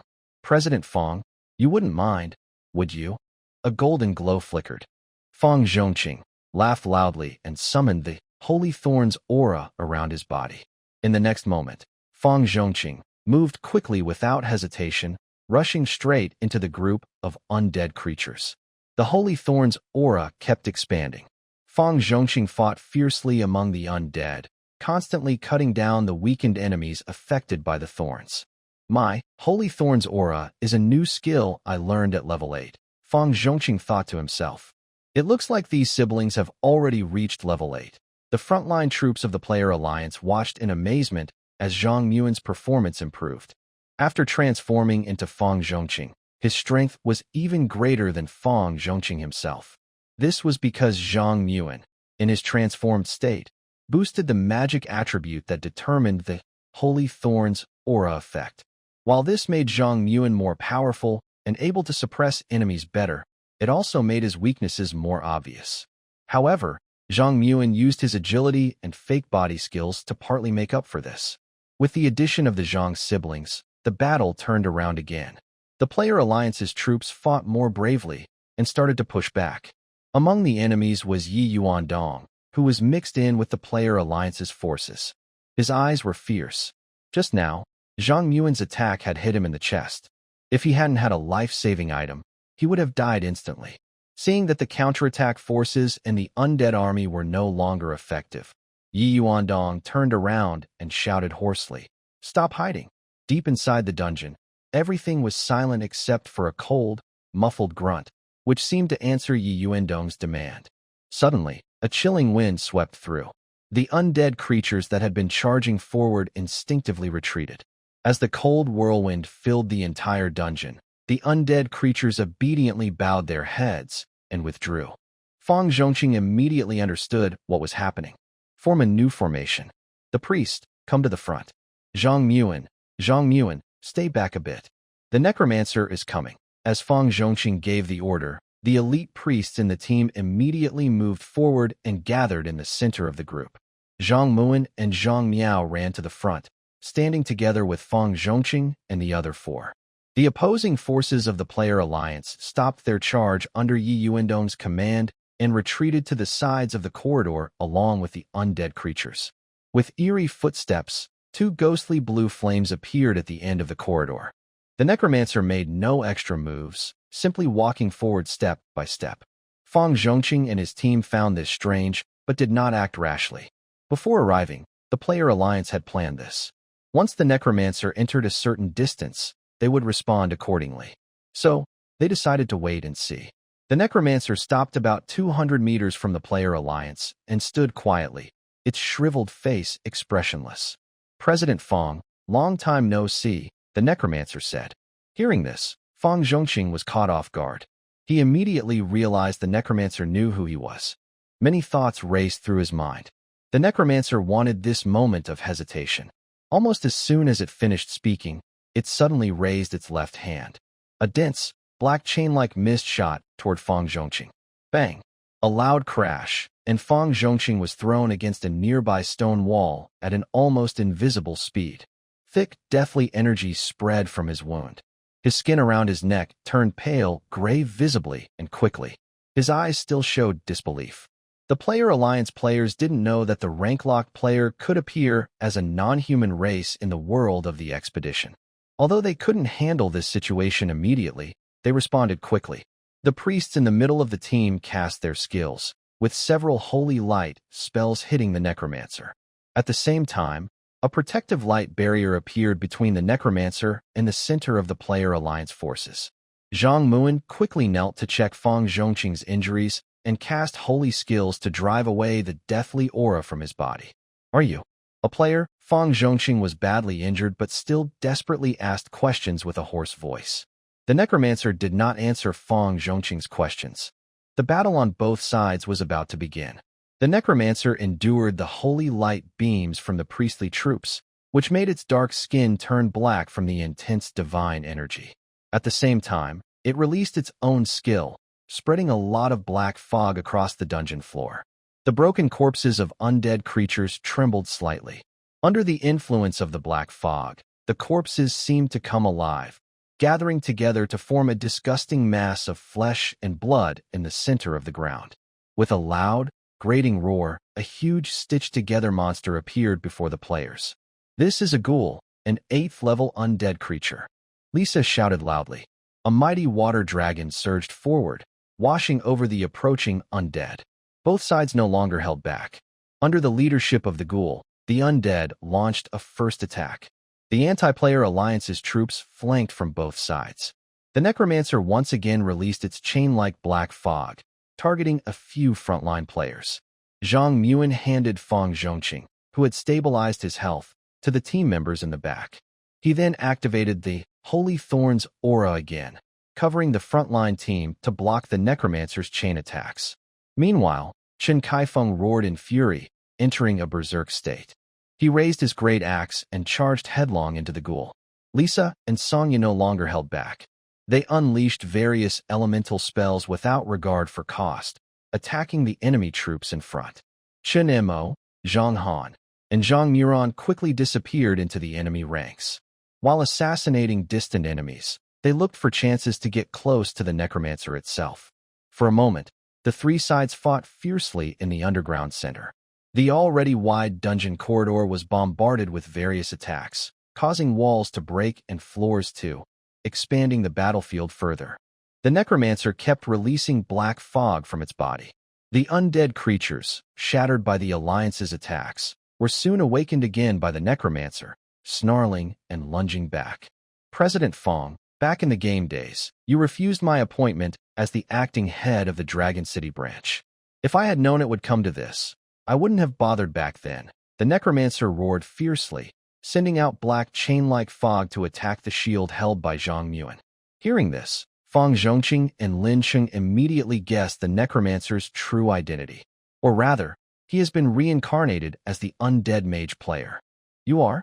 Yi Qingtian. Fang Zhongqing's voice was very weak, but he still shouted loudly. Meanwhile, Deep inside the dungeon's core stone chamber, Lin Cheng's voice also grew darker. Because this Yi Qingtian was the agent of the Infinite Club in Lin Cheng's area. It was he who had promised Lincheng to join the club, but when Lincheng refused to cooperate, he betrayed him and had him sealed. Well, luck is on my side. Turning into such a creepy thing, the voice echoed in Yigrit's mind. TSK, it seems you want to avenge me. Yigrit, Lin Cheng's voice turned icy cold. I was planning to wait until they hurt each other badly, but now I'll act. Let's follow our original plan. Yes, Lincheng was still angry, and beside him, Su Ji and Chun Shengsheng were furious, eager to rush out and tear Yi Qingtian apart. If Yi Qingtian hadn't set him up, the Purple Forbidden Guild wouldn't have fallen into decline, and Lincheng wouldn't be a human-made spirit hiding in the dungeon. Even Su Ji, who was usually calm, was now furious, and Chun Shengsheng was trembling with anger. Before the undead mage could finish threatening them, the three of them suddenly charged forward like divine soldiers. Yigrit and Chun Shengsheng moved to the left and right, sweeping away the undead creatures blocking the front, and in an instant, they reached the undead mage. The members of the Player Alliance didn't understand where these three people had come from, but those in the front row recognized them. White, and Su Ji and Chun Shengsheng from the Purple Forbidden Guild? Chen Kaifeng shouted loudly, swinging his giant axe to cut off the head of the monster. I appreciate you guys, but can't you all come together? Chen Kaifeng roared, expressing everyone's feelings. Others couldn't see through it, but at this moment, Yi Qingtian, who had transformed into a necromancer, clearly recognized Yigrit's disguise. Seeing the Red Knight furious and charging fiercely, Yi Qingtian could no longer stay calm. In its hollow eye sockets, the ghostly blue flames flickered and suddenly ordered the undead creatures to attack members of the Anti-Player Alliance. The members of the Anti-Player Alliance were already lacking resolve. Now, the nearby undead suddenly turned against them, catching them off guard. Many low-level members of the Alliance were instantly killed, blood spilling everywhere. Yi Qingtian controlled his attacks well. Although they were deadly, he avoided causing dismemberment. As Yi Qingtian waved his withered hands, thick fog poured into the bodies of the fallen, and for a moment, the dead members of the Alliance rose again. At this time, Yi Yuandong, who had already retreated to the back, saw this scene and shouted in disbelief, "Uncle, what are you doing? These are soldiers chosen by our organization. How can you slaughter them and still explain to the leader?" Yi Qingtian didn't turn around and continued to slaughter the members of the Anti-Player Alliance, while fiercely cursing Yi Yuandong. "To wit the leader, kill them all, and I won't have to listen to his orders. Fight with me, or you can die too." Yi Qingtian's voice was icy cold, making Yi Yuandong shiver. Quickly, he reacted, knowing that Yi Qingtian was capable of doing what he said. With a fierce resolve, he swung his twin blades and began fighting the surrounding members of the Anti-Player Alliance. For a moment, Fang Zhongqing and others frowned. Yi Qingtian, as a necromancer, was undeniably ruthless. This profession suited a villain like him. He fought living enemies, then resurrected them with necromagic to fight again. Even severed limbs could be sewn into flesh monsters. Although the players seemed to have the upper hand on the surface, the hidden forces of the Anti-Player Alliance were not to be underestimated. Fang Zhongqing quickly analyzed the situation and glanced at Yigrit, who was engaged in close combat with the Necromancer. He swiftly changed his strategy. Push forward. Coordinate with White. Attack the Necromancer directly. With Fang Zhongqing's shout, the frontline members of the Player Alliance immediately shifted their attack, covering Yigrit. Yigrit received support from the members of the Player Alliance, which immediately eased his pressure. He secretly praised himself and activated a skill, causing a blood-red light to spread from his body. This is Yigrit's Team Blessing skill, which can provide a certain percentage of defense boost to nearby teammates based on his own attributes. Earlier, when he was with the Blood Battle Guild and others, he didn't use this skill to hide his identity. Later, when he was with Lin Cheng's team, there were too few people, so he finally used this skill at the right moment. Zhang Mu, after arranging Fang Zhongqing, also moved back to the front of the team. At this moment, he approached Yigrit, waved his hand, and threw a shining necklace to him, shouting, "I'll lend this to you first." Yigrit caught it with his hand. A flash of light appeared, and the necklace was immediately worn inside his armor. It was the Legion necklace he had obtained earlier. The stronger the wearer of the Legion necklace, the greater the boost it provides to the team. So, Yigrit was the perfect person to use it now. Good. Feeling the trust from the members of the player alliance and sensing the urgency of the battle, Yigrit knew it was no longer the time to hide his identity. As he retracted the hidden spirit deeper into his body, layers of blood-red light gradually appeared on his armor and heavy sword. Suddenly, an unstoppable aura burst out from Yigrit. When his true face was revealed, a powerful pressure shocked everyone present. Red Knight Yigrit. Is that Yigrit? Why is a hidden boss appearing here? The Necromancer is Yigrit's enemy. It's okay for him to show up here. But why did White suddenly turn into Yigrit? Isn't he a player? The members of the player alliance were busy fighting, but the situation in front of them was too surprising. They couldn't help but shout out their thoughts. Meanwhile, the veteran players leading the charge, like Chen Kaifeng and Zhang Han, looked a bit strange. They remembered that White had previously gone on a dungeon raid with them. Could the hidden boss in the beginner village have been with us during the raid? Thinking of this, Zhang Han suddenly found his previous provocative behavior a bit silly. However, the surprise and shock only lasted for a moment. The players present were very skilled and quickly refocused on the battle. Whatever the issue was, it could be discussed later. At this moment, the previously timid members of the Rebel Player Alliance, even the resurrected undead, were shattered in the chaos of the fight. Their broken bodies, stirred by the dark mist, were stitched back together into a huge flesh monster. Unlike the disgust caused by the broken corpses of the undead creatures before, this flesh monster was made from the bodies of players, and it was much stronger. As soon as the flesh monster was formed, the Necromancer moved quickly, creating space between himself and Yigrit, and let the flesh monster stand between them. The surrounding attacks were too dense, with countless spells and arrows flying like feathers in the sky. The Necromancer needed a moment to calm down before casting a curse spell. But Yigrit wouldn't give him that chance. With various buffs, his current state was even better than his strongest period. Yigrit swung his heavy sword, clearing the monsters blocking his path. Then he gathered strength again, leaping like a fierce tiger. The furious knight swung his heavy sword in midair, with a powerful force to crush everything. In that moment, the sword and he seemed to merge into one. Lion Slash. Yigrit's Lion Slash was known during the game as a devastating attack. New players challenging in groups risked being instantly killed if they couldn't dodge properly. In this tight space, Yigrit's strike was even more overwhelming, full of momentum. The air in the entire dungeon seemed to be drained by this sword. When the blade touched the flesh monster, its body burst apart into blood and flesh. One hit was enough to kill. Yigrit swiftly finished off the flesh monster, then landed and kicked off the ground, shooting forward like an arrow. The Necromancer's blue flames in its eye sockets flickered violently, showing its anxiety. It was almost at its limit. No, I can't die here. Yigrit had never played the game, Journey World, before. He only had an account because of the agent's needs. Later, Yi Yuandong was injured in the game. To regain face, he illegally logged into Yi Qingtian's account, and Yi Qingtian turned a blind eye.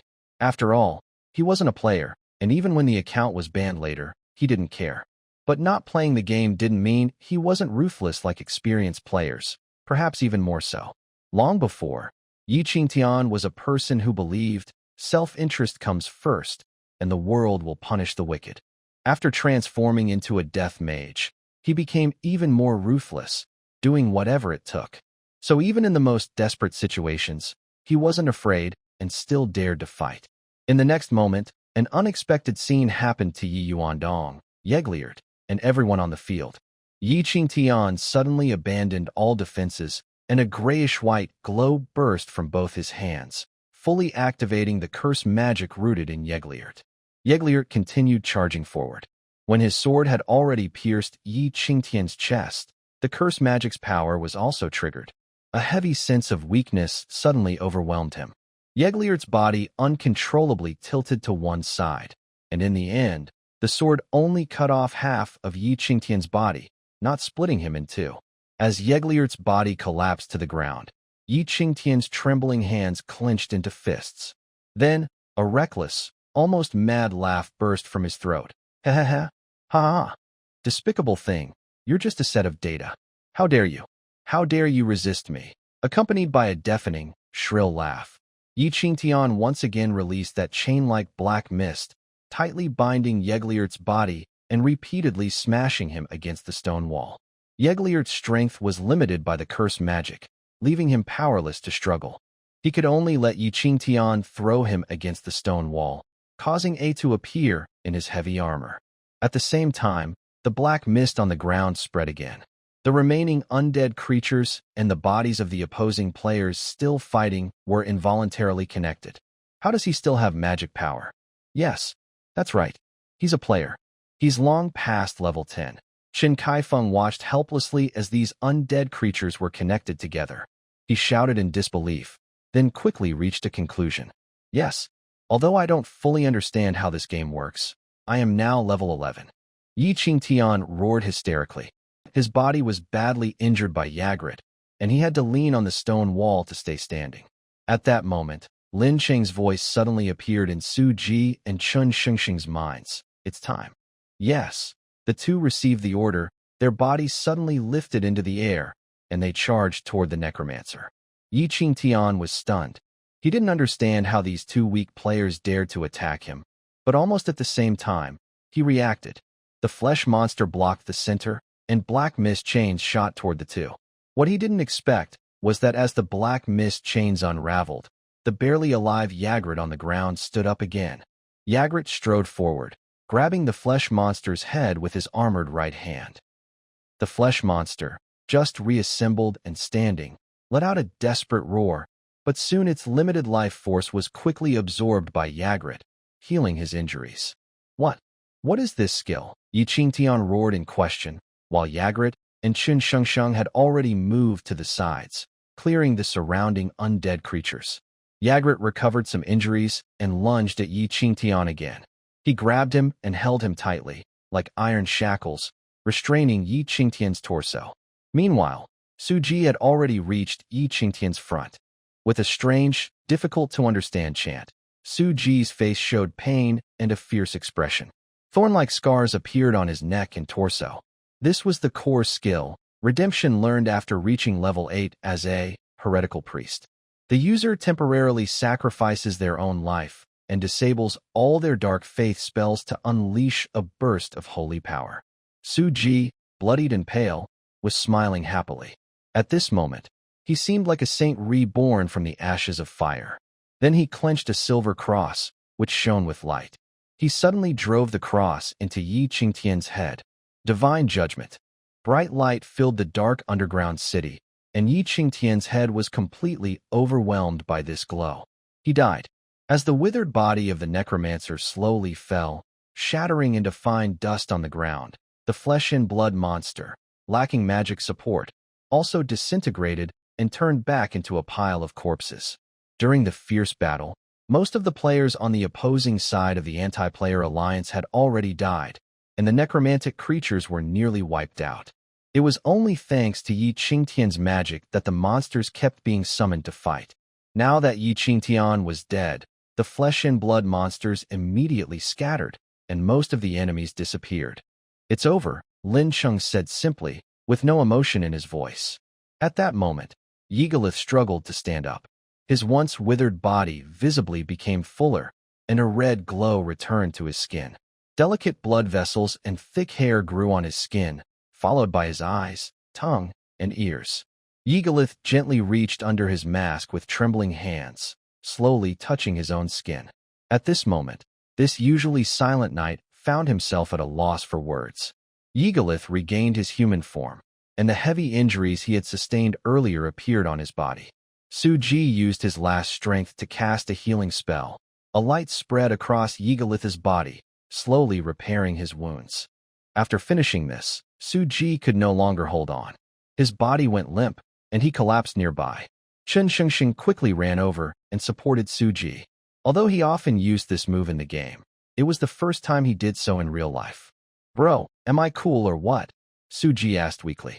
The injuries from the redemption spell wouldn't bleed anymore, but he was clearly at his limit.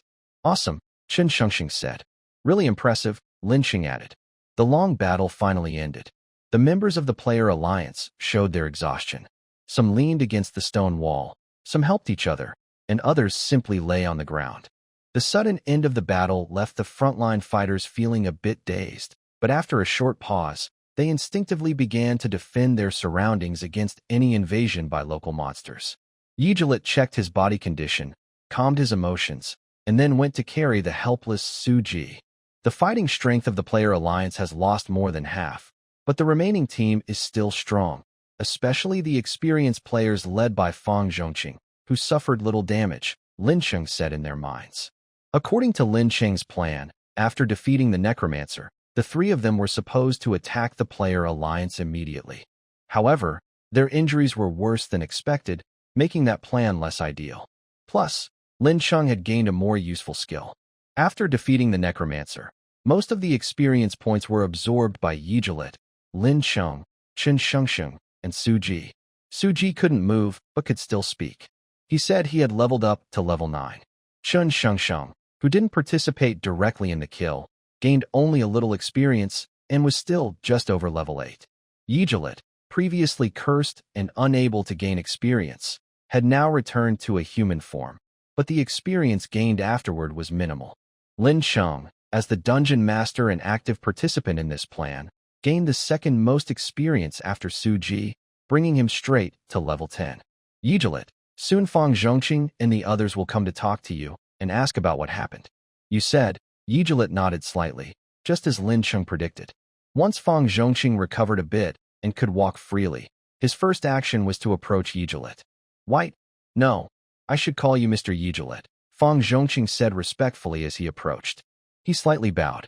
Although we weren't on the same side before, I still want to thank you for helping us defeat the Necromancer. I have 2 questions. First, Suji and Chen Shengsheng fought alongside you. Did they accept some quests? And now that the Necromancer is dead and the curse on you is lifted, could we challenge you again, following the usual process? Of course, we have no intention of attacking you now. If we have caused any offense, please forgive us. After speaking, Fang Zhongqing slightly bowed again. Yigrit cleared his throat twice and replied, Yes, since you arrived in this world, many things have changed.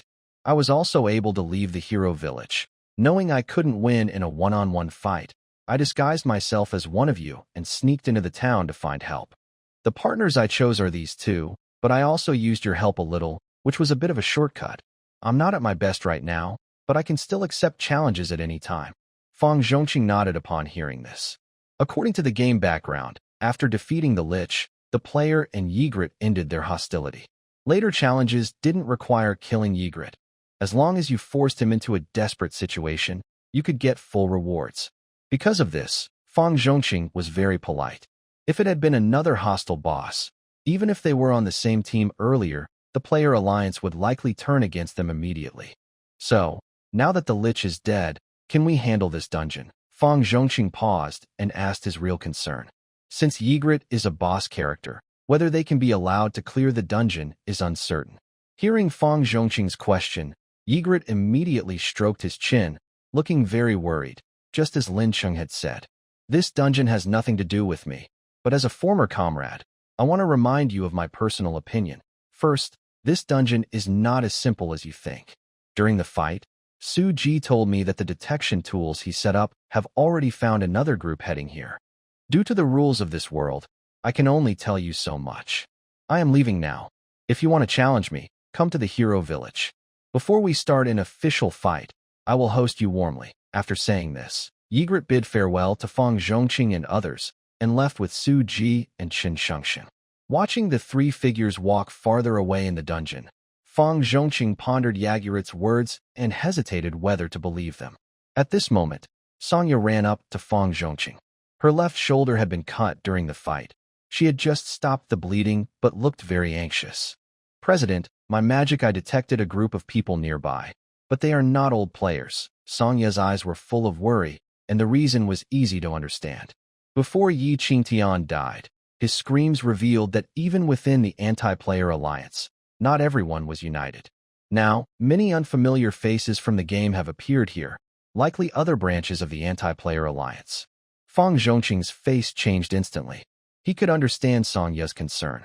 Stop the rescue if injuries are not life-threatening. Begin moving. Halt the dungeon raid, and prepare members for battle. Although Fang Zhongqing didn't fully understand the reason, the members of the player alliance followed his orders according to previous rules. Chen Kaifeng nodded at Fang Zhongqing. Placing detection magic eyes was a common task before tackling a dungeon, and Lisa probably already received the message. Soon, the members of the player alliance quickly moved away. After a few minutes, they left the dungeon and arrived outside on a foggy plain. However, even with the detection eye and quick retreat, they were a step too late. When they reached outside the dungeon, the area was already covered with dense troops. Are you Fang Zhongqing? The leader of this troop was a middle-aged man. He wore heavy armor that was tightly sealed, riding a tall magical beast. His face was revealed as his helmet was lifted. Fang Zhongqing's face darkened immediately. He recognized this man. His name was Feng Feng. Fang Zhongqing was now very important, but it was only because the game had brought reality into chaos. In his original world, he wouldn't even have the chance to meet Feng Feng. In other words, if Fang Zhongqing was the president in the game, Feng Feng was the president in real life. Wounded and care staff can leave, but you must leave your items and equipment. As for you, come with us. Feng Feng's face was cold, and his words carried an undeniable authority. Fang Zhongqing felt the pressure from Feng Feng and turned pale. Although he knew that now the game had entered reality and everything depended on strength, the marks left by decades of experience were hard to erase instantly. Haha, Mr. Feng, you're joking. Now that reality has changed greatly, everyone is doing their own thing. Why must you be so ruthless? If you just let us go, I promise to visit and thank you someday. At that time, our sides could share resources and improve together. Fang Zhongqing smiled, but his eyes worriedly scanned the troops in front of him. Normally, he wouldn't fear a fight, but having just been through battle, the players' alliance troops were only half as strong as before. If they fought now, they would definitely lose. Fang Zhongqing regretted a little. Why didn't he let Yigrit stay? But Yigrit was a boss and might not interfere in their affairs. As for Su Ji and Chen Shengsheng, even if they stayed, they wouldn't be of much help now. Ha. Chairman Fang, you are truly a loyal person. Feng Feng chuckled when he heard Fang Zhongqing's suggestion. I also understand that after the big change in reality, no matter how powerful one was before, now they have nothing. But since the game has entered reality, it is reality. In the end, the player alliance is just a group of people who play games all day in their rooms, an unorganized crowd. Eventually, true order will be restored in human society. It's foolish to oppose us. Feng Feng's eye sharpened as his troops moved forward. Fang Zhongqing weighed the pros and cons in his mind. Finally, he looked back at the players in the alliance and said, maybe everyone should just hold on a little longer. But unexpectedly, most of the players behind him did not show fear. Instead, they stared directly at the enemy with determined eyes, gripping their weapons tightly. Uncle Fang, Chen Kaifeng stepped forward confidently and patted Fang Zhongqing on the shoulder. Can I call you that? When it comes to command, I, Chen Kaifeng, can lead 100 of your troops. But you have to understand, war is not something to be afraid of. Some things in daily life we can tolerate, but now that we're playing this game, we should endure it too. Otherwise, what's the point of playing? At worst, it's just death.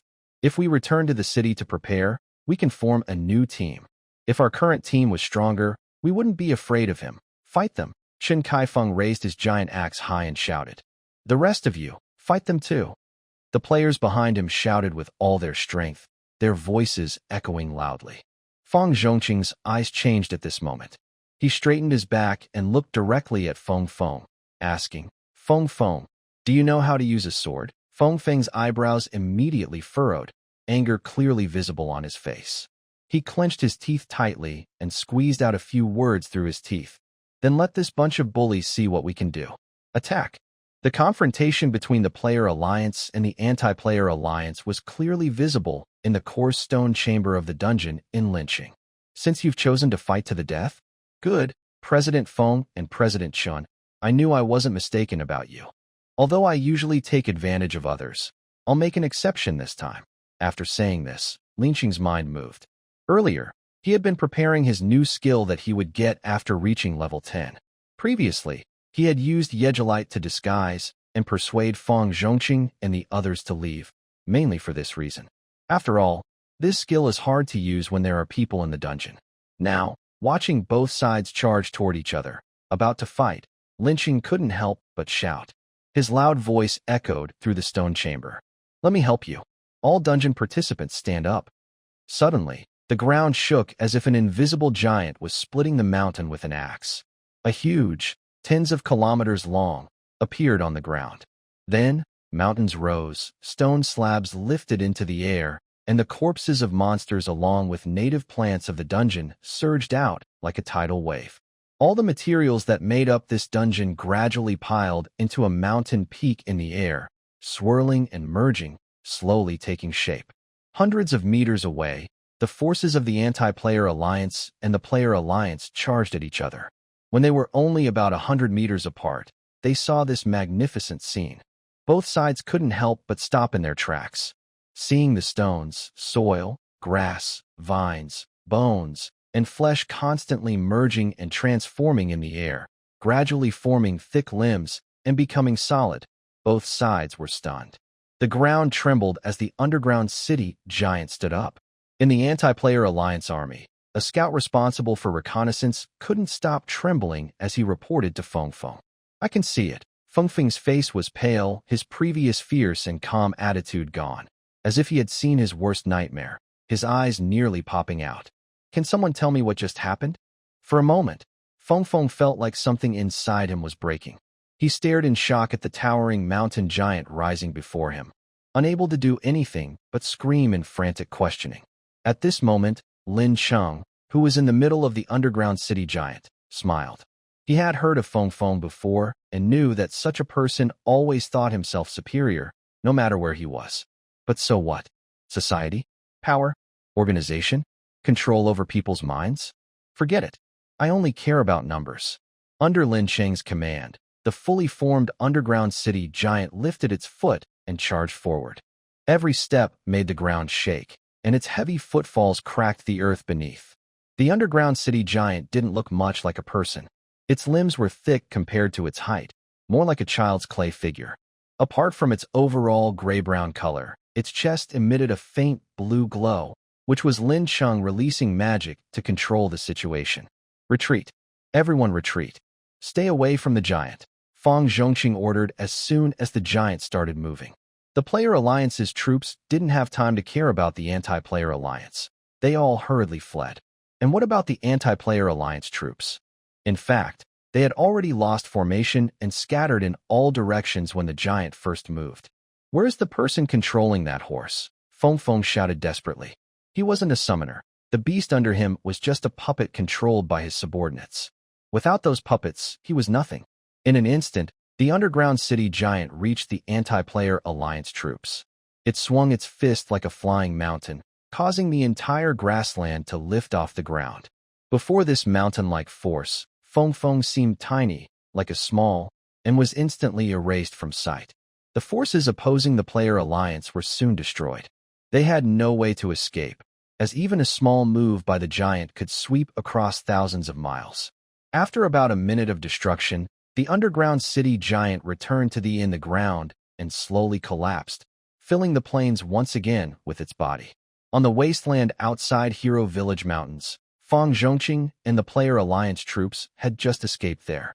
A giant suddenly appeared in the mountains, showing strength far beyond this stage. Although the huge presence made all the members of the player alliance feel very scared, the giant did not seem to want to attack them. Instead, it almost completely wiped out the forces opposing the player alliance. It seems Yigrit was right. The Hero Village dungeon has changed. But this time, we gained a lot. The threat from the Necromancer is gone, Fang Zhongqing thought as he looked at the battle team members from the Dragon City branch. Because the Dragon City branch had many healing and support players, the fighters suffered little damage. Now that the operation was over, everyone was returning to their own places. Fang Zhongqing, as the branch leader, still held that position. The main gains from this mission were the equipment and items dropped by Yi Qingtian and the opposing players, as well as many materials from clearing the underground city.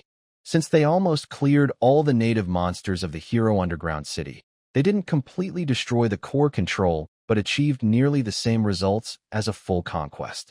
Overall, this event was a big success. The team gradually moved toward Maraton town. Along the way, they split into 5 or 6 groups. Although they hadn't held a celebration yet, everyone agreed that the mission was finished. Different guilds and squads exchanged information and thoughts about the root causes of the events. Some members wandered between groups, healing the injured and collecting loot. The team gradually drifted apart during this process. Meanwhile, on Lin City's side, the follow-up work was much easier. The entire underground city didn't need his attention anymore, because there was nothing left in the dungeon. All the dungeon creatures stand up. This skill is very powerful and impressive, but it is also the final battle technique. To activate this skill, no outsiders can be inside the dungeon, and the native monsters will be crushed to death during the transformation. Moreover, controlling the entire dungeon to change shape and attack at the same time consumes a huge amount of magic stones. In the previous fierce battles, most of the native monsters had been killed either by players or by necromancers, who used them to fill their undead armies. Most of the original monsters had been wiped out. Plus, the forces opposing the players and the magic stones dropped after Yi Qingtian's death had not yet been collected. Lin Cheng thought the situation was right and decided to use this skill. This was also based on his experience from playing the game. When conditions are right, new skills should be used. Otherwise, when the time comes, not knowing how the mechanism works could cause problems. Because of this, there were no native monsters left in the dungeon now, and most of the magic stones had been used up during the action, leaving only a few dozen as reserves. As for the flesh that could be used to create new monsters, Necromancer Yi Qingtian had left quite a bit, but it was all torn and ragged, almost like meat and bone fragments. Lin Cheng had tried before. Even these tiny pieces of flesh could be used to create monsters, but it required a larger amount. By the way, although Yi Qingtian was once a player, he didn't respawn anywhere after dying. It seems that players with special titles don't have the right to rebirth like regular players. Lin Cheng secretly sighed. This made his situation a bit dangerous. If he died, it would be permanent. Since there was nothing left to clean up in the dungeon, Lin Cheng could only check his status panel before contacting Yigrit and the others again. Name: Lin Cheng. Level: 10. Race: Artificial Spirit. Occupation: Dungeon Builder. Innate abilities: Spirit Vision. Level 4: Self-Healing. Level 3: Skills: Dungeon Terrain Manipulation. Level 4: Dungeon Monster Creation. Level 10: Dungeon Item Transfer. Level 4: Dungeon Monster Taming. Level 4: Spirit Independence. Level 2: Grand Welcome for Dungeon. Level 3: All Dungeon Creatures Stand Up. Level 1: Current Attributes: Health 1000, Strength 0, Agility 0, Defense 100, Magic Power 100, Resistance 100, Luck 10. Available upgrade points 108. Lin Cheng looked at his panel and thought to himself, as expected. When he first gained control of the Hero Village dungeon, he was level 9, but since he hadn't upgraded, the skill, Dungeon Monster Creation, remained unchanged. Now that he had control of the Hero Village dungeon and upgraded, the Dungeon Monster Creation skill also increased to level 10. Lin Cheng didn't have a physical body, but if he did, his hand would be trembling slightly. Filled with excitement, he opened the list of monsters he could summon. To his surprise, there were 2 types. Guard. Level 10, Kungwen Heavy Machine. Level 10. That's it, Lin Cheng exclaimed happily. His spirit voice echoed through the core of the dungeon. The guard is a half-goat demon species, with goat horns and hooves, membrane wings on its back, a face covered in scales, and a lizard-like appearance. It is recognized as one of the top monsters at level 10, not only because of its strong attributes, but also because it can use various magic skills and has the ability to manipulate hellfire. Typically, guards require a higher-level demon to place special seeds inside living creatures. After the creature dies, the guard can hatch from it.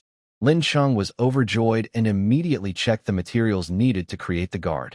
666 magic stones, 6 high-purity red vein steels, 666 milliliters of blood from 6 different levels of monsters, and a corpse of any level of demon.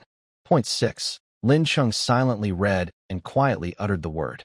The first few materials were not too difficult for him to find. The magic stones required were many, but they matched the strength of the guard. However, the last item, a corpse of any demon, was hard to find. I should have thrown out those little demons when I transformed into a giant, Lin Cheng thought. There was a native small demon in this dungeon. Although it was low level, it could still be useful.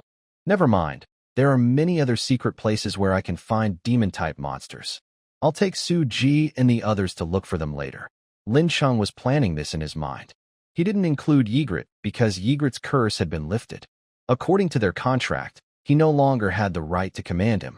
His eyes then shifted to the second item on the list, Kongwen Heavy Machine. The name sounded familiar, and when he read the description, his gaze paused again in surprise. In the seventh realm of the Journey world, this is a world centered on magical technology. Various sub-races of humans dominate the seventh realm, with the Rocky Mountains as the boundary, occupying nearly 70% of the continent. Humans, who are weaker and fewer in number, can only survive in a small corner of the continent. However, humans in the seventh realm have a much better understanding of magic and are more creative with magical technology than other worlds. Most races still rely on ancient texts for magic, using it mainly for attack spells. In contrast, humans in the seventh realm have developed magical alchemy and are trying to store magic power for other uses. Kongwen Heavy Machine is the pinnacle of human magical technology in the seventh realm. It uses different types of magical metal, various mechanical structures, and different power sources of magical energy to produce heavy magical puppets for many purposes. After developing the Kongwen Heavy Machine, the human empire in the seventh realm gradually entered a prosperous period, even able to fight against the subhuman tribes of the Rocky Mountains. However, according to the rulebook, mass production of the Kongwen Heavy Machine affected the rule of the world's boss, the Demon King, in the seventh realm. The Demon King is the most powerful mage in the history of the seventh realm. He boldly intervened, changing the magic rules of the entire realm. Since then, all magic puppets created have had a hint of innate consciousness. With self-awareness, the Kongwen Heavy Machines caused great destruction in the human empire of the seventh realm. Scientists there couldn't solve this problem for a time and had to temporarily stop using this technology. Those Kongwen Heavy Machines that gained consciousness and left their original roles became a special kind of mechanical monster. Of course, for players of the Journey world, all these details are just a few lines in the background of the rulebook. At least during the game, players living in the seventh realm can still find Kongwen Heavy Machines in the local human empire, and even new models have appeared. The Dungeon Monster Creation skill in Lin Cheng's city interface includes 4 blueprints related to the Kongwen Heavy Machine. 3 of these blueprints detail parts for gravity type, charge type, and leap type Kongwen Heavy Machines. The 4th blueprint explains how to make a magic energy source. These blueprints only show how to prepare raw materials and produce key parts. The specific assembly techniques are not included, so Lincheng needs to use his skills to combine them. Each of the 3 types of Kongwen Heavy Machines requires a large amount of magical metal and skilled blacksmiths to craft various styles.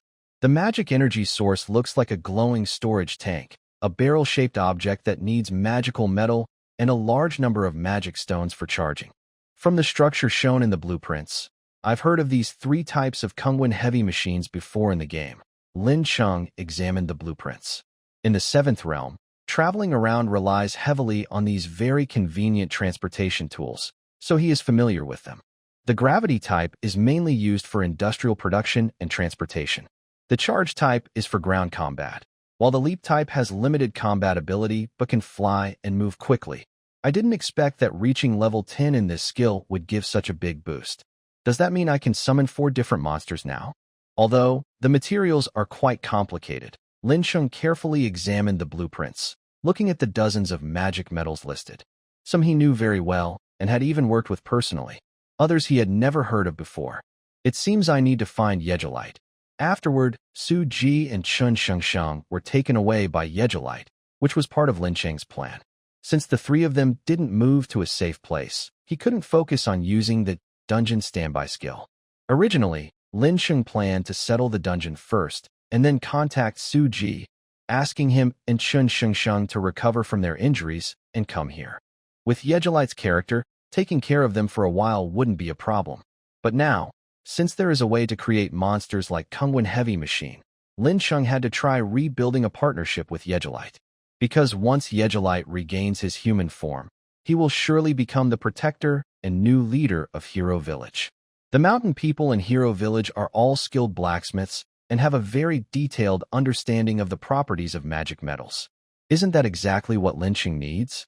Thinking of this, Lincheng immediately sent a message through the channel to contact Chen Shengsheng. Hey, Shengsheng, how is Suji doing now? Is Yigrit with you? Upon receiving Lincheng's message, Chen Shengsheng, who had been watching over Suji by his bedside, stood up excitedly and shouted, Boss, I'm here. Suji is fine. I gave him medicine, and he's lying down now. But redemption has some side effects, so he probably needs to rest for a day. I'm fine, barely hurt at all. After Yigrit brought us to Hero Village, the mountain people recognized him immediately and surrounded him tightly. He said the curse is lifted now, and your contract with him is over. But you're always welcome to come back here. The mountain people here are very friendly. They provided us with rooms, food, and drinks. But Yigrit just left a moment ago and hasn't come back yet. Oh, boss, after we left. Was that giant standing up from the hillside you transformed? How's the battle?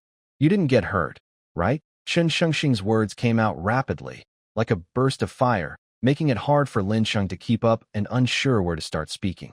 I'm fine here. The battle is over.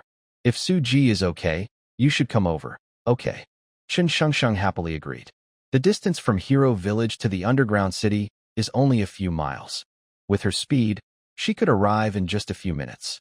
After ending the communication, Chen Shengsheng quickly rushed into the main stone chamber of the underground city. Lincheng hadn't moved the chamber, so she could find it immediately. Panting, Chen Shengsheng entered the chamber, and Lincheng immediately activated spirit-independent transformation, attaching himself to her. Just as Chen Shengsheng paused to rest, she felt Lincheng's presence and trembled slightly. Is it the boss attaching to me? So this is how it feels, she said, moving her body a little and seeming to enjoy it. The underground city is currently safe, but I need to visit Yigrit. Follow the direction I tell you. Yes. Chen Shengsheng was very quick to follow instructions. Under Lincheng's guidance, she soon left the underground city and arrived at the southern mountains where Hero Village is located. There, on a hill covered with dandelions, she slowed her steps. At the end of the hill, among the dandelions, a knight dressed in red armor sat quietly. His helmet had been removed and placed beside him. Yigrit sat with his back to the hill, quietly on a grassy field full of dandelions. Raindrops tapped on his battered armor, and his helmet was set aside, as if silently telling his long, twisting story. Because he had once become a necromancer, Yigrit's hair was no longer black as in legends, but had turned completely white. He sat quietly, and with his perception, he would have known that Chen Shengsheng had already arrived behind him. But he seemed lost in thought, sitting there quietly, until Lincheng's spiritual form appeared. This time, he didn't transform into a small figure, but appeared at his usual size. Lincheng restored his true appearance, a tall young man with a clean face and a heroic look. He made a very human-like gesture, supporting himself on the grass with his hand, then bending his legs and sitting down. Standing behind them, Chen Shengsheng raised an eyebrow. In the past, when Lincheng depended on others, he communicated directly through his spiritual form, rarely revealing his true self. Especially now, when he had changed to look almost exactly like his original form, Chen Shengsheng knew this was very draining on his magic power. How do you feel? Yigrit, after sitting quietly for a while, Lincheng suddenly turned his head and asked a question. I just visited Hero Village and even placed Suji in there. Yigrit seemed a bit distracted, talking casually. As soon as I entered the village, I was greeted warmly by the mountain people. Everyone there, from the old with white hair to the children just learning to walk, recognized me. But they no longer see me as just myself. They admire a great hero, a legend. Yigrit took a deep breath and paused. Years ago, I decided to become a knight and left this mountain. Even after fighting in many battles, I would still return home now and then. No matter what difficulties or obstacles I faced outside, no matter what I looked like, even after my father quietly passed away in this village, every time I returned home, I felt that sense of belonging, that feeling that kept me going. But now, that feeling is gone. Hero Village is still my hometown, but I have no home anymore. After saying this, Yigrit fell silent again, his gaze drifting into the distance, resting on the sunset. Lincheng carefully examined Yigrit's face. This was the first time he had truly seen the knight's face. Unlike the heroic image in legends, Yigrit now looked like a middle-aged man. His eyes had softened, and faint wrinkles appeared on his face. "Where's the hometown at sunset?" "The misty river makes people sad," Lin Cheng suddenly said. "That's a good poem. Don't worry about me. I'll sit here for a while, and then return to Hero Village." Yigrit's mood was unexpectedly calm. However, Lin Cheng's next words suddenly broke this peaceful atmosphere. "Yigrit, don't you think you're too weak to protect the Hero Village?" Lin Cheng's sudden voice sounded harsh to Yigrit's ears. "What?" Yigrit quickly turned around, even doubting if he had heard correctly. "I'm saying that with your current strength, it's not enough to protect the entire Hero Village. You also know yourself, right? Although you have many skills and excellent swordsmanship, your personal combat power in the sixth world isn't very strong. There are many knights among humans who are stronger than you. Now that we've entered your world, you probably know your level is 10. According to our standards, the highest level for most people is 100, and I once reached level 93. In a few years, players like me will conquer 12 worlds, leaving our traces everywhere. Do you think your strength will still be enough then?" Lin Cheng's words shocked Yigrit. He stared at Lin Cheng intently, froze for a moment, then suddenly smiled. "Ha ha, Lin Cheng, you say so much just to try to manipulate me into fighting for you again. I admit I haven't thought enough, but in the undead state, people's obsessions are amplified infinitely. I've been in that state for decades, and I've only just regained my human form less than a day ago. How can I think so far ahead? So, you're using this kind of talk to provoke me at this moment, taking advantage of my weakness? To be honest, even if I don't join your team, I can still succeed by exploring on my own or joining other so-called players' teams, right?" In his spiritual form, every action Lin Cheng took required deliberate control, so he felt a mix of emotions inside but couldn't show it on his face. As a legendary knight, his level was low only because the planners deliberately placed him there. When it comes to strategy and wit, I might even be better than him, Lin Cheng thought. "If you still want my help, I am always ready before you leave Hero Town. This time, I will assist you as an ally." Lin Cheng said this while extending his semi-transparent spiritual arm toward Yigrit, as if to shake hands. Yigrit was confused, but Chen Shengsheng suddenly threw a package from his hand. Some sand and dirt inside the package flew out under Lin Cheng's call and formed a stone arm. Yigrit couldn't help but laugh and stood up, giving Lin Cheng a symbolic handshake. "All right, I should head back now." After saying this, Lin Cheng quickly retracted his spiritual form into Chen Shengsheng's body. The act just now used a lot of magic power. Just as Lin Cheng, Chen Shengsheng, and Yigrit were about to return to Hero Town, a strong gust of wind suddenly rose in the valley. Soon after, they noticed a bright spot of light, blending purple-black and light gold, rushing rapidly from the sky toward them. Lin Cheng sensed danger and focused his spiritual vision to look carefully, gasping in surprise. "Is that Iris?" "Shengsheng, tell Su Ji to be on standby. Yigrit, you go back to Hero Town first. She's coming for me." Recognizing Iris immediately, Lin Cheng quickly spoke. "Lin Cheng, are you asking me to leave you behind?" Yigrit stood firm, not retreating at all. When the wind was strong, he had already put on his helmet again. Now holding his sword, Yigrit maintained his stance. In an instant, he transformed from a sad middle-aged man into the famous Red Knight. Iris flew very fast. Just as Yigrit was ready, the figure made of golden and purple-black light had already rushed in front of them. However, all three saw that Iris, flying toward them, had a beautiful face with no killing intent. Instead, there was deep worry and urgency. With a loud bang, Iris folded her wings and fell onto the grass. Even though she had prepared a defensive stance, the high-speed impact caused many cuts on her body, and blood kept flowing out. Lin Cheng's sharp eyes immediately saw that Iris was in a very weak state. Iris struggled to support her slender body with her arms. At this moment, she looked very messy. Her hair was dirty and tangled, and her clothes seemed torn from a long chase. Iris looked up nervously, glancing at Chen Shengsheng and Yigrit. Her eyes flickered with purple-black light, showing her confused mind. Soon, she realized that Lin Cheng's spirit was attached to Chen Shengsheng. She quickly shouted, "Dungeon Lord, run! Alice is on her way." Then, a bright light flashed in Iris's right hand, and a silver cross-shaped sword appeared again. She used the tip of the sword to support herself and managed to stand up. Cough. "I'm not in the best shape right now," Iris said, forcing herself to speak. She wiped the blood from her mouth with her left hand. "But if you need, I can hold them off for a little while, as a reward for what you did last time." "How much longer until Alice arrives? Will she take my life?" Lincheng asked calmly, even though he didn't understand everything. He asked two key questions. "Less than a minute. If she arrives, you will definitely die," Iris said urgently. She also looked at Chen Shengsheng with a puzzled expression. Before, she thought Lincheng was just a smart elf, but now he seemed very calm and clear-headed.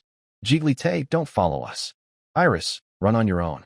Chen Shengsheng, tell Su Ji to stay ready. Take me to Maraton town." Lincheng quickly made his decision. In the story, Alice is level 55. If she arrives, everyone here combined wouldn't be her match.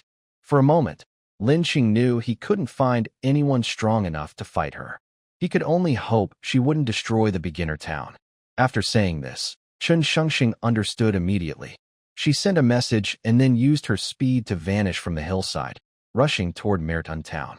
Yigrit, however, didn't listen to Lincheng. He flickered and followed Chen Shengsheng, ignoring all of Lincheng's calls. Iris paused for a moment. Her face showed a struggle. She seemed to want to help Lincheng, but was afraid to face Alice. Within this very short moment, Alice's attack was already coming. Suddenly, a bright, hot light burst out from the eastern ridge of Hero Village. Although it was evening, it felt like sunrise. The last streak of dawn's golden light shone over the ridge, crossing the hills and heading straight for Chen Shengsheng, who was running. That was not just sunlight, but a sharp, golden spear of light. Because of its speed, everyone present could hardly see the spear's true form, only a golden ray shooting toward them. The scorching light hit Chen Shengsheng. The girl, running at full speed, was instantly vaporized. Her clothes and gear also turned to dust in an instant, as if she had never existed. However, a soft gasp came from the ridge. In that moment, Yigrit used all his strength, pouring all his buffs into himself at once. His speed suddenly increased again, and he leapt forward to catch a flying long sword in midair. This was the moment when Chen Shengsheng, near death, threw her sword. Lincheng's spirit was attached to it at that time. This small disturbance didn't seem to alarm the light from the ridge. In an instant, another spear of light was launched. Yigrit knew well that his speed was useless against this spear. Feeling the danger, he quickly grasped his heavy sword with both hands, turned around, and drew his sword, showing his sharpness. Lion slash. But Yigrit's strongest strike had no effect. As the spear approached, Iris flew in and raised a shield to defend. Still, both of them were knocked back. Yigrit was protected behind Iris, so he only felt the impact. His armor was shattered, and his heavy sword was knocked away, landing somewhere unknown. Iris also was pierced through by the spear during her defense. The golden spear penetrated her abdomen, pinning her to the ground, unable to move. Yigrit, fallen on the ground, and Iris, pinned down, struggled to move, but they realized how powerless they were. In a flash, a girl like Alice, dressed in a pure white dress, floated gently in front of them. "Iris, I told you before that you can't resist me. Now you're even willing to help this stranger you've never met." Cough. "Alice, you've been trained by the master of humanity, haven't you? Can't even tell elves from humans anymore." Iris knew she was at her limit, but a cold smile appeared on her face. Hearing this, Alice's face flashed with a hint of anger, but she paid no attention. She walked straight toward the long sword housing Lin Cheng's spirit. At this moment, Lin Cheng also manifested his spirit. He activated the Spirit Independent ability, and a semi-transparent figure stood before Alice. Thinking about it, Lin Cheng said, "Since coming to this world, I haven't died even once. As an elf, do I also follow the resurrection rules of players? I think I last inhabited the town of Maraton. If I revive there, I might have a chance." But if I revive in the dungeon, it's all over. Still, I doubt she will let me die so easily. Sheng is usually a bit temperamental, but she's not reckless. Knowing this might be useless now, I hope she, along with Su Ji, can run fast enough. Lin Cheng's mind was racing, thoughts flickering rapidly as he searched for a way to escape. Alice smiled gently, her steps light as she approached Lin Cheng's spirit. She raised her left hand, and a beam of light shot straight toward him. I am willing to go with you. Unexpectedly, Lincheng said this to Alice, surprising everyone present. Hearing his words, Alice seemed to hear a joke. A light smile played on her lips. Her hands moved quickly, golden light transforming into threads that surrounded Lin Cheng's spirit. Lin Cheng remained calm and steady, saying, I understand the rules of this world. If I really want to die, you might not be able to stop me. If you agree to spare others, including the villagers here, I won't resist. Alice only shrugged, her long golden hair dancing slightly. I never said I would hurt the others here. There's no point in talking more. Come with me. At this moment, the golden light transformed into threads that gradually sealed Lin Cheng's spiritual body completely. Yigrit immediately felt that the connection between himself and Lin Cheng had been completely cut off. Yigrit struggled to support his body and take action. However, since he had just transformed into a human form and lost the resilience of a necromancer to pain and weakness, he was unable to move. Next to him, Iris looked as if she had given up hope. Her hands hung weakly by her sides, her face pale as death, and she remained motionless. Iris had originally hoped to escape Alice's pursuit and save Lin Cheng at the same time. But now, even that small hope was shattered. Alice's pure white palm gently touched her, and a golden cocoon wrapped around Lin Cheng's spiritual body as it flew toward her. Lady Saint, if you don't mind, may I have a word with you? A calm voice suddenly appeared behind Alice. Alice's gaze flickered briefly, but she did not turn around. Instead, a flash of golden light appeared in her eyes, and dozens of silver swords burst out from behind her, tearing the ground several kilometers behind her into dust. The earth-shaking power stunned Yigrit and Iris, but it seemed to cause no harm to the source of that voice. Lady Saint, you are usually very careful. Why are you so impulsive now? The voice came again. Yigrit and Iris looked over, and this time they finally saw the figure. The figure was tall, cloaked in a shining golden robe that concealed all details of his body. Even his face was hidden inside a black hood, with only a dark hollow visible. Everyone present could only judge from the tone of the voice that he was likely male. Lady Saint, I know your plan is urgent, but if you're willing to trouble yourself a little and let this person go, I am willing to offer some compensation. The voice came again from inside the shining golden robe, calm as a still water pool. What if I refuse? Alice's smile grew even brighter, her radiant smile giving her a youthful face a strange charm. In the next moment, a golden cross several meters long appeared out of thin air, completely enveloping the cloaked figure. Alice gently clasped her right hand, causing the golden cross to shatter loudly, along with the figure wrapped in the cloak, which vanished like a bubble. However, that cloaked figure did not disappear completely. Instead, a black whirlpool the size of a basin appeared beside the golden cocoon surrounding Lincheng. A clearly jointed arm reached out from the black whirlpool. The arm was covered with shiny black patterns, and the fingertips were about to touch the golden cocoon. Alice reacted quickly. She pulled the cocoon back, while slapping a light ball from her right hand. When the light ball touched the arm, it burst open, smashing the withered arm into pieces. But after being cut, the arm did not bleed. Instead, it turned into sparkling stars and disappeared into the air. The black whirlpool also shrank sharply and vanished. Why do you have to be like this, your holy maiden? I'll be honest. This person is far more important to me than to you. The price I am willing to pay to take him is beyond your reach. The voice spoke again. In the next moment, Alice's figure suddenly paused, and then disappeared abruptly into the air. Silence fell. Jekyll and Iris had not yet realized what had happened. Alice had vanished suddenly, leaving the golden cocoon surrounding Lin Cheng quietly floating there. Because Alice left, the golden spear that Iris held on the ground was starting to fade away. Iris's eyes changed, as if a new hope was ignited. She grasped the golden spear tightly with both hands, and her eyes showed swirling purple-black patterns. As the purple-black glow grew stronger, Iris forcefully squeezed the golden spear, smashing it into pieces. After breaking free, the wound in her abdomen, which had been pierced, healed visibly and quickly. Soon, the scar disappeared completely. Through the holes in her sheer dress, only her flat stomach was visible.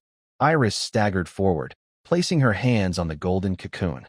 She poured all her strength into trying to break or move it. But everything seemed futile. No matter how hard Iris tried, the golden light appeared fixed in midair as if nailed by invisible nails, unmoving. Lincheng, Lincheng, can you hear me? Because of Jekyll's earlier shout, Iris knew Lin Cheng's name. Now, she was pounding weakly on the golden cocoon, seemingly calling out to Lin Cheng. However, this golden cocoon seemed to block all outside information. No matter how Iris called out, there was no response. Iris's legs buckled, and her body wavered as if about to fall. I'm sorry, but Iris's expression quickly changed from frustration to determination. She gave up on saving Lin Cheng and spread her wings again, preparing to fly away. Yigrit lay on the ground nearby, watching everything. He wanted to help, but was too weak to move. Until now, he still couldn't do anything. Just as Iris was about to flap her wings and fly off, a flash of golden light appeared in front of her, and Alice suddenly showed up again. Alice clenched her left fist and struck Iris in the stomach. Iris was knocked down and sank into the ground. Iris's body hit the ground, creating a small crater. She spat out blood and frowned again. At this moment, Alice looked much more battered than before. Her long hair was messy, and she had minor cuts on her face. Her white dress's left shoulder was torn, revealing a smooth shoulder. Meanwhile, a figure in a long robe appeared nearby. His situation was not good either. His golden robe was torn in half, exposing a dry, black-lined body underneath. The robed figure said nothing, clearly indicating that the two had completely fallen out and were now forced to fight. Alice extended her right hand, and a faint light floated from her palm. This time, there was no dramatic attack. The light was gentle and small, like a firefly in a summer night. Seeing that tiny light, Iris's face turned pale, and her voice trembled as she said, "The light of humans? Is it really in your hand?" Seeing Alice summon that mysterious glowing sphere, Yigrit initially thought it was a more powerful skill. But when the light from the sphere shone on him, he suddenly realized his wounds were healing rapidly. This healing speed was astonishing. The holy healing attack that Su Ji used in Redemption was no match for the treatment Yigrit was receiving now. In just a moment, Yigrit's injuries were completely healed. He stood up from the ground. However, in the next moment, Yigrit immediately sensed something was wrong. Under the glow of the light, his body uncontrollably surrendered to Alice. His knees buckled, and he immediately knelt down. He then realized that Iris, who was lying in a small pit nearby, was affected in the same way. Under the light, her injuries quickly healed, and the purple-black glow in her eyes faded significantly. But Iris clearly understood the effect of this light. A look of humiliation and unwillingness appeared on her face. However, she couldn't resist the control of the light. After her injuries healed, she also knelt down. At this moment, the figure in the cloak standing directly in front of Alice was also noticeably affected, though not as severely as the others. His aura quickly diminished, and his withered body trembled uncontrollably.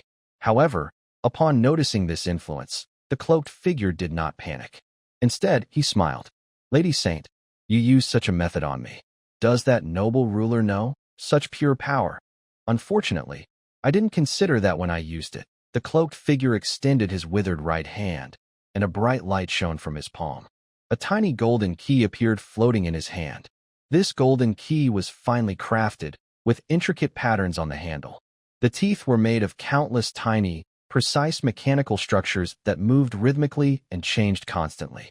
With the appearance of the golden key, the light sphere in Alice's hand was immediately neutralized, and the cloaked figure regained his calm demeanor. Alice, however, did not panic as she had expected. Instead, the moment the golden key appeared, her initially angry expression quickly turned back to calm. "Since you want it so much, I'll give it to you," Alice spoke coldly, retracting the light sphere in her hand. Then, she flickered and disappeared from the spot. The cloaked figure showed no strong reaction to Alice's departure. Only through his movements could one see that he slightly shook his head. Then, he extended his right hand forward. The exquisite golden key transformed into a streak of light and merged into the golden cocoon left by Alice. The moment the golden key touched the cocoon, it melted away as quickly as the first snow of winter, revealing the sealed spirit of Lin Cheng inside. Then, the figure in the cloak said nothing and suddenly disappeared in a flash. Because Alice left, the glowing orb quickly vanished. Yigrit immediately stood up and ran to Lin Cheng, asking anxiously, "Lincheng, are you okay?" Lin Cheng's spiritual form looked confused but replied, "After I was surrounded by this golden cocoon, I couldn't sense anything from outside. Did something happen just now?" However, what just happened was so strange that Yigrit didn't know what to say. Instead, Lincheng looked around and quickly guessed, "Someone saved us, right?" "Yes," Yigrit replied immediately. It was a figure covered in a shining golden cloak, tall and steady, with a calm voice. Lincheng frowned and thought for a moment. In his game experience, he hadn't seen such a figure before. "Anyway, they both left, so we are safe for now. We shouldn't stay here long. Let's go back to Hero Town," Lincheng said, quickly shrinking his spiritual form and merging into Yigrit's body. "Hey, don't just stand there," a voice called out. It was Iris, who had been frozen in place, suddenly awakened by Lin Cheng's voice. "Thanks for saving me earlier. We're even now. You have nowhere to go, right? Want to come with us?" Lin Cheng asked gently. Iris quickly reacted, her eyes flickering. Then she made her decision. "Okay. Sure." With her answer, Yigrit didn't hesitate anymore. She moved swiftly and flew toward Hero Town. "Hey, I don't know the way." Iris frowned but immediately started to follow. Two figures, one after the other, rushed through the foggy mountain path. Soon, they reached the entrance of Hero Town, where a few mountain folk, along with Su Ji and Chen Shengsheng, were waiting anxiously. Su Ji and Chen Shengsheng had prepared to run away, but because the golden cocoon blocked Lin Cheng's signals, they didn't know what to do. After Lin Cheng escaped from the cocoon, he immediately sent messages to them. Now, they waited here anxiously. Yigrit paused for a moment, then stood firm in front of the two people. Lin Cheng's spirit body separated and floated in the air. Running here was not too tiring for Yigrit, but Iris looked a bit exhausted. She was now leaning on her knees, panting, with a slightly red face. Su Ji's injuries were not fully healed, and he looked a little weak. When he saw Lin Cheng appear unharmed in front of him, with a girl with a blushing face standing beside him, his expression changed strangely. "Boss, didn't you say you were attacked? How come you brought back a girl?" Su Ji leaned forward slightly as he spoke. Lin Cheng frowned, but couldn't say much because Iris was nearby. He could only say, "Take a closer look at who she is." In reality, and in the game, things are a bit different. Plus, Iris had just been through a fight and looked a little messy. Su Ji moved closer and finally recognized her. "No way? Iris. Beautiful girl. I'm hurt pretty badly and feeling a bit dizzy. Boss, are you okay? If you're fine, I'll go back and lie down." Su Ji tried to hide his embarrassment. After confirming Lin Cheng was fine, he turned and headed back toward the village. Chen Shengxing watched this without teasing Su Ji, which was rare. She didn't recognize Iris at first either and was worried about Lin Cheng. When she saw him bring this beautiful girl back, she almost asked about it. "Sorry, my friend. Is a bit unpredictable. The whole story seems complicated. Let's sit down and talk in detail. We also need to rest." Lin Cheng told Chen Shengsheng he was okay, then extended his arm to invite Iris to follow. "It's fine," Iris said coldly, shaking her head. She followed Lin Cheng into the village. In a small wooden house in the hero village, Iris sat on a wooden chair, holding a cup of hot tea. She gently blew on the surface, watching the steam rise. The house had a stove burning, making it warm. Iris had spent some time cleaning herself. Under the soft glow of the fire, her delicate cheeks showed a faint pink. Thanks to Yigrit's introduction and her own charming presence, even without a mask, Iris was warmly welcomed in the mountain villagers' village. Yigrit, Su Ji, and Chen Shengsheng were sitting together inside a wooden cabin. While everyone was resting, Yigrit finally took the time to remove his heavy armor and change into simple linen clothes commonly worn by mountain people. Because Su Ji's health was still not good, The spiritual entity from Lincheng was attached to Qin Shengsheng, and to save magic power, it did not show itself. The three of them said nothing, each with their own thoughts, only occasionally glancing at Iris, who was frowning. "Thank you for your hospitality." Iris finally spoke first, breaking the silence. "I have been saved by you twice. Regarding Alice, I will tell you everything." Yigrit nodded slightly, picked up a teapot from the wooden table, and poured some tea into Iris's cup. At this moment, he had taken off his armor. Apart from being taller, he looked like a simple mountain villager. "Alice, she is my sister," Iris said softly after taking a sip of tea, then surprised everyone with her next words. "That's not right. There's no such part in the story, and you two don't look alike," Suji immediately questioned. Although he felt a bit awkward in front of Iris earlier, he was not afraid to speak up when it mattered. "She's just my half-sister. The Holy Church has a special Supreme Sisterhood to select the Holy Maiden. There, to promote unity and collective consciousness among the nuns, they call each other sisters. I joined the Supreme Sisterhood as a combat nun when I was very young, and I became a candidate for the Holy Maiden there. The most talented girl in our group was Alice. She looked like a child, but she was actually a few years older than me, and she was very clever. Even some important people couldn't see through her thoughts." Iris's voice trembled slightly as she talked about this secret past, her thick eyelashes fluttering. "Alice was supposed to become the Holy Maiden of that year. As for us nuns, we had received good religious education from a young age and only wished her well, but everything changed after that day." Iris paused suddenly, a look of fear crossing her face. Her legs, which had been close together, shrank back again. "That day, a man dressed in a red robe entered our church. The robe he wore was very elaborate in pattern, clearly a religious ceremonial robe. Normally, heretics are not allowed to enter such a sacred place as the High Nun Society, but everyone from the Archbishop to all the nuns showed no objection. That man gave off a very strange feeling. When your gaze focused on him, it felt like the world was turned upside down. It was like staring into a deep abyss or looking up at a sky that was hard to reach. At this point, Iris couldn't help but lift her long legs, crossing her feet on the edge of the chair, curling up as if she was hiding. "The Lord of People," Lin Cheng spoke calmly, uttering a single word. "Yes." Iris's body trembled slightly at the mention of this name. She quickly added, "Since you have come to this world, you should have the proper respect. Do not casually mention their names." Su Ji and Chun Shengsheng looked at each other and chose to stay silent. Yigrit poured Iris some more hot tea. "Phew." Iris took a deep breath, then continued, "That man appointed Alice as his messenger. After that, the structure of the nun society changed dramatically. In fact, the Holy Maiden is just the most representative among the high nuns. The real decision-makers of the Holy Church are the noble red cardinals. But once that man chose Alice as his messenger, overnight, she went from an ordinary nun to a major figure who could discuss matters with the red cardinals. Of course, Alice naturally withdrew from the Holy Maiden selection, and the title fell to me, the second place." After saying this, Iris seemed to finish something important. She took a few more deep breaths and consciously relaxed her legs again. After seeing all this, her mood settled. She looked like she had gone from a frightened little girl back to a noble Holy Maiden. "You also know what happened next. I led the team to fight the evil demons. In the end, I was the only one left, and I was also corrupted by the demon's power." Iris took another sip of tea, then placed the half-empty cup back on the wooden table. She said, "I don't know why Alice chose to become a saint again. During her time as a nun, Alice was very ambitious.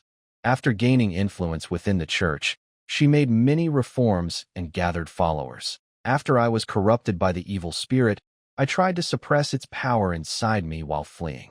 Because in the past, those who were corrupted by evil spirits usually met a bad end. Later, Alice ordered her people to bring me back into the church, and she personally came to arrest me. I had no choice but to pretend I was possessed and lost my will, wandering around aimlessly. So when you lured me into your underground city, you actually created a barrier for me. You don't need to worry about that." After saying this, Iris looked directly at Chun Shengsheng and nodded at her. Of course, she was speaking to Lin Cheng, but Chun Shengsheng felt a slight sense of danger. "All right, I understand Alice's background now," Lincheng said, manifesting his spirit form into a small, semi-transparent figure on Chun Xingxing's shoulder. According to your previous words, when that cloaked figure appeared, Alice used a transparent light sphere to fight, Lin Cheng asked again, focusing on the key point. You called that transparent light sphere the Light of Humanity. Are you referring to the artifact called the Light of Humanity, the God of Humanity? As soon as Lincheng said this, the room's temperature seemed to rise a few degrees. Iris's bright eyes flickered, and then, under everyone's watch, she nodded heavily. Since the game opened, players have for the first time observed creatures above level 100. The giant beast Tiefling is level 105. In the world of the game, players can have up to 5 professions, each with a maximum level of 20. This means a level 100 player must have changed professions at least 5 times. Some races with their own racial levels can only fill their levels up to 100 using their profession levels. This balance allows weaker races to have more profession attributes. Even gods are not exempt from this. When players learned about this, the story researchers quickly guessed that Tiefling has a way to break the level cap beyond its racial and profession levels. After about half a year, the Jade Record Guild made a big breakthrough while studying the Master of Humanity. They first saw the divine artifact called the Light of Humanity. The Light of Humanity is the only divine artifact in the entire 6th realm. When worn, it grants the holder an extra 5 levels in the profession called Messenger of the Gods. It also provides many attribute bonuses and special effects unique to divine artifacts. In other words, each realm has its own unique divine artifact, making 12 in total across the 12 worlds. Players wearing these artifacts can surpass the last 5 levels and reach a divine state similar to gods. This is well known in the late game. However, even after the game became real, few players are known to have possessed such artifacts. Although the 12 divine artifacts are common knowledge among players in the late game, with dedicated posts describing their appearance and effects, Lincheng has never seen one himself. Too bad I was wrapped in that golden cocoon then. I couldn't see the outside world. Otherwise, I could have seen 2 artifacts at once. Lincheng sighed sincerely inside his cabin. According to Iris and Giolite, the cloaked figure later pulled out a golden key to fight against Alice's Light of Humanity, indicating that the key is also a divine artifact. Su Ji and Chen Shengxing couldn't help but whisper in awe. 2 divine artifacts, never seen during the game, suddenly appeared. If you say you've never seen the glory of humanity, that is indeed a bit sad. But now, perhaps you can see that key. Iris's bright eyes suddenly lifted, and she looked directly at Lincheng. How so? Lincheng was confused by Iris's words, but suddenly felt a tightness in his chest. Yes, Iris Yigrit only saw the figure in the cloak hand the golden key into the light cocoon, but did not see the key fly out. Lincheng's mind raced. Ignoring Iris's gaze and the curious looks from the other 3, he immediately checked his panel. Name, Lincheng. Level, 15 race, Artificial Spirit class, Level 10 Dungeon Builder, Level 5 Divine Envoy unique abilities, Spirit Vision, Level 4, Self-Healing, Level 3, Divine Protection, Level 10, Dungeon Prosperity, Level 10 Skills, Dungeon Terrain Manipulation, Level 4, Dungeon Monster Creation, Level 10, Dungeon Item Transfer, Level 4, Dungeon Monster Taming, Level 4, Spirit Independence, Level 2, Grand Welcome of the Dungeon, Level 3, All Dungeon Creatures Stand Up, Level 1, Pompey's Opening, Level 1 Current Attributes, Health, 1000, Strength, 0, Agility, 0, Defense, 100, Magic Power, 1100, Resistance, 100, Luck, 210 available upgrade points, 108 items held, Golden City Key, Artifact, Magic, 1000, Luck, 200, grants Divine Protection, Dungeon Prosperity, and Pompey's Opening. He froze. After opening his panel and seeing the unbelievable information flooding into his mind, Lincheng was stunned for over 10 seconds. Among the others, Yigrit and Su Zhuo looked thoughtful. Chun Shengxing appeared confused, and Iris sighed and shook her head. Finally, Lincheng calmed his emotions. The situation was too complicated now. Instead of wasting time explaining, he decided to let everyone present see his strange and unexplainable encounter. Then, with a thought, the delicate golden key slowly appeared in his palm. The small golden key was made of a mysterious, strange metal. It had no visible power source, but its teeth kept moving and changing shape constantly. Is this a divine tool? Su Ji and Chun Shengsheng looked at the golden key as if they were glued to it, speaking at the same time. Yes, this is the only divine tool in the 8th realm, the Golden City Key. Besides giving me a huge boost in attributes, it also grants me 3 skills. The first skill, Divine Protection, makes me immune to effects from other divine tools and reduces all effects caused by fellow divine messengers by 50%. The second skill, Dungeons Prosperity, doubles the growth rate of plants and animals in the dungeons I control. All monsters fighting for me gain a 20% increase in combat power. The third skill, Pomble's Opening, allows me to open magical barriers, shackles, and mechanical locks created by anyone whose level does not exceed mine. However, I can only use this skill once every 3 days. Indeed, I've heard about the effects of other divine tools. The figure behind the cloak was able to free you from the golden cocoon because they used the power of Pomble's Opening. Iris also kept her eyes on the Golden City Key, but her tone was filled with worry. Don't forget, after Alice obtained the light of humanity, she became very prominent in the Holy Church. But in truth, every divine messenger is bound by the gods and can become there. Getting a divine tool was originally a joyful thing, but Iris's words pulled Lin Cheng and the others out of their excitement. Yigrit, Iris. After hearing Iris's reminder, Lin Cheng was briefly worried, but then his gaze became firm again. He gently called out to the two. Is something wrong? What's the matter? Please become my allies. This is not because I previously showed kindness to you, but because I deeply realize my current lack of strength and sincerely ask both of you for help. When Lincheng spoke, Yigrit and Elise both changed their expressions.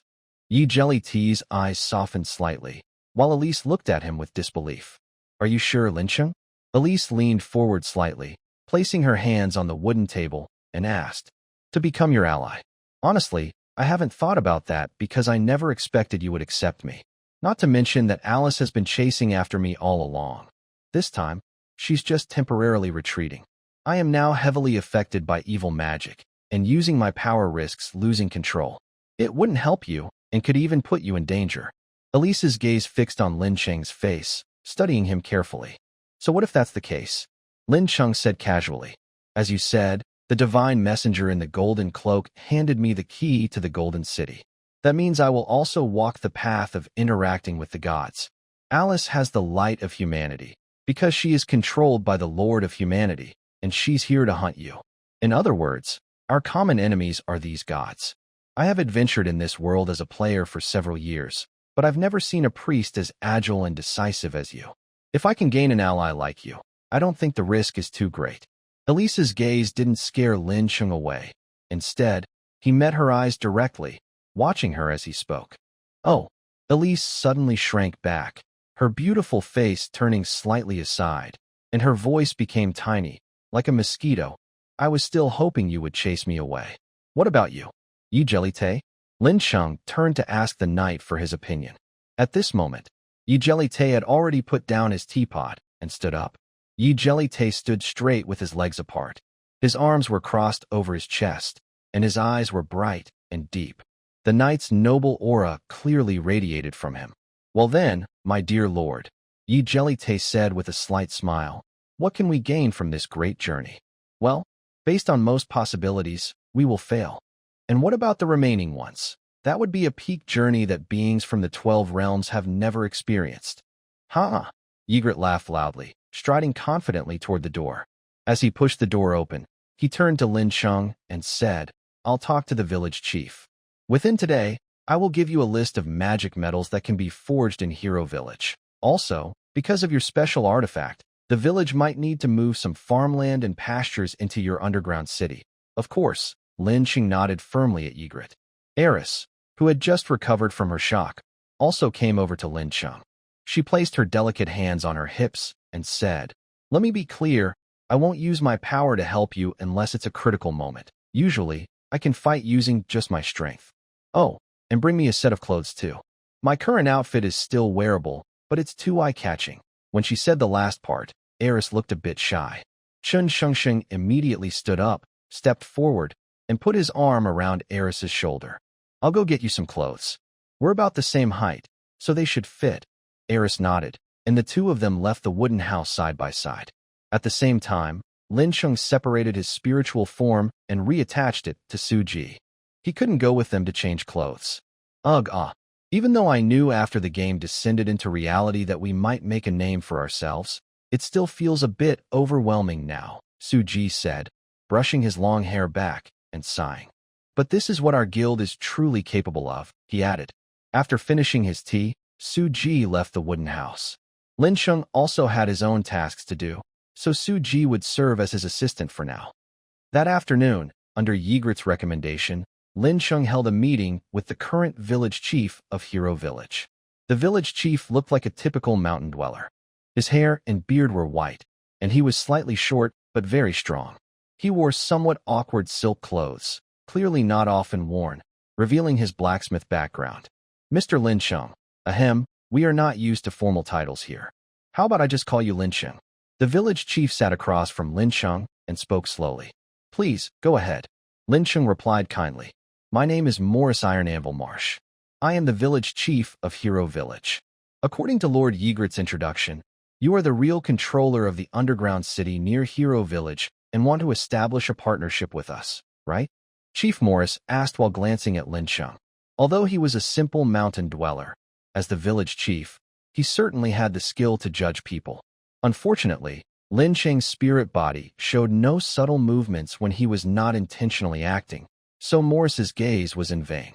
Yes, Lincheng said calmly, besides your mountain people's expertise, which is to forge a lot of magic metal for me, I also need you to undertake a task. Oh, what is it? The village chief asked.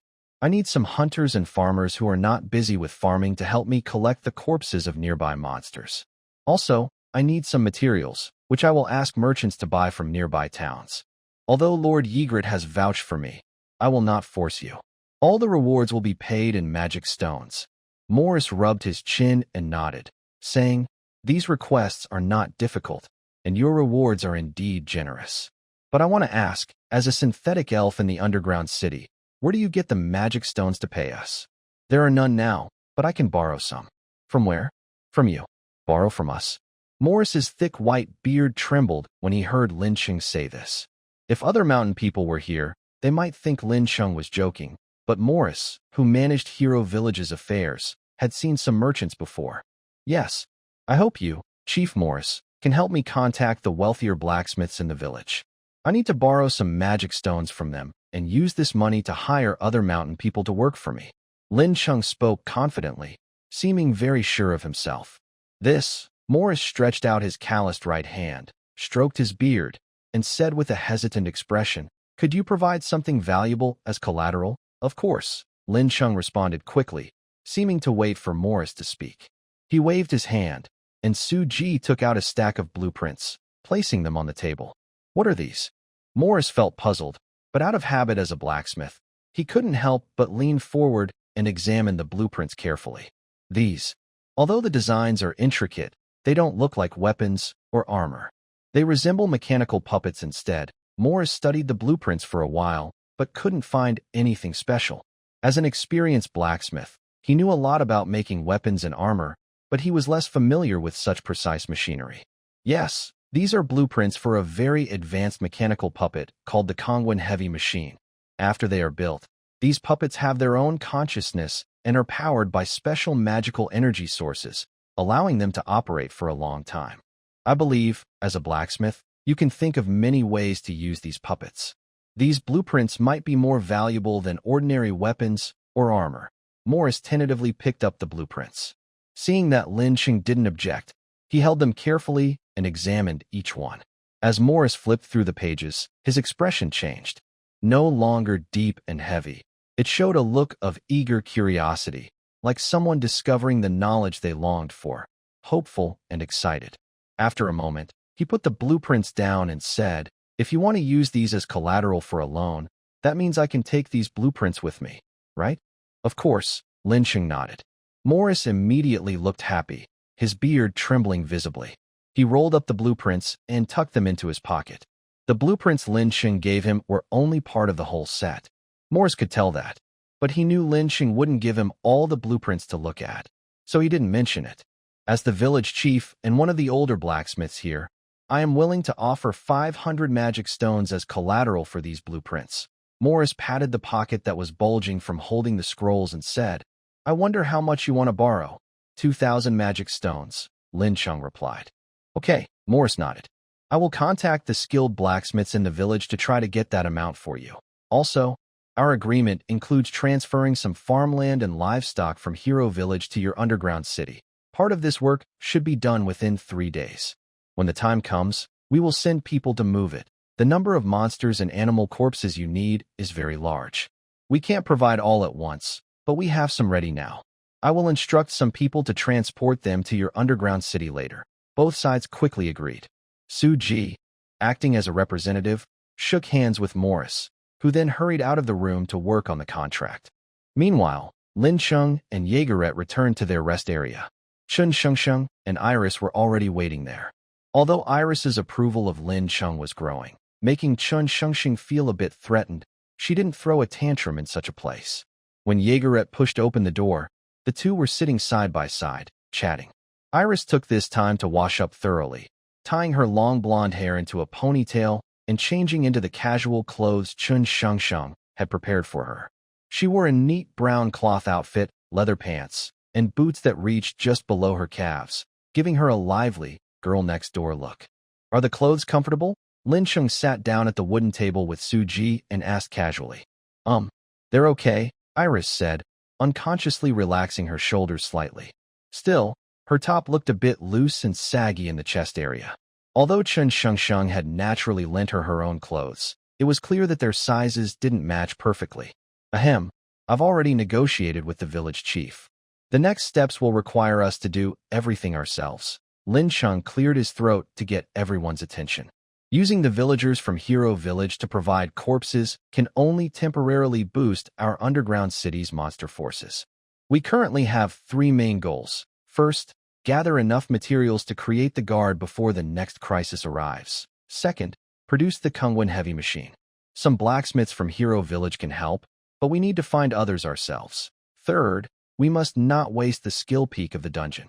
We should also look for special plants and animals to keep in my underground city. In the next few days, I will train you in some tactics I have planned. Once things here settle down, we will set out for the secret realm. Lincheng spoke while the four listened. After a while, he suddenly paused. Unconsciously, he seemed to remember the time when he first founded the guild and went on adventures with his friends. Those days were tough, but truly wonderful. Lincheng thought to himself. Hey, keep talking. Why are you staring off into space? Iris looked at Lincheng with a distant gaze and gently waved her slender hand in front of him. Oh, nothing. I just suddenly felt that this is quite good, Lincheng quickly explained. Quite good? What do you mean? Are you staring at me?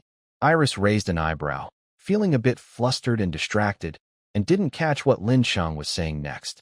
Mira is a young nun of the Holy Church. As the state religion of the Pontan Empire, the Holy Church has always preached ideas like, all beings are equal, and God loves everyone. However, even high-ranking church officials need people to help with their daily lives, and they can't openly recruit servants. So, the Holy Church chooses diligent and good-looking women. Even if they lack divine magic talent, they are made nuns. Mira is a nun taken in by the Holy Church to care for the clergy's daily needs. Because she doesn't hold an official position in the church, she isn't a full-fledged believer, but she is still considered part of the Holy Church. Her job is quite respectable and comfortable. Moreover, Myra's fellow nuns, who prepare meals and wash clothes for ordinary clergy, are different from her. She is the personal maid of the Holy Church's saint, Alice. At this moment, she is dressed in a spotless nun's habit, holding a delicate white porcelain tea tray, walking slowly down the church corridor. Alice has a habit of having morning tea, and in different seasons and weather, she has her own set of rules for it. Mira remembers these rules by heart. Most of the time, Alice is busy with church affairs, and Mira cannot see her. But these tasks are essential. Mira carries the white porcelain tea tray to Alice's door. She slightly opens her left hand, supporting the tray with one hand. Her right hand slowly reaches out, knocks 3 times, then turns the doorknob and pushes the door open. Since Alice is often away, Mira has the authority to enter her room freely. She only needs to place the morning tea on the table and collect it at the scheduled time. As Alice's personal maid, Mira has worked for years. Her movements are smooth and flowing. When she enters the room, the tea in her hand remains perfectly still, without a ripple. However, once fully inside, Mira turns her head to look into the room. Her mouth drops open, and her face turns ghostly pale in an instant. It's as if a pair of hands has forcibly taken her soul. Inside Alice's room, there is a large stained glass mural made of colorful glass pieces, shining with vibrant colors in the sunlight. At this moment, Alice is kneeling beneath the mural, facing it, with her back to the door. Her upper body is completely bare, and her lower body is wrapped only in a white cloth. Her back is covered with fierce, tiny scars, from which fresh blood continuously seeps, flowing down her shiny skin and staining the cloth. Alice's right hand is still raised halfway, holding a 1-foot-long iron whip. The whip, covered in blood beads, reflects a cold gleam. Carefully observing, besides the fresh wounds, her back also bears some scars that haven't fully healed, indicating she has endured this before. Feeling the door open, Alice slowly turns her head. Her long blonde hair is disheveled, and through the strands, her expressionless, cold eyes can be seen. Tea can be placed on the table. Alice's sudden loud voice made Mira feel as if she had been sharply cut by a steel blade. She immediately woke up, her hands gripping the white tea tray that was almost slipping due to her trembling. Mira tried hard to keep her steps steady. She walked slowly to the beautiful table and gently placed the tray on it.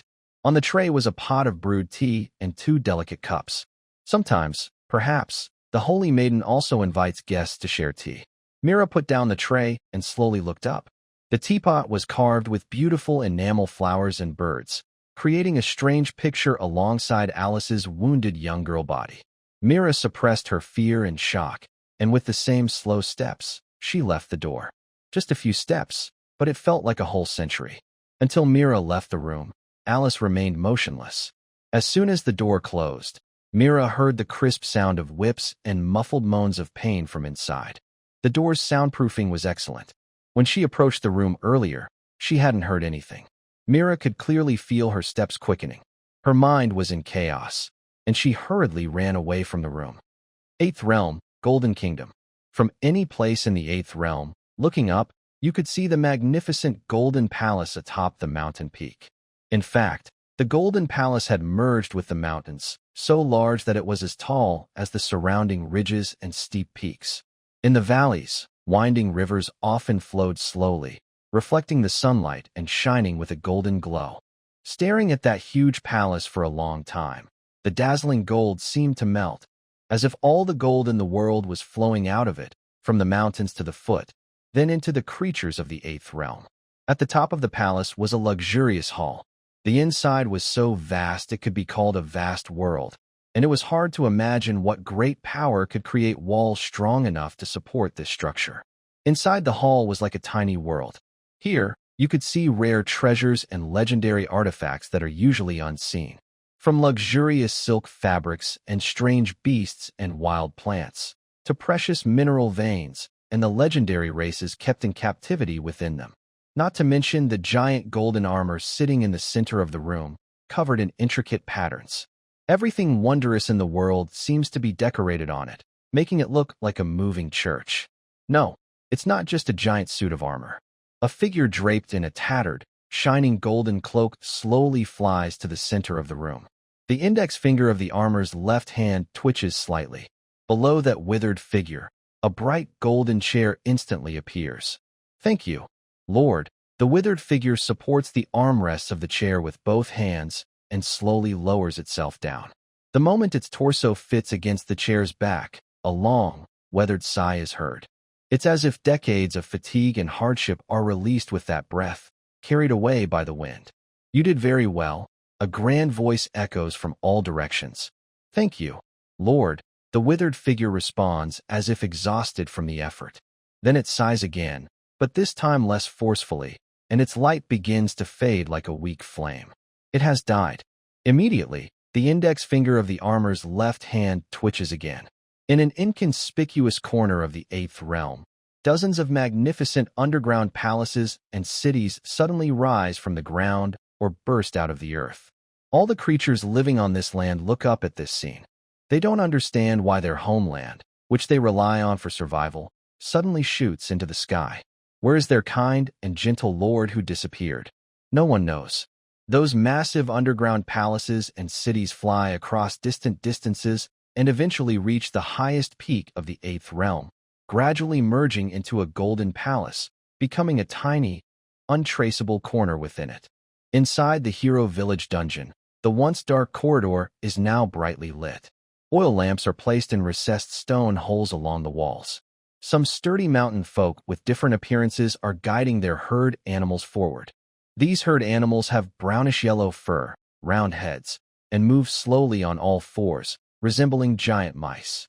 This is not an ordinary herd of cattle and sheep, but a special farmed animal called the pine-scent weasel. The pine-scent weasel has a unique gland that produces a very valuable spice. Because of this, mountain people chose to keep them and place them in the underground city of Lincheng to speed up production. Behind the mountain people who are herding, there are rows of other mountain folk carrying trees with roots and soil balls and baskets and ropes. These are mostly rare medicinal herbs, kept in the underground city to help them grow faster. The mountain people walk steadily inside the underground city. Occasionally, faint sounds come from nearby corridors.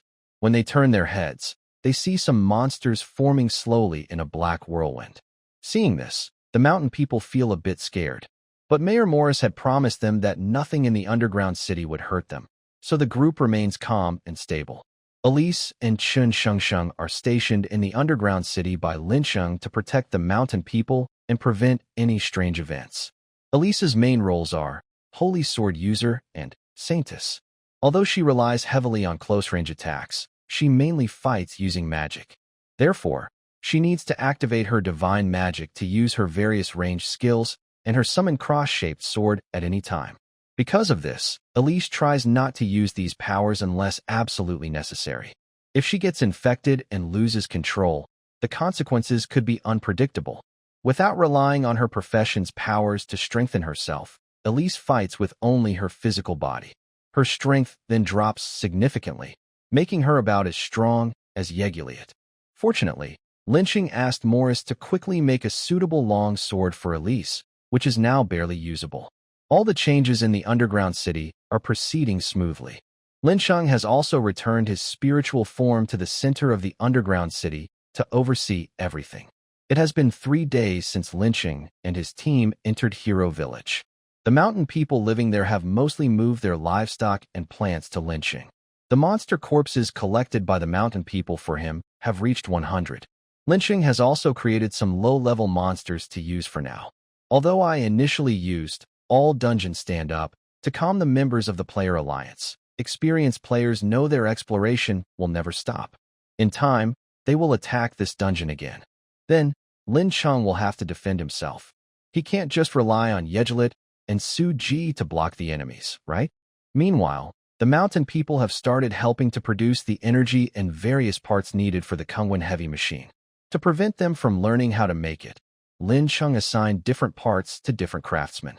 Even if he didn't do this, the mountain craftsman wouldn't learn the process, because even Lin Cheng himself doesn't know how these parts are assembled.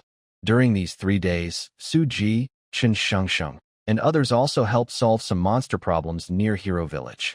Chen Shengsheng was killed by Alice while protecting Lin Cheng during her attack, and his level dropped to 7.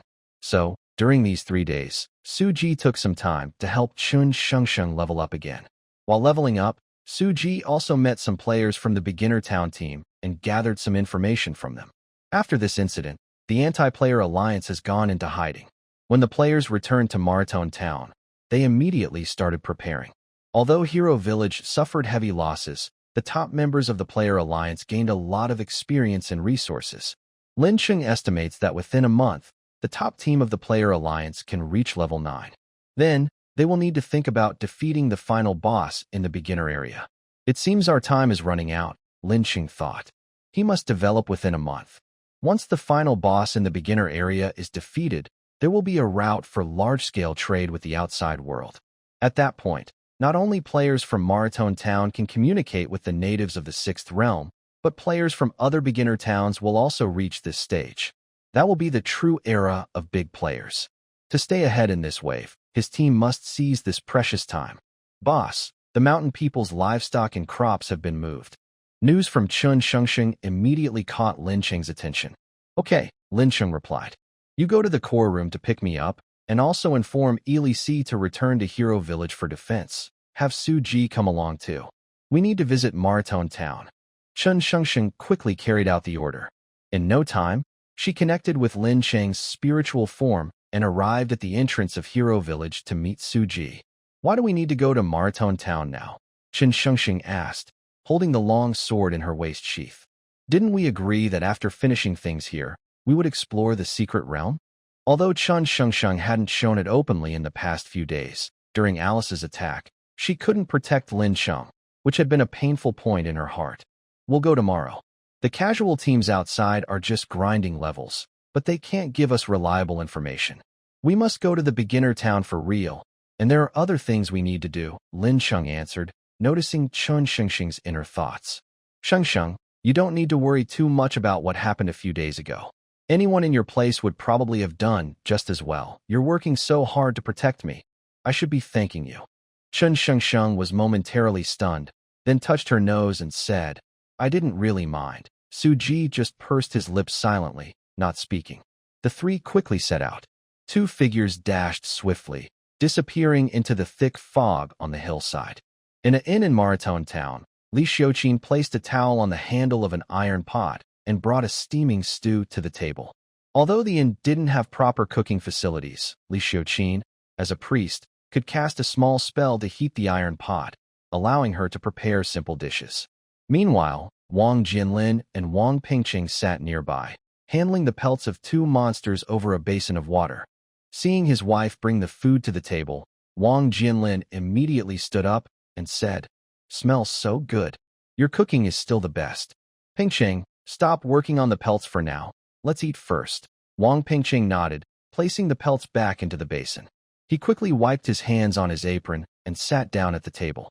Although it has been a while since they last contacted Lincheng, the magic stones they kept back then still lasted their family of three for a long time. Because of this, they haven't had money problems and their living conditions have actually improved quite a bit. They don't worry about food and shelter, but other issues have kept Wang Jinlin busy. A few days ago, the Player Alliance started recruiting teams, accepting both guilds and solo players, to work together to fight the Hero Village dungeon. Although they haven't heard from Yigrit, Wang Pingqing was interested and wanted to try. In the end, Wang Jinlin convinced him to stay in Maraton Town, where they did some odd jobs. Soon after, the Player Alliance suffered heavy losses and returned to the beginner town, bringing back important information. First, there is the existence of the Anti-Player Alliance. This is not a secret among experienced players, but ordinary people don't know about it. Due to Su Donghai, Wang Jinlin only knows a little about this. Second, there was a big news that seriously affected Wang Jinlin's family. The heavily armored swordsman White, who had been protecting them, was actually a disguise for the hidden boss Yigrit in the beginner area. This news spread quickly and caused a big stir. Most people hadn't played Journey World before and only understood the game mechanics vaguely. This news made them panic because they thought dangerous monsters might be hiding among the crowd. Wang Jinlin's family, who had a close relationship with White, naturally became targets. The Blood Battle Guild members immediately came to protect them and promised to keep them safe. But members of other guilds questioned Wang Jinlin subtly, which was unavoidable. At the same time, some solo players and people who had never played the game before looked at them with cold eyes. Li Xiuqin and Wang Pingqing even asked him about it. Wang Jinlin said he didn't know anything about it, and he truly didn't. The pressure has been growing over these days. Although it hasn't caused big problems yet, Wang Jinlin feels uneasy. He hasn't told anyone about signing a contract with the dungeon controller. He also did not plan to tell a third person about this matter, as the other party had shown him kindness. Just as Wang Jinlin was tidying his thoughts and preparing to eat, there was suddenly a knock at the door. Wang Jinlin's face changed. He signaled to Li Xiuqin and Wang Pingqing not to act rashly. Carefully, he stepped forward and opened the door. Outside were Su Ji and Chen Shengsheng. Su Ji extended his hand forward and loudly said, "Hello, I am Su Ji, a former member of the Forbidden Guild. Yigrit, or Mr. White, is now our ally. I have been sent to invite you to stay at our main base." Wang Jinlin's expression changed quickly.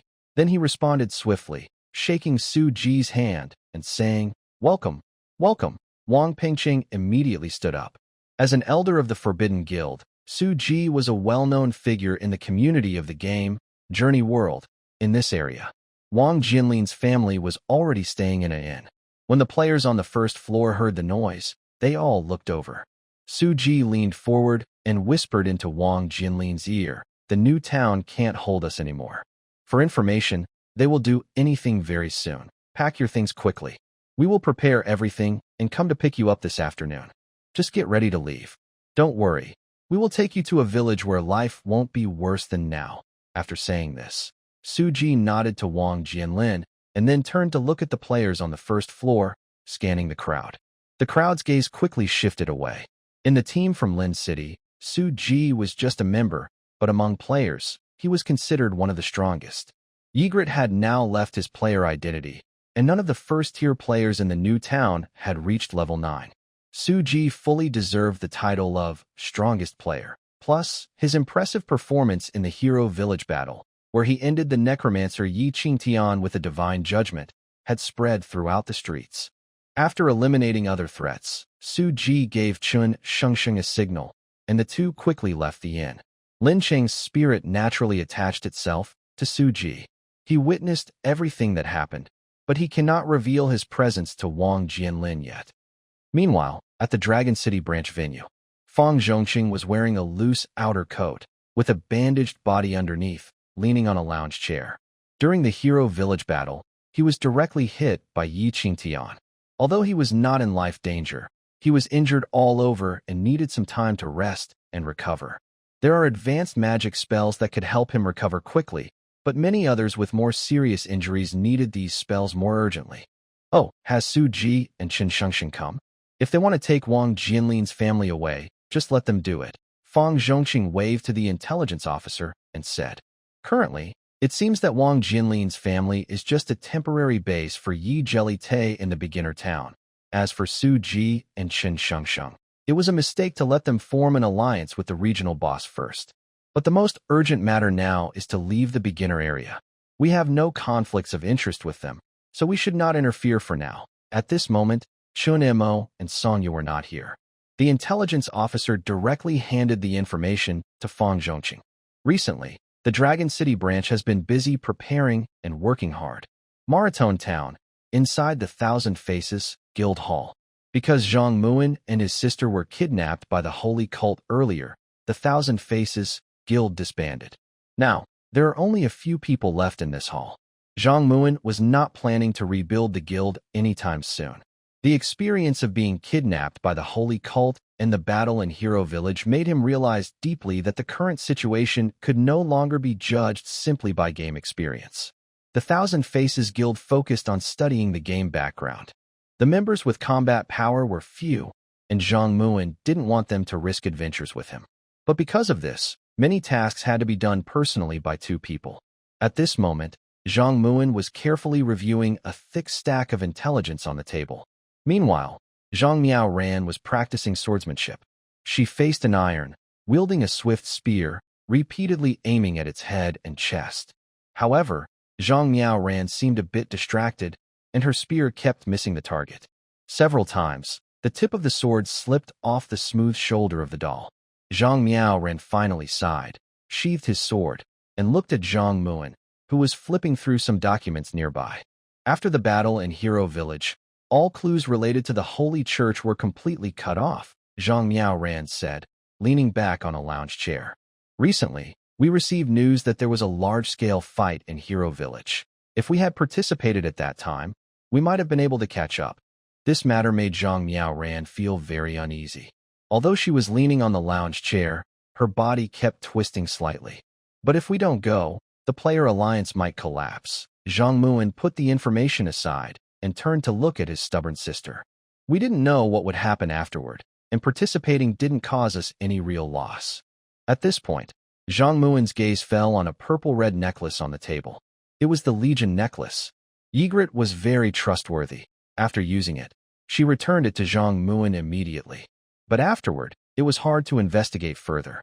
According to the game background, Alice and the Lord of Humans should have a very close relationship, but when we tried to investigate the Lord of Humans, she deliberately let us go. There must be something suspicious. Before the battle in Hero Village, someone saw Alice fighting near an underground city with the fallen saint, Iris. Based on our brief contact with Alice before, she definitely wasn't aimless. But we didn't follow this lead, and now we can't even find Iris. After this incident, the Dragon City branch also revealed what Zhao Qi and the others experienced. It seems that during that time, the fallen Saint Iris was wandering in the underground city. It would have been better to just go once. We really are slow, step by step. Seeing Zhang Miao ran leaning on the lounge chair, complaining about everything, Zhang Muin couldn't help but find it a bit funny.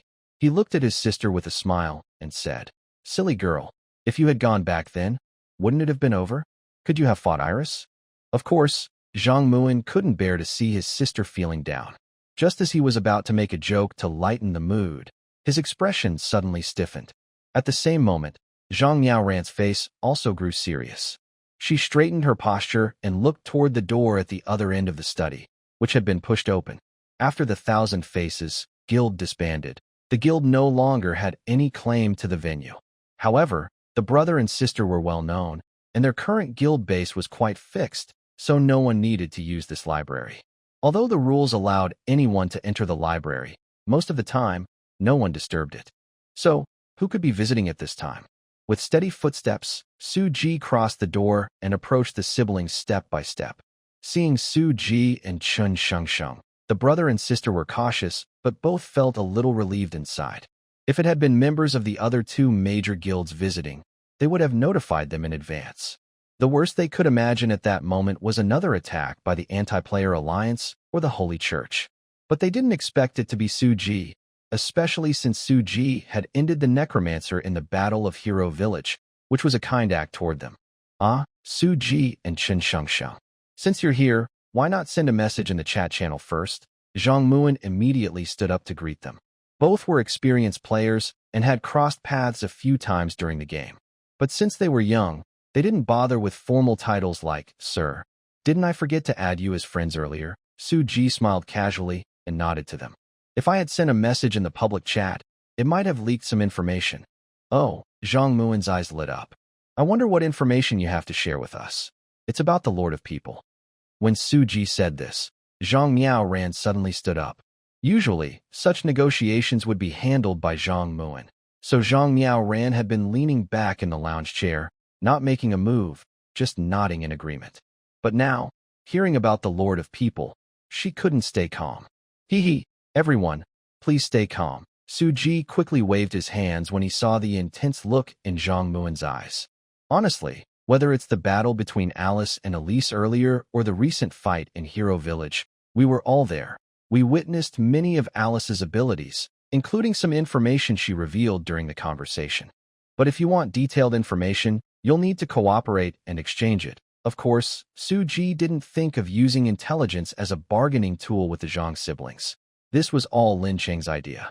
At this moment, Lin Cheng's spirit was also attached inside Su Ji, watching the siblings' every move. Hearing Su Ji's words, the siblings calmed down for a moment.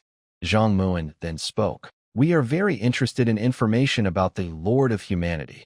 But right now, the Player Alliance is preparing to team up to attack the final boss in the beginner area, and things are very busy. Most of the cooperation projects you mentioned are negotiable, as long as they don't interfere too much with our progress. Of course, Su Ji nodded.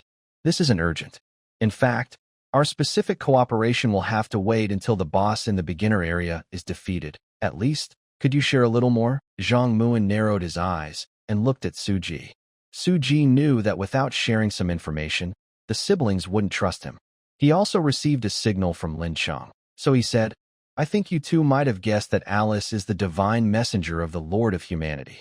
After revealing this crucial piece of information, Su Ji hurriedly said goodbye and left. Time was tight. After sending Wang Jianlin's family to Hero Village, they still had to rush to the secret realm. When the siblings received this information, they were neither overly surprised nor eager to discuss it. Instead, they bid farewell to Su Ji and saw him off. Alice, being the divine messenger of the Lord of Humanity, is indeed valuable information. In the game background, her identity as a divine messenger was not explicitly stated. If Alice, as a holy maiden of the Holy Church, only had some connection to the Lord of Humanity, then her actions might have other explanations. But if she is a divine messenger, then most of her actions must be considered in the interest of the divine, because gods often lack free will.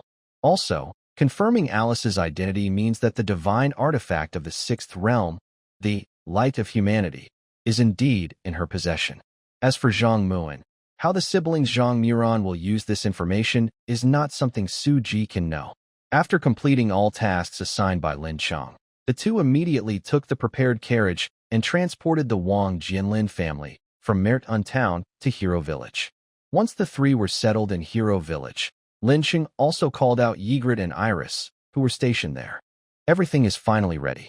Compared to the player alliance, we are 2 days behind in progress, Lincheng said to the four at the village entrance. But our team's overall quality is far better than any unit of the player alliance. I am confident that within a month, we will catch up completely. Our goal before heading to the teleportation array is the first secret realm. At Lin Cheng's command, the four quickly disappeared from the hillside of Hero Village. Only then did Lin Cheng's small team officially begin their secret realm journey. In fact, neither the player alliance's mid-range team nor Lin Cheng dared to overestimate the progress of players in other regions. After all, neither the player alliance nor the anti-player alliance expected that Lin Cheng, reborn as a dungeon spirit, was secretly controlling everything. When planning, Lincheng never considered what extraordinary changes other players might make. For example, right now, the neighboring city H, next to S city where Lincheng is another beginner area. The final boss hunt in that area is already underway. In the beginner area of Maraton town, the final boss secret realm, the giant oak forest. Roar, with a thunderous roar that shook the mountains, the entire giant oak forest trembled. From afar, a huge figure charged through the woods, its towering back even surpassing the treetops. It was a massive elephant covered in fierce wounds, stomping with its heavy legs. Its savage charge destroyed every tree in its path.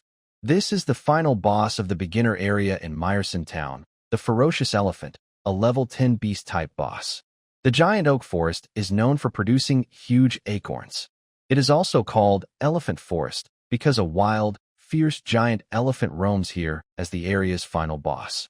At this moment, the fierce giant elephant charges forward while resisting attacks from the groups of players on both sides. Its goal is to defend the group of players directly in front of it. Compared to the groups on the sides, this front group seems very weak, with only one person standing there. That person is a tall young man wearing a dark blue cloak decorated with large bird feathers. His hairstyle is wild, with hair standing up like porcupine quills, ending in twisted shapes. He is Gao Zhantong, the leader of the largest guild in City H, called Feather Crown. Right now, Gao Zhantong watches calmly as the giant elephant charges at him without hesitation, as if nothing is in front of him. It's important to know that the giant elephant is a very strong monster. Its charge can even challenge a level 10 warrior. But Gao Zhantong remains completely still, with no guards around him. He only extends his right hand and gently hooks his long index finger. How, with a louder roar, the ground beside Gao Zhantong suddenly rises. From underground, a huge troll bursts out. The troll is nearly 20 meters tall, about the same height as the giant elephant. It is dark blue in color, mostly except for some cloth wrapped around its groin. Its back and chest are covered with scars. Unlike ordinary trolls, this one has very thick, long claws on its fingers, and its skin on its arms and face is tougher. This is a mutant troll, called a cave troll. It has good digging ability, and its sharp claws can also attack. Come on, brother, as Gao Zhantong's playful voice sounds. The cave troll angrily pounds its chest and rushes to meet the charging giant elephant. The two huge creatures collide, causing the ground around them to. Dust rises several meters into the air. The impact shakes the nearby trees violently, making them tremble intensely. The underground troll was pushed back by the wild giant elephant's impact, almost sinking its heavy feet into the ground. However, it used its brute strength to stop the elephant's charge and kept clawing at the elephant's front legs and back. The elephant's charge was halted, and its momentum weakened. The troll's scratches caused it to bleed all over, making it struggle and try to break free from the troll's control. But at this moment, the troll showed intelligence beyond its race. It tightly pressed its index claw into the elephant's back, preventing it from escaping. At the same time, Gao Zhantong moved. He jumped high, and the large bird feathers on his cloak shimmered with a faint blue light. As he descended, the edge of his cloak lightly touched the elephant's back, leaving a fierce wound. Gao Zhantong moved like a dancer, attacking the vulnerable and vital spots on the giant elephant's belly and spine with swift, graceful movements. The wild giant elephant's eyes turned red. It could feel its life force draining away, but it couldn't match the troll in a contest of strength. It was clear to the elephant that about a dozen human priests stood behind the troll, constantly casting buffs and healing magic on him. The elephant roared in disbelief, its throat full of frustration and confusion. Meanwhile, Gao Zhantong's attack reached its peak.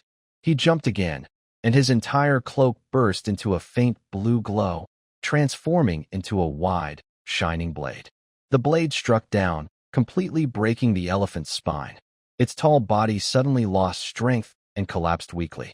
"Take it down," Gao Zhantong smiled slightly, twisting in the air and gently landing on the troll's shoulder. "You're pretty strong, little brother.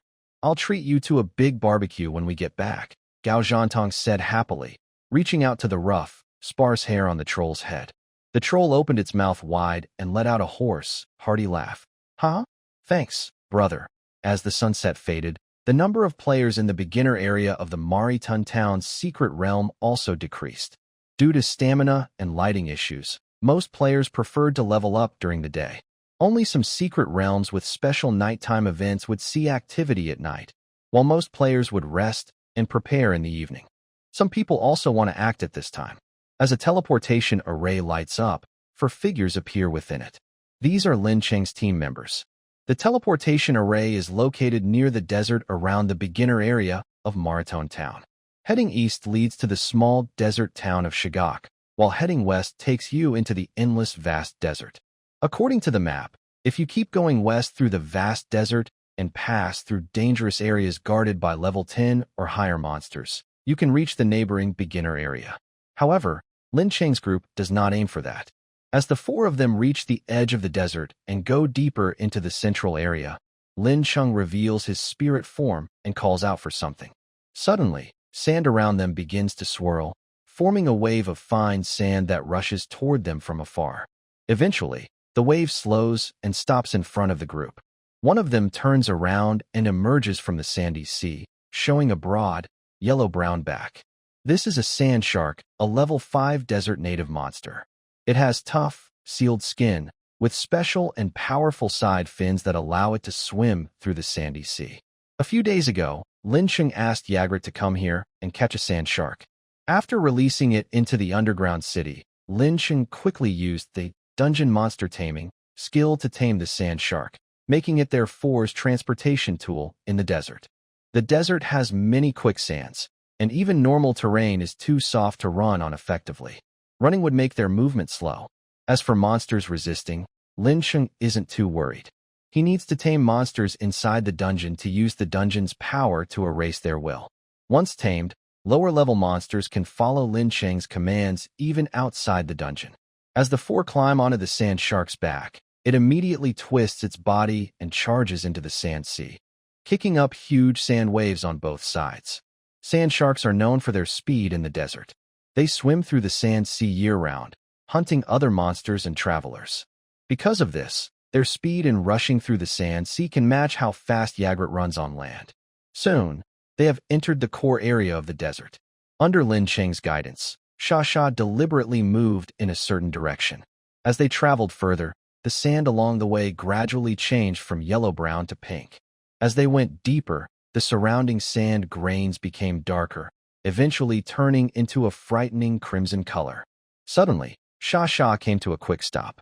Its huge body twisted into a semicircle in the sandy sea and finally stopped completely, refusing to move anymore. Lincheng tried to urge it, but Sha Sha would not respond no matter what. Its large body moved and struggled violently in the sand. The four of them had to jump off its back. It seems we've reached the limit, Lincheng said, looking ahead in the direction where the red sand was spreading. There, a mountain range made of weathered rocks appeared.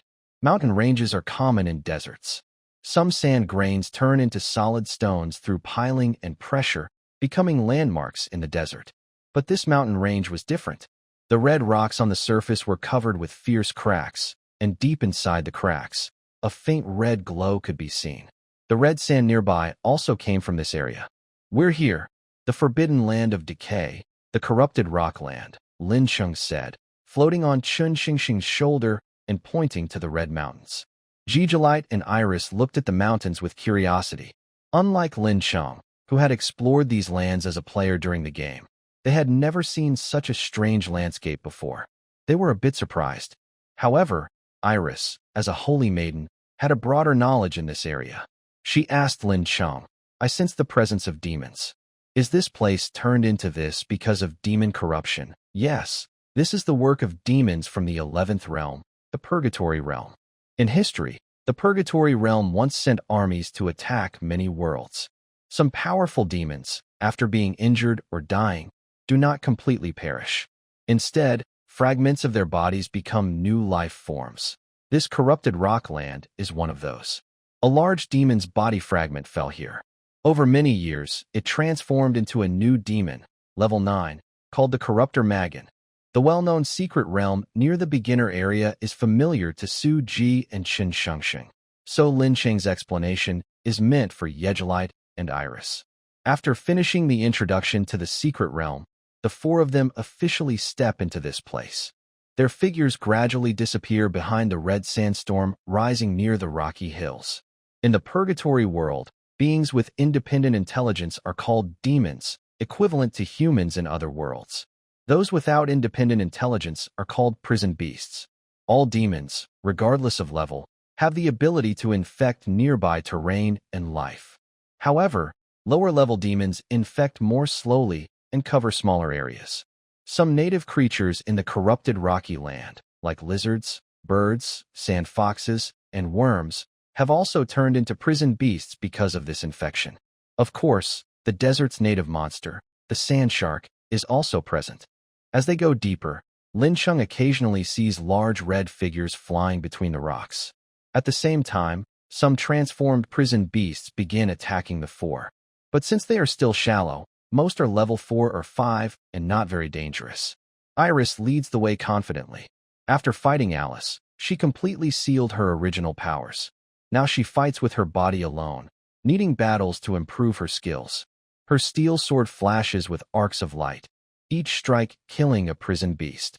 These beasts, turned into by demons, have exhausted their life force. They cannot infect or resurrect themselves, so when killed, they turn into flying ashes. But killing them isn't without reward. Some bones can be kept as materials. Remember, you can summon a guard using a demon's corpse, right? Yigrit, leading the charge and slashing at attacking prison beasts, asks Lincheng. Should we bring back some small demon corpses? Lincheng smiles and replies. Yes, we should bring some small demon corpses, but not to make guards. I want to use the corpse of the Corruptor Magan to make one. First is the first world, the creation realm. The world boss here is the creator god, Daimi. The world's special item, artifact, is the life forge. The creation realm is believed to be the first world to appear. In this world, objects and creatures often blend together. For example, horses and carriages might be fused into one. Large flying birds could have a hot air balloon-like basket in their belly. Some armor pieces may have features similar to insects, able to attach to a person's body. The life forge can consume life energy to create items or use rare materials to restore life. When in Daimi's hands, it can also be used to merge creatures and objects. Next is the second world, the Abyss realm. The world boss is Silent Abyss Sky. Originally, the second realm was a thriving world. But later, it was invaded by evil spirits, the same ones that corrupted Iris, turning most areas into forbidden zones. Due to the world's rules, the beginner areas of the second realm are protected from evil spirit corruption. Because resources are abundant and monsters are easy to defeat, it's a good place for development. However, leaving the beginner zone makes things much harder. The artifact of the second realm is the glass heart, which makes its holder immune to any abnormal states or negative effects. The third realm is the purgatory realm. Its world boss is the Demon King, an ancient demon skilled in all kinds of weapons and combat styles. Purgatory realm is the harshest environment among the 12 worlds. No humans live here. Survival depends on cunning and endurance. This realm is filled with various demons and beast-like creatures corrupted by demon influence. Only players seeking a Real challenge choose to enter this world. The artifact of the third realm is the Berserker's Armor, which can be strengthened by hunting demons. When activated, it turns the wearer into a powerhouse with the highest stats. There are no humans in the third realm. The conquest difficulty is extremely high. The fourth realm is the God-hunting realm, with the world boss, Mother of the Hunt. The technology in the fourth realm is quite primitive. Other worlds can already use magic to create some transportation tools or produce light. The fourth realm is still in the stage of making fire and cooking. However, humans born in the God-hunting realm can become part of the Hunting Mother's clan by worshipping her and completing a trial. This grants them the abilities of beast transformation and blood rage. The divine artifact in the God-hunting realm is the 100 Beasts Fur, which allows the holder to transform into various animals. The fifth realm is the Beast Realm. The world boss is the Great Beast Typhon. Besides stronger and more numerous monsters, there are no other special features in this realm. The main world item here is the Heart of 100 Dragons. Its holder can gain affinity with magical beasts and, if powerful enough, can even control many of them. The sixth realm is the Human Realm. The world boss is the Lord of Humans, which is the world where the protagonist, Lin Cheng, lives. The Human Realm is the largest among the 12 worlds, with a human society made up of 4 great empires that cover most of the continent. Each empire is a religious empire, with its own state religion and a dedicated deity. Although most people in the sixth realm do not know the legend of the Lord of Humans, he shows absolute dominance everywhere. His avatar is worshipped by all humans, and his worship power even surpasses that of the main gods of their religions. The divine artifact here is the Light of Humanity. It grants the holder affinity with humans and can suppress human influence when used. The human population in this realm is very large, and the difficulty of conquest is moderate. The seventh realm is the Magic Curse Realm. The world boss is the Demon King, Behrman. This realm is the most advanced in magical science. Its human population is small, but its magic knowledge is the highest. The boss of this realm, the Demon King, is also one of the top magicians among the 12 worlds. The divine artifact in this realm is the Eternal Gate. It is a huge stone door, so it cannot be carried around, but the holder still receives level and attribute boosts from it.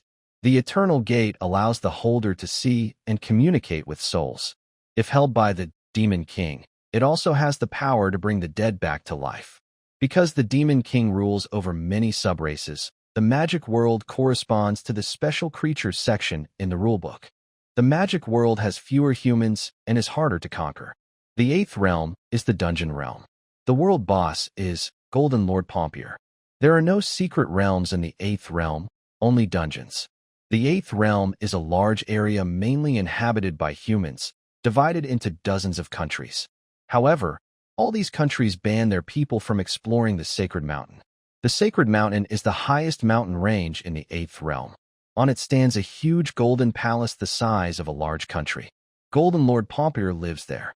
On the surface, everything in the eighth realm seems prosperous, with no major crises.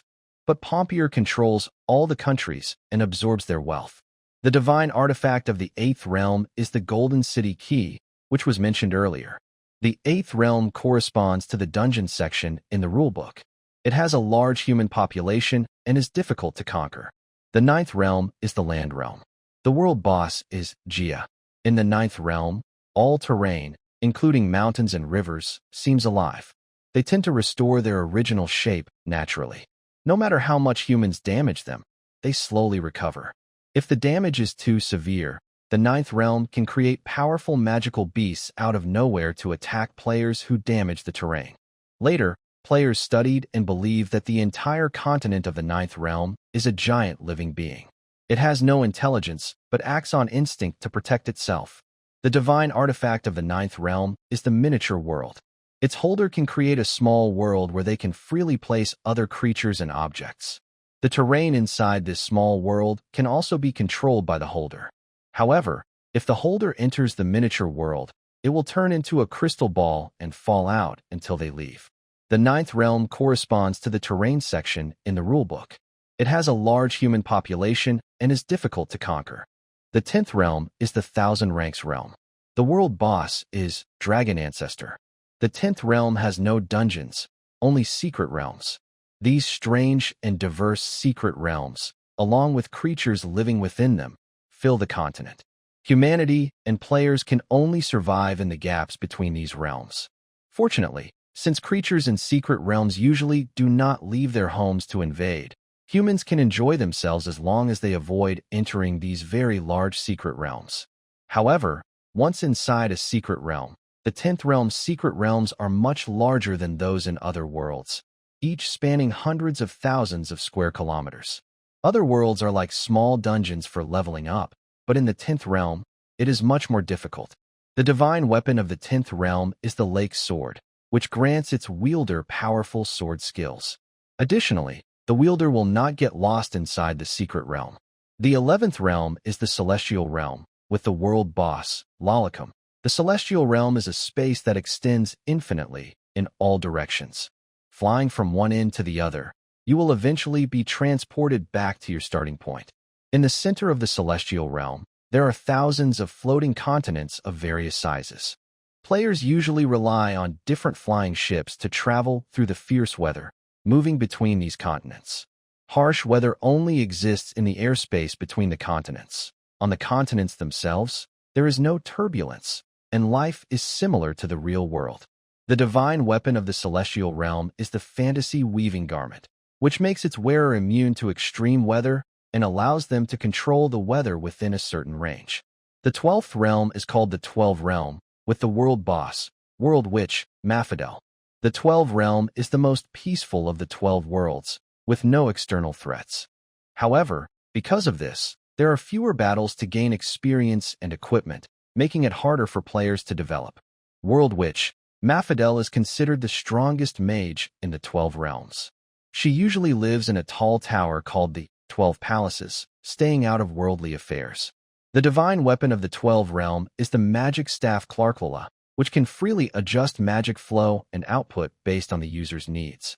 It also greatly enhances the user's magic power and can accommodate any type of magic attribute. Eris seemed eager to prevent the other 3 team members from taking action. She charged ahead, continuously defeating the approaching beasts. Unlike Yigrit's bold fighting style, Eris preferred to dodge and strike flexibly. This was partly due to her fighting style, and partly because she wore only light armor. To help Eris perform well, Chen Shengxing chose a more agile outfit for her. Whenever Eris finished a group of beasts and paused to rest, sweat would stream down her perfect waistline. "Don't push yourself too hard," Lincheng said while commanding Chen Shengxing and Su Ji to attack the surrounding beasts. He took a moment to speak to Eris. Her long blonde hair was tied in a ponytail, but a few strands stuck to her face with sweat. She brushed her hair back and replied, "Thanks for your concern, but I can still hold on." Lincheng was speechless for a moment. After a few seconds of silence, he said, "You're already level 45. Killing these beasts doesn't give you much experience. Let us share some of it." Eris was surprised. Her expression changed slightly.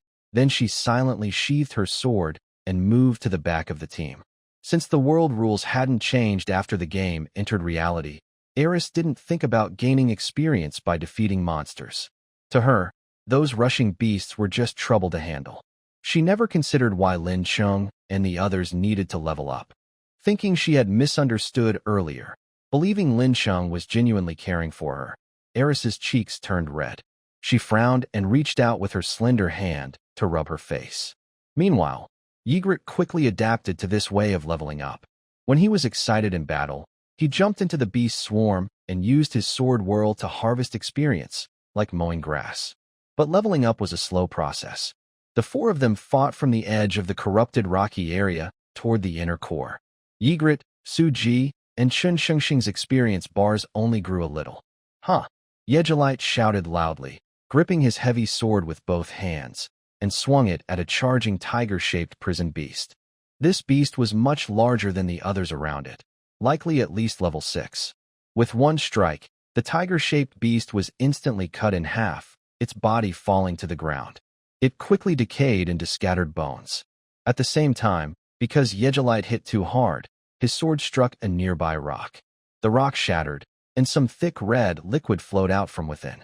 Seeing this strange sight, Yigrit looked at Lin Cheng with a puzzled expression. Along the way, they had occasionally damaged the terrain, but no other rocks had shown this kind of reaction.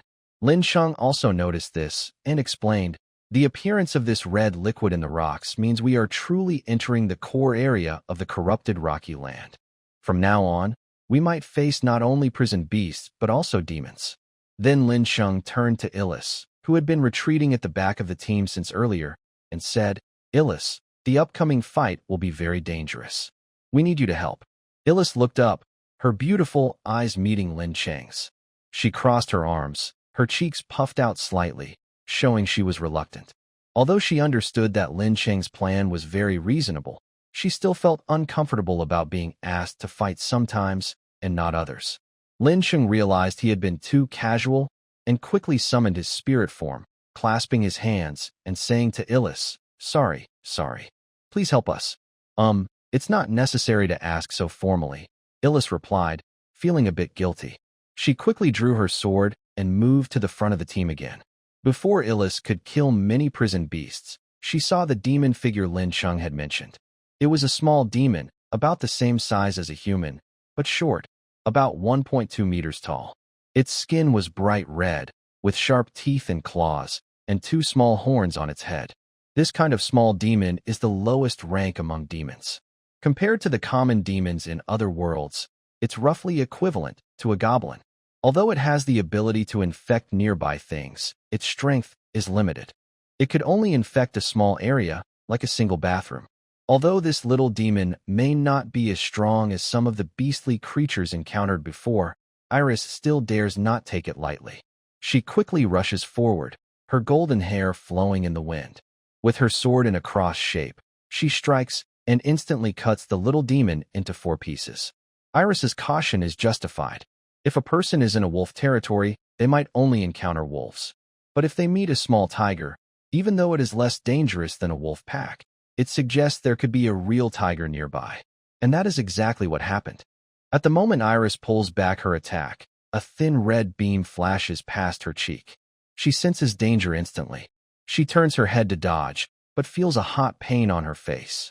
She quickly looks up and sees a tall, slender figure flash across the top of a mountain a few hundred meters ahead. It's here. If there are no other demon mages in this secret place, it must be the corruptor Magan you mentioned. Iris immediately turns back and informs the others. As a demon mage, Magan is especially good at long-range attacks and curses. Let's rush forward together. Following Lin Cheng's order, the 4 of them activate high-speed mode. They no longer focus on fighting the beast and demons in front of them, but move swiftly through the terrain, closing in on the mountain. A few hundred meters might seem long, but in midair, it's only about 10 steps for them. After killing a few flying demons with bat wings that tried to block their way, the group is now close to the mountain. Meanwhile, in the shadow of the mountain, a withered red arm reaches out and waves. Suddenly, a large swarm of blood-colored bats appears out of nowhere, lunging toward the group. Seeing the blood bats flying toward them, Iris raises her sword, her golden hair flowing. She is about to use her holy powers. But Yigrit is a step ahead.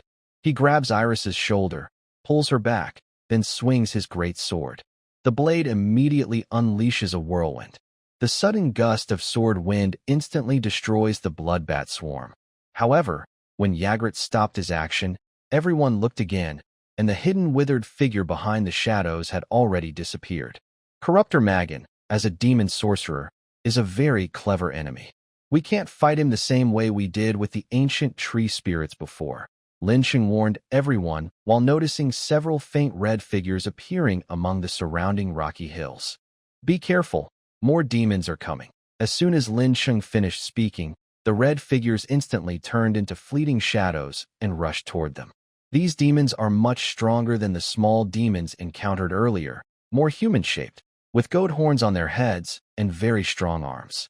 Yigrit shouted loudly, activating a group shield, then swung his heavy sword and knocked away one of the demons at the front.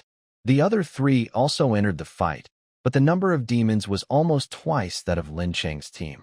Each person had to face at least 2 demons. These goat-horn demons are much stronger than the small demons seen before, roughly level 7, and can cast simple magic. Moreover, Magan, the corruptor, kept casting disruptive magic without exposing himself. Several times, Elise saw Magan's hooked nose hidden under his cloak. She wanted to rush forward and fight him, but was blocked by the demons. In a blink, Magan disappeared into the complex terrain of the rocky hills. At this moment, Elise saw a blue light glow on Su Ji's shoulder, and 2 scrolls floated up. Then, Elise felt 2 powerful magical energies flowing into the scrolls. The scrolls suddenly shattered, releasing the magic sealed inside. The first spell was a fierce lightning bolt. As the arc of electricity was released, it instantly pierced the air, striking and killing many demons around Lin Cheng and his team. The demons were immediately injured to varying degrees. Some were scorched black all over, giving off a burnt flesh smell. One demon, already badly wounded from Yigrit's fierce attack, was struck by lightning and died instantly. The second spell released a silver light that shot into the rocky hill like a shooting star. Then everyone saw a silver cross-shaped star light up in the shadow of the rocky hill, shining so brightly that it looked like daytime. The star was steady and floating above the head of the corrupted Magan, clearly a magic mark. With this light, everyone finally saw what Magan looked like. He was hunched over, about 1.5 meters tall. Magan was covered in a black cloak, only showing his large hooked nose and dry, withered hands and feet. Under the cloak, a small but fierce look was fixed on this place. Facing this sudden change, Iris suppressed her doubts. She quickly jumped forward and struck with her sword, immediately beheading a weak, stunned demon.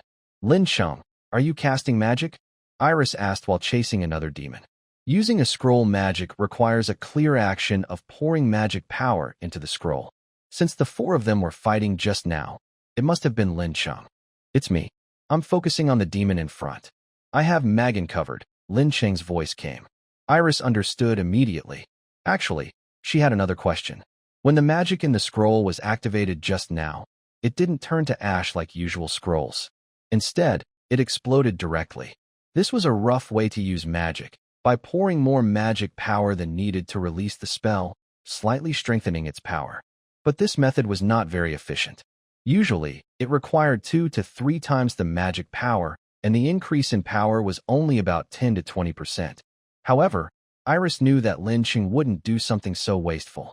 With the blessing of the Golden City Key, he had plenty of magic power now. On the contrary, what he lacked was money. These 2 scrolls were bought from a blacksmith in Hero Village, who collected magic scrolls, and cost a lot of magic stones. So, this somewhat wasteful way of using magic was actually very cost-effective in Lincheng's eyes. With the power of lightning magic, the 4 of them immediately pressed the attack. The previously stalemated battle was broken, and most of the demons were quickly slain. Seeing that the situation was unfavorable, Magan immediately gave up on using magic to interfere with the battle. He rolled up his cloak and rushed into the shadows of the rocky mountain. However, because of the cross-shaped mark, a beam of light could still be seen coming from inside the mountain. Su Ji, Sheng, I leave the remaining demons and other leftover soldiers to you. Lincheng quickly issued the order. He activated spirit independence, and a light blue spirit emerged from Su Ji. The spirit flew swiftly and attached itself to Iris. What's that coming in? Iris shivered, turned her head, and saw a small blue figure transformed from Lincheng, standing on her shoulder, pointing forward and saying, "Charge." Magan is trying to escape. Iris clenched her silver teeth and pushed herself to chase after him, saying, "Next time, Tell me in advance. Sorry. I have a secret magic spell ready. Once you and Yigrit reach inside the mountain, I will activate it and take him down in one go, Lin Cheng hurriedly explained. Although he had considered practicing with Iris before, trying to attach the spirit to her, there were two reasons he didn't. First, he didn't have enough time, and second, he was worried Iris might refuse, risking failure. Now that Maraton was about to escape, and Iris's attack ability was the strongest among the four, Lincheng had no time to think and could only go along with the plan. With the guidance of the beam of light, Iris could roughly determine Maraton's position. Her agile figure darted through the mountain, increasing her speed to the limit. In just a few breaths, Iris and Maraton's positions were quickly brought closer. Maraton had already entered inside the mountain, and the red glow on the rock walls grew even more intense. Could there be an ambush in the cave? Iris cautiously asked Lincheng. Lincheng peeked out. At this moment, the spirit he transformed was only palm-sized. Since spirits are not completely immune to physical effects, and Iris was running at high speed with strong wind in her face, the wind was very strong. There is a magic circle that boosts him, and some hellish beasts summoned by demon magic, Lincheng said, bracing against the wind, his small blue hand touching Iris's cheek. As she moved further inside, Elise felt the cold wind hit her face more strongly. Dark, heavy air currents blew from deep within the cave, and the smell of blood grew stronger. Finally, with her long legs touching the ground, Elise reached the bottom of the rocky cave. It was an open space. This stone-walled area was not natural.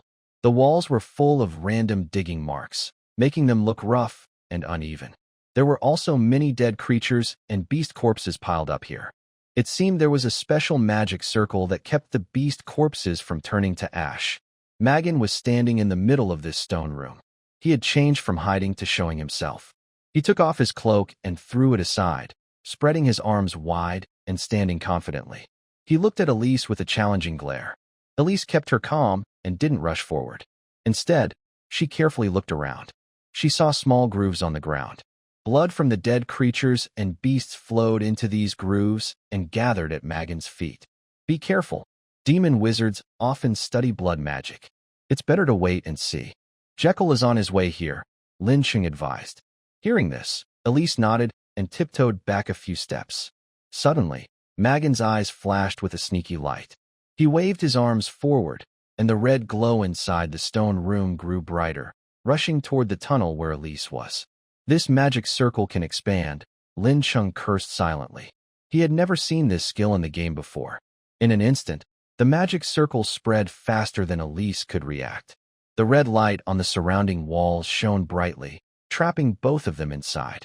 Seeing this, Maraton's ugly face twisted into a cold smile. He reached out and clenched his fist.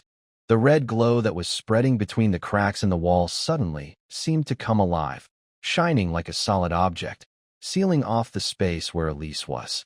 As the dense red beams filled the tunnel, Maraton stretched out his withered left hand. An invisible force pulled Lincheng out from Elise's shoulder.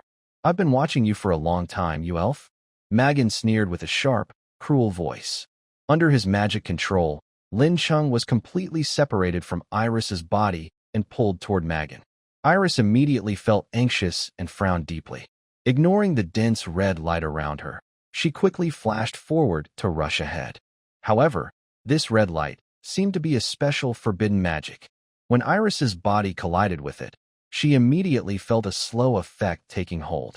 Iris's speed greatly decreased, and she could only watch helplessly as Lincheng's spirit was drawn toward Maraton.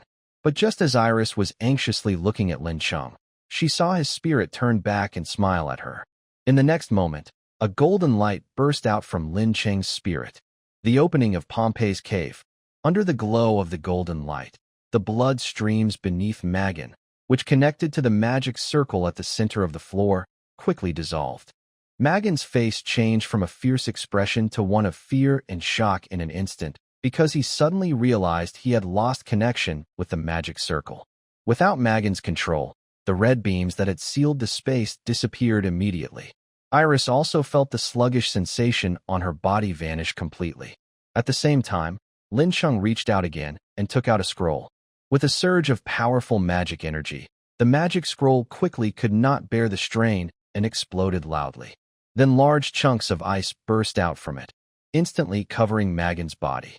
Seeing the situation turn around in an instant, Iris felt her strength flow back into her body. She straightened her right arm, gripping her sword horizontally, and charged forward. The sword's tip sliced through the underground space like a swift shuttle. A slender, straight sword light flashed, and in the next moment, Iris had crossed half the underground space and appeared behind Magan. The huge ice block surrounding Magan shattered with a loud crash, splitting him in two. Iris spun around gracefully, glanced at Magan's still frozen corpse, then she sheathed her sword. "Oh no, I think I might have killed him. Won't that affect my experience points?" Iris looked at Lin Cheng, who was floating back onto her shoulder, and asked on purpose. Lincheng saw the mischievous smile on Iris's face and could only smile bitterly, saying, it's fine. You fought really well just now."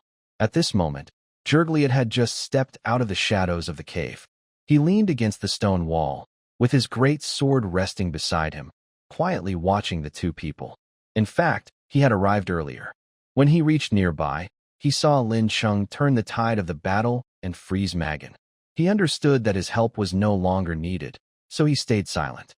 "Although you were a bit capable just now," at a critical moment, Elise raised her small chin high, about to say more, but suddenly noticed Yigrit standing quietly there. "What's so critical about that?" A smile immediately appeared on Lincheng's face. "No, nothing. Let's go. There might still be remaining beast creatures outside," Elise said, shaking her head and quickening her pace toward the cave entrance. She didn't quite understand what was happening to her. After traveling with Lin Cheng and the others for a few days, she felt as if she had been changed. She was more lively than before, even though she used to be calm and silent. But unlike Lin Cheng and the others, who played around with her, Yigrit always kept a senior attitude, silently watching everything. At this moment, seeing Elise suddenly change her expression quickly, Yigrit didn't say much. He simply lifted his heavy sword again, and the three of them quickly returned to the outside of the cave. As for Magan's body, since demon corpses could infect the surrounding environment, they couldn't be disposed of casually. Suji needed to handle it. Outside the cave, Suji and Chen Shengsheng had just finished clearing the nearby beast creatures and were heading inside. After understanding each other's battlefield situation, Lincheng separated his spiritual form and attached it to Suji, following him to deal with Magan's body. The other three stayed outside to guard. Yigrit still leaned on his heavy sword, gazing into the distance. Elise and Chen Shengsheng stood together, talking. "Why do I feel like you're not worried at all about Lincheng? We just went after Magan a moment ago," Elise asked. "Because we all trust the boss," Chen Shengsheng answered confidently, as if it was obvious. "Elise, you should trust him more too. Trust him more," Elise muttered softly, her gaze fixed on the center of the cave, on the small blue figure on Suji's shoulder. Suji was tricked by his studio into working hard when the game, Journey World, first launched. After paying a large amount for tuition and equipment, the studio ran off with the money, leaving Suji to face his account troubles alone. Later, Suji had to work during the day and use his free time to find teammates in the game, doing small tasks to try to make up for his losses. Before meeting Lin Cheng, Suji was just a low-level player hiding behind strangers' teams. He mainly helped buff the frontline teammates and was responsible for handling the corpses of special monsters. In Journey World, ordinary monsters' corpses have no value and disappear immediately after death. However, rarer monsters' corpses can be used as materials. Of course, these corpses need to be quickly processed and stored within a certain time, or they will also fade away. After a year of switching between different teams, Suji learned how to handle these monster materials. When he joined Lin Cheng's team, he took on this task.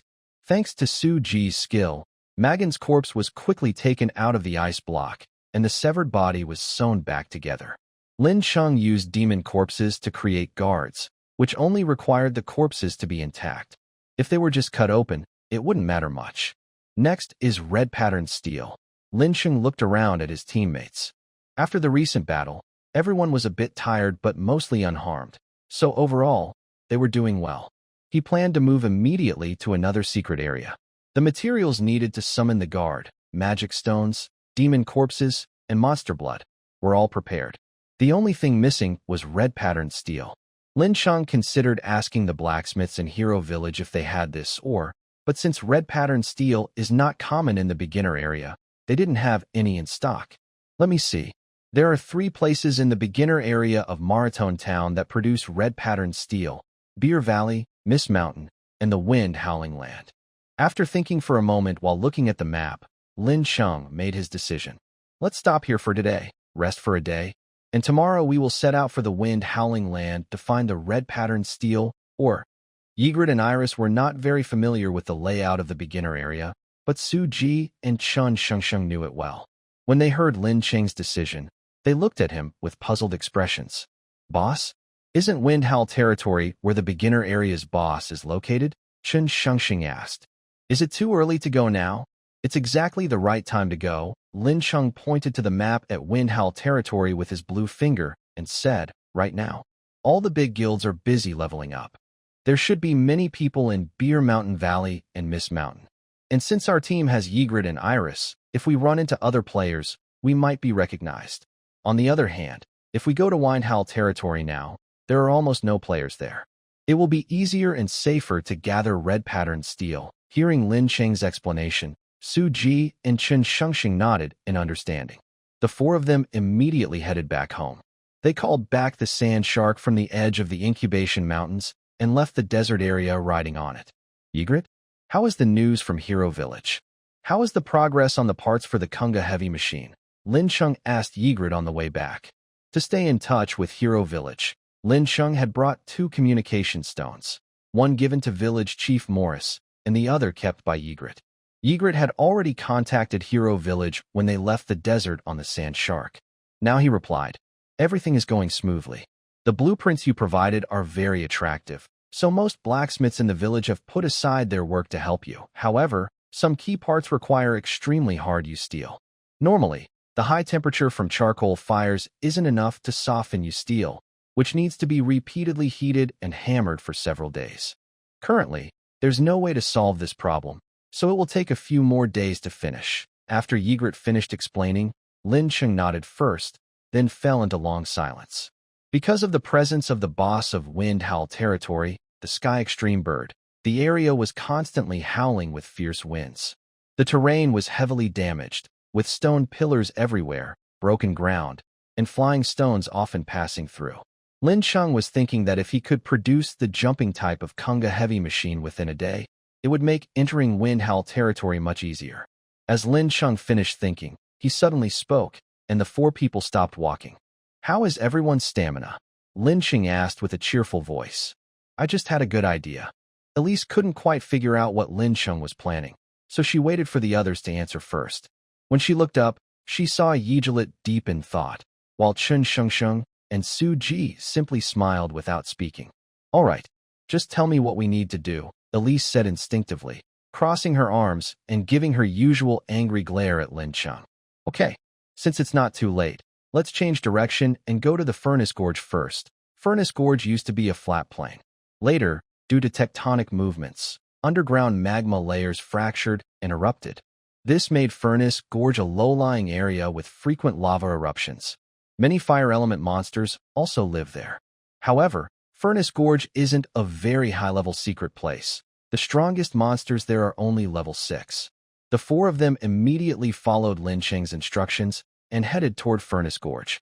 Elise was a bit annoyed by Lincheng's habit of keeping secrets, but she knew that he only kept things mysterious when he was sure he had everything under control. It was evening when they arrived at Furnace Gorge. They saw a large group of fire lizard monsters gathering near a riverbank.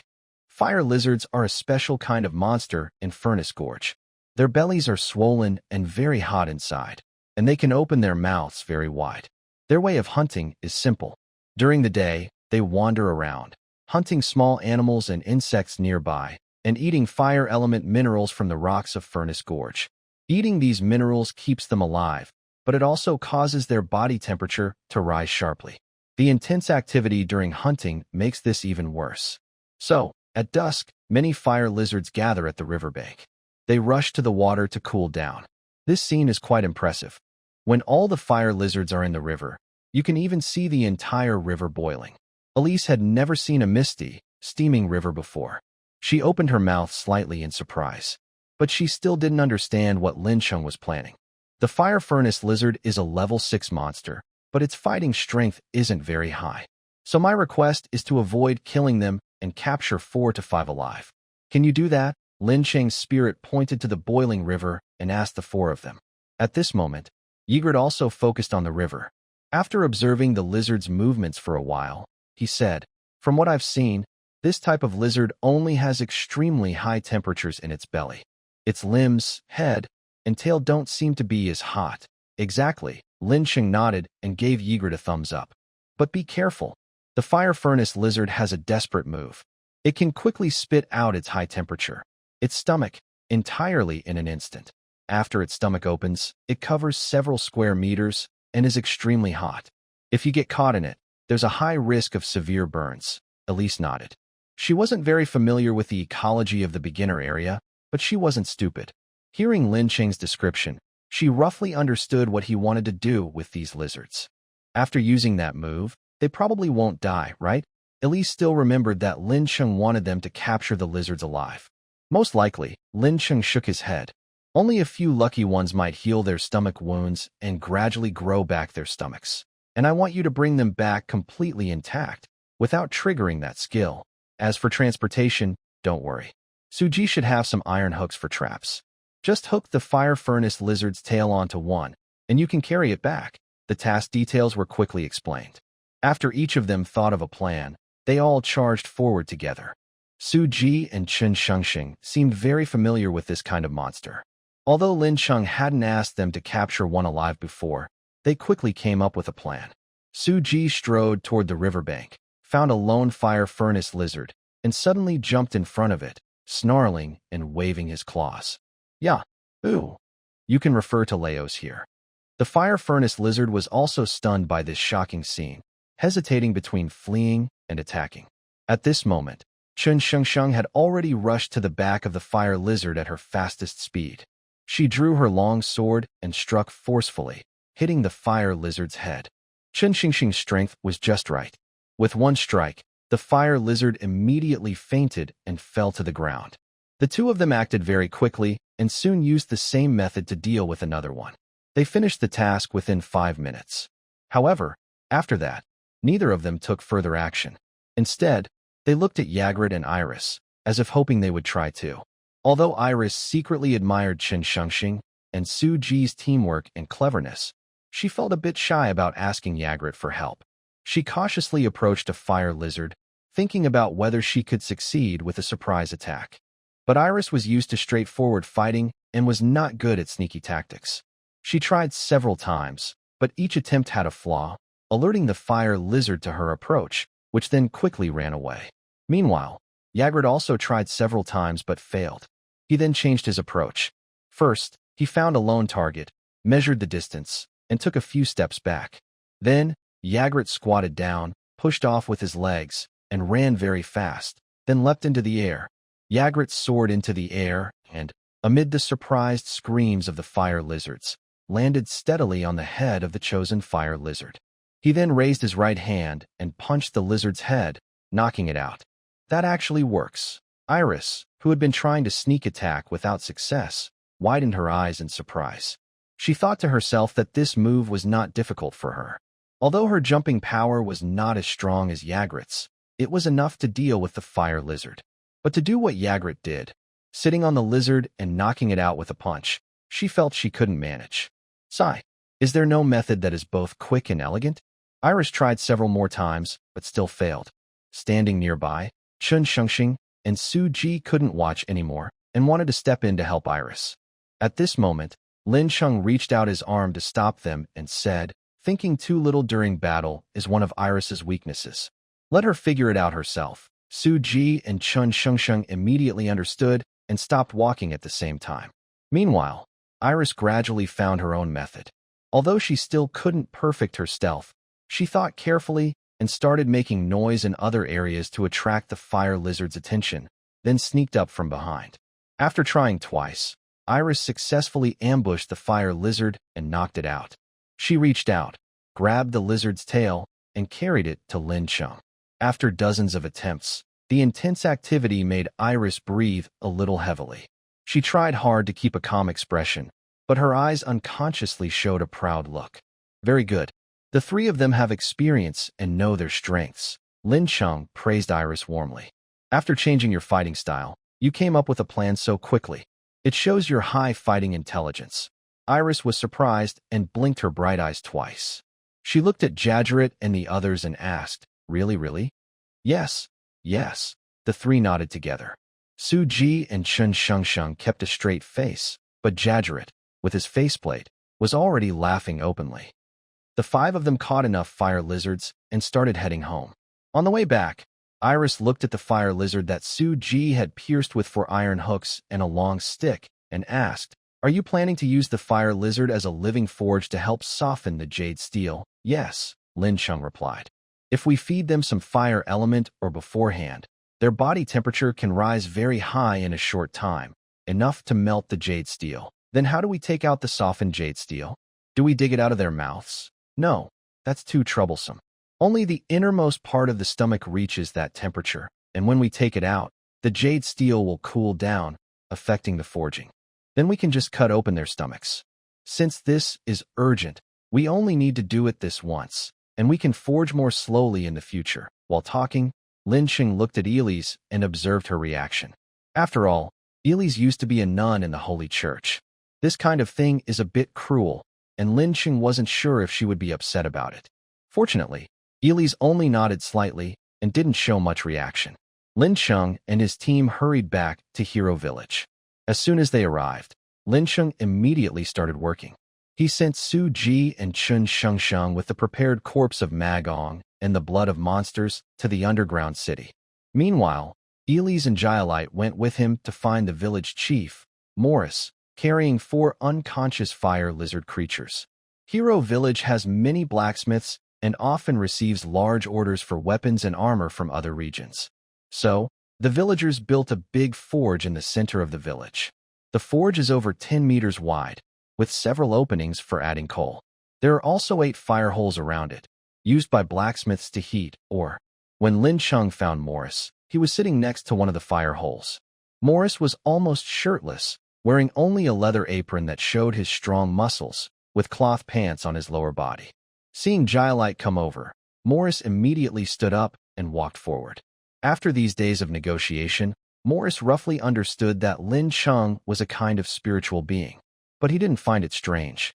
According to the mountain people's epic stories, they once made weapons and armor for legendary creatures like dragons and giants. Compared to that, a small transparent blue person is nothing special. Watching Lincheng slightly manifest his spiritual form, standing on Yigrit's shoulder, Morris quickly pointed to a large wooden rack nearby and said, Based on your needs, we prioritized making the jump-type parts. Most of the parts are now finished, but as I mentioned before, softening the Yuhang steel will take a few more days, Morris said, pointing to the huge forge. Now, all 10 fire holes are working at full capacity, and the firepower has been increased to the maximum. Although your payment isn't very high, we are eager to see what amazing creations can be made from these detailed blueprints. At this moment, Yigrit raised his long staff and placed 4 fire lizard figurines in front of Maurice. Maurice blinked his small eyes and asked, Are these fire lizards? What are you planning to do? You probably have a lot of fire element magic stones here, right? Please exchange some and feed them to these 4 fire lizards. Maurice was not a shy person. As he listened to Lin Cheng, he reached out and grabbed one of the fire lizards by the tail, examining it closely. I do have quite a few fire element stones here, but feeding them to these lizards will cause their body temperature to rise quickly for a short time. Oh, I see. Maurice suddenly threw the fire lizard onto the ground with a rough slap and jumped up. You want to use the high temperature inside the fire lizard to soften the jade steel? I should have thought of that. After saying this, Maurice stopped talking and a look of excitement appeared on his face. He took a step forward and rushed into the village to get fire element stones for Lincheng. Standing on Yigrit's shoulder, Lincheng just smiled slightly. He wouldn't tell Maurice that this method was actually learned from mountain people's forging techniques. In the past, because mountain people's forging skills were so excellent, many races fought a long and exhausting war. After the war, other races united and destroyed most of the mountain people's forging secrets. Among the mountain people, the group from Hero Village was just a small branch, so such knowledge was not passed down. In no time, Maurice returned carrying a large basket filled with dark red fire element stones, of uneven quality. All right, these stones aren't very valuable. Consider it my gift to you. So, what should we do next? Maurice, sweating heavily, hurriedly asked Lin Cheng. First, use an iron hammer to break each fire element stone. Don't crush them into powder. Then, hold their jaws and pour the broken pieces of the stones inside. Next, dip your palm in clean water and gently tap their foreheads to wake them up. Using salt water works even better. Maurice immediately followed the instructions. Being an experienced blacksmith, he wielded his hammer with ease. As he quickly raised his hammer and applied force, the basket of fiery stone fragments was soon smashed into tiny pieces. Then, following Lin Cheng's instructions, he fed the small fragments one by one to each of the fire lizard furnaces. Soon, the bellies of all 4 fire lizards swelled up. All right, next is salt water. Oh, why didn't you say that earlier? I'll go back and get some salt. Not only was Morris busy, but the mountain blacksmiths at other furnace openings also looked over. At this moment, Lincheng suddenly called out to Morris. Wait a moment, village chief Morris. Isn't the ready-made salt water already on you? Morris's steps paused, and he looked slightly stunned, a look of realization appearing on his face. That's right. After what just happened, combined with the heat from the fire element, Morris was sweating all over. Isn't that already salt water? This time, Morris didn't rush to act. Instead, he turned to look at Lincheng for a few more seconds, and his expression changed. Lincheng secretly chuckled. He had achieved his goal. If it was just to make Morris use the heat from the fire lizard's belly to soften the steel, Morris might have just been clever for a moment. But using the blacksmith's own sweat to wake up the fire lizard is both time-saving and effort-saving. This is not something an untrained person in forging could think of. Clearly, Lincheng couldn't be a seasoned blacksmith. The only answer was that Lincheng knew a lot about forging techniques. Lincheng casually revealed this point, so he didn't worry about Morris asking for anything later. Morris's thoughtful expression only lasted a moment. Then he followed Lin Cheng's instructions and began. He wiped his rough hand across his forehead and neck, then flicked the sweat onto the fire lizard's forehead. The fire lizard, stimulated by the coolness, immediately woke up from its daze. But Morris was prepared. When feeding the fire lizard the mineral fragments, he had already nailed 4 steel nails into the ground, securing the hook that held the fire lizard's tail. After waking up, the fire lizard instinctively tried to escape in the unfamiliar environment. But with its tail bound by the iron hook, it couldn't run away. Adding the feeling of abundant fire element minerals coming from the abdomen, the fire lizard's fighting spirit grew stronger. Suddenly, all 4 lizards roared together, swinging their abdomens as the minerals inside them were quickly digested, releasing a powerful heat. Now, knock them out. Hit them harder. At Lin Cheng's command, Iris and Yigrit, who were nearby, quickly moved into action. They had held back earlier because they were worried that harming the fire lizards too much might cause them to die during transport. But now, it was the final step, and there was no need to hold back. Like lightning, the 2 of them attacked from opposite sides, and the 4 fire lizards were hit hard in different ways, each falling to the ground.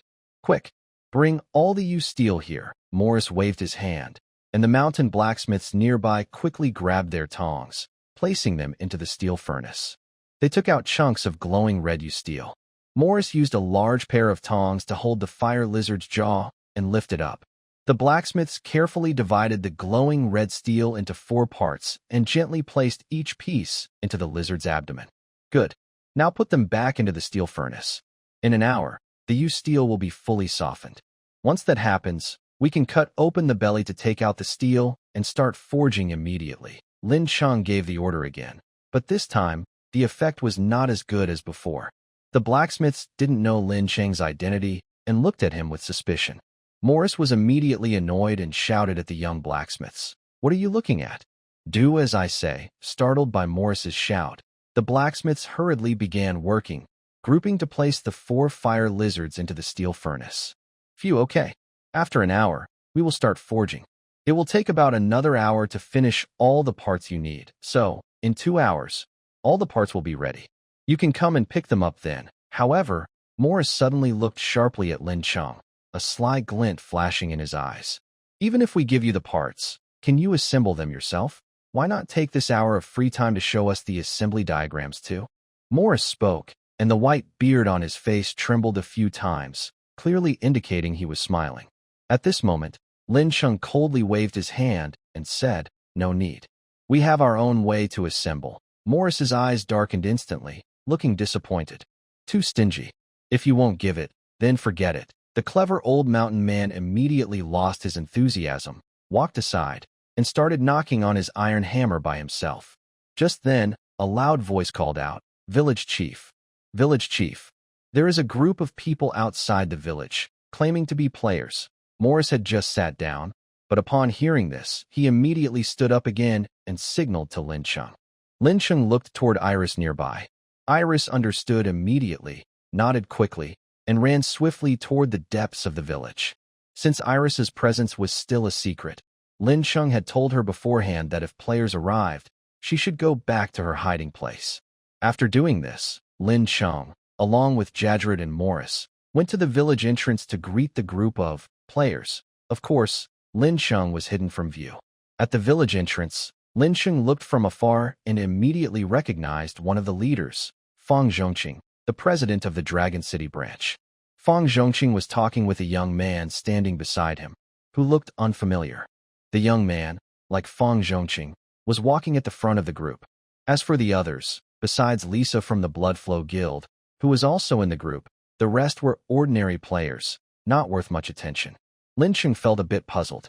First, he wondered about the identity of this unfamiliar young man. Why was Fang Zhongqing personally leading the team? As Yigrit and Morris approached the group and greeted them, the young man stepped forward and called out to Yigrit, "Hey, are you Yigrit?" Yigrit paused briefly, but responded politely, "Yes, I am. May I ask what you want?" Fang Zhongqing took a half-step forward and advised the young man, "Brother Chong Chong, Yigrit was once an ally of our player alliance. Please don't be rude." The young man, called Chong Chong, listened to Fang Zhongqing and restrained his actions somewhat, but his eyes still carried a strong challenge. "No need to say more, President Fang. Although we once cooperated with the Red Knight, that was only because our interests coincided. From now on, he will never leave Hero Town again, and it's unlikely we can count on him for help. As for the leaders of City S, I will be the one in charge." Chong Chong's proud expression couldn't be hidden, and he kept praising himself in his words. Lin Cheng didn't make any move. At this moment, his mind was quickly recalling all the players in City S, but he couldn't remember the young man in front of him. As the former president, Lin Cheng knew well the distribution of players' forces in City S, so he was almost sure that this young man either never played Journey of the World before or was an unknown character during the game. After Chong Chong finished bragging, he revealed his purpose. "According to the game, as long as you challenge and defeat me, you can get your armor and sword, right?" When Chong Chong said this, Lin Cheng immediately concluded that he had never played Journey of the World before, because a veteran player wouldn't refer to it as this game. As for the challenger being able to get Yigrit's armor and sword, that was true during the game period. But now Lin Cheng was sure that Yigrit, under his leveling strategy, wouldn't be surpassed by any player, so he didn't care much about this. Even if later a stronger player than Yigrit appeared from another area to challenge him, it didn't matter. This wasn't the game period anymore. Yigrit had gained his own free will and could refuse challenges or run away. However, to avoid revealing any flaws, Yigrit was still pretending to be a local NPC and was willing to accept the challenge. After Chong Chong received Yigrit's affirmative response, he immediately looked arrogant and said, "No problem then. I want your armor and sword." Yigrit remained calm despite Chong Chong's repeated provocations. Hearing this, he simply said softly, "You want to challenge me?" Chong Chong shook his head with a slight smile and said, "No, Yigrit, you are the challenger." As Chong Chong issued his challenge, Lin Cheng's doubts reached their peak. Why was this young man so arrogant? According to Lin Cheng's judgment, even if the players' alliance in Maraton Town gave their all, only 1 or 2 players might reach level 9. Yigrit, a level 10 novice boss, only shows his normal strength in challenge mode. To have a real chance of winning, you need a level 12 player to fight him. Players can also choose a different challenge, using a team of up to 8 people to face Yigrit, but in that case, Yigrit will also fight with full strength. Could this unknown young man in front of them actually be a level 12 player? Lin Cheng strongly doubted it, but remained cautious. At the same time, Lin Cheng received messages from Su Ji and Chen Shengsheng. They had already placed the materials in the dungeon and had returned, now arriving at the entrance of the hero village. So, Lin Cheng sent a message to Yigrit, asking him to find an excuse to delay for a while. Yigrit immediately said he had just finished work and needed to complete that before accepting the challenge. He also suggested that Chong Chong and others rest for a while. Hearing Yigrit's excuse, Chong Chong's eyes flashed with disdain, but he said nothing and followed Maurice to a nearby house. In no time, Su Ji and Chen Shengsheng hurried to Lin Cheng's side. On their way, Lin Cheng explained the situation to them. After arriving, Su Ji immediately found Yigrit. The two exchanged Lin Cheng's spirit form quietly. Then, Su Ji took Chen Shengsheng to the house where Chong Chong and others were resting. As soon as they entered, Su Ji heard a very frivolous voice. "Miss Lisa, forgive me for saying this, but the idea that only a level 12 player can fight Yigrit is just their one-sided opinion. Once I defeat him, although you won't be able to use that heavy armor and giant sword, Lisa, if you're willing, I can give you all the magic stones as a gift." Chong Chong was sitting beside Lisa, speaking endlessly. Although he tried very hard to make some flashy moves, to outsiders he only looked like he was shaking his head and making a fool of himself. When Fang Zhongqing saw Su Ji and Chen Shengsheng enter the room, he immediately looked over with a mix of welcome and a subtle plea for help. He quickly stood up, went to Su Ji's side, and said, "Mr. Su Ji, about the cooperation between our guild and yours that I mentioned earlier, perhaps we should discuss it now." Su Ji noticed that Fang Zhongqing was deliberately turning away from Chong Chong, and that his expression looked strange. Su Ji understood immediately and nodded, saying, "Yes, please come with me. We will discuss this alone." Chong Chong only glanced at Su Ji, then quickly shifted his gaze to Chen Shengsheng nearby. Su Ji clearly sensed Chong Chong's bad intentions and immediately pulled Fang Zhongqing and Chen Shengsheng away from the house. Chong Chong snorted coldly and continued to bother Lisa. Outside, the three of them found a quiet place. Before Su Ji could ask, Fang Zhongqing said, "Mr. Su Ji, this Chong Chong has an unknown background and is very suspicious." Su Ji was surprised and asked back, "Really? I heard that you were the ones leading him to challenge Yigrit." Fang Zhongqing looked troubled and replied, "We had no choice but to do so. He wasn't a player before the big changes in the real world, just an ordinary person. But in the past few days, he suddenly became famous. He challenged our guilds Chun Mo, and also Chen Kaifeng and Zhang Han from the Blood Battle Guild. All three of them were no match for him. Later, he said that his level had reached 10. We also secretly asked informants about people who had contact with him over the past few months. The results showed that he had been missing often since 2 months ago. Based on his recent battles, we believe he has obtained the profession of martial saint." Fang Zhongqing's last words immediately caught Su Ji's attention. At the same time, Lin Cheng, who was inhabiting Su Ji, also shifted his focus. The martial saint is a very powerful physical profession that greatly boosts close combat abilities and allows players to freely use any type of weapon and armor. However, the condition to awaken the martial saint is very strict. In the entire S-City player community, only one player has this profession. Most owners of hidden professions tend to hide how they awaken their skills, so very few people can obtain these professions. I remember that the previous martial saint in our city was named Zhao Yan, and wasn't he banned? Su Ji recalled some information about this profession. "Yes, but Chong Chong still has this profession," Fang Zhongqing said with some worry. "He has been acting wildly in Maraton town these days, but no one can stop him. So, I tricked him into challenging Yigrit, hoping to weaken his confidence. Aren't you afraid he might succeed?" Su Ji asked. "I have no other choice. He's just a player and hasn't done anything against the rules. We can't punish him," Fang Zhongqing replied. "He lacks battle experience and might not be a match for Yigrit. But the skills of the martial saint can make up for that." Su Ji's voice suddenly grew louder. Su Ji was clearly anxious. Chong Chong's sudden appearance not only disrupted their plan, but could also weaken Yigrit's strength. He was secretly asking Lin Cheng how to deal with this. Lin Cheng thought for a moment and said, "Let's ask Yigrit." Su Ji nodded. That was all they could do now. He told Fang Zhongqing to go back first, claiming he needed to discuss something with Yigrit. When Su Ji reached the village center, he saw Yigrit already dressed neatly. His blood-red armor shone brightly, and his cape fluttered in the wind. Are you really going to fight? That Chong Chong is a bit different. He has a profession that enhances close combat and can use various weapons skillfully, Su Ji quickly warned Yigrit. Yigrit shook his head and said, "As a knight, I have never promised not to fight when challenged." At that moment, Lin Cheng's voice sounded. Since there was no one around, it seemed like Su Ji was asking himself, "Do you think you can win?" "Of course. Then go and teach this arrogant fool a lesson." "That's exactly what I intend to do." Yigrit closed his helmet and strode toward the open space in the village.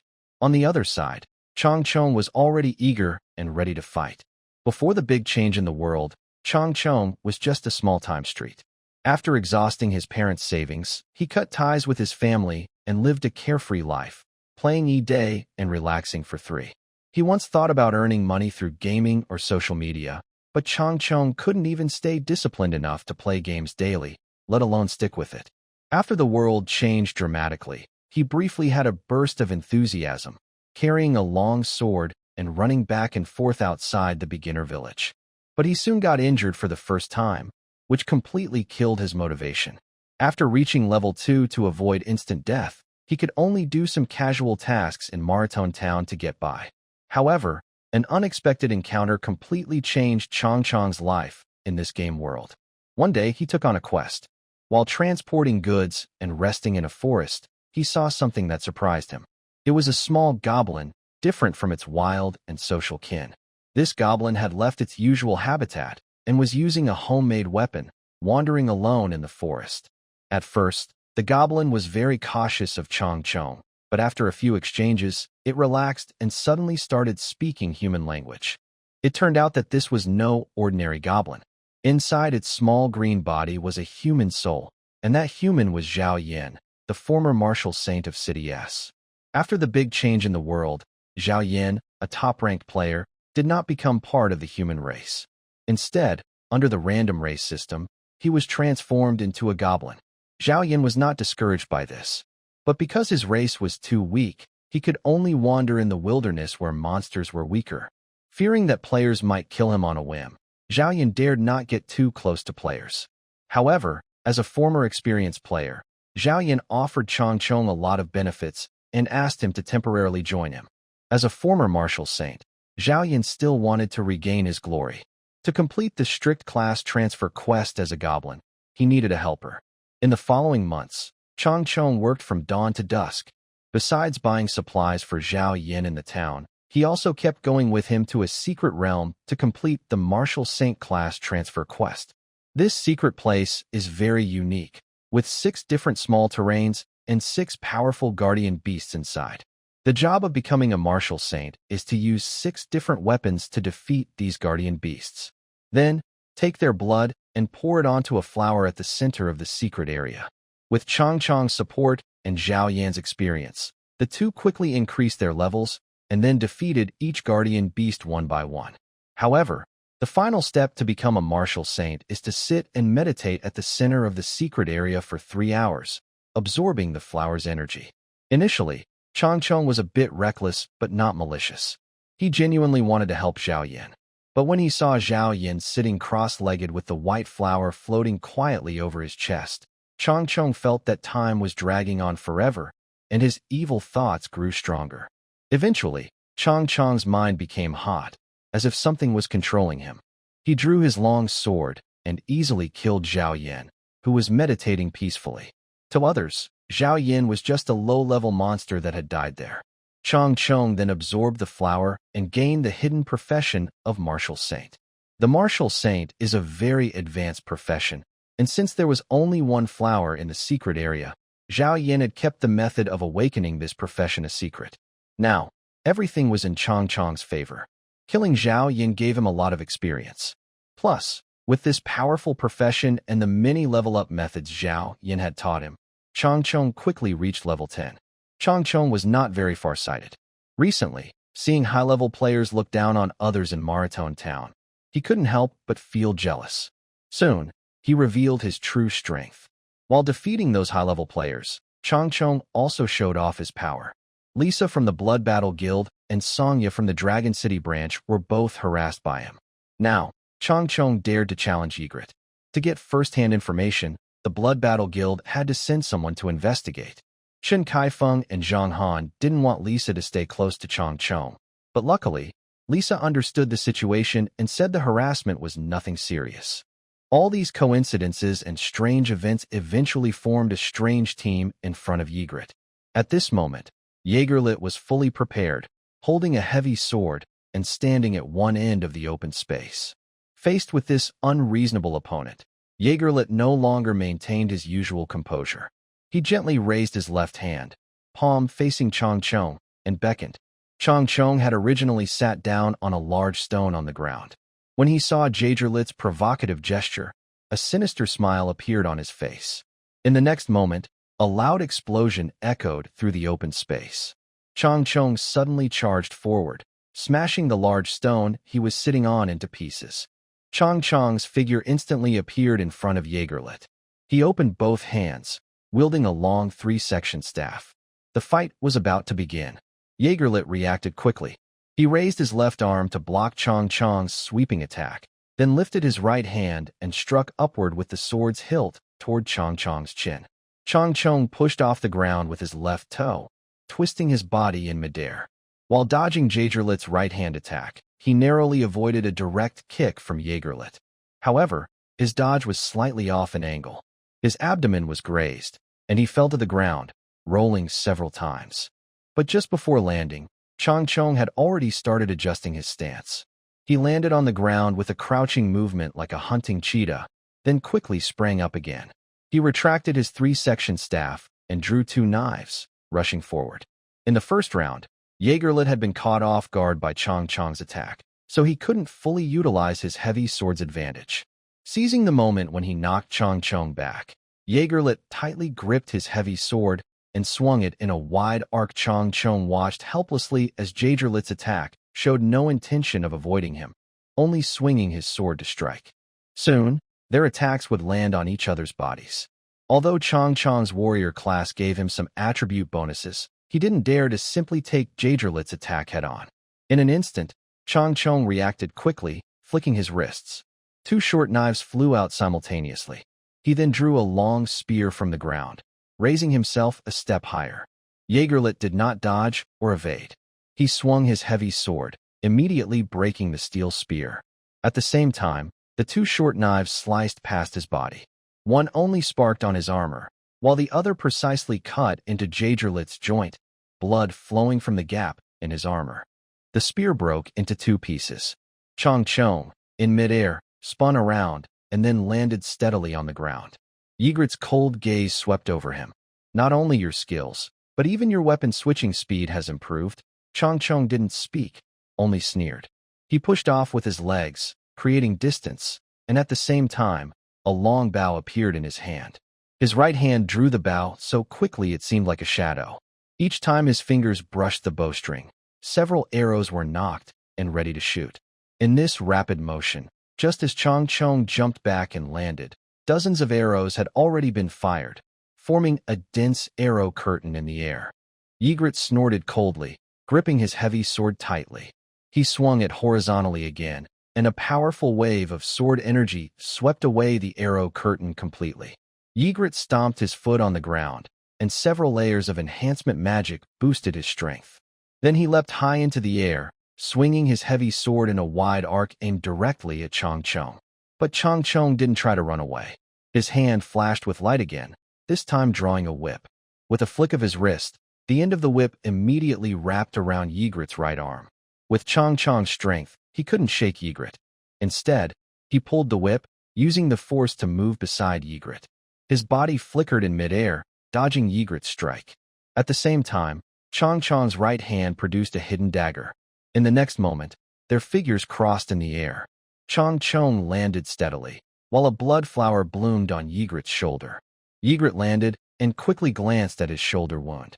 Chang Chong's strike had pierced his shoulder, but luckily, the injury wasn't serious, and he could still move for a short time.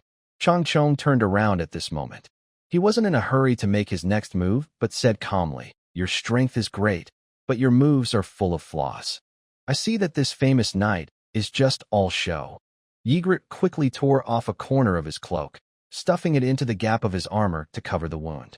Then he responded, "Your moves are numerous but not skillful. As the saying goes, only the wise can see inwardly. Foolish people's judgments often fit themselves best." Hearing this, Chang Chong's forehead veins bulged. Just as he was about to act again, Yigrit suddenly raised a finger, causing Chang Chong's movement to halt immediately. "One more thing," Yigrit said, holding up his index finger. "Your actions have broken the rules of knightly duels, so I will not fight this battle with a duel. Next, let's see your true strength." Yigrit's words were cold, but to Chang Chong, they made him even more eager. "Is that your final words?" In an instant, Chang Chong lowered his stance, almost close to the ground, rushing forward. Each of his hands had transformed into a short axe. Yigrit held a heavy sword with both hands, leaning out half his body. He raised his right knee and stomped hard toward Chang Chong.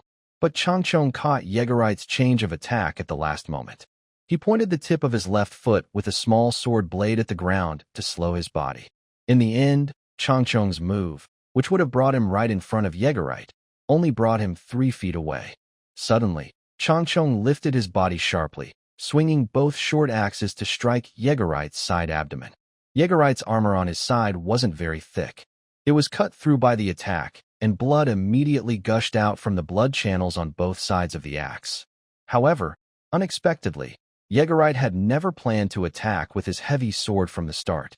When Chang Chong rushed low, pretending to stomp heavily, Yigrit had already concealed his hand movements with his body and released his heavy sword. At this moment, Chang Chong had just finished his attack. Yigrit's armored hands reached out. Chang Chong immediately felt something was wrong. Just as he was about to change his move, a powerful roar came from beneath Yigrit's helmet. Whoa! The wild roar hit Chang Chong's eardrums in an instant, causing him to feel a sharp pain in both ears and momentarily freeze. Yigrit's arms seized the opportunity. His left arm wrapped around Chang Chong's waist, while his right arm pressed against his shoulder. "I've got you. Wait a minute." But before Chang Chong's plea could be heard, Yigrit forcefully twisted Chang Chong's upper body, tearing off his entire right shoulder. Yigrit's left hand still held Chang Chong's waist, grabbing his clothing and forcing him to the ground. Yigrit's entire torso was pressed to the ground, causing his internal organs to rupture and blood to spurt out heavily. Yigrit straightened his body, placing his right foot on Chang Chong's abdomen. He then lifted his heel, causing his heavy sword to fly up and land steadily in his hand. Next, Yigrit balanced on his right toe on Chang Chong's side, kicking him into the air with one swift move. Yigrit then stomped on the ground, propelling himself and Chang Chong into the air together. He swung his heavy sword backward, leaving a curved arc in midair.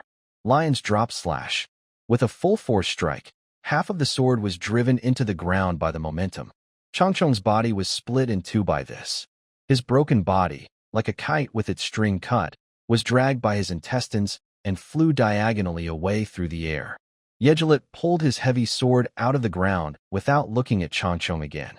He only glanced at Fang Zhongqing and others nearby, before turning to leave.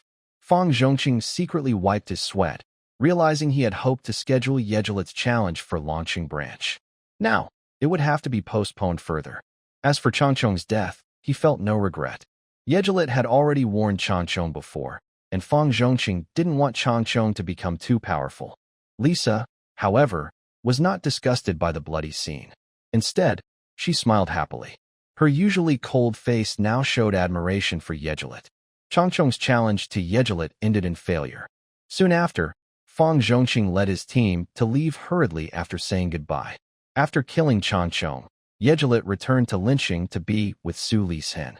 As soon as they entered the room, Su Ji quickly helped Yigrit sit down, removing his armor and treating his wounds. Yigrit felt a bit embarrassed and hurriedly waved his hand, saying, It's just minor injuries. No need to fuss over me. Don't be so modest. Su Ji used holy magic to heal several of Yigrit's wounds, then took out a bottle of ointment for him to apply himself. You fought well just now. Yes, the martial Saintess close combat style is very versatile. Yigrit, you performed surprisingly well. Lincheng's spirit form appeared, sincerely praising him. War Saint is a profession whose awakening method has always been controlled by Zhao Yan. It's not something that can be obtained by accident or luck. So I guess Changchong already knows Zhao Yan, and Zhao Yan was a top-ranked player during the game. Based on current experience, he definitely was not born as a human. Plus, if a special profession is obtained by an outsider, Zhao Yan probably met a bad end. Hearing Lin Cheng's deduction, Chun Shengsheng, who was originally giving a thumbs up to Yigrit, suddenly looked surprised.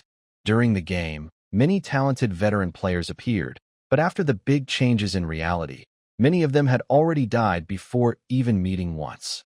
However, Su Ji's expression only changed slightly.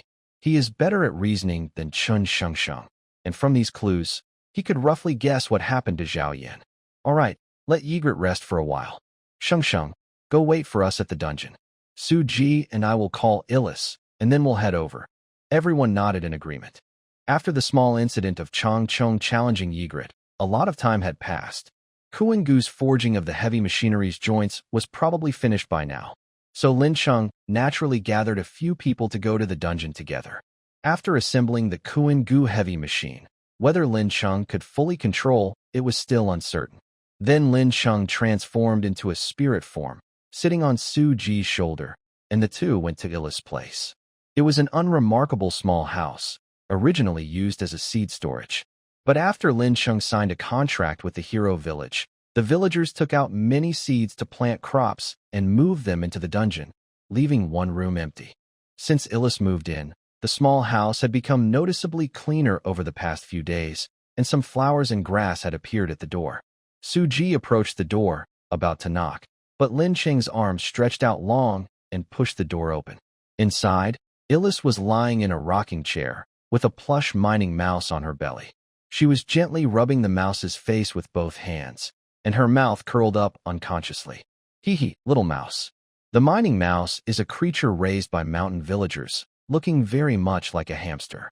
Villagers raise small animals in the mines to observe their droppings and find hidden or veins. Seeing Su Ji and Lin Cheng suddenly enter, Iris straightened up quickly and hurriedly placed the mining mouse on the nearby table. Remember to knock first. Iris stood up from the rocking chair, pouting her lips. For a moment, she felt her usually cool image was slightly broken. Su Ji and Lin Cheng couldn't speak immediately, their eyes darting back and forth. Leader, why did you just push the door open? I was thinking of calling her, but I forgot. Besides, it's no big deal. You're fine, but I feel awkward. Cough, cough. Iris cleared her throat, breaking their gaze, and asked, how are the players? What are they here for? Oh, Lincheng replied quickly. There's a player named Changchong challenging Yigrit. He has a hidden powerful class called Martial Saint. We suspect he might have murdered the previous class holder. But it's okay, Yigrit defeated him. Now we need to go to the dungeon to assemble the Kungwen heavy machine. After explaining briefly, Iris nodded and said, then let's go. Su Ji also nodded and started walking outside. However, Lincheng hesitated and looked at Iris for a moment longer. He thought to himself, luckily he had hidden Iris earlier. If Changchong had seen her, he might have immediately given up Lisa and started chatting her up, given his personality. After all, Iris is a true fantasy character, with perfect looks. Real-life beauties like Chun Shengsheng and Lisa still can't compare to her. But Iris didn't realize this. To her, Lincheng's few seconds of staring was just a sign of doubt about her teasing the mouse. Really, he cares about this. My image. No, a Saintess must act like a Saintess. I can't show weakness. Iris slightly tilted her head, pretending not to notice Lincheng's gaze, and followed Su Ji out of the room. The two moved quickly. Su Ji soon reached the village center and found Morris. At this moment, Morris's forging process was nearly complete. A strong young mountain man helped him by holding the steel with tongs. The steel was placed steadily on the anvil, and Morris picked up a large hammer to strike it repeatedly. Their teamwork was very smooth. The young mountain man often turned the tongs to adjust the steel's position, while Morris carefully hammered with skillful techniques. Together, in a kind of artistic harmony, they quickly shaped a flat piece of steel into a hollow, one-piece spherical joint. Morris then placed the red-hot steel back into the furnace to temper it. Afterward, he took it out and used a small hammer to carefully fix tiny bumps on the surface of the joint. Finally, after a clean and quick quenching, Morris used tongs to take out the steel, which now shone with a bright greenish-blue metallic glow. "That's it, the last piece," Morris said carefully, placing the spherical joint on a nearby wooden rack. He then shook his hands and declared the forging finished. When Lin Cheng and the other two turned to look, they saw the rack was filled with various metal joints. All of them looked just like the one they had made, smooth, round, with no deformation, and reflecting a faint greenish-blue light. Great craftsmanship, Lin Cheng and Su Ji both couldn't help but praise. At the same time, Su Ji quickly packed all the joints into his storage bag. Morris proudly stroked a bit of beard on his face and said, "Well, if you really want to thank me, how about taking me to see the assembly process?" "Sorry, that's not possible." Lin Cheng waved his hand and quickly led the others away. The three of them soon disappeared on the way to the underground city, leaving the lively old man behind, his beard twitching with irritation.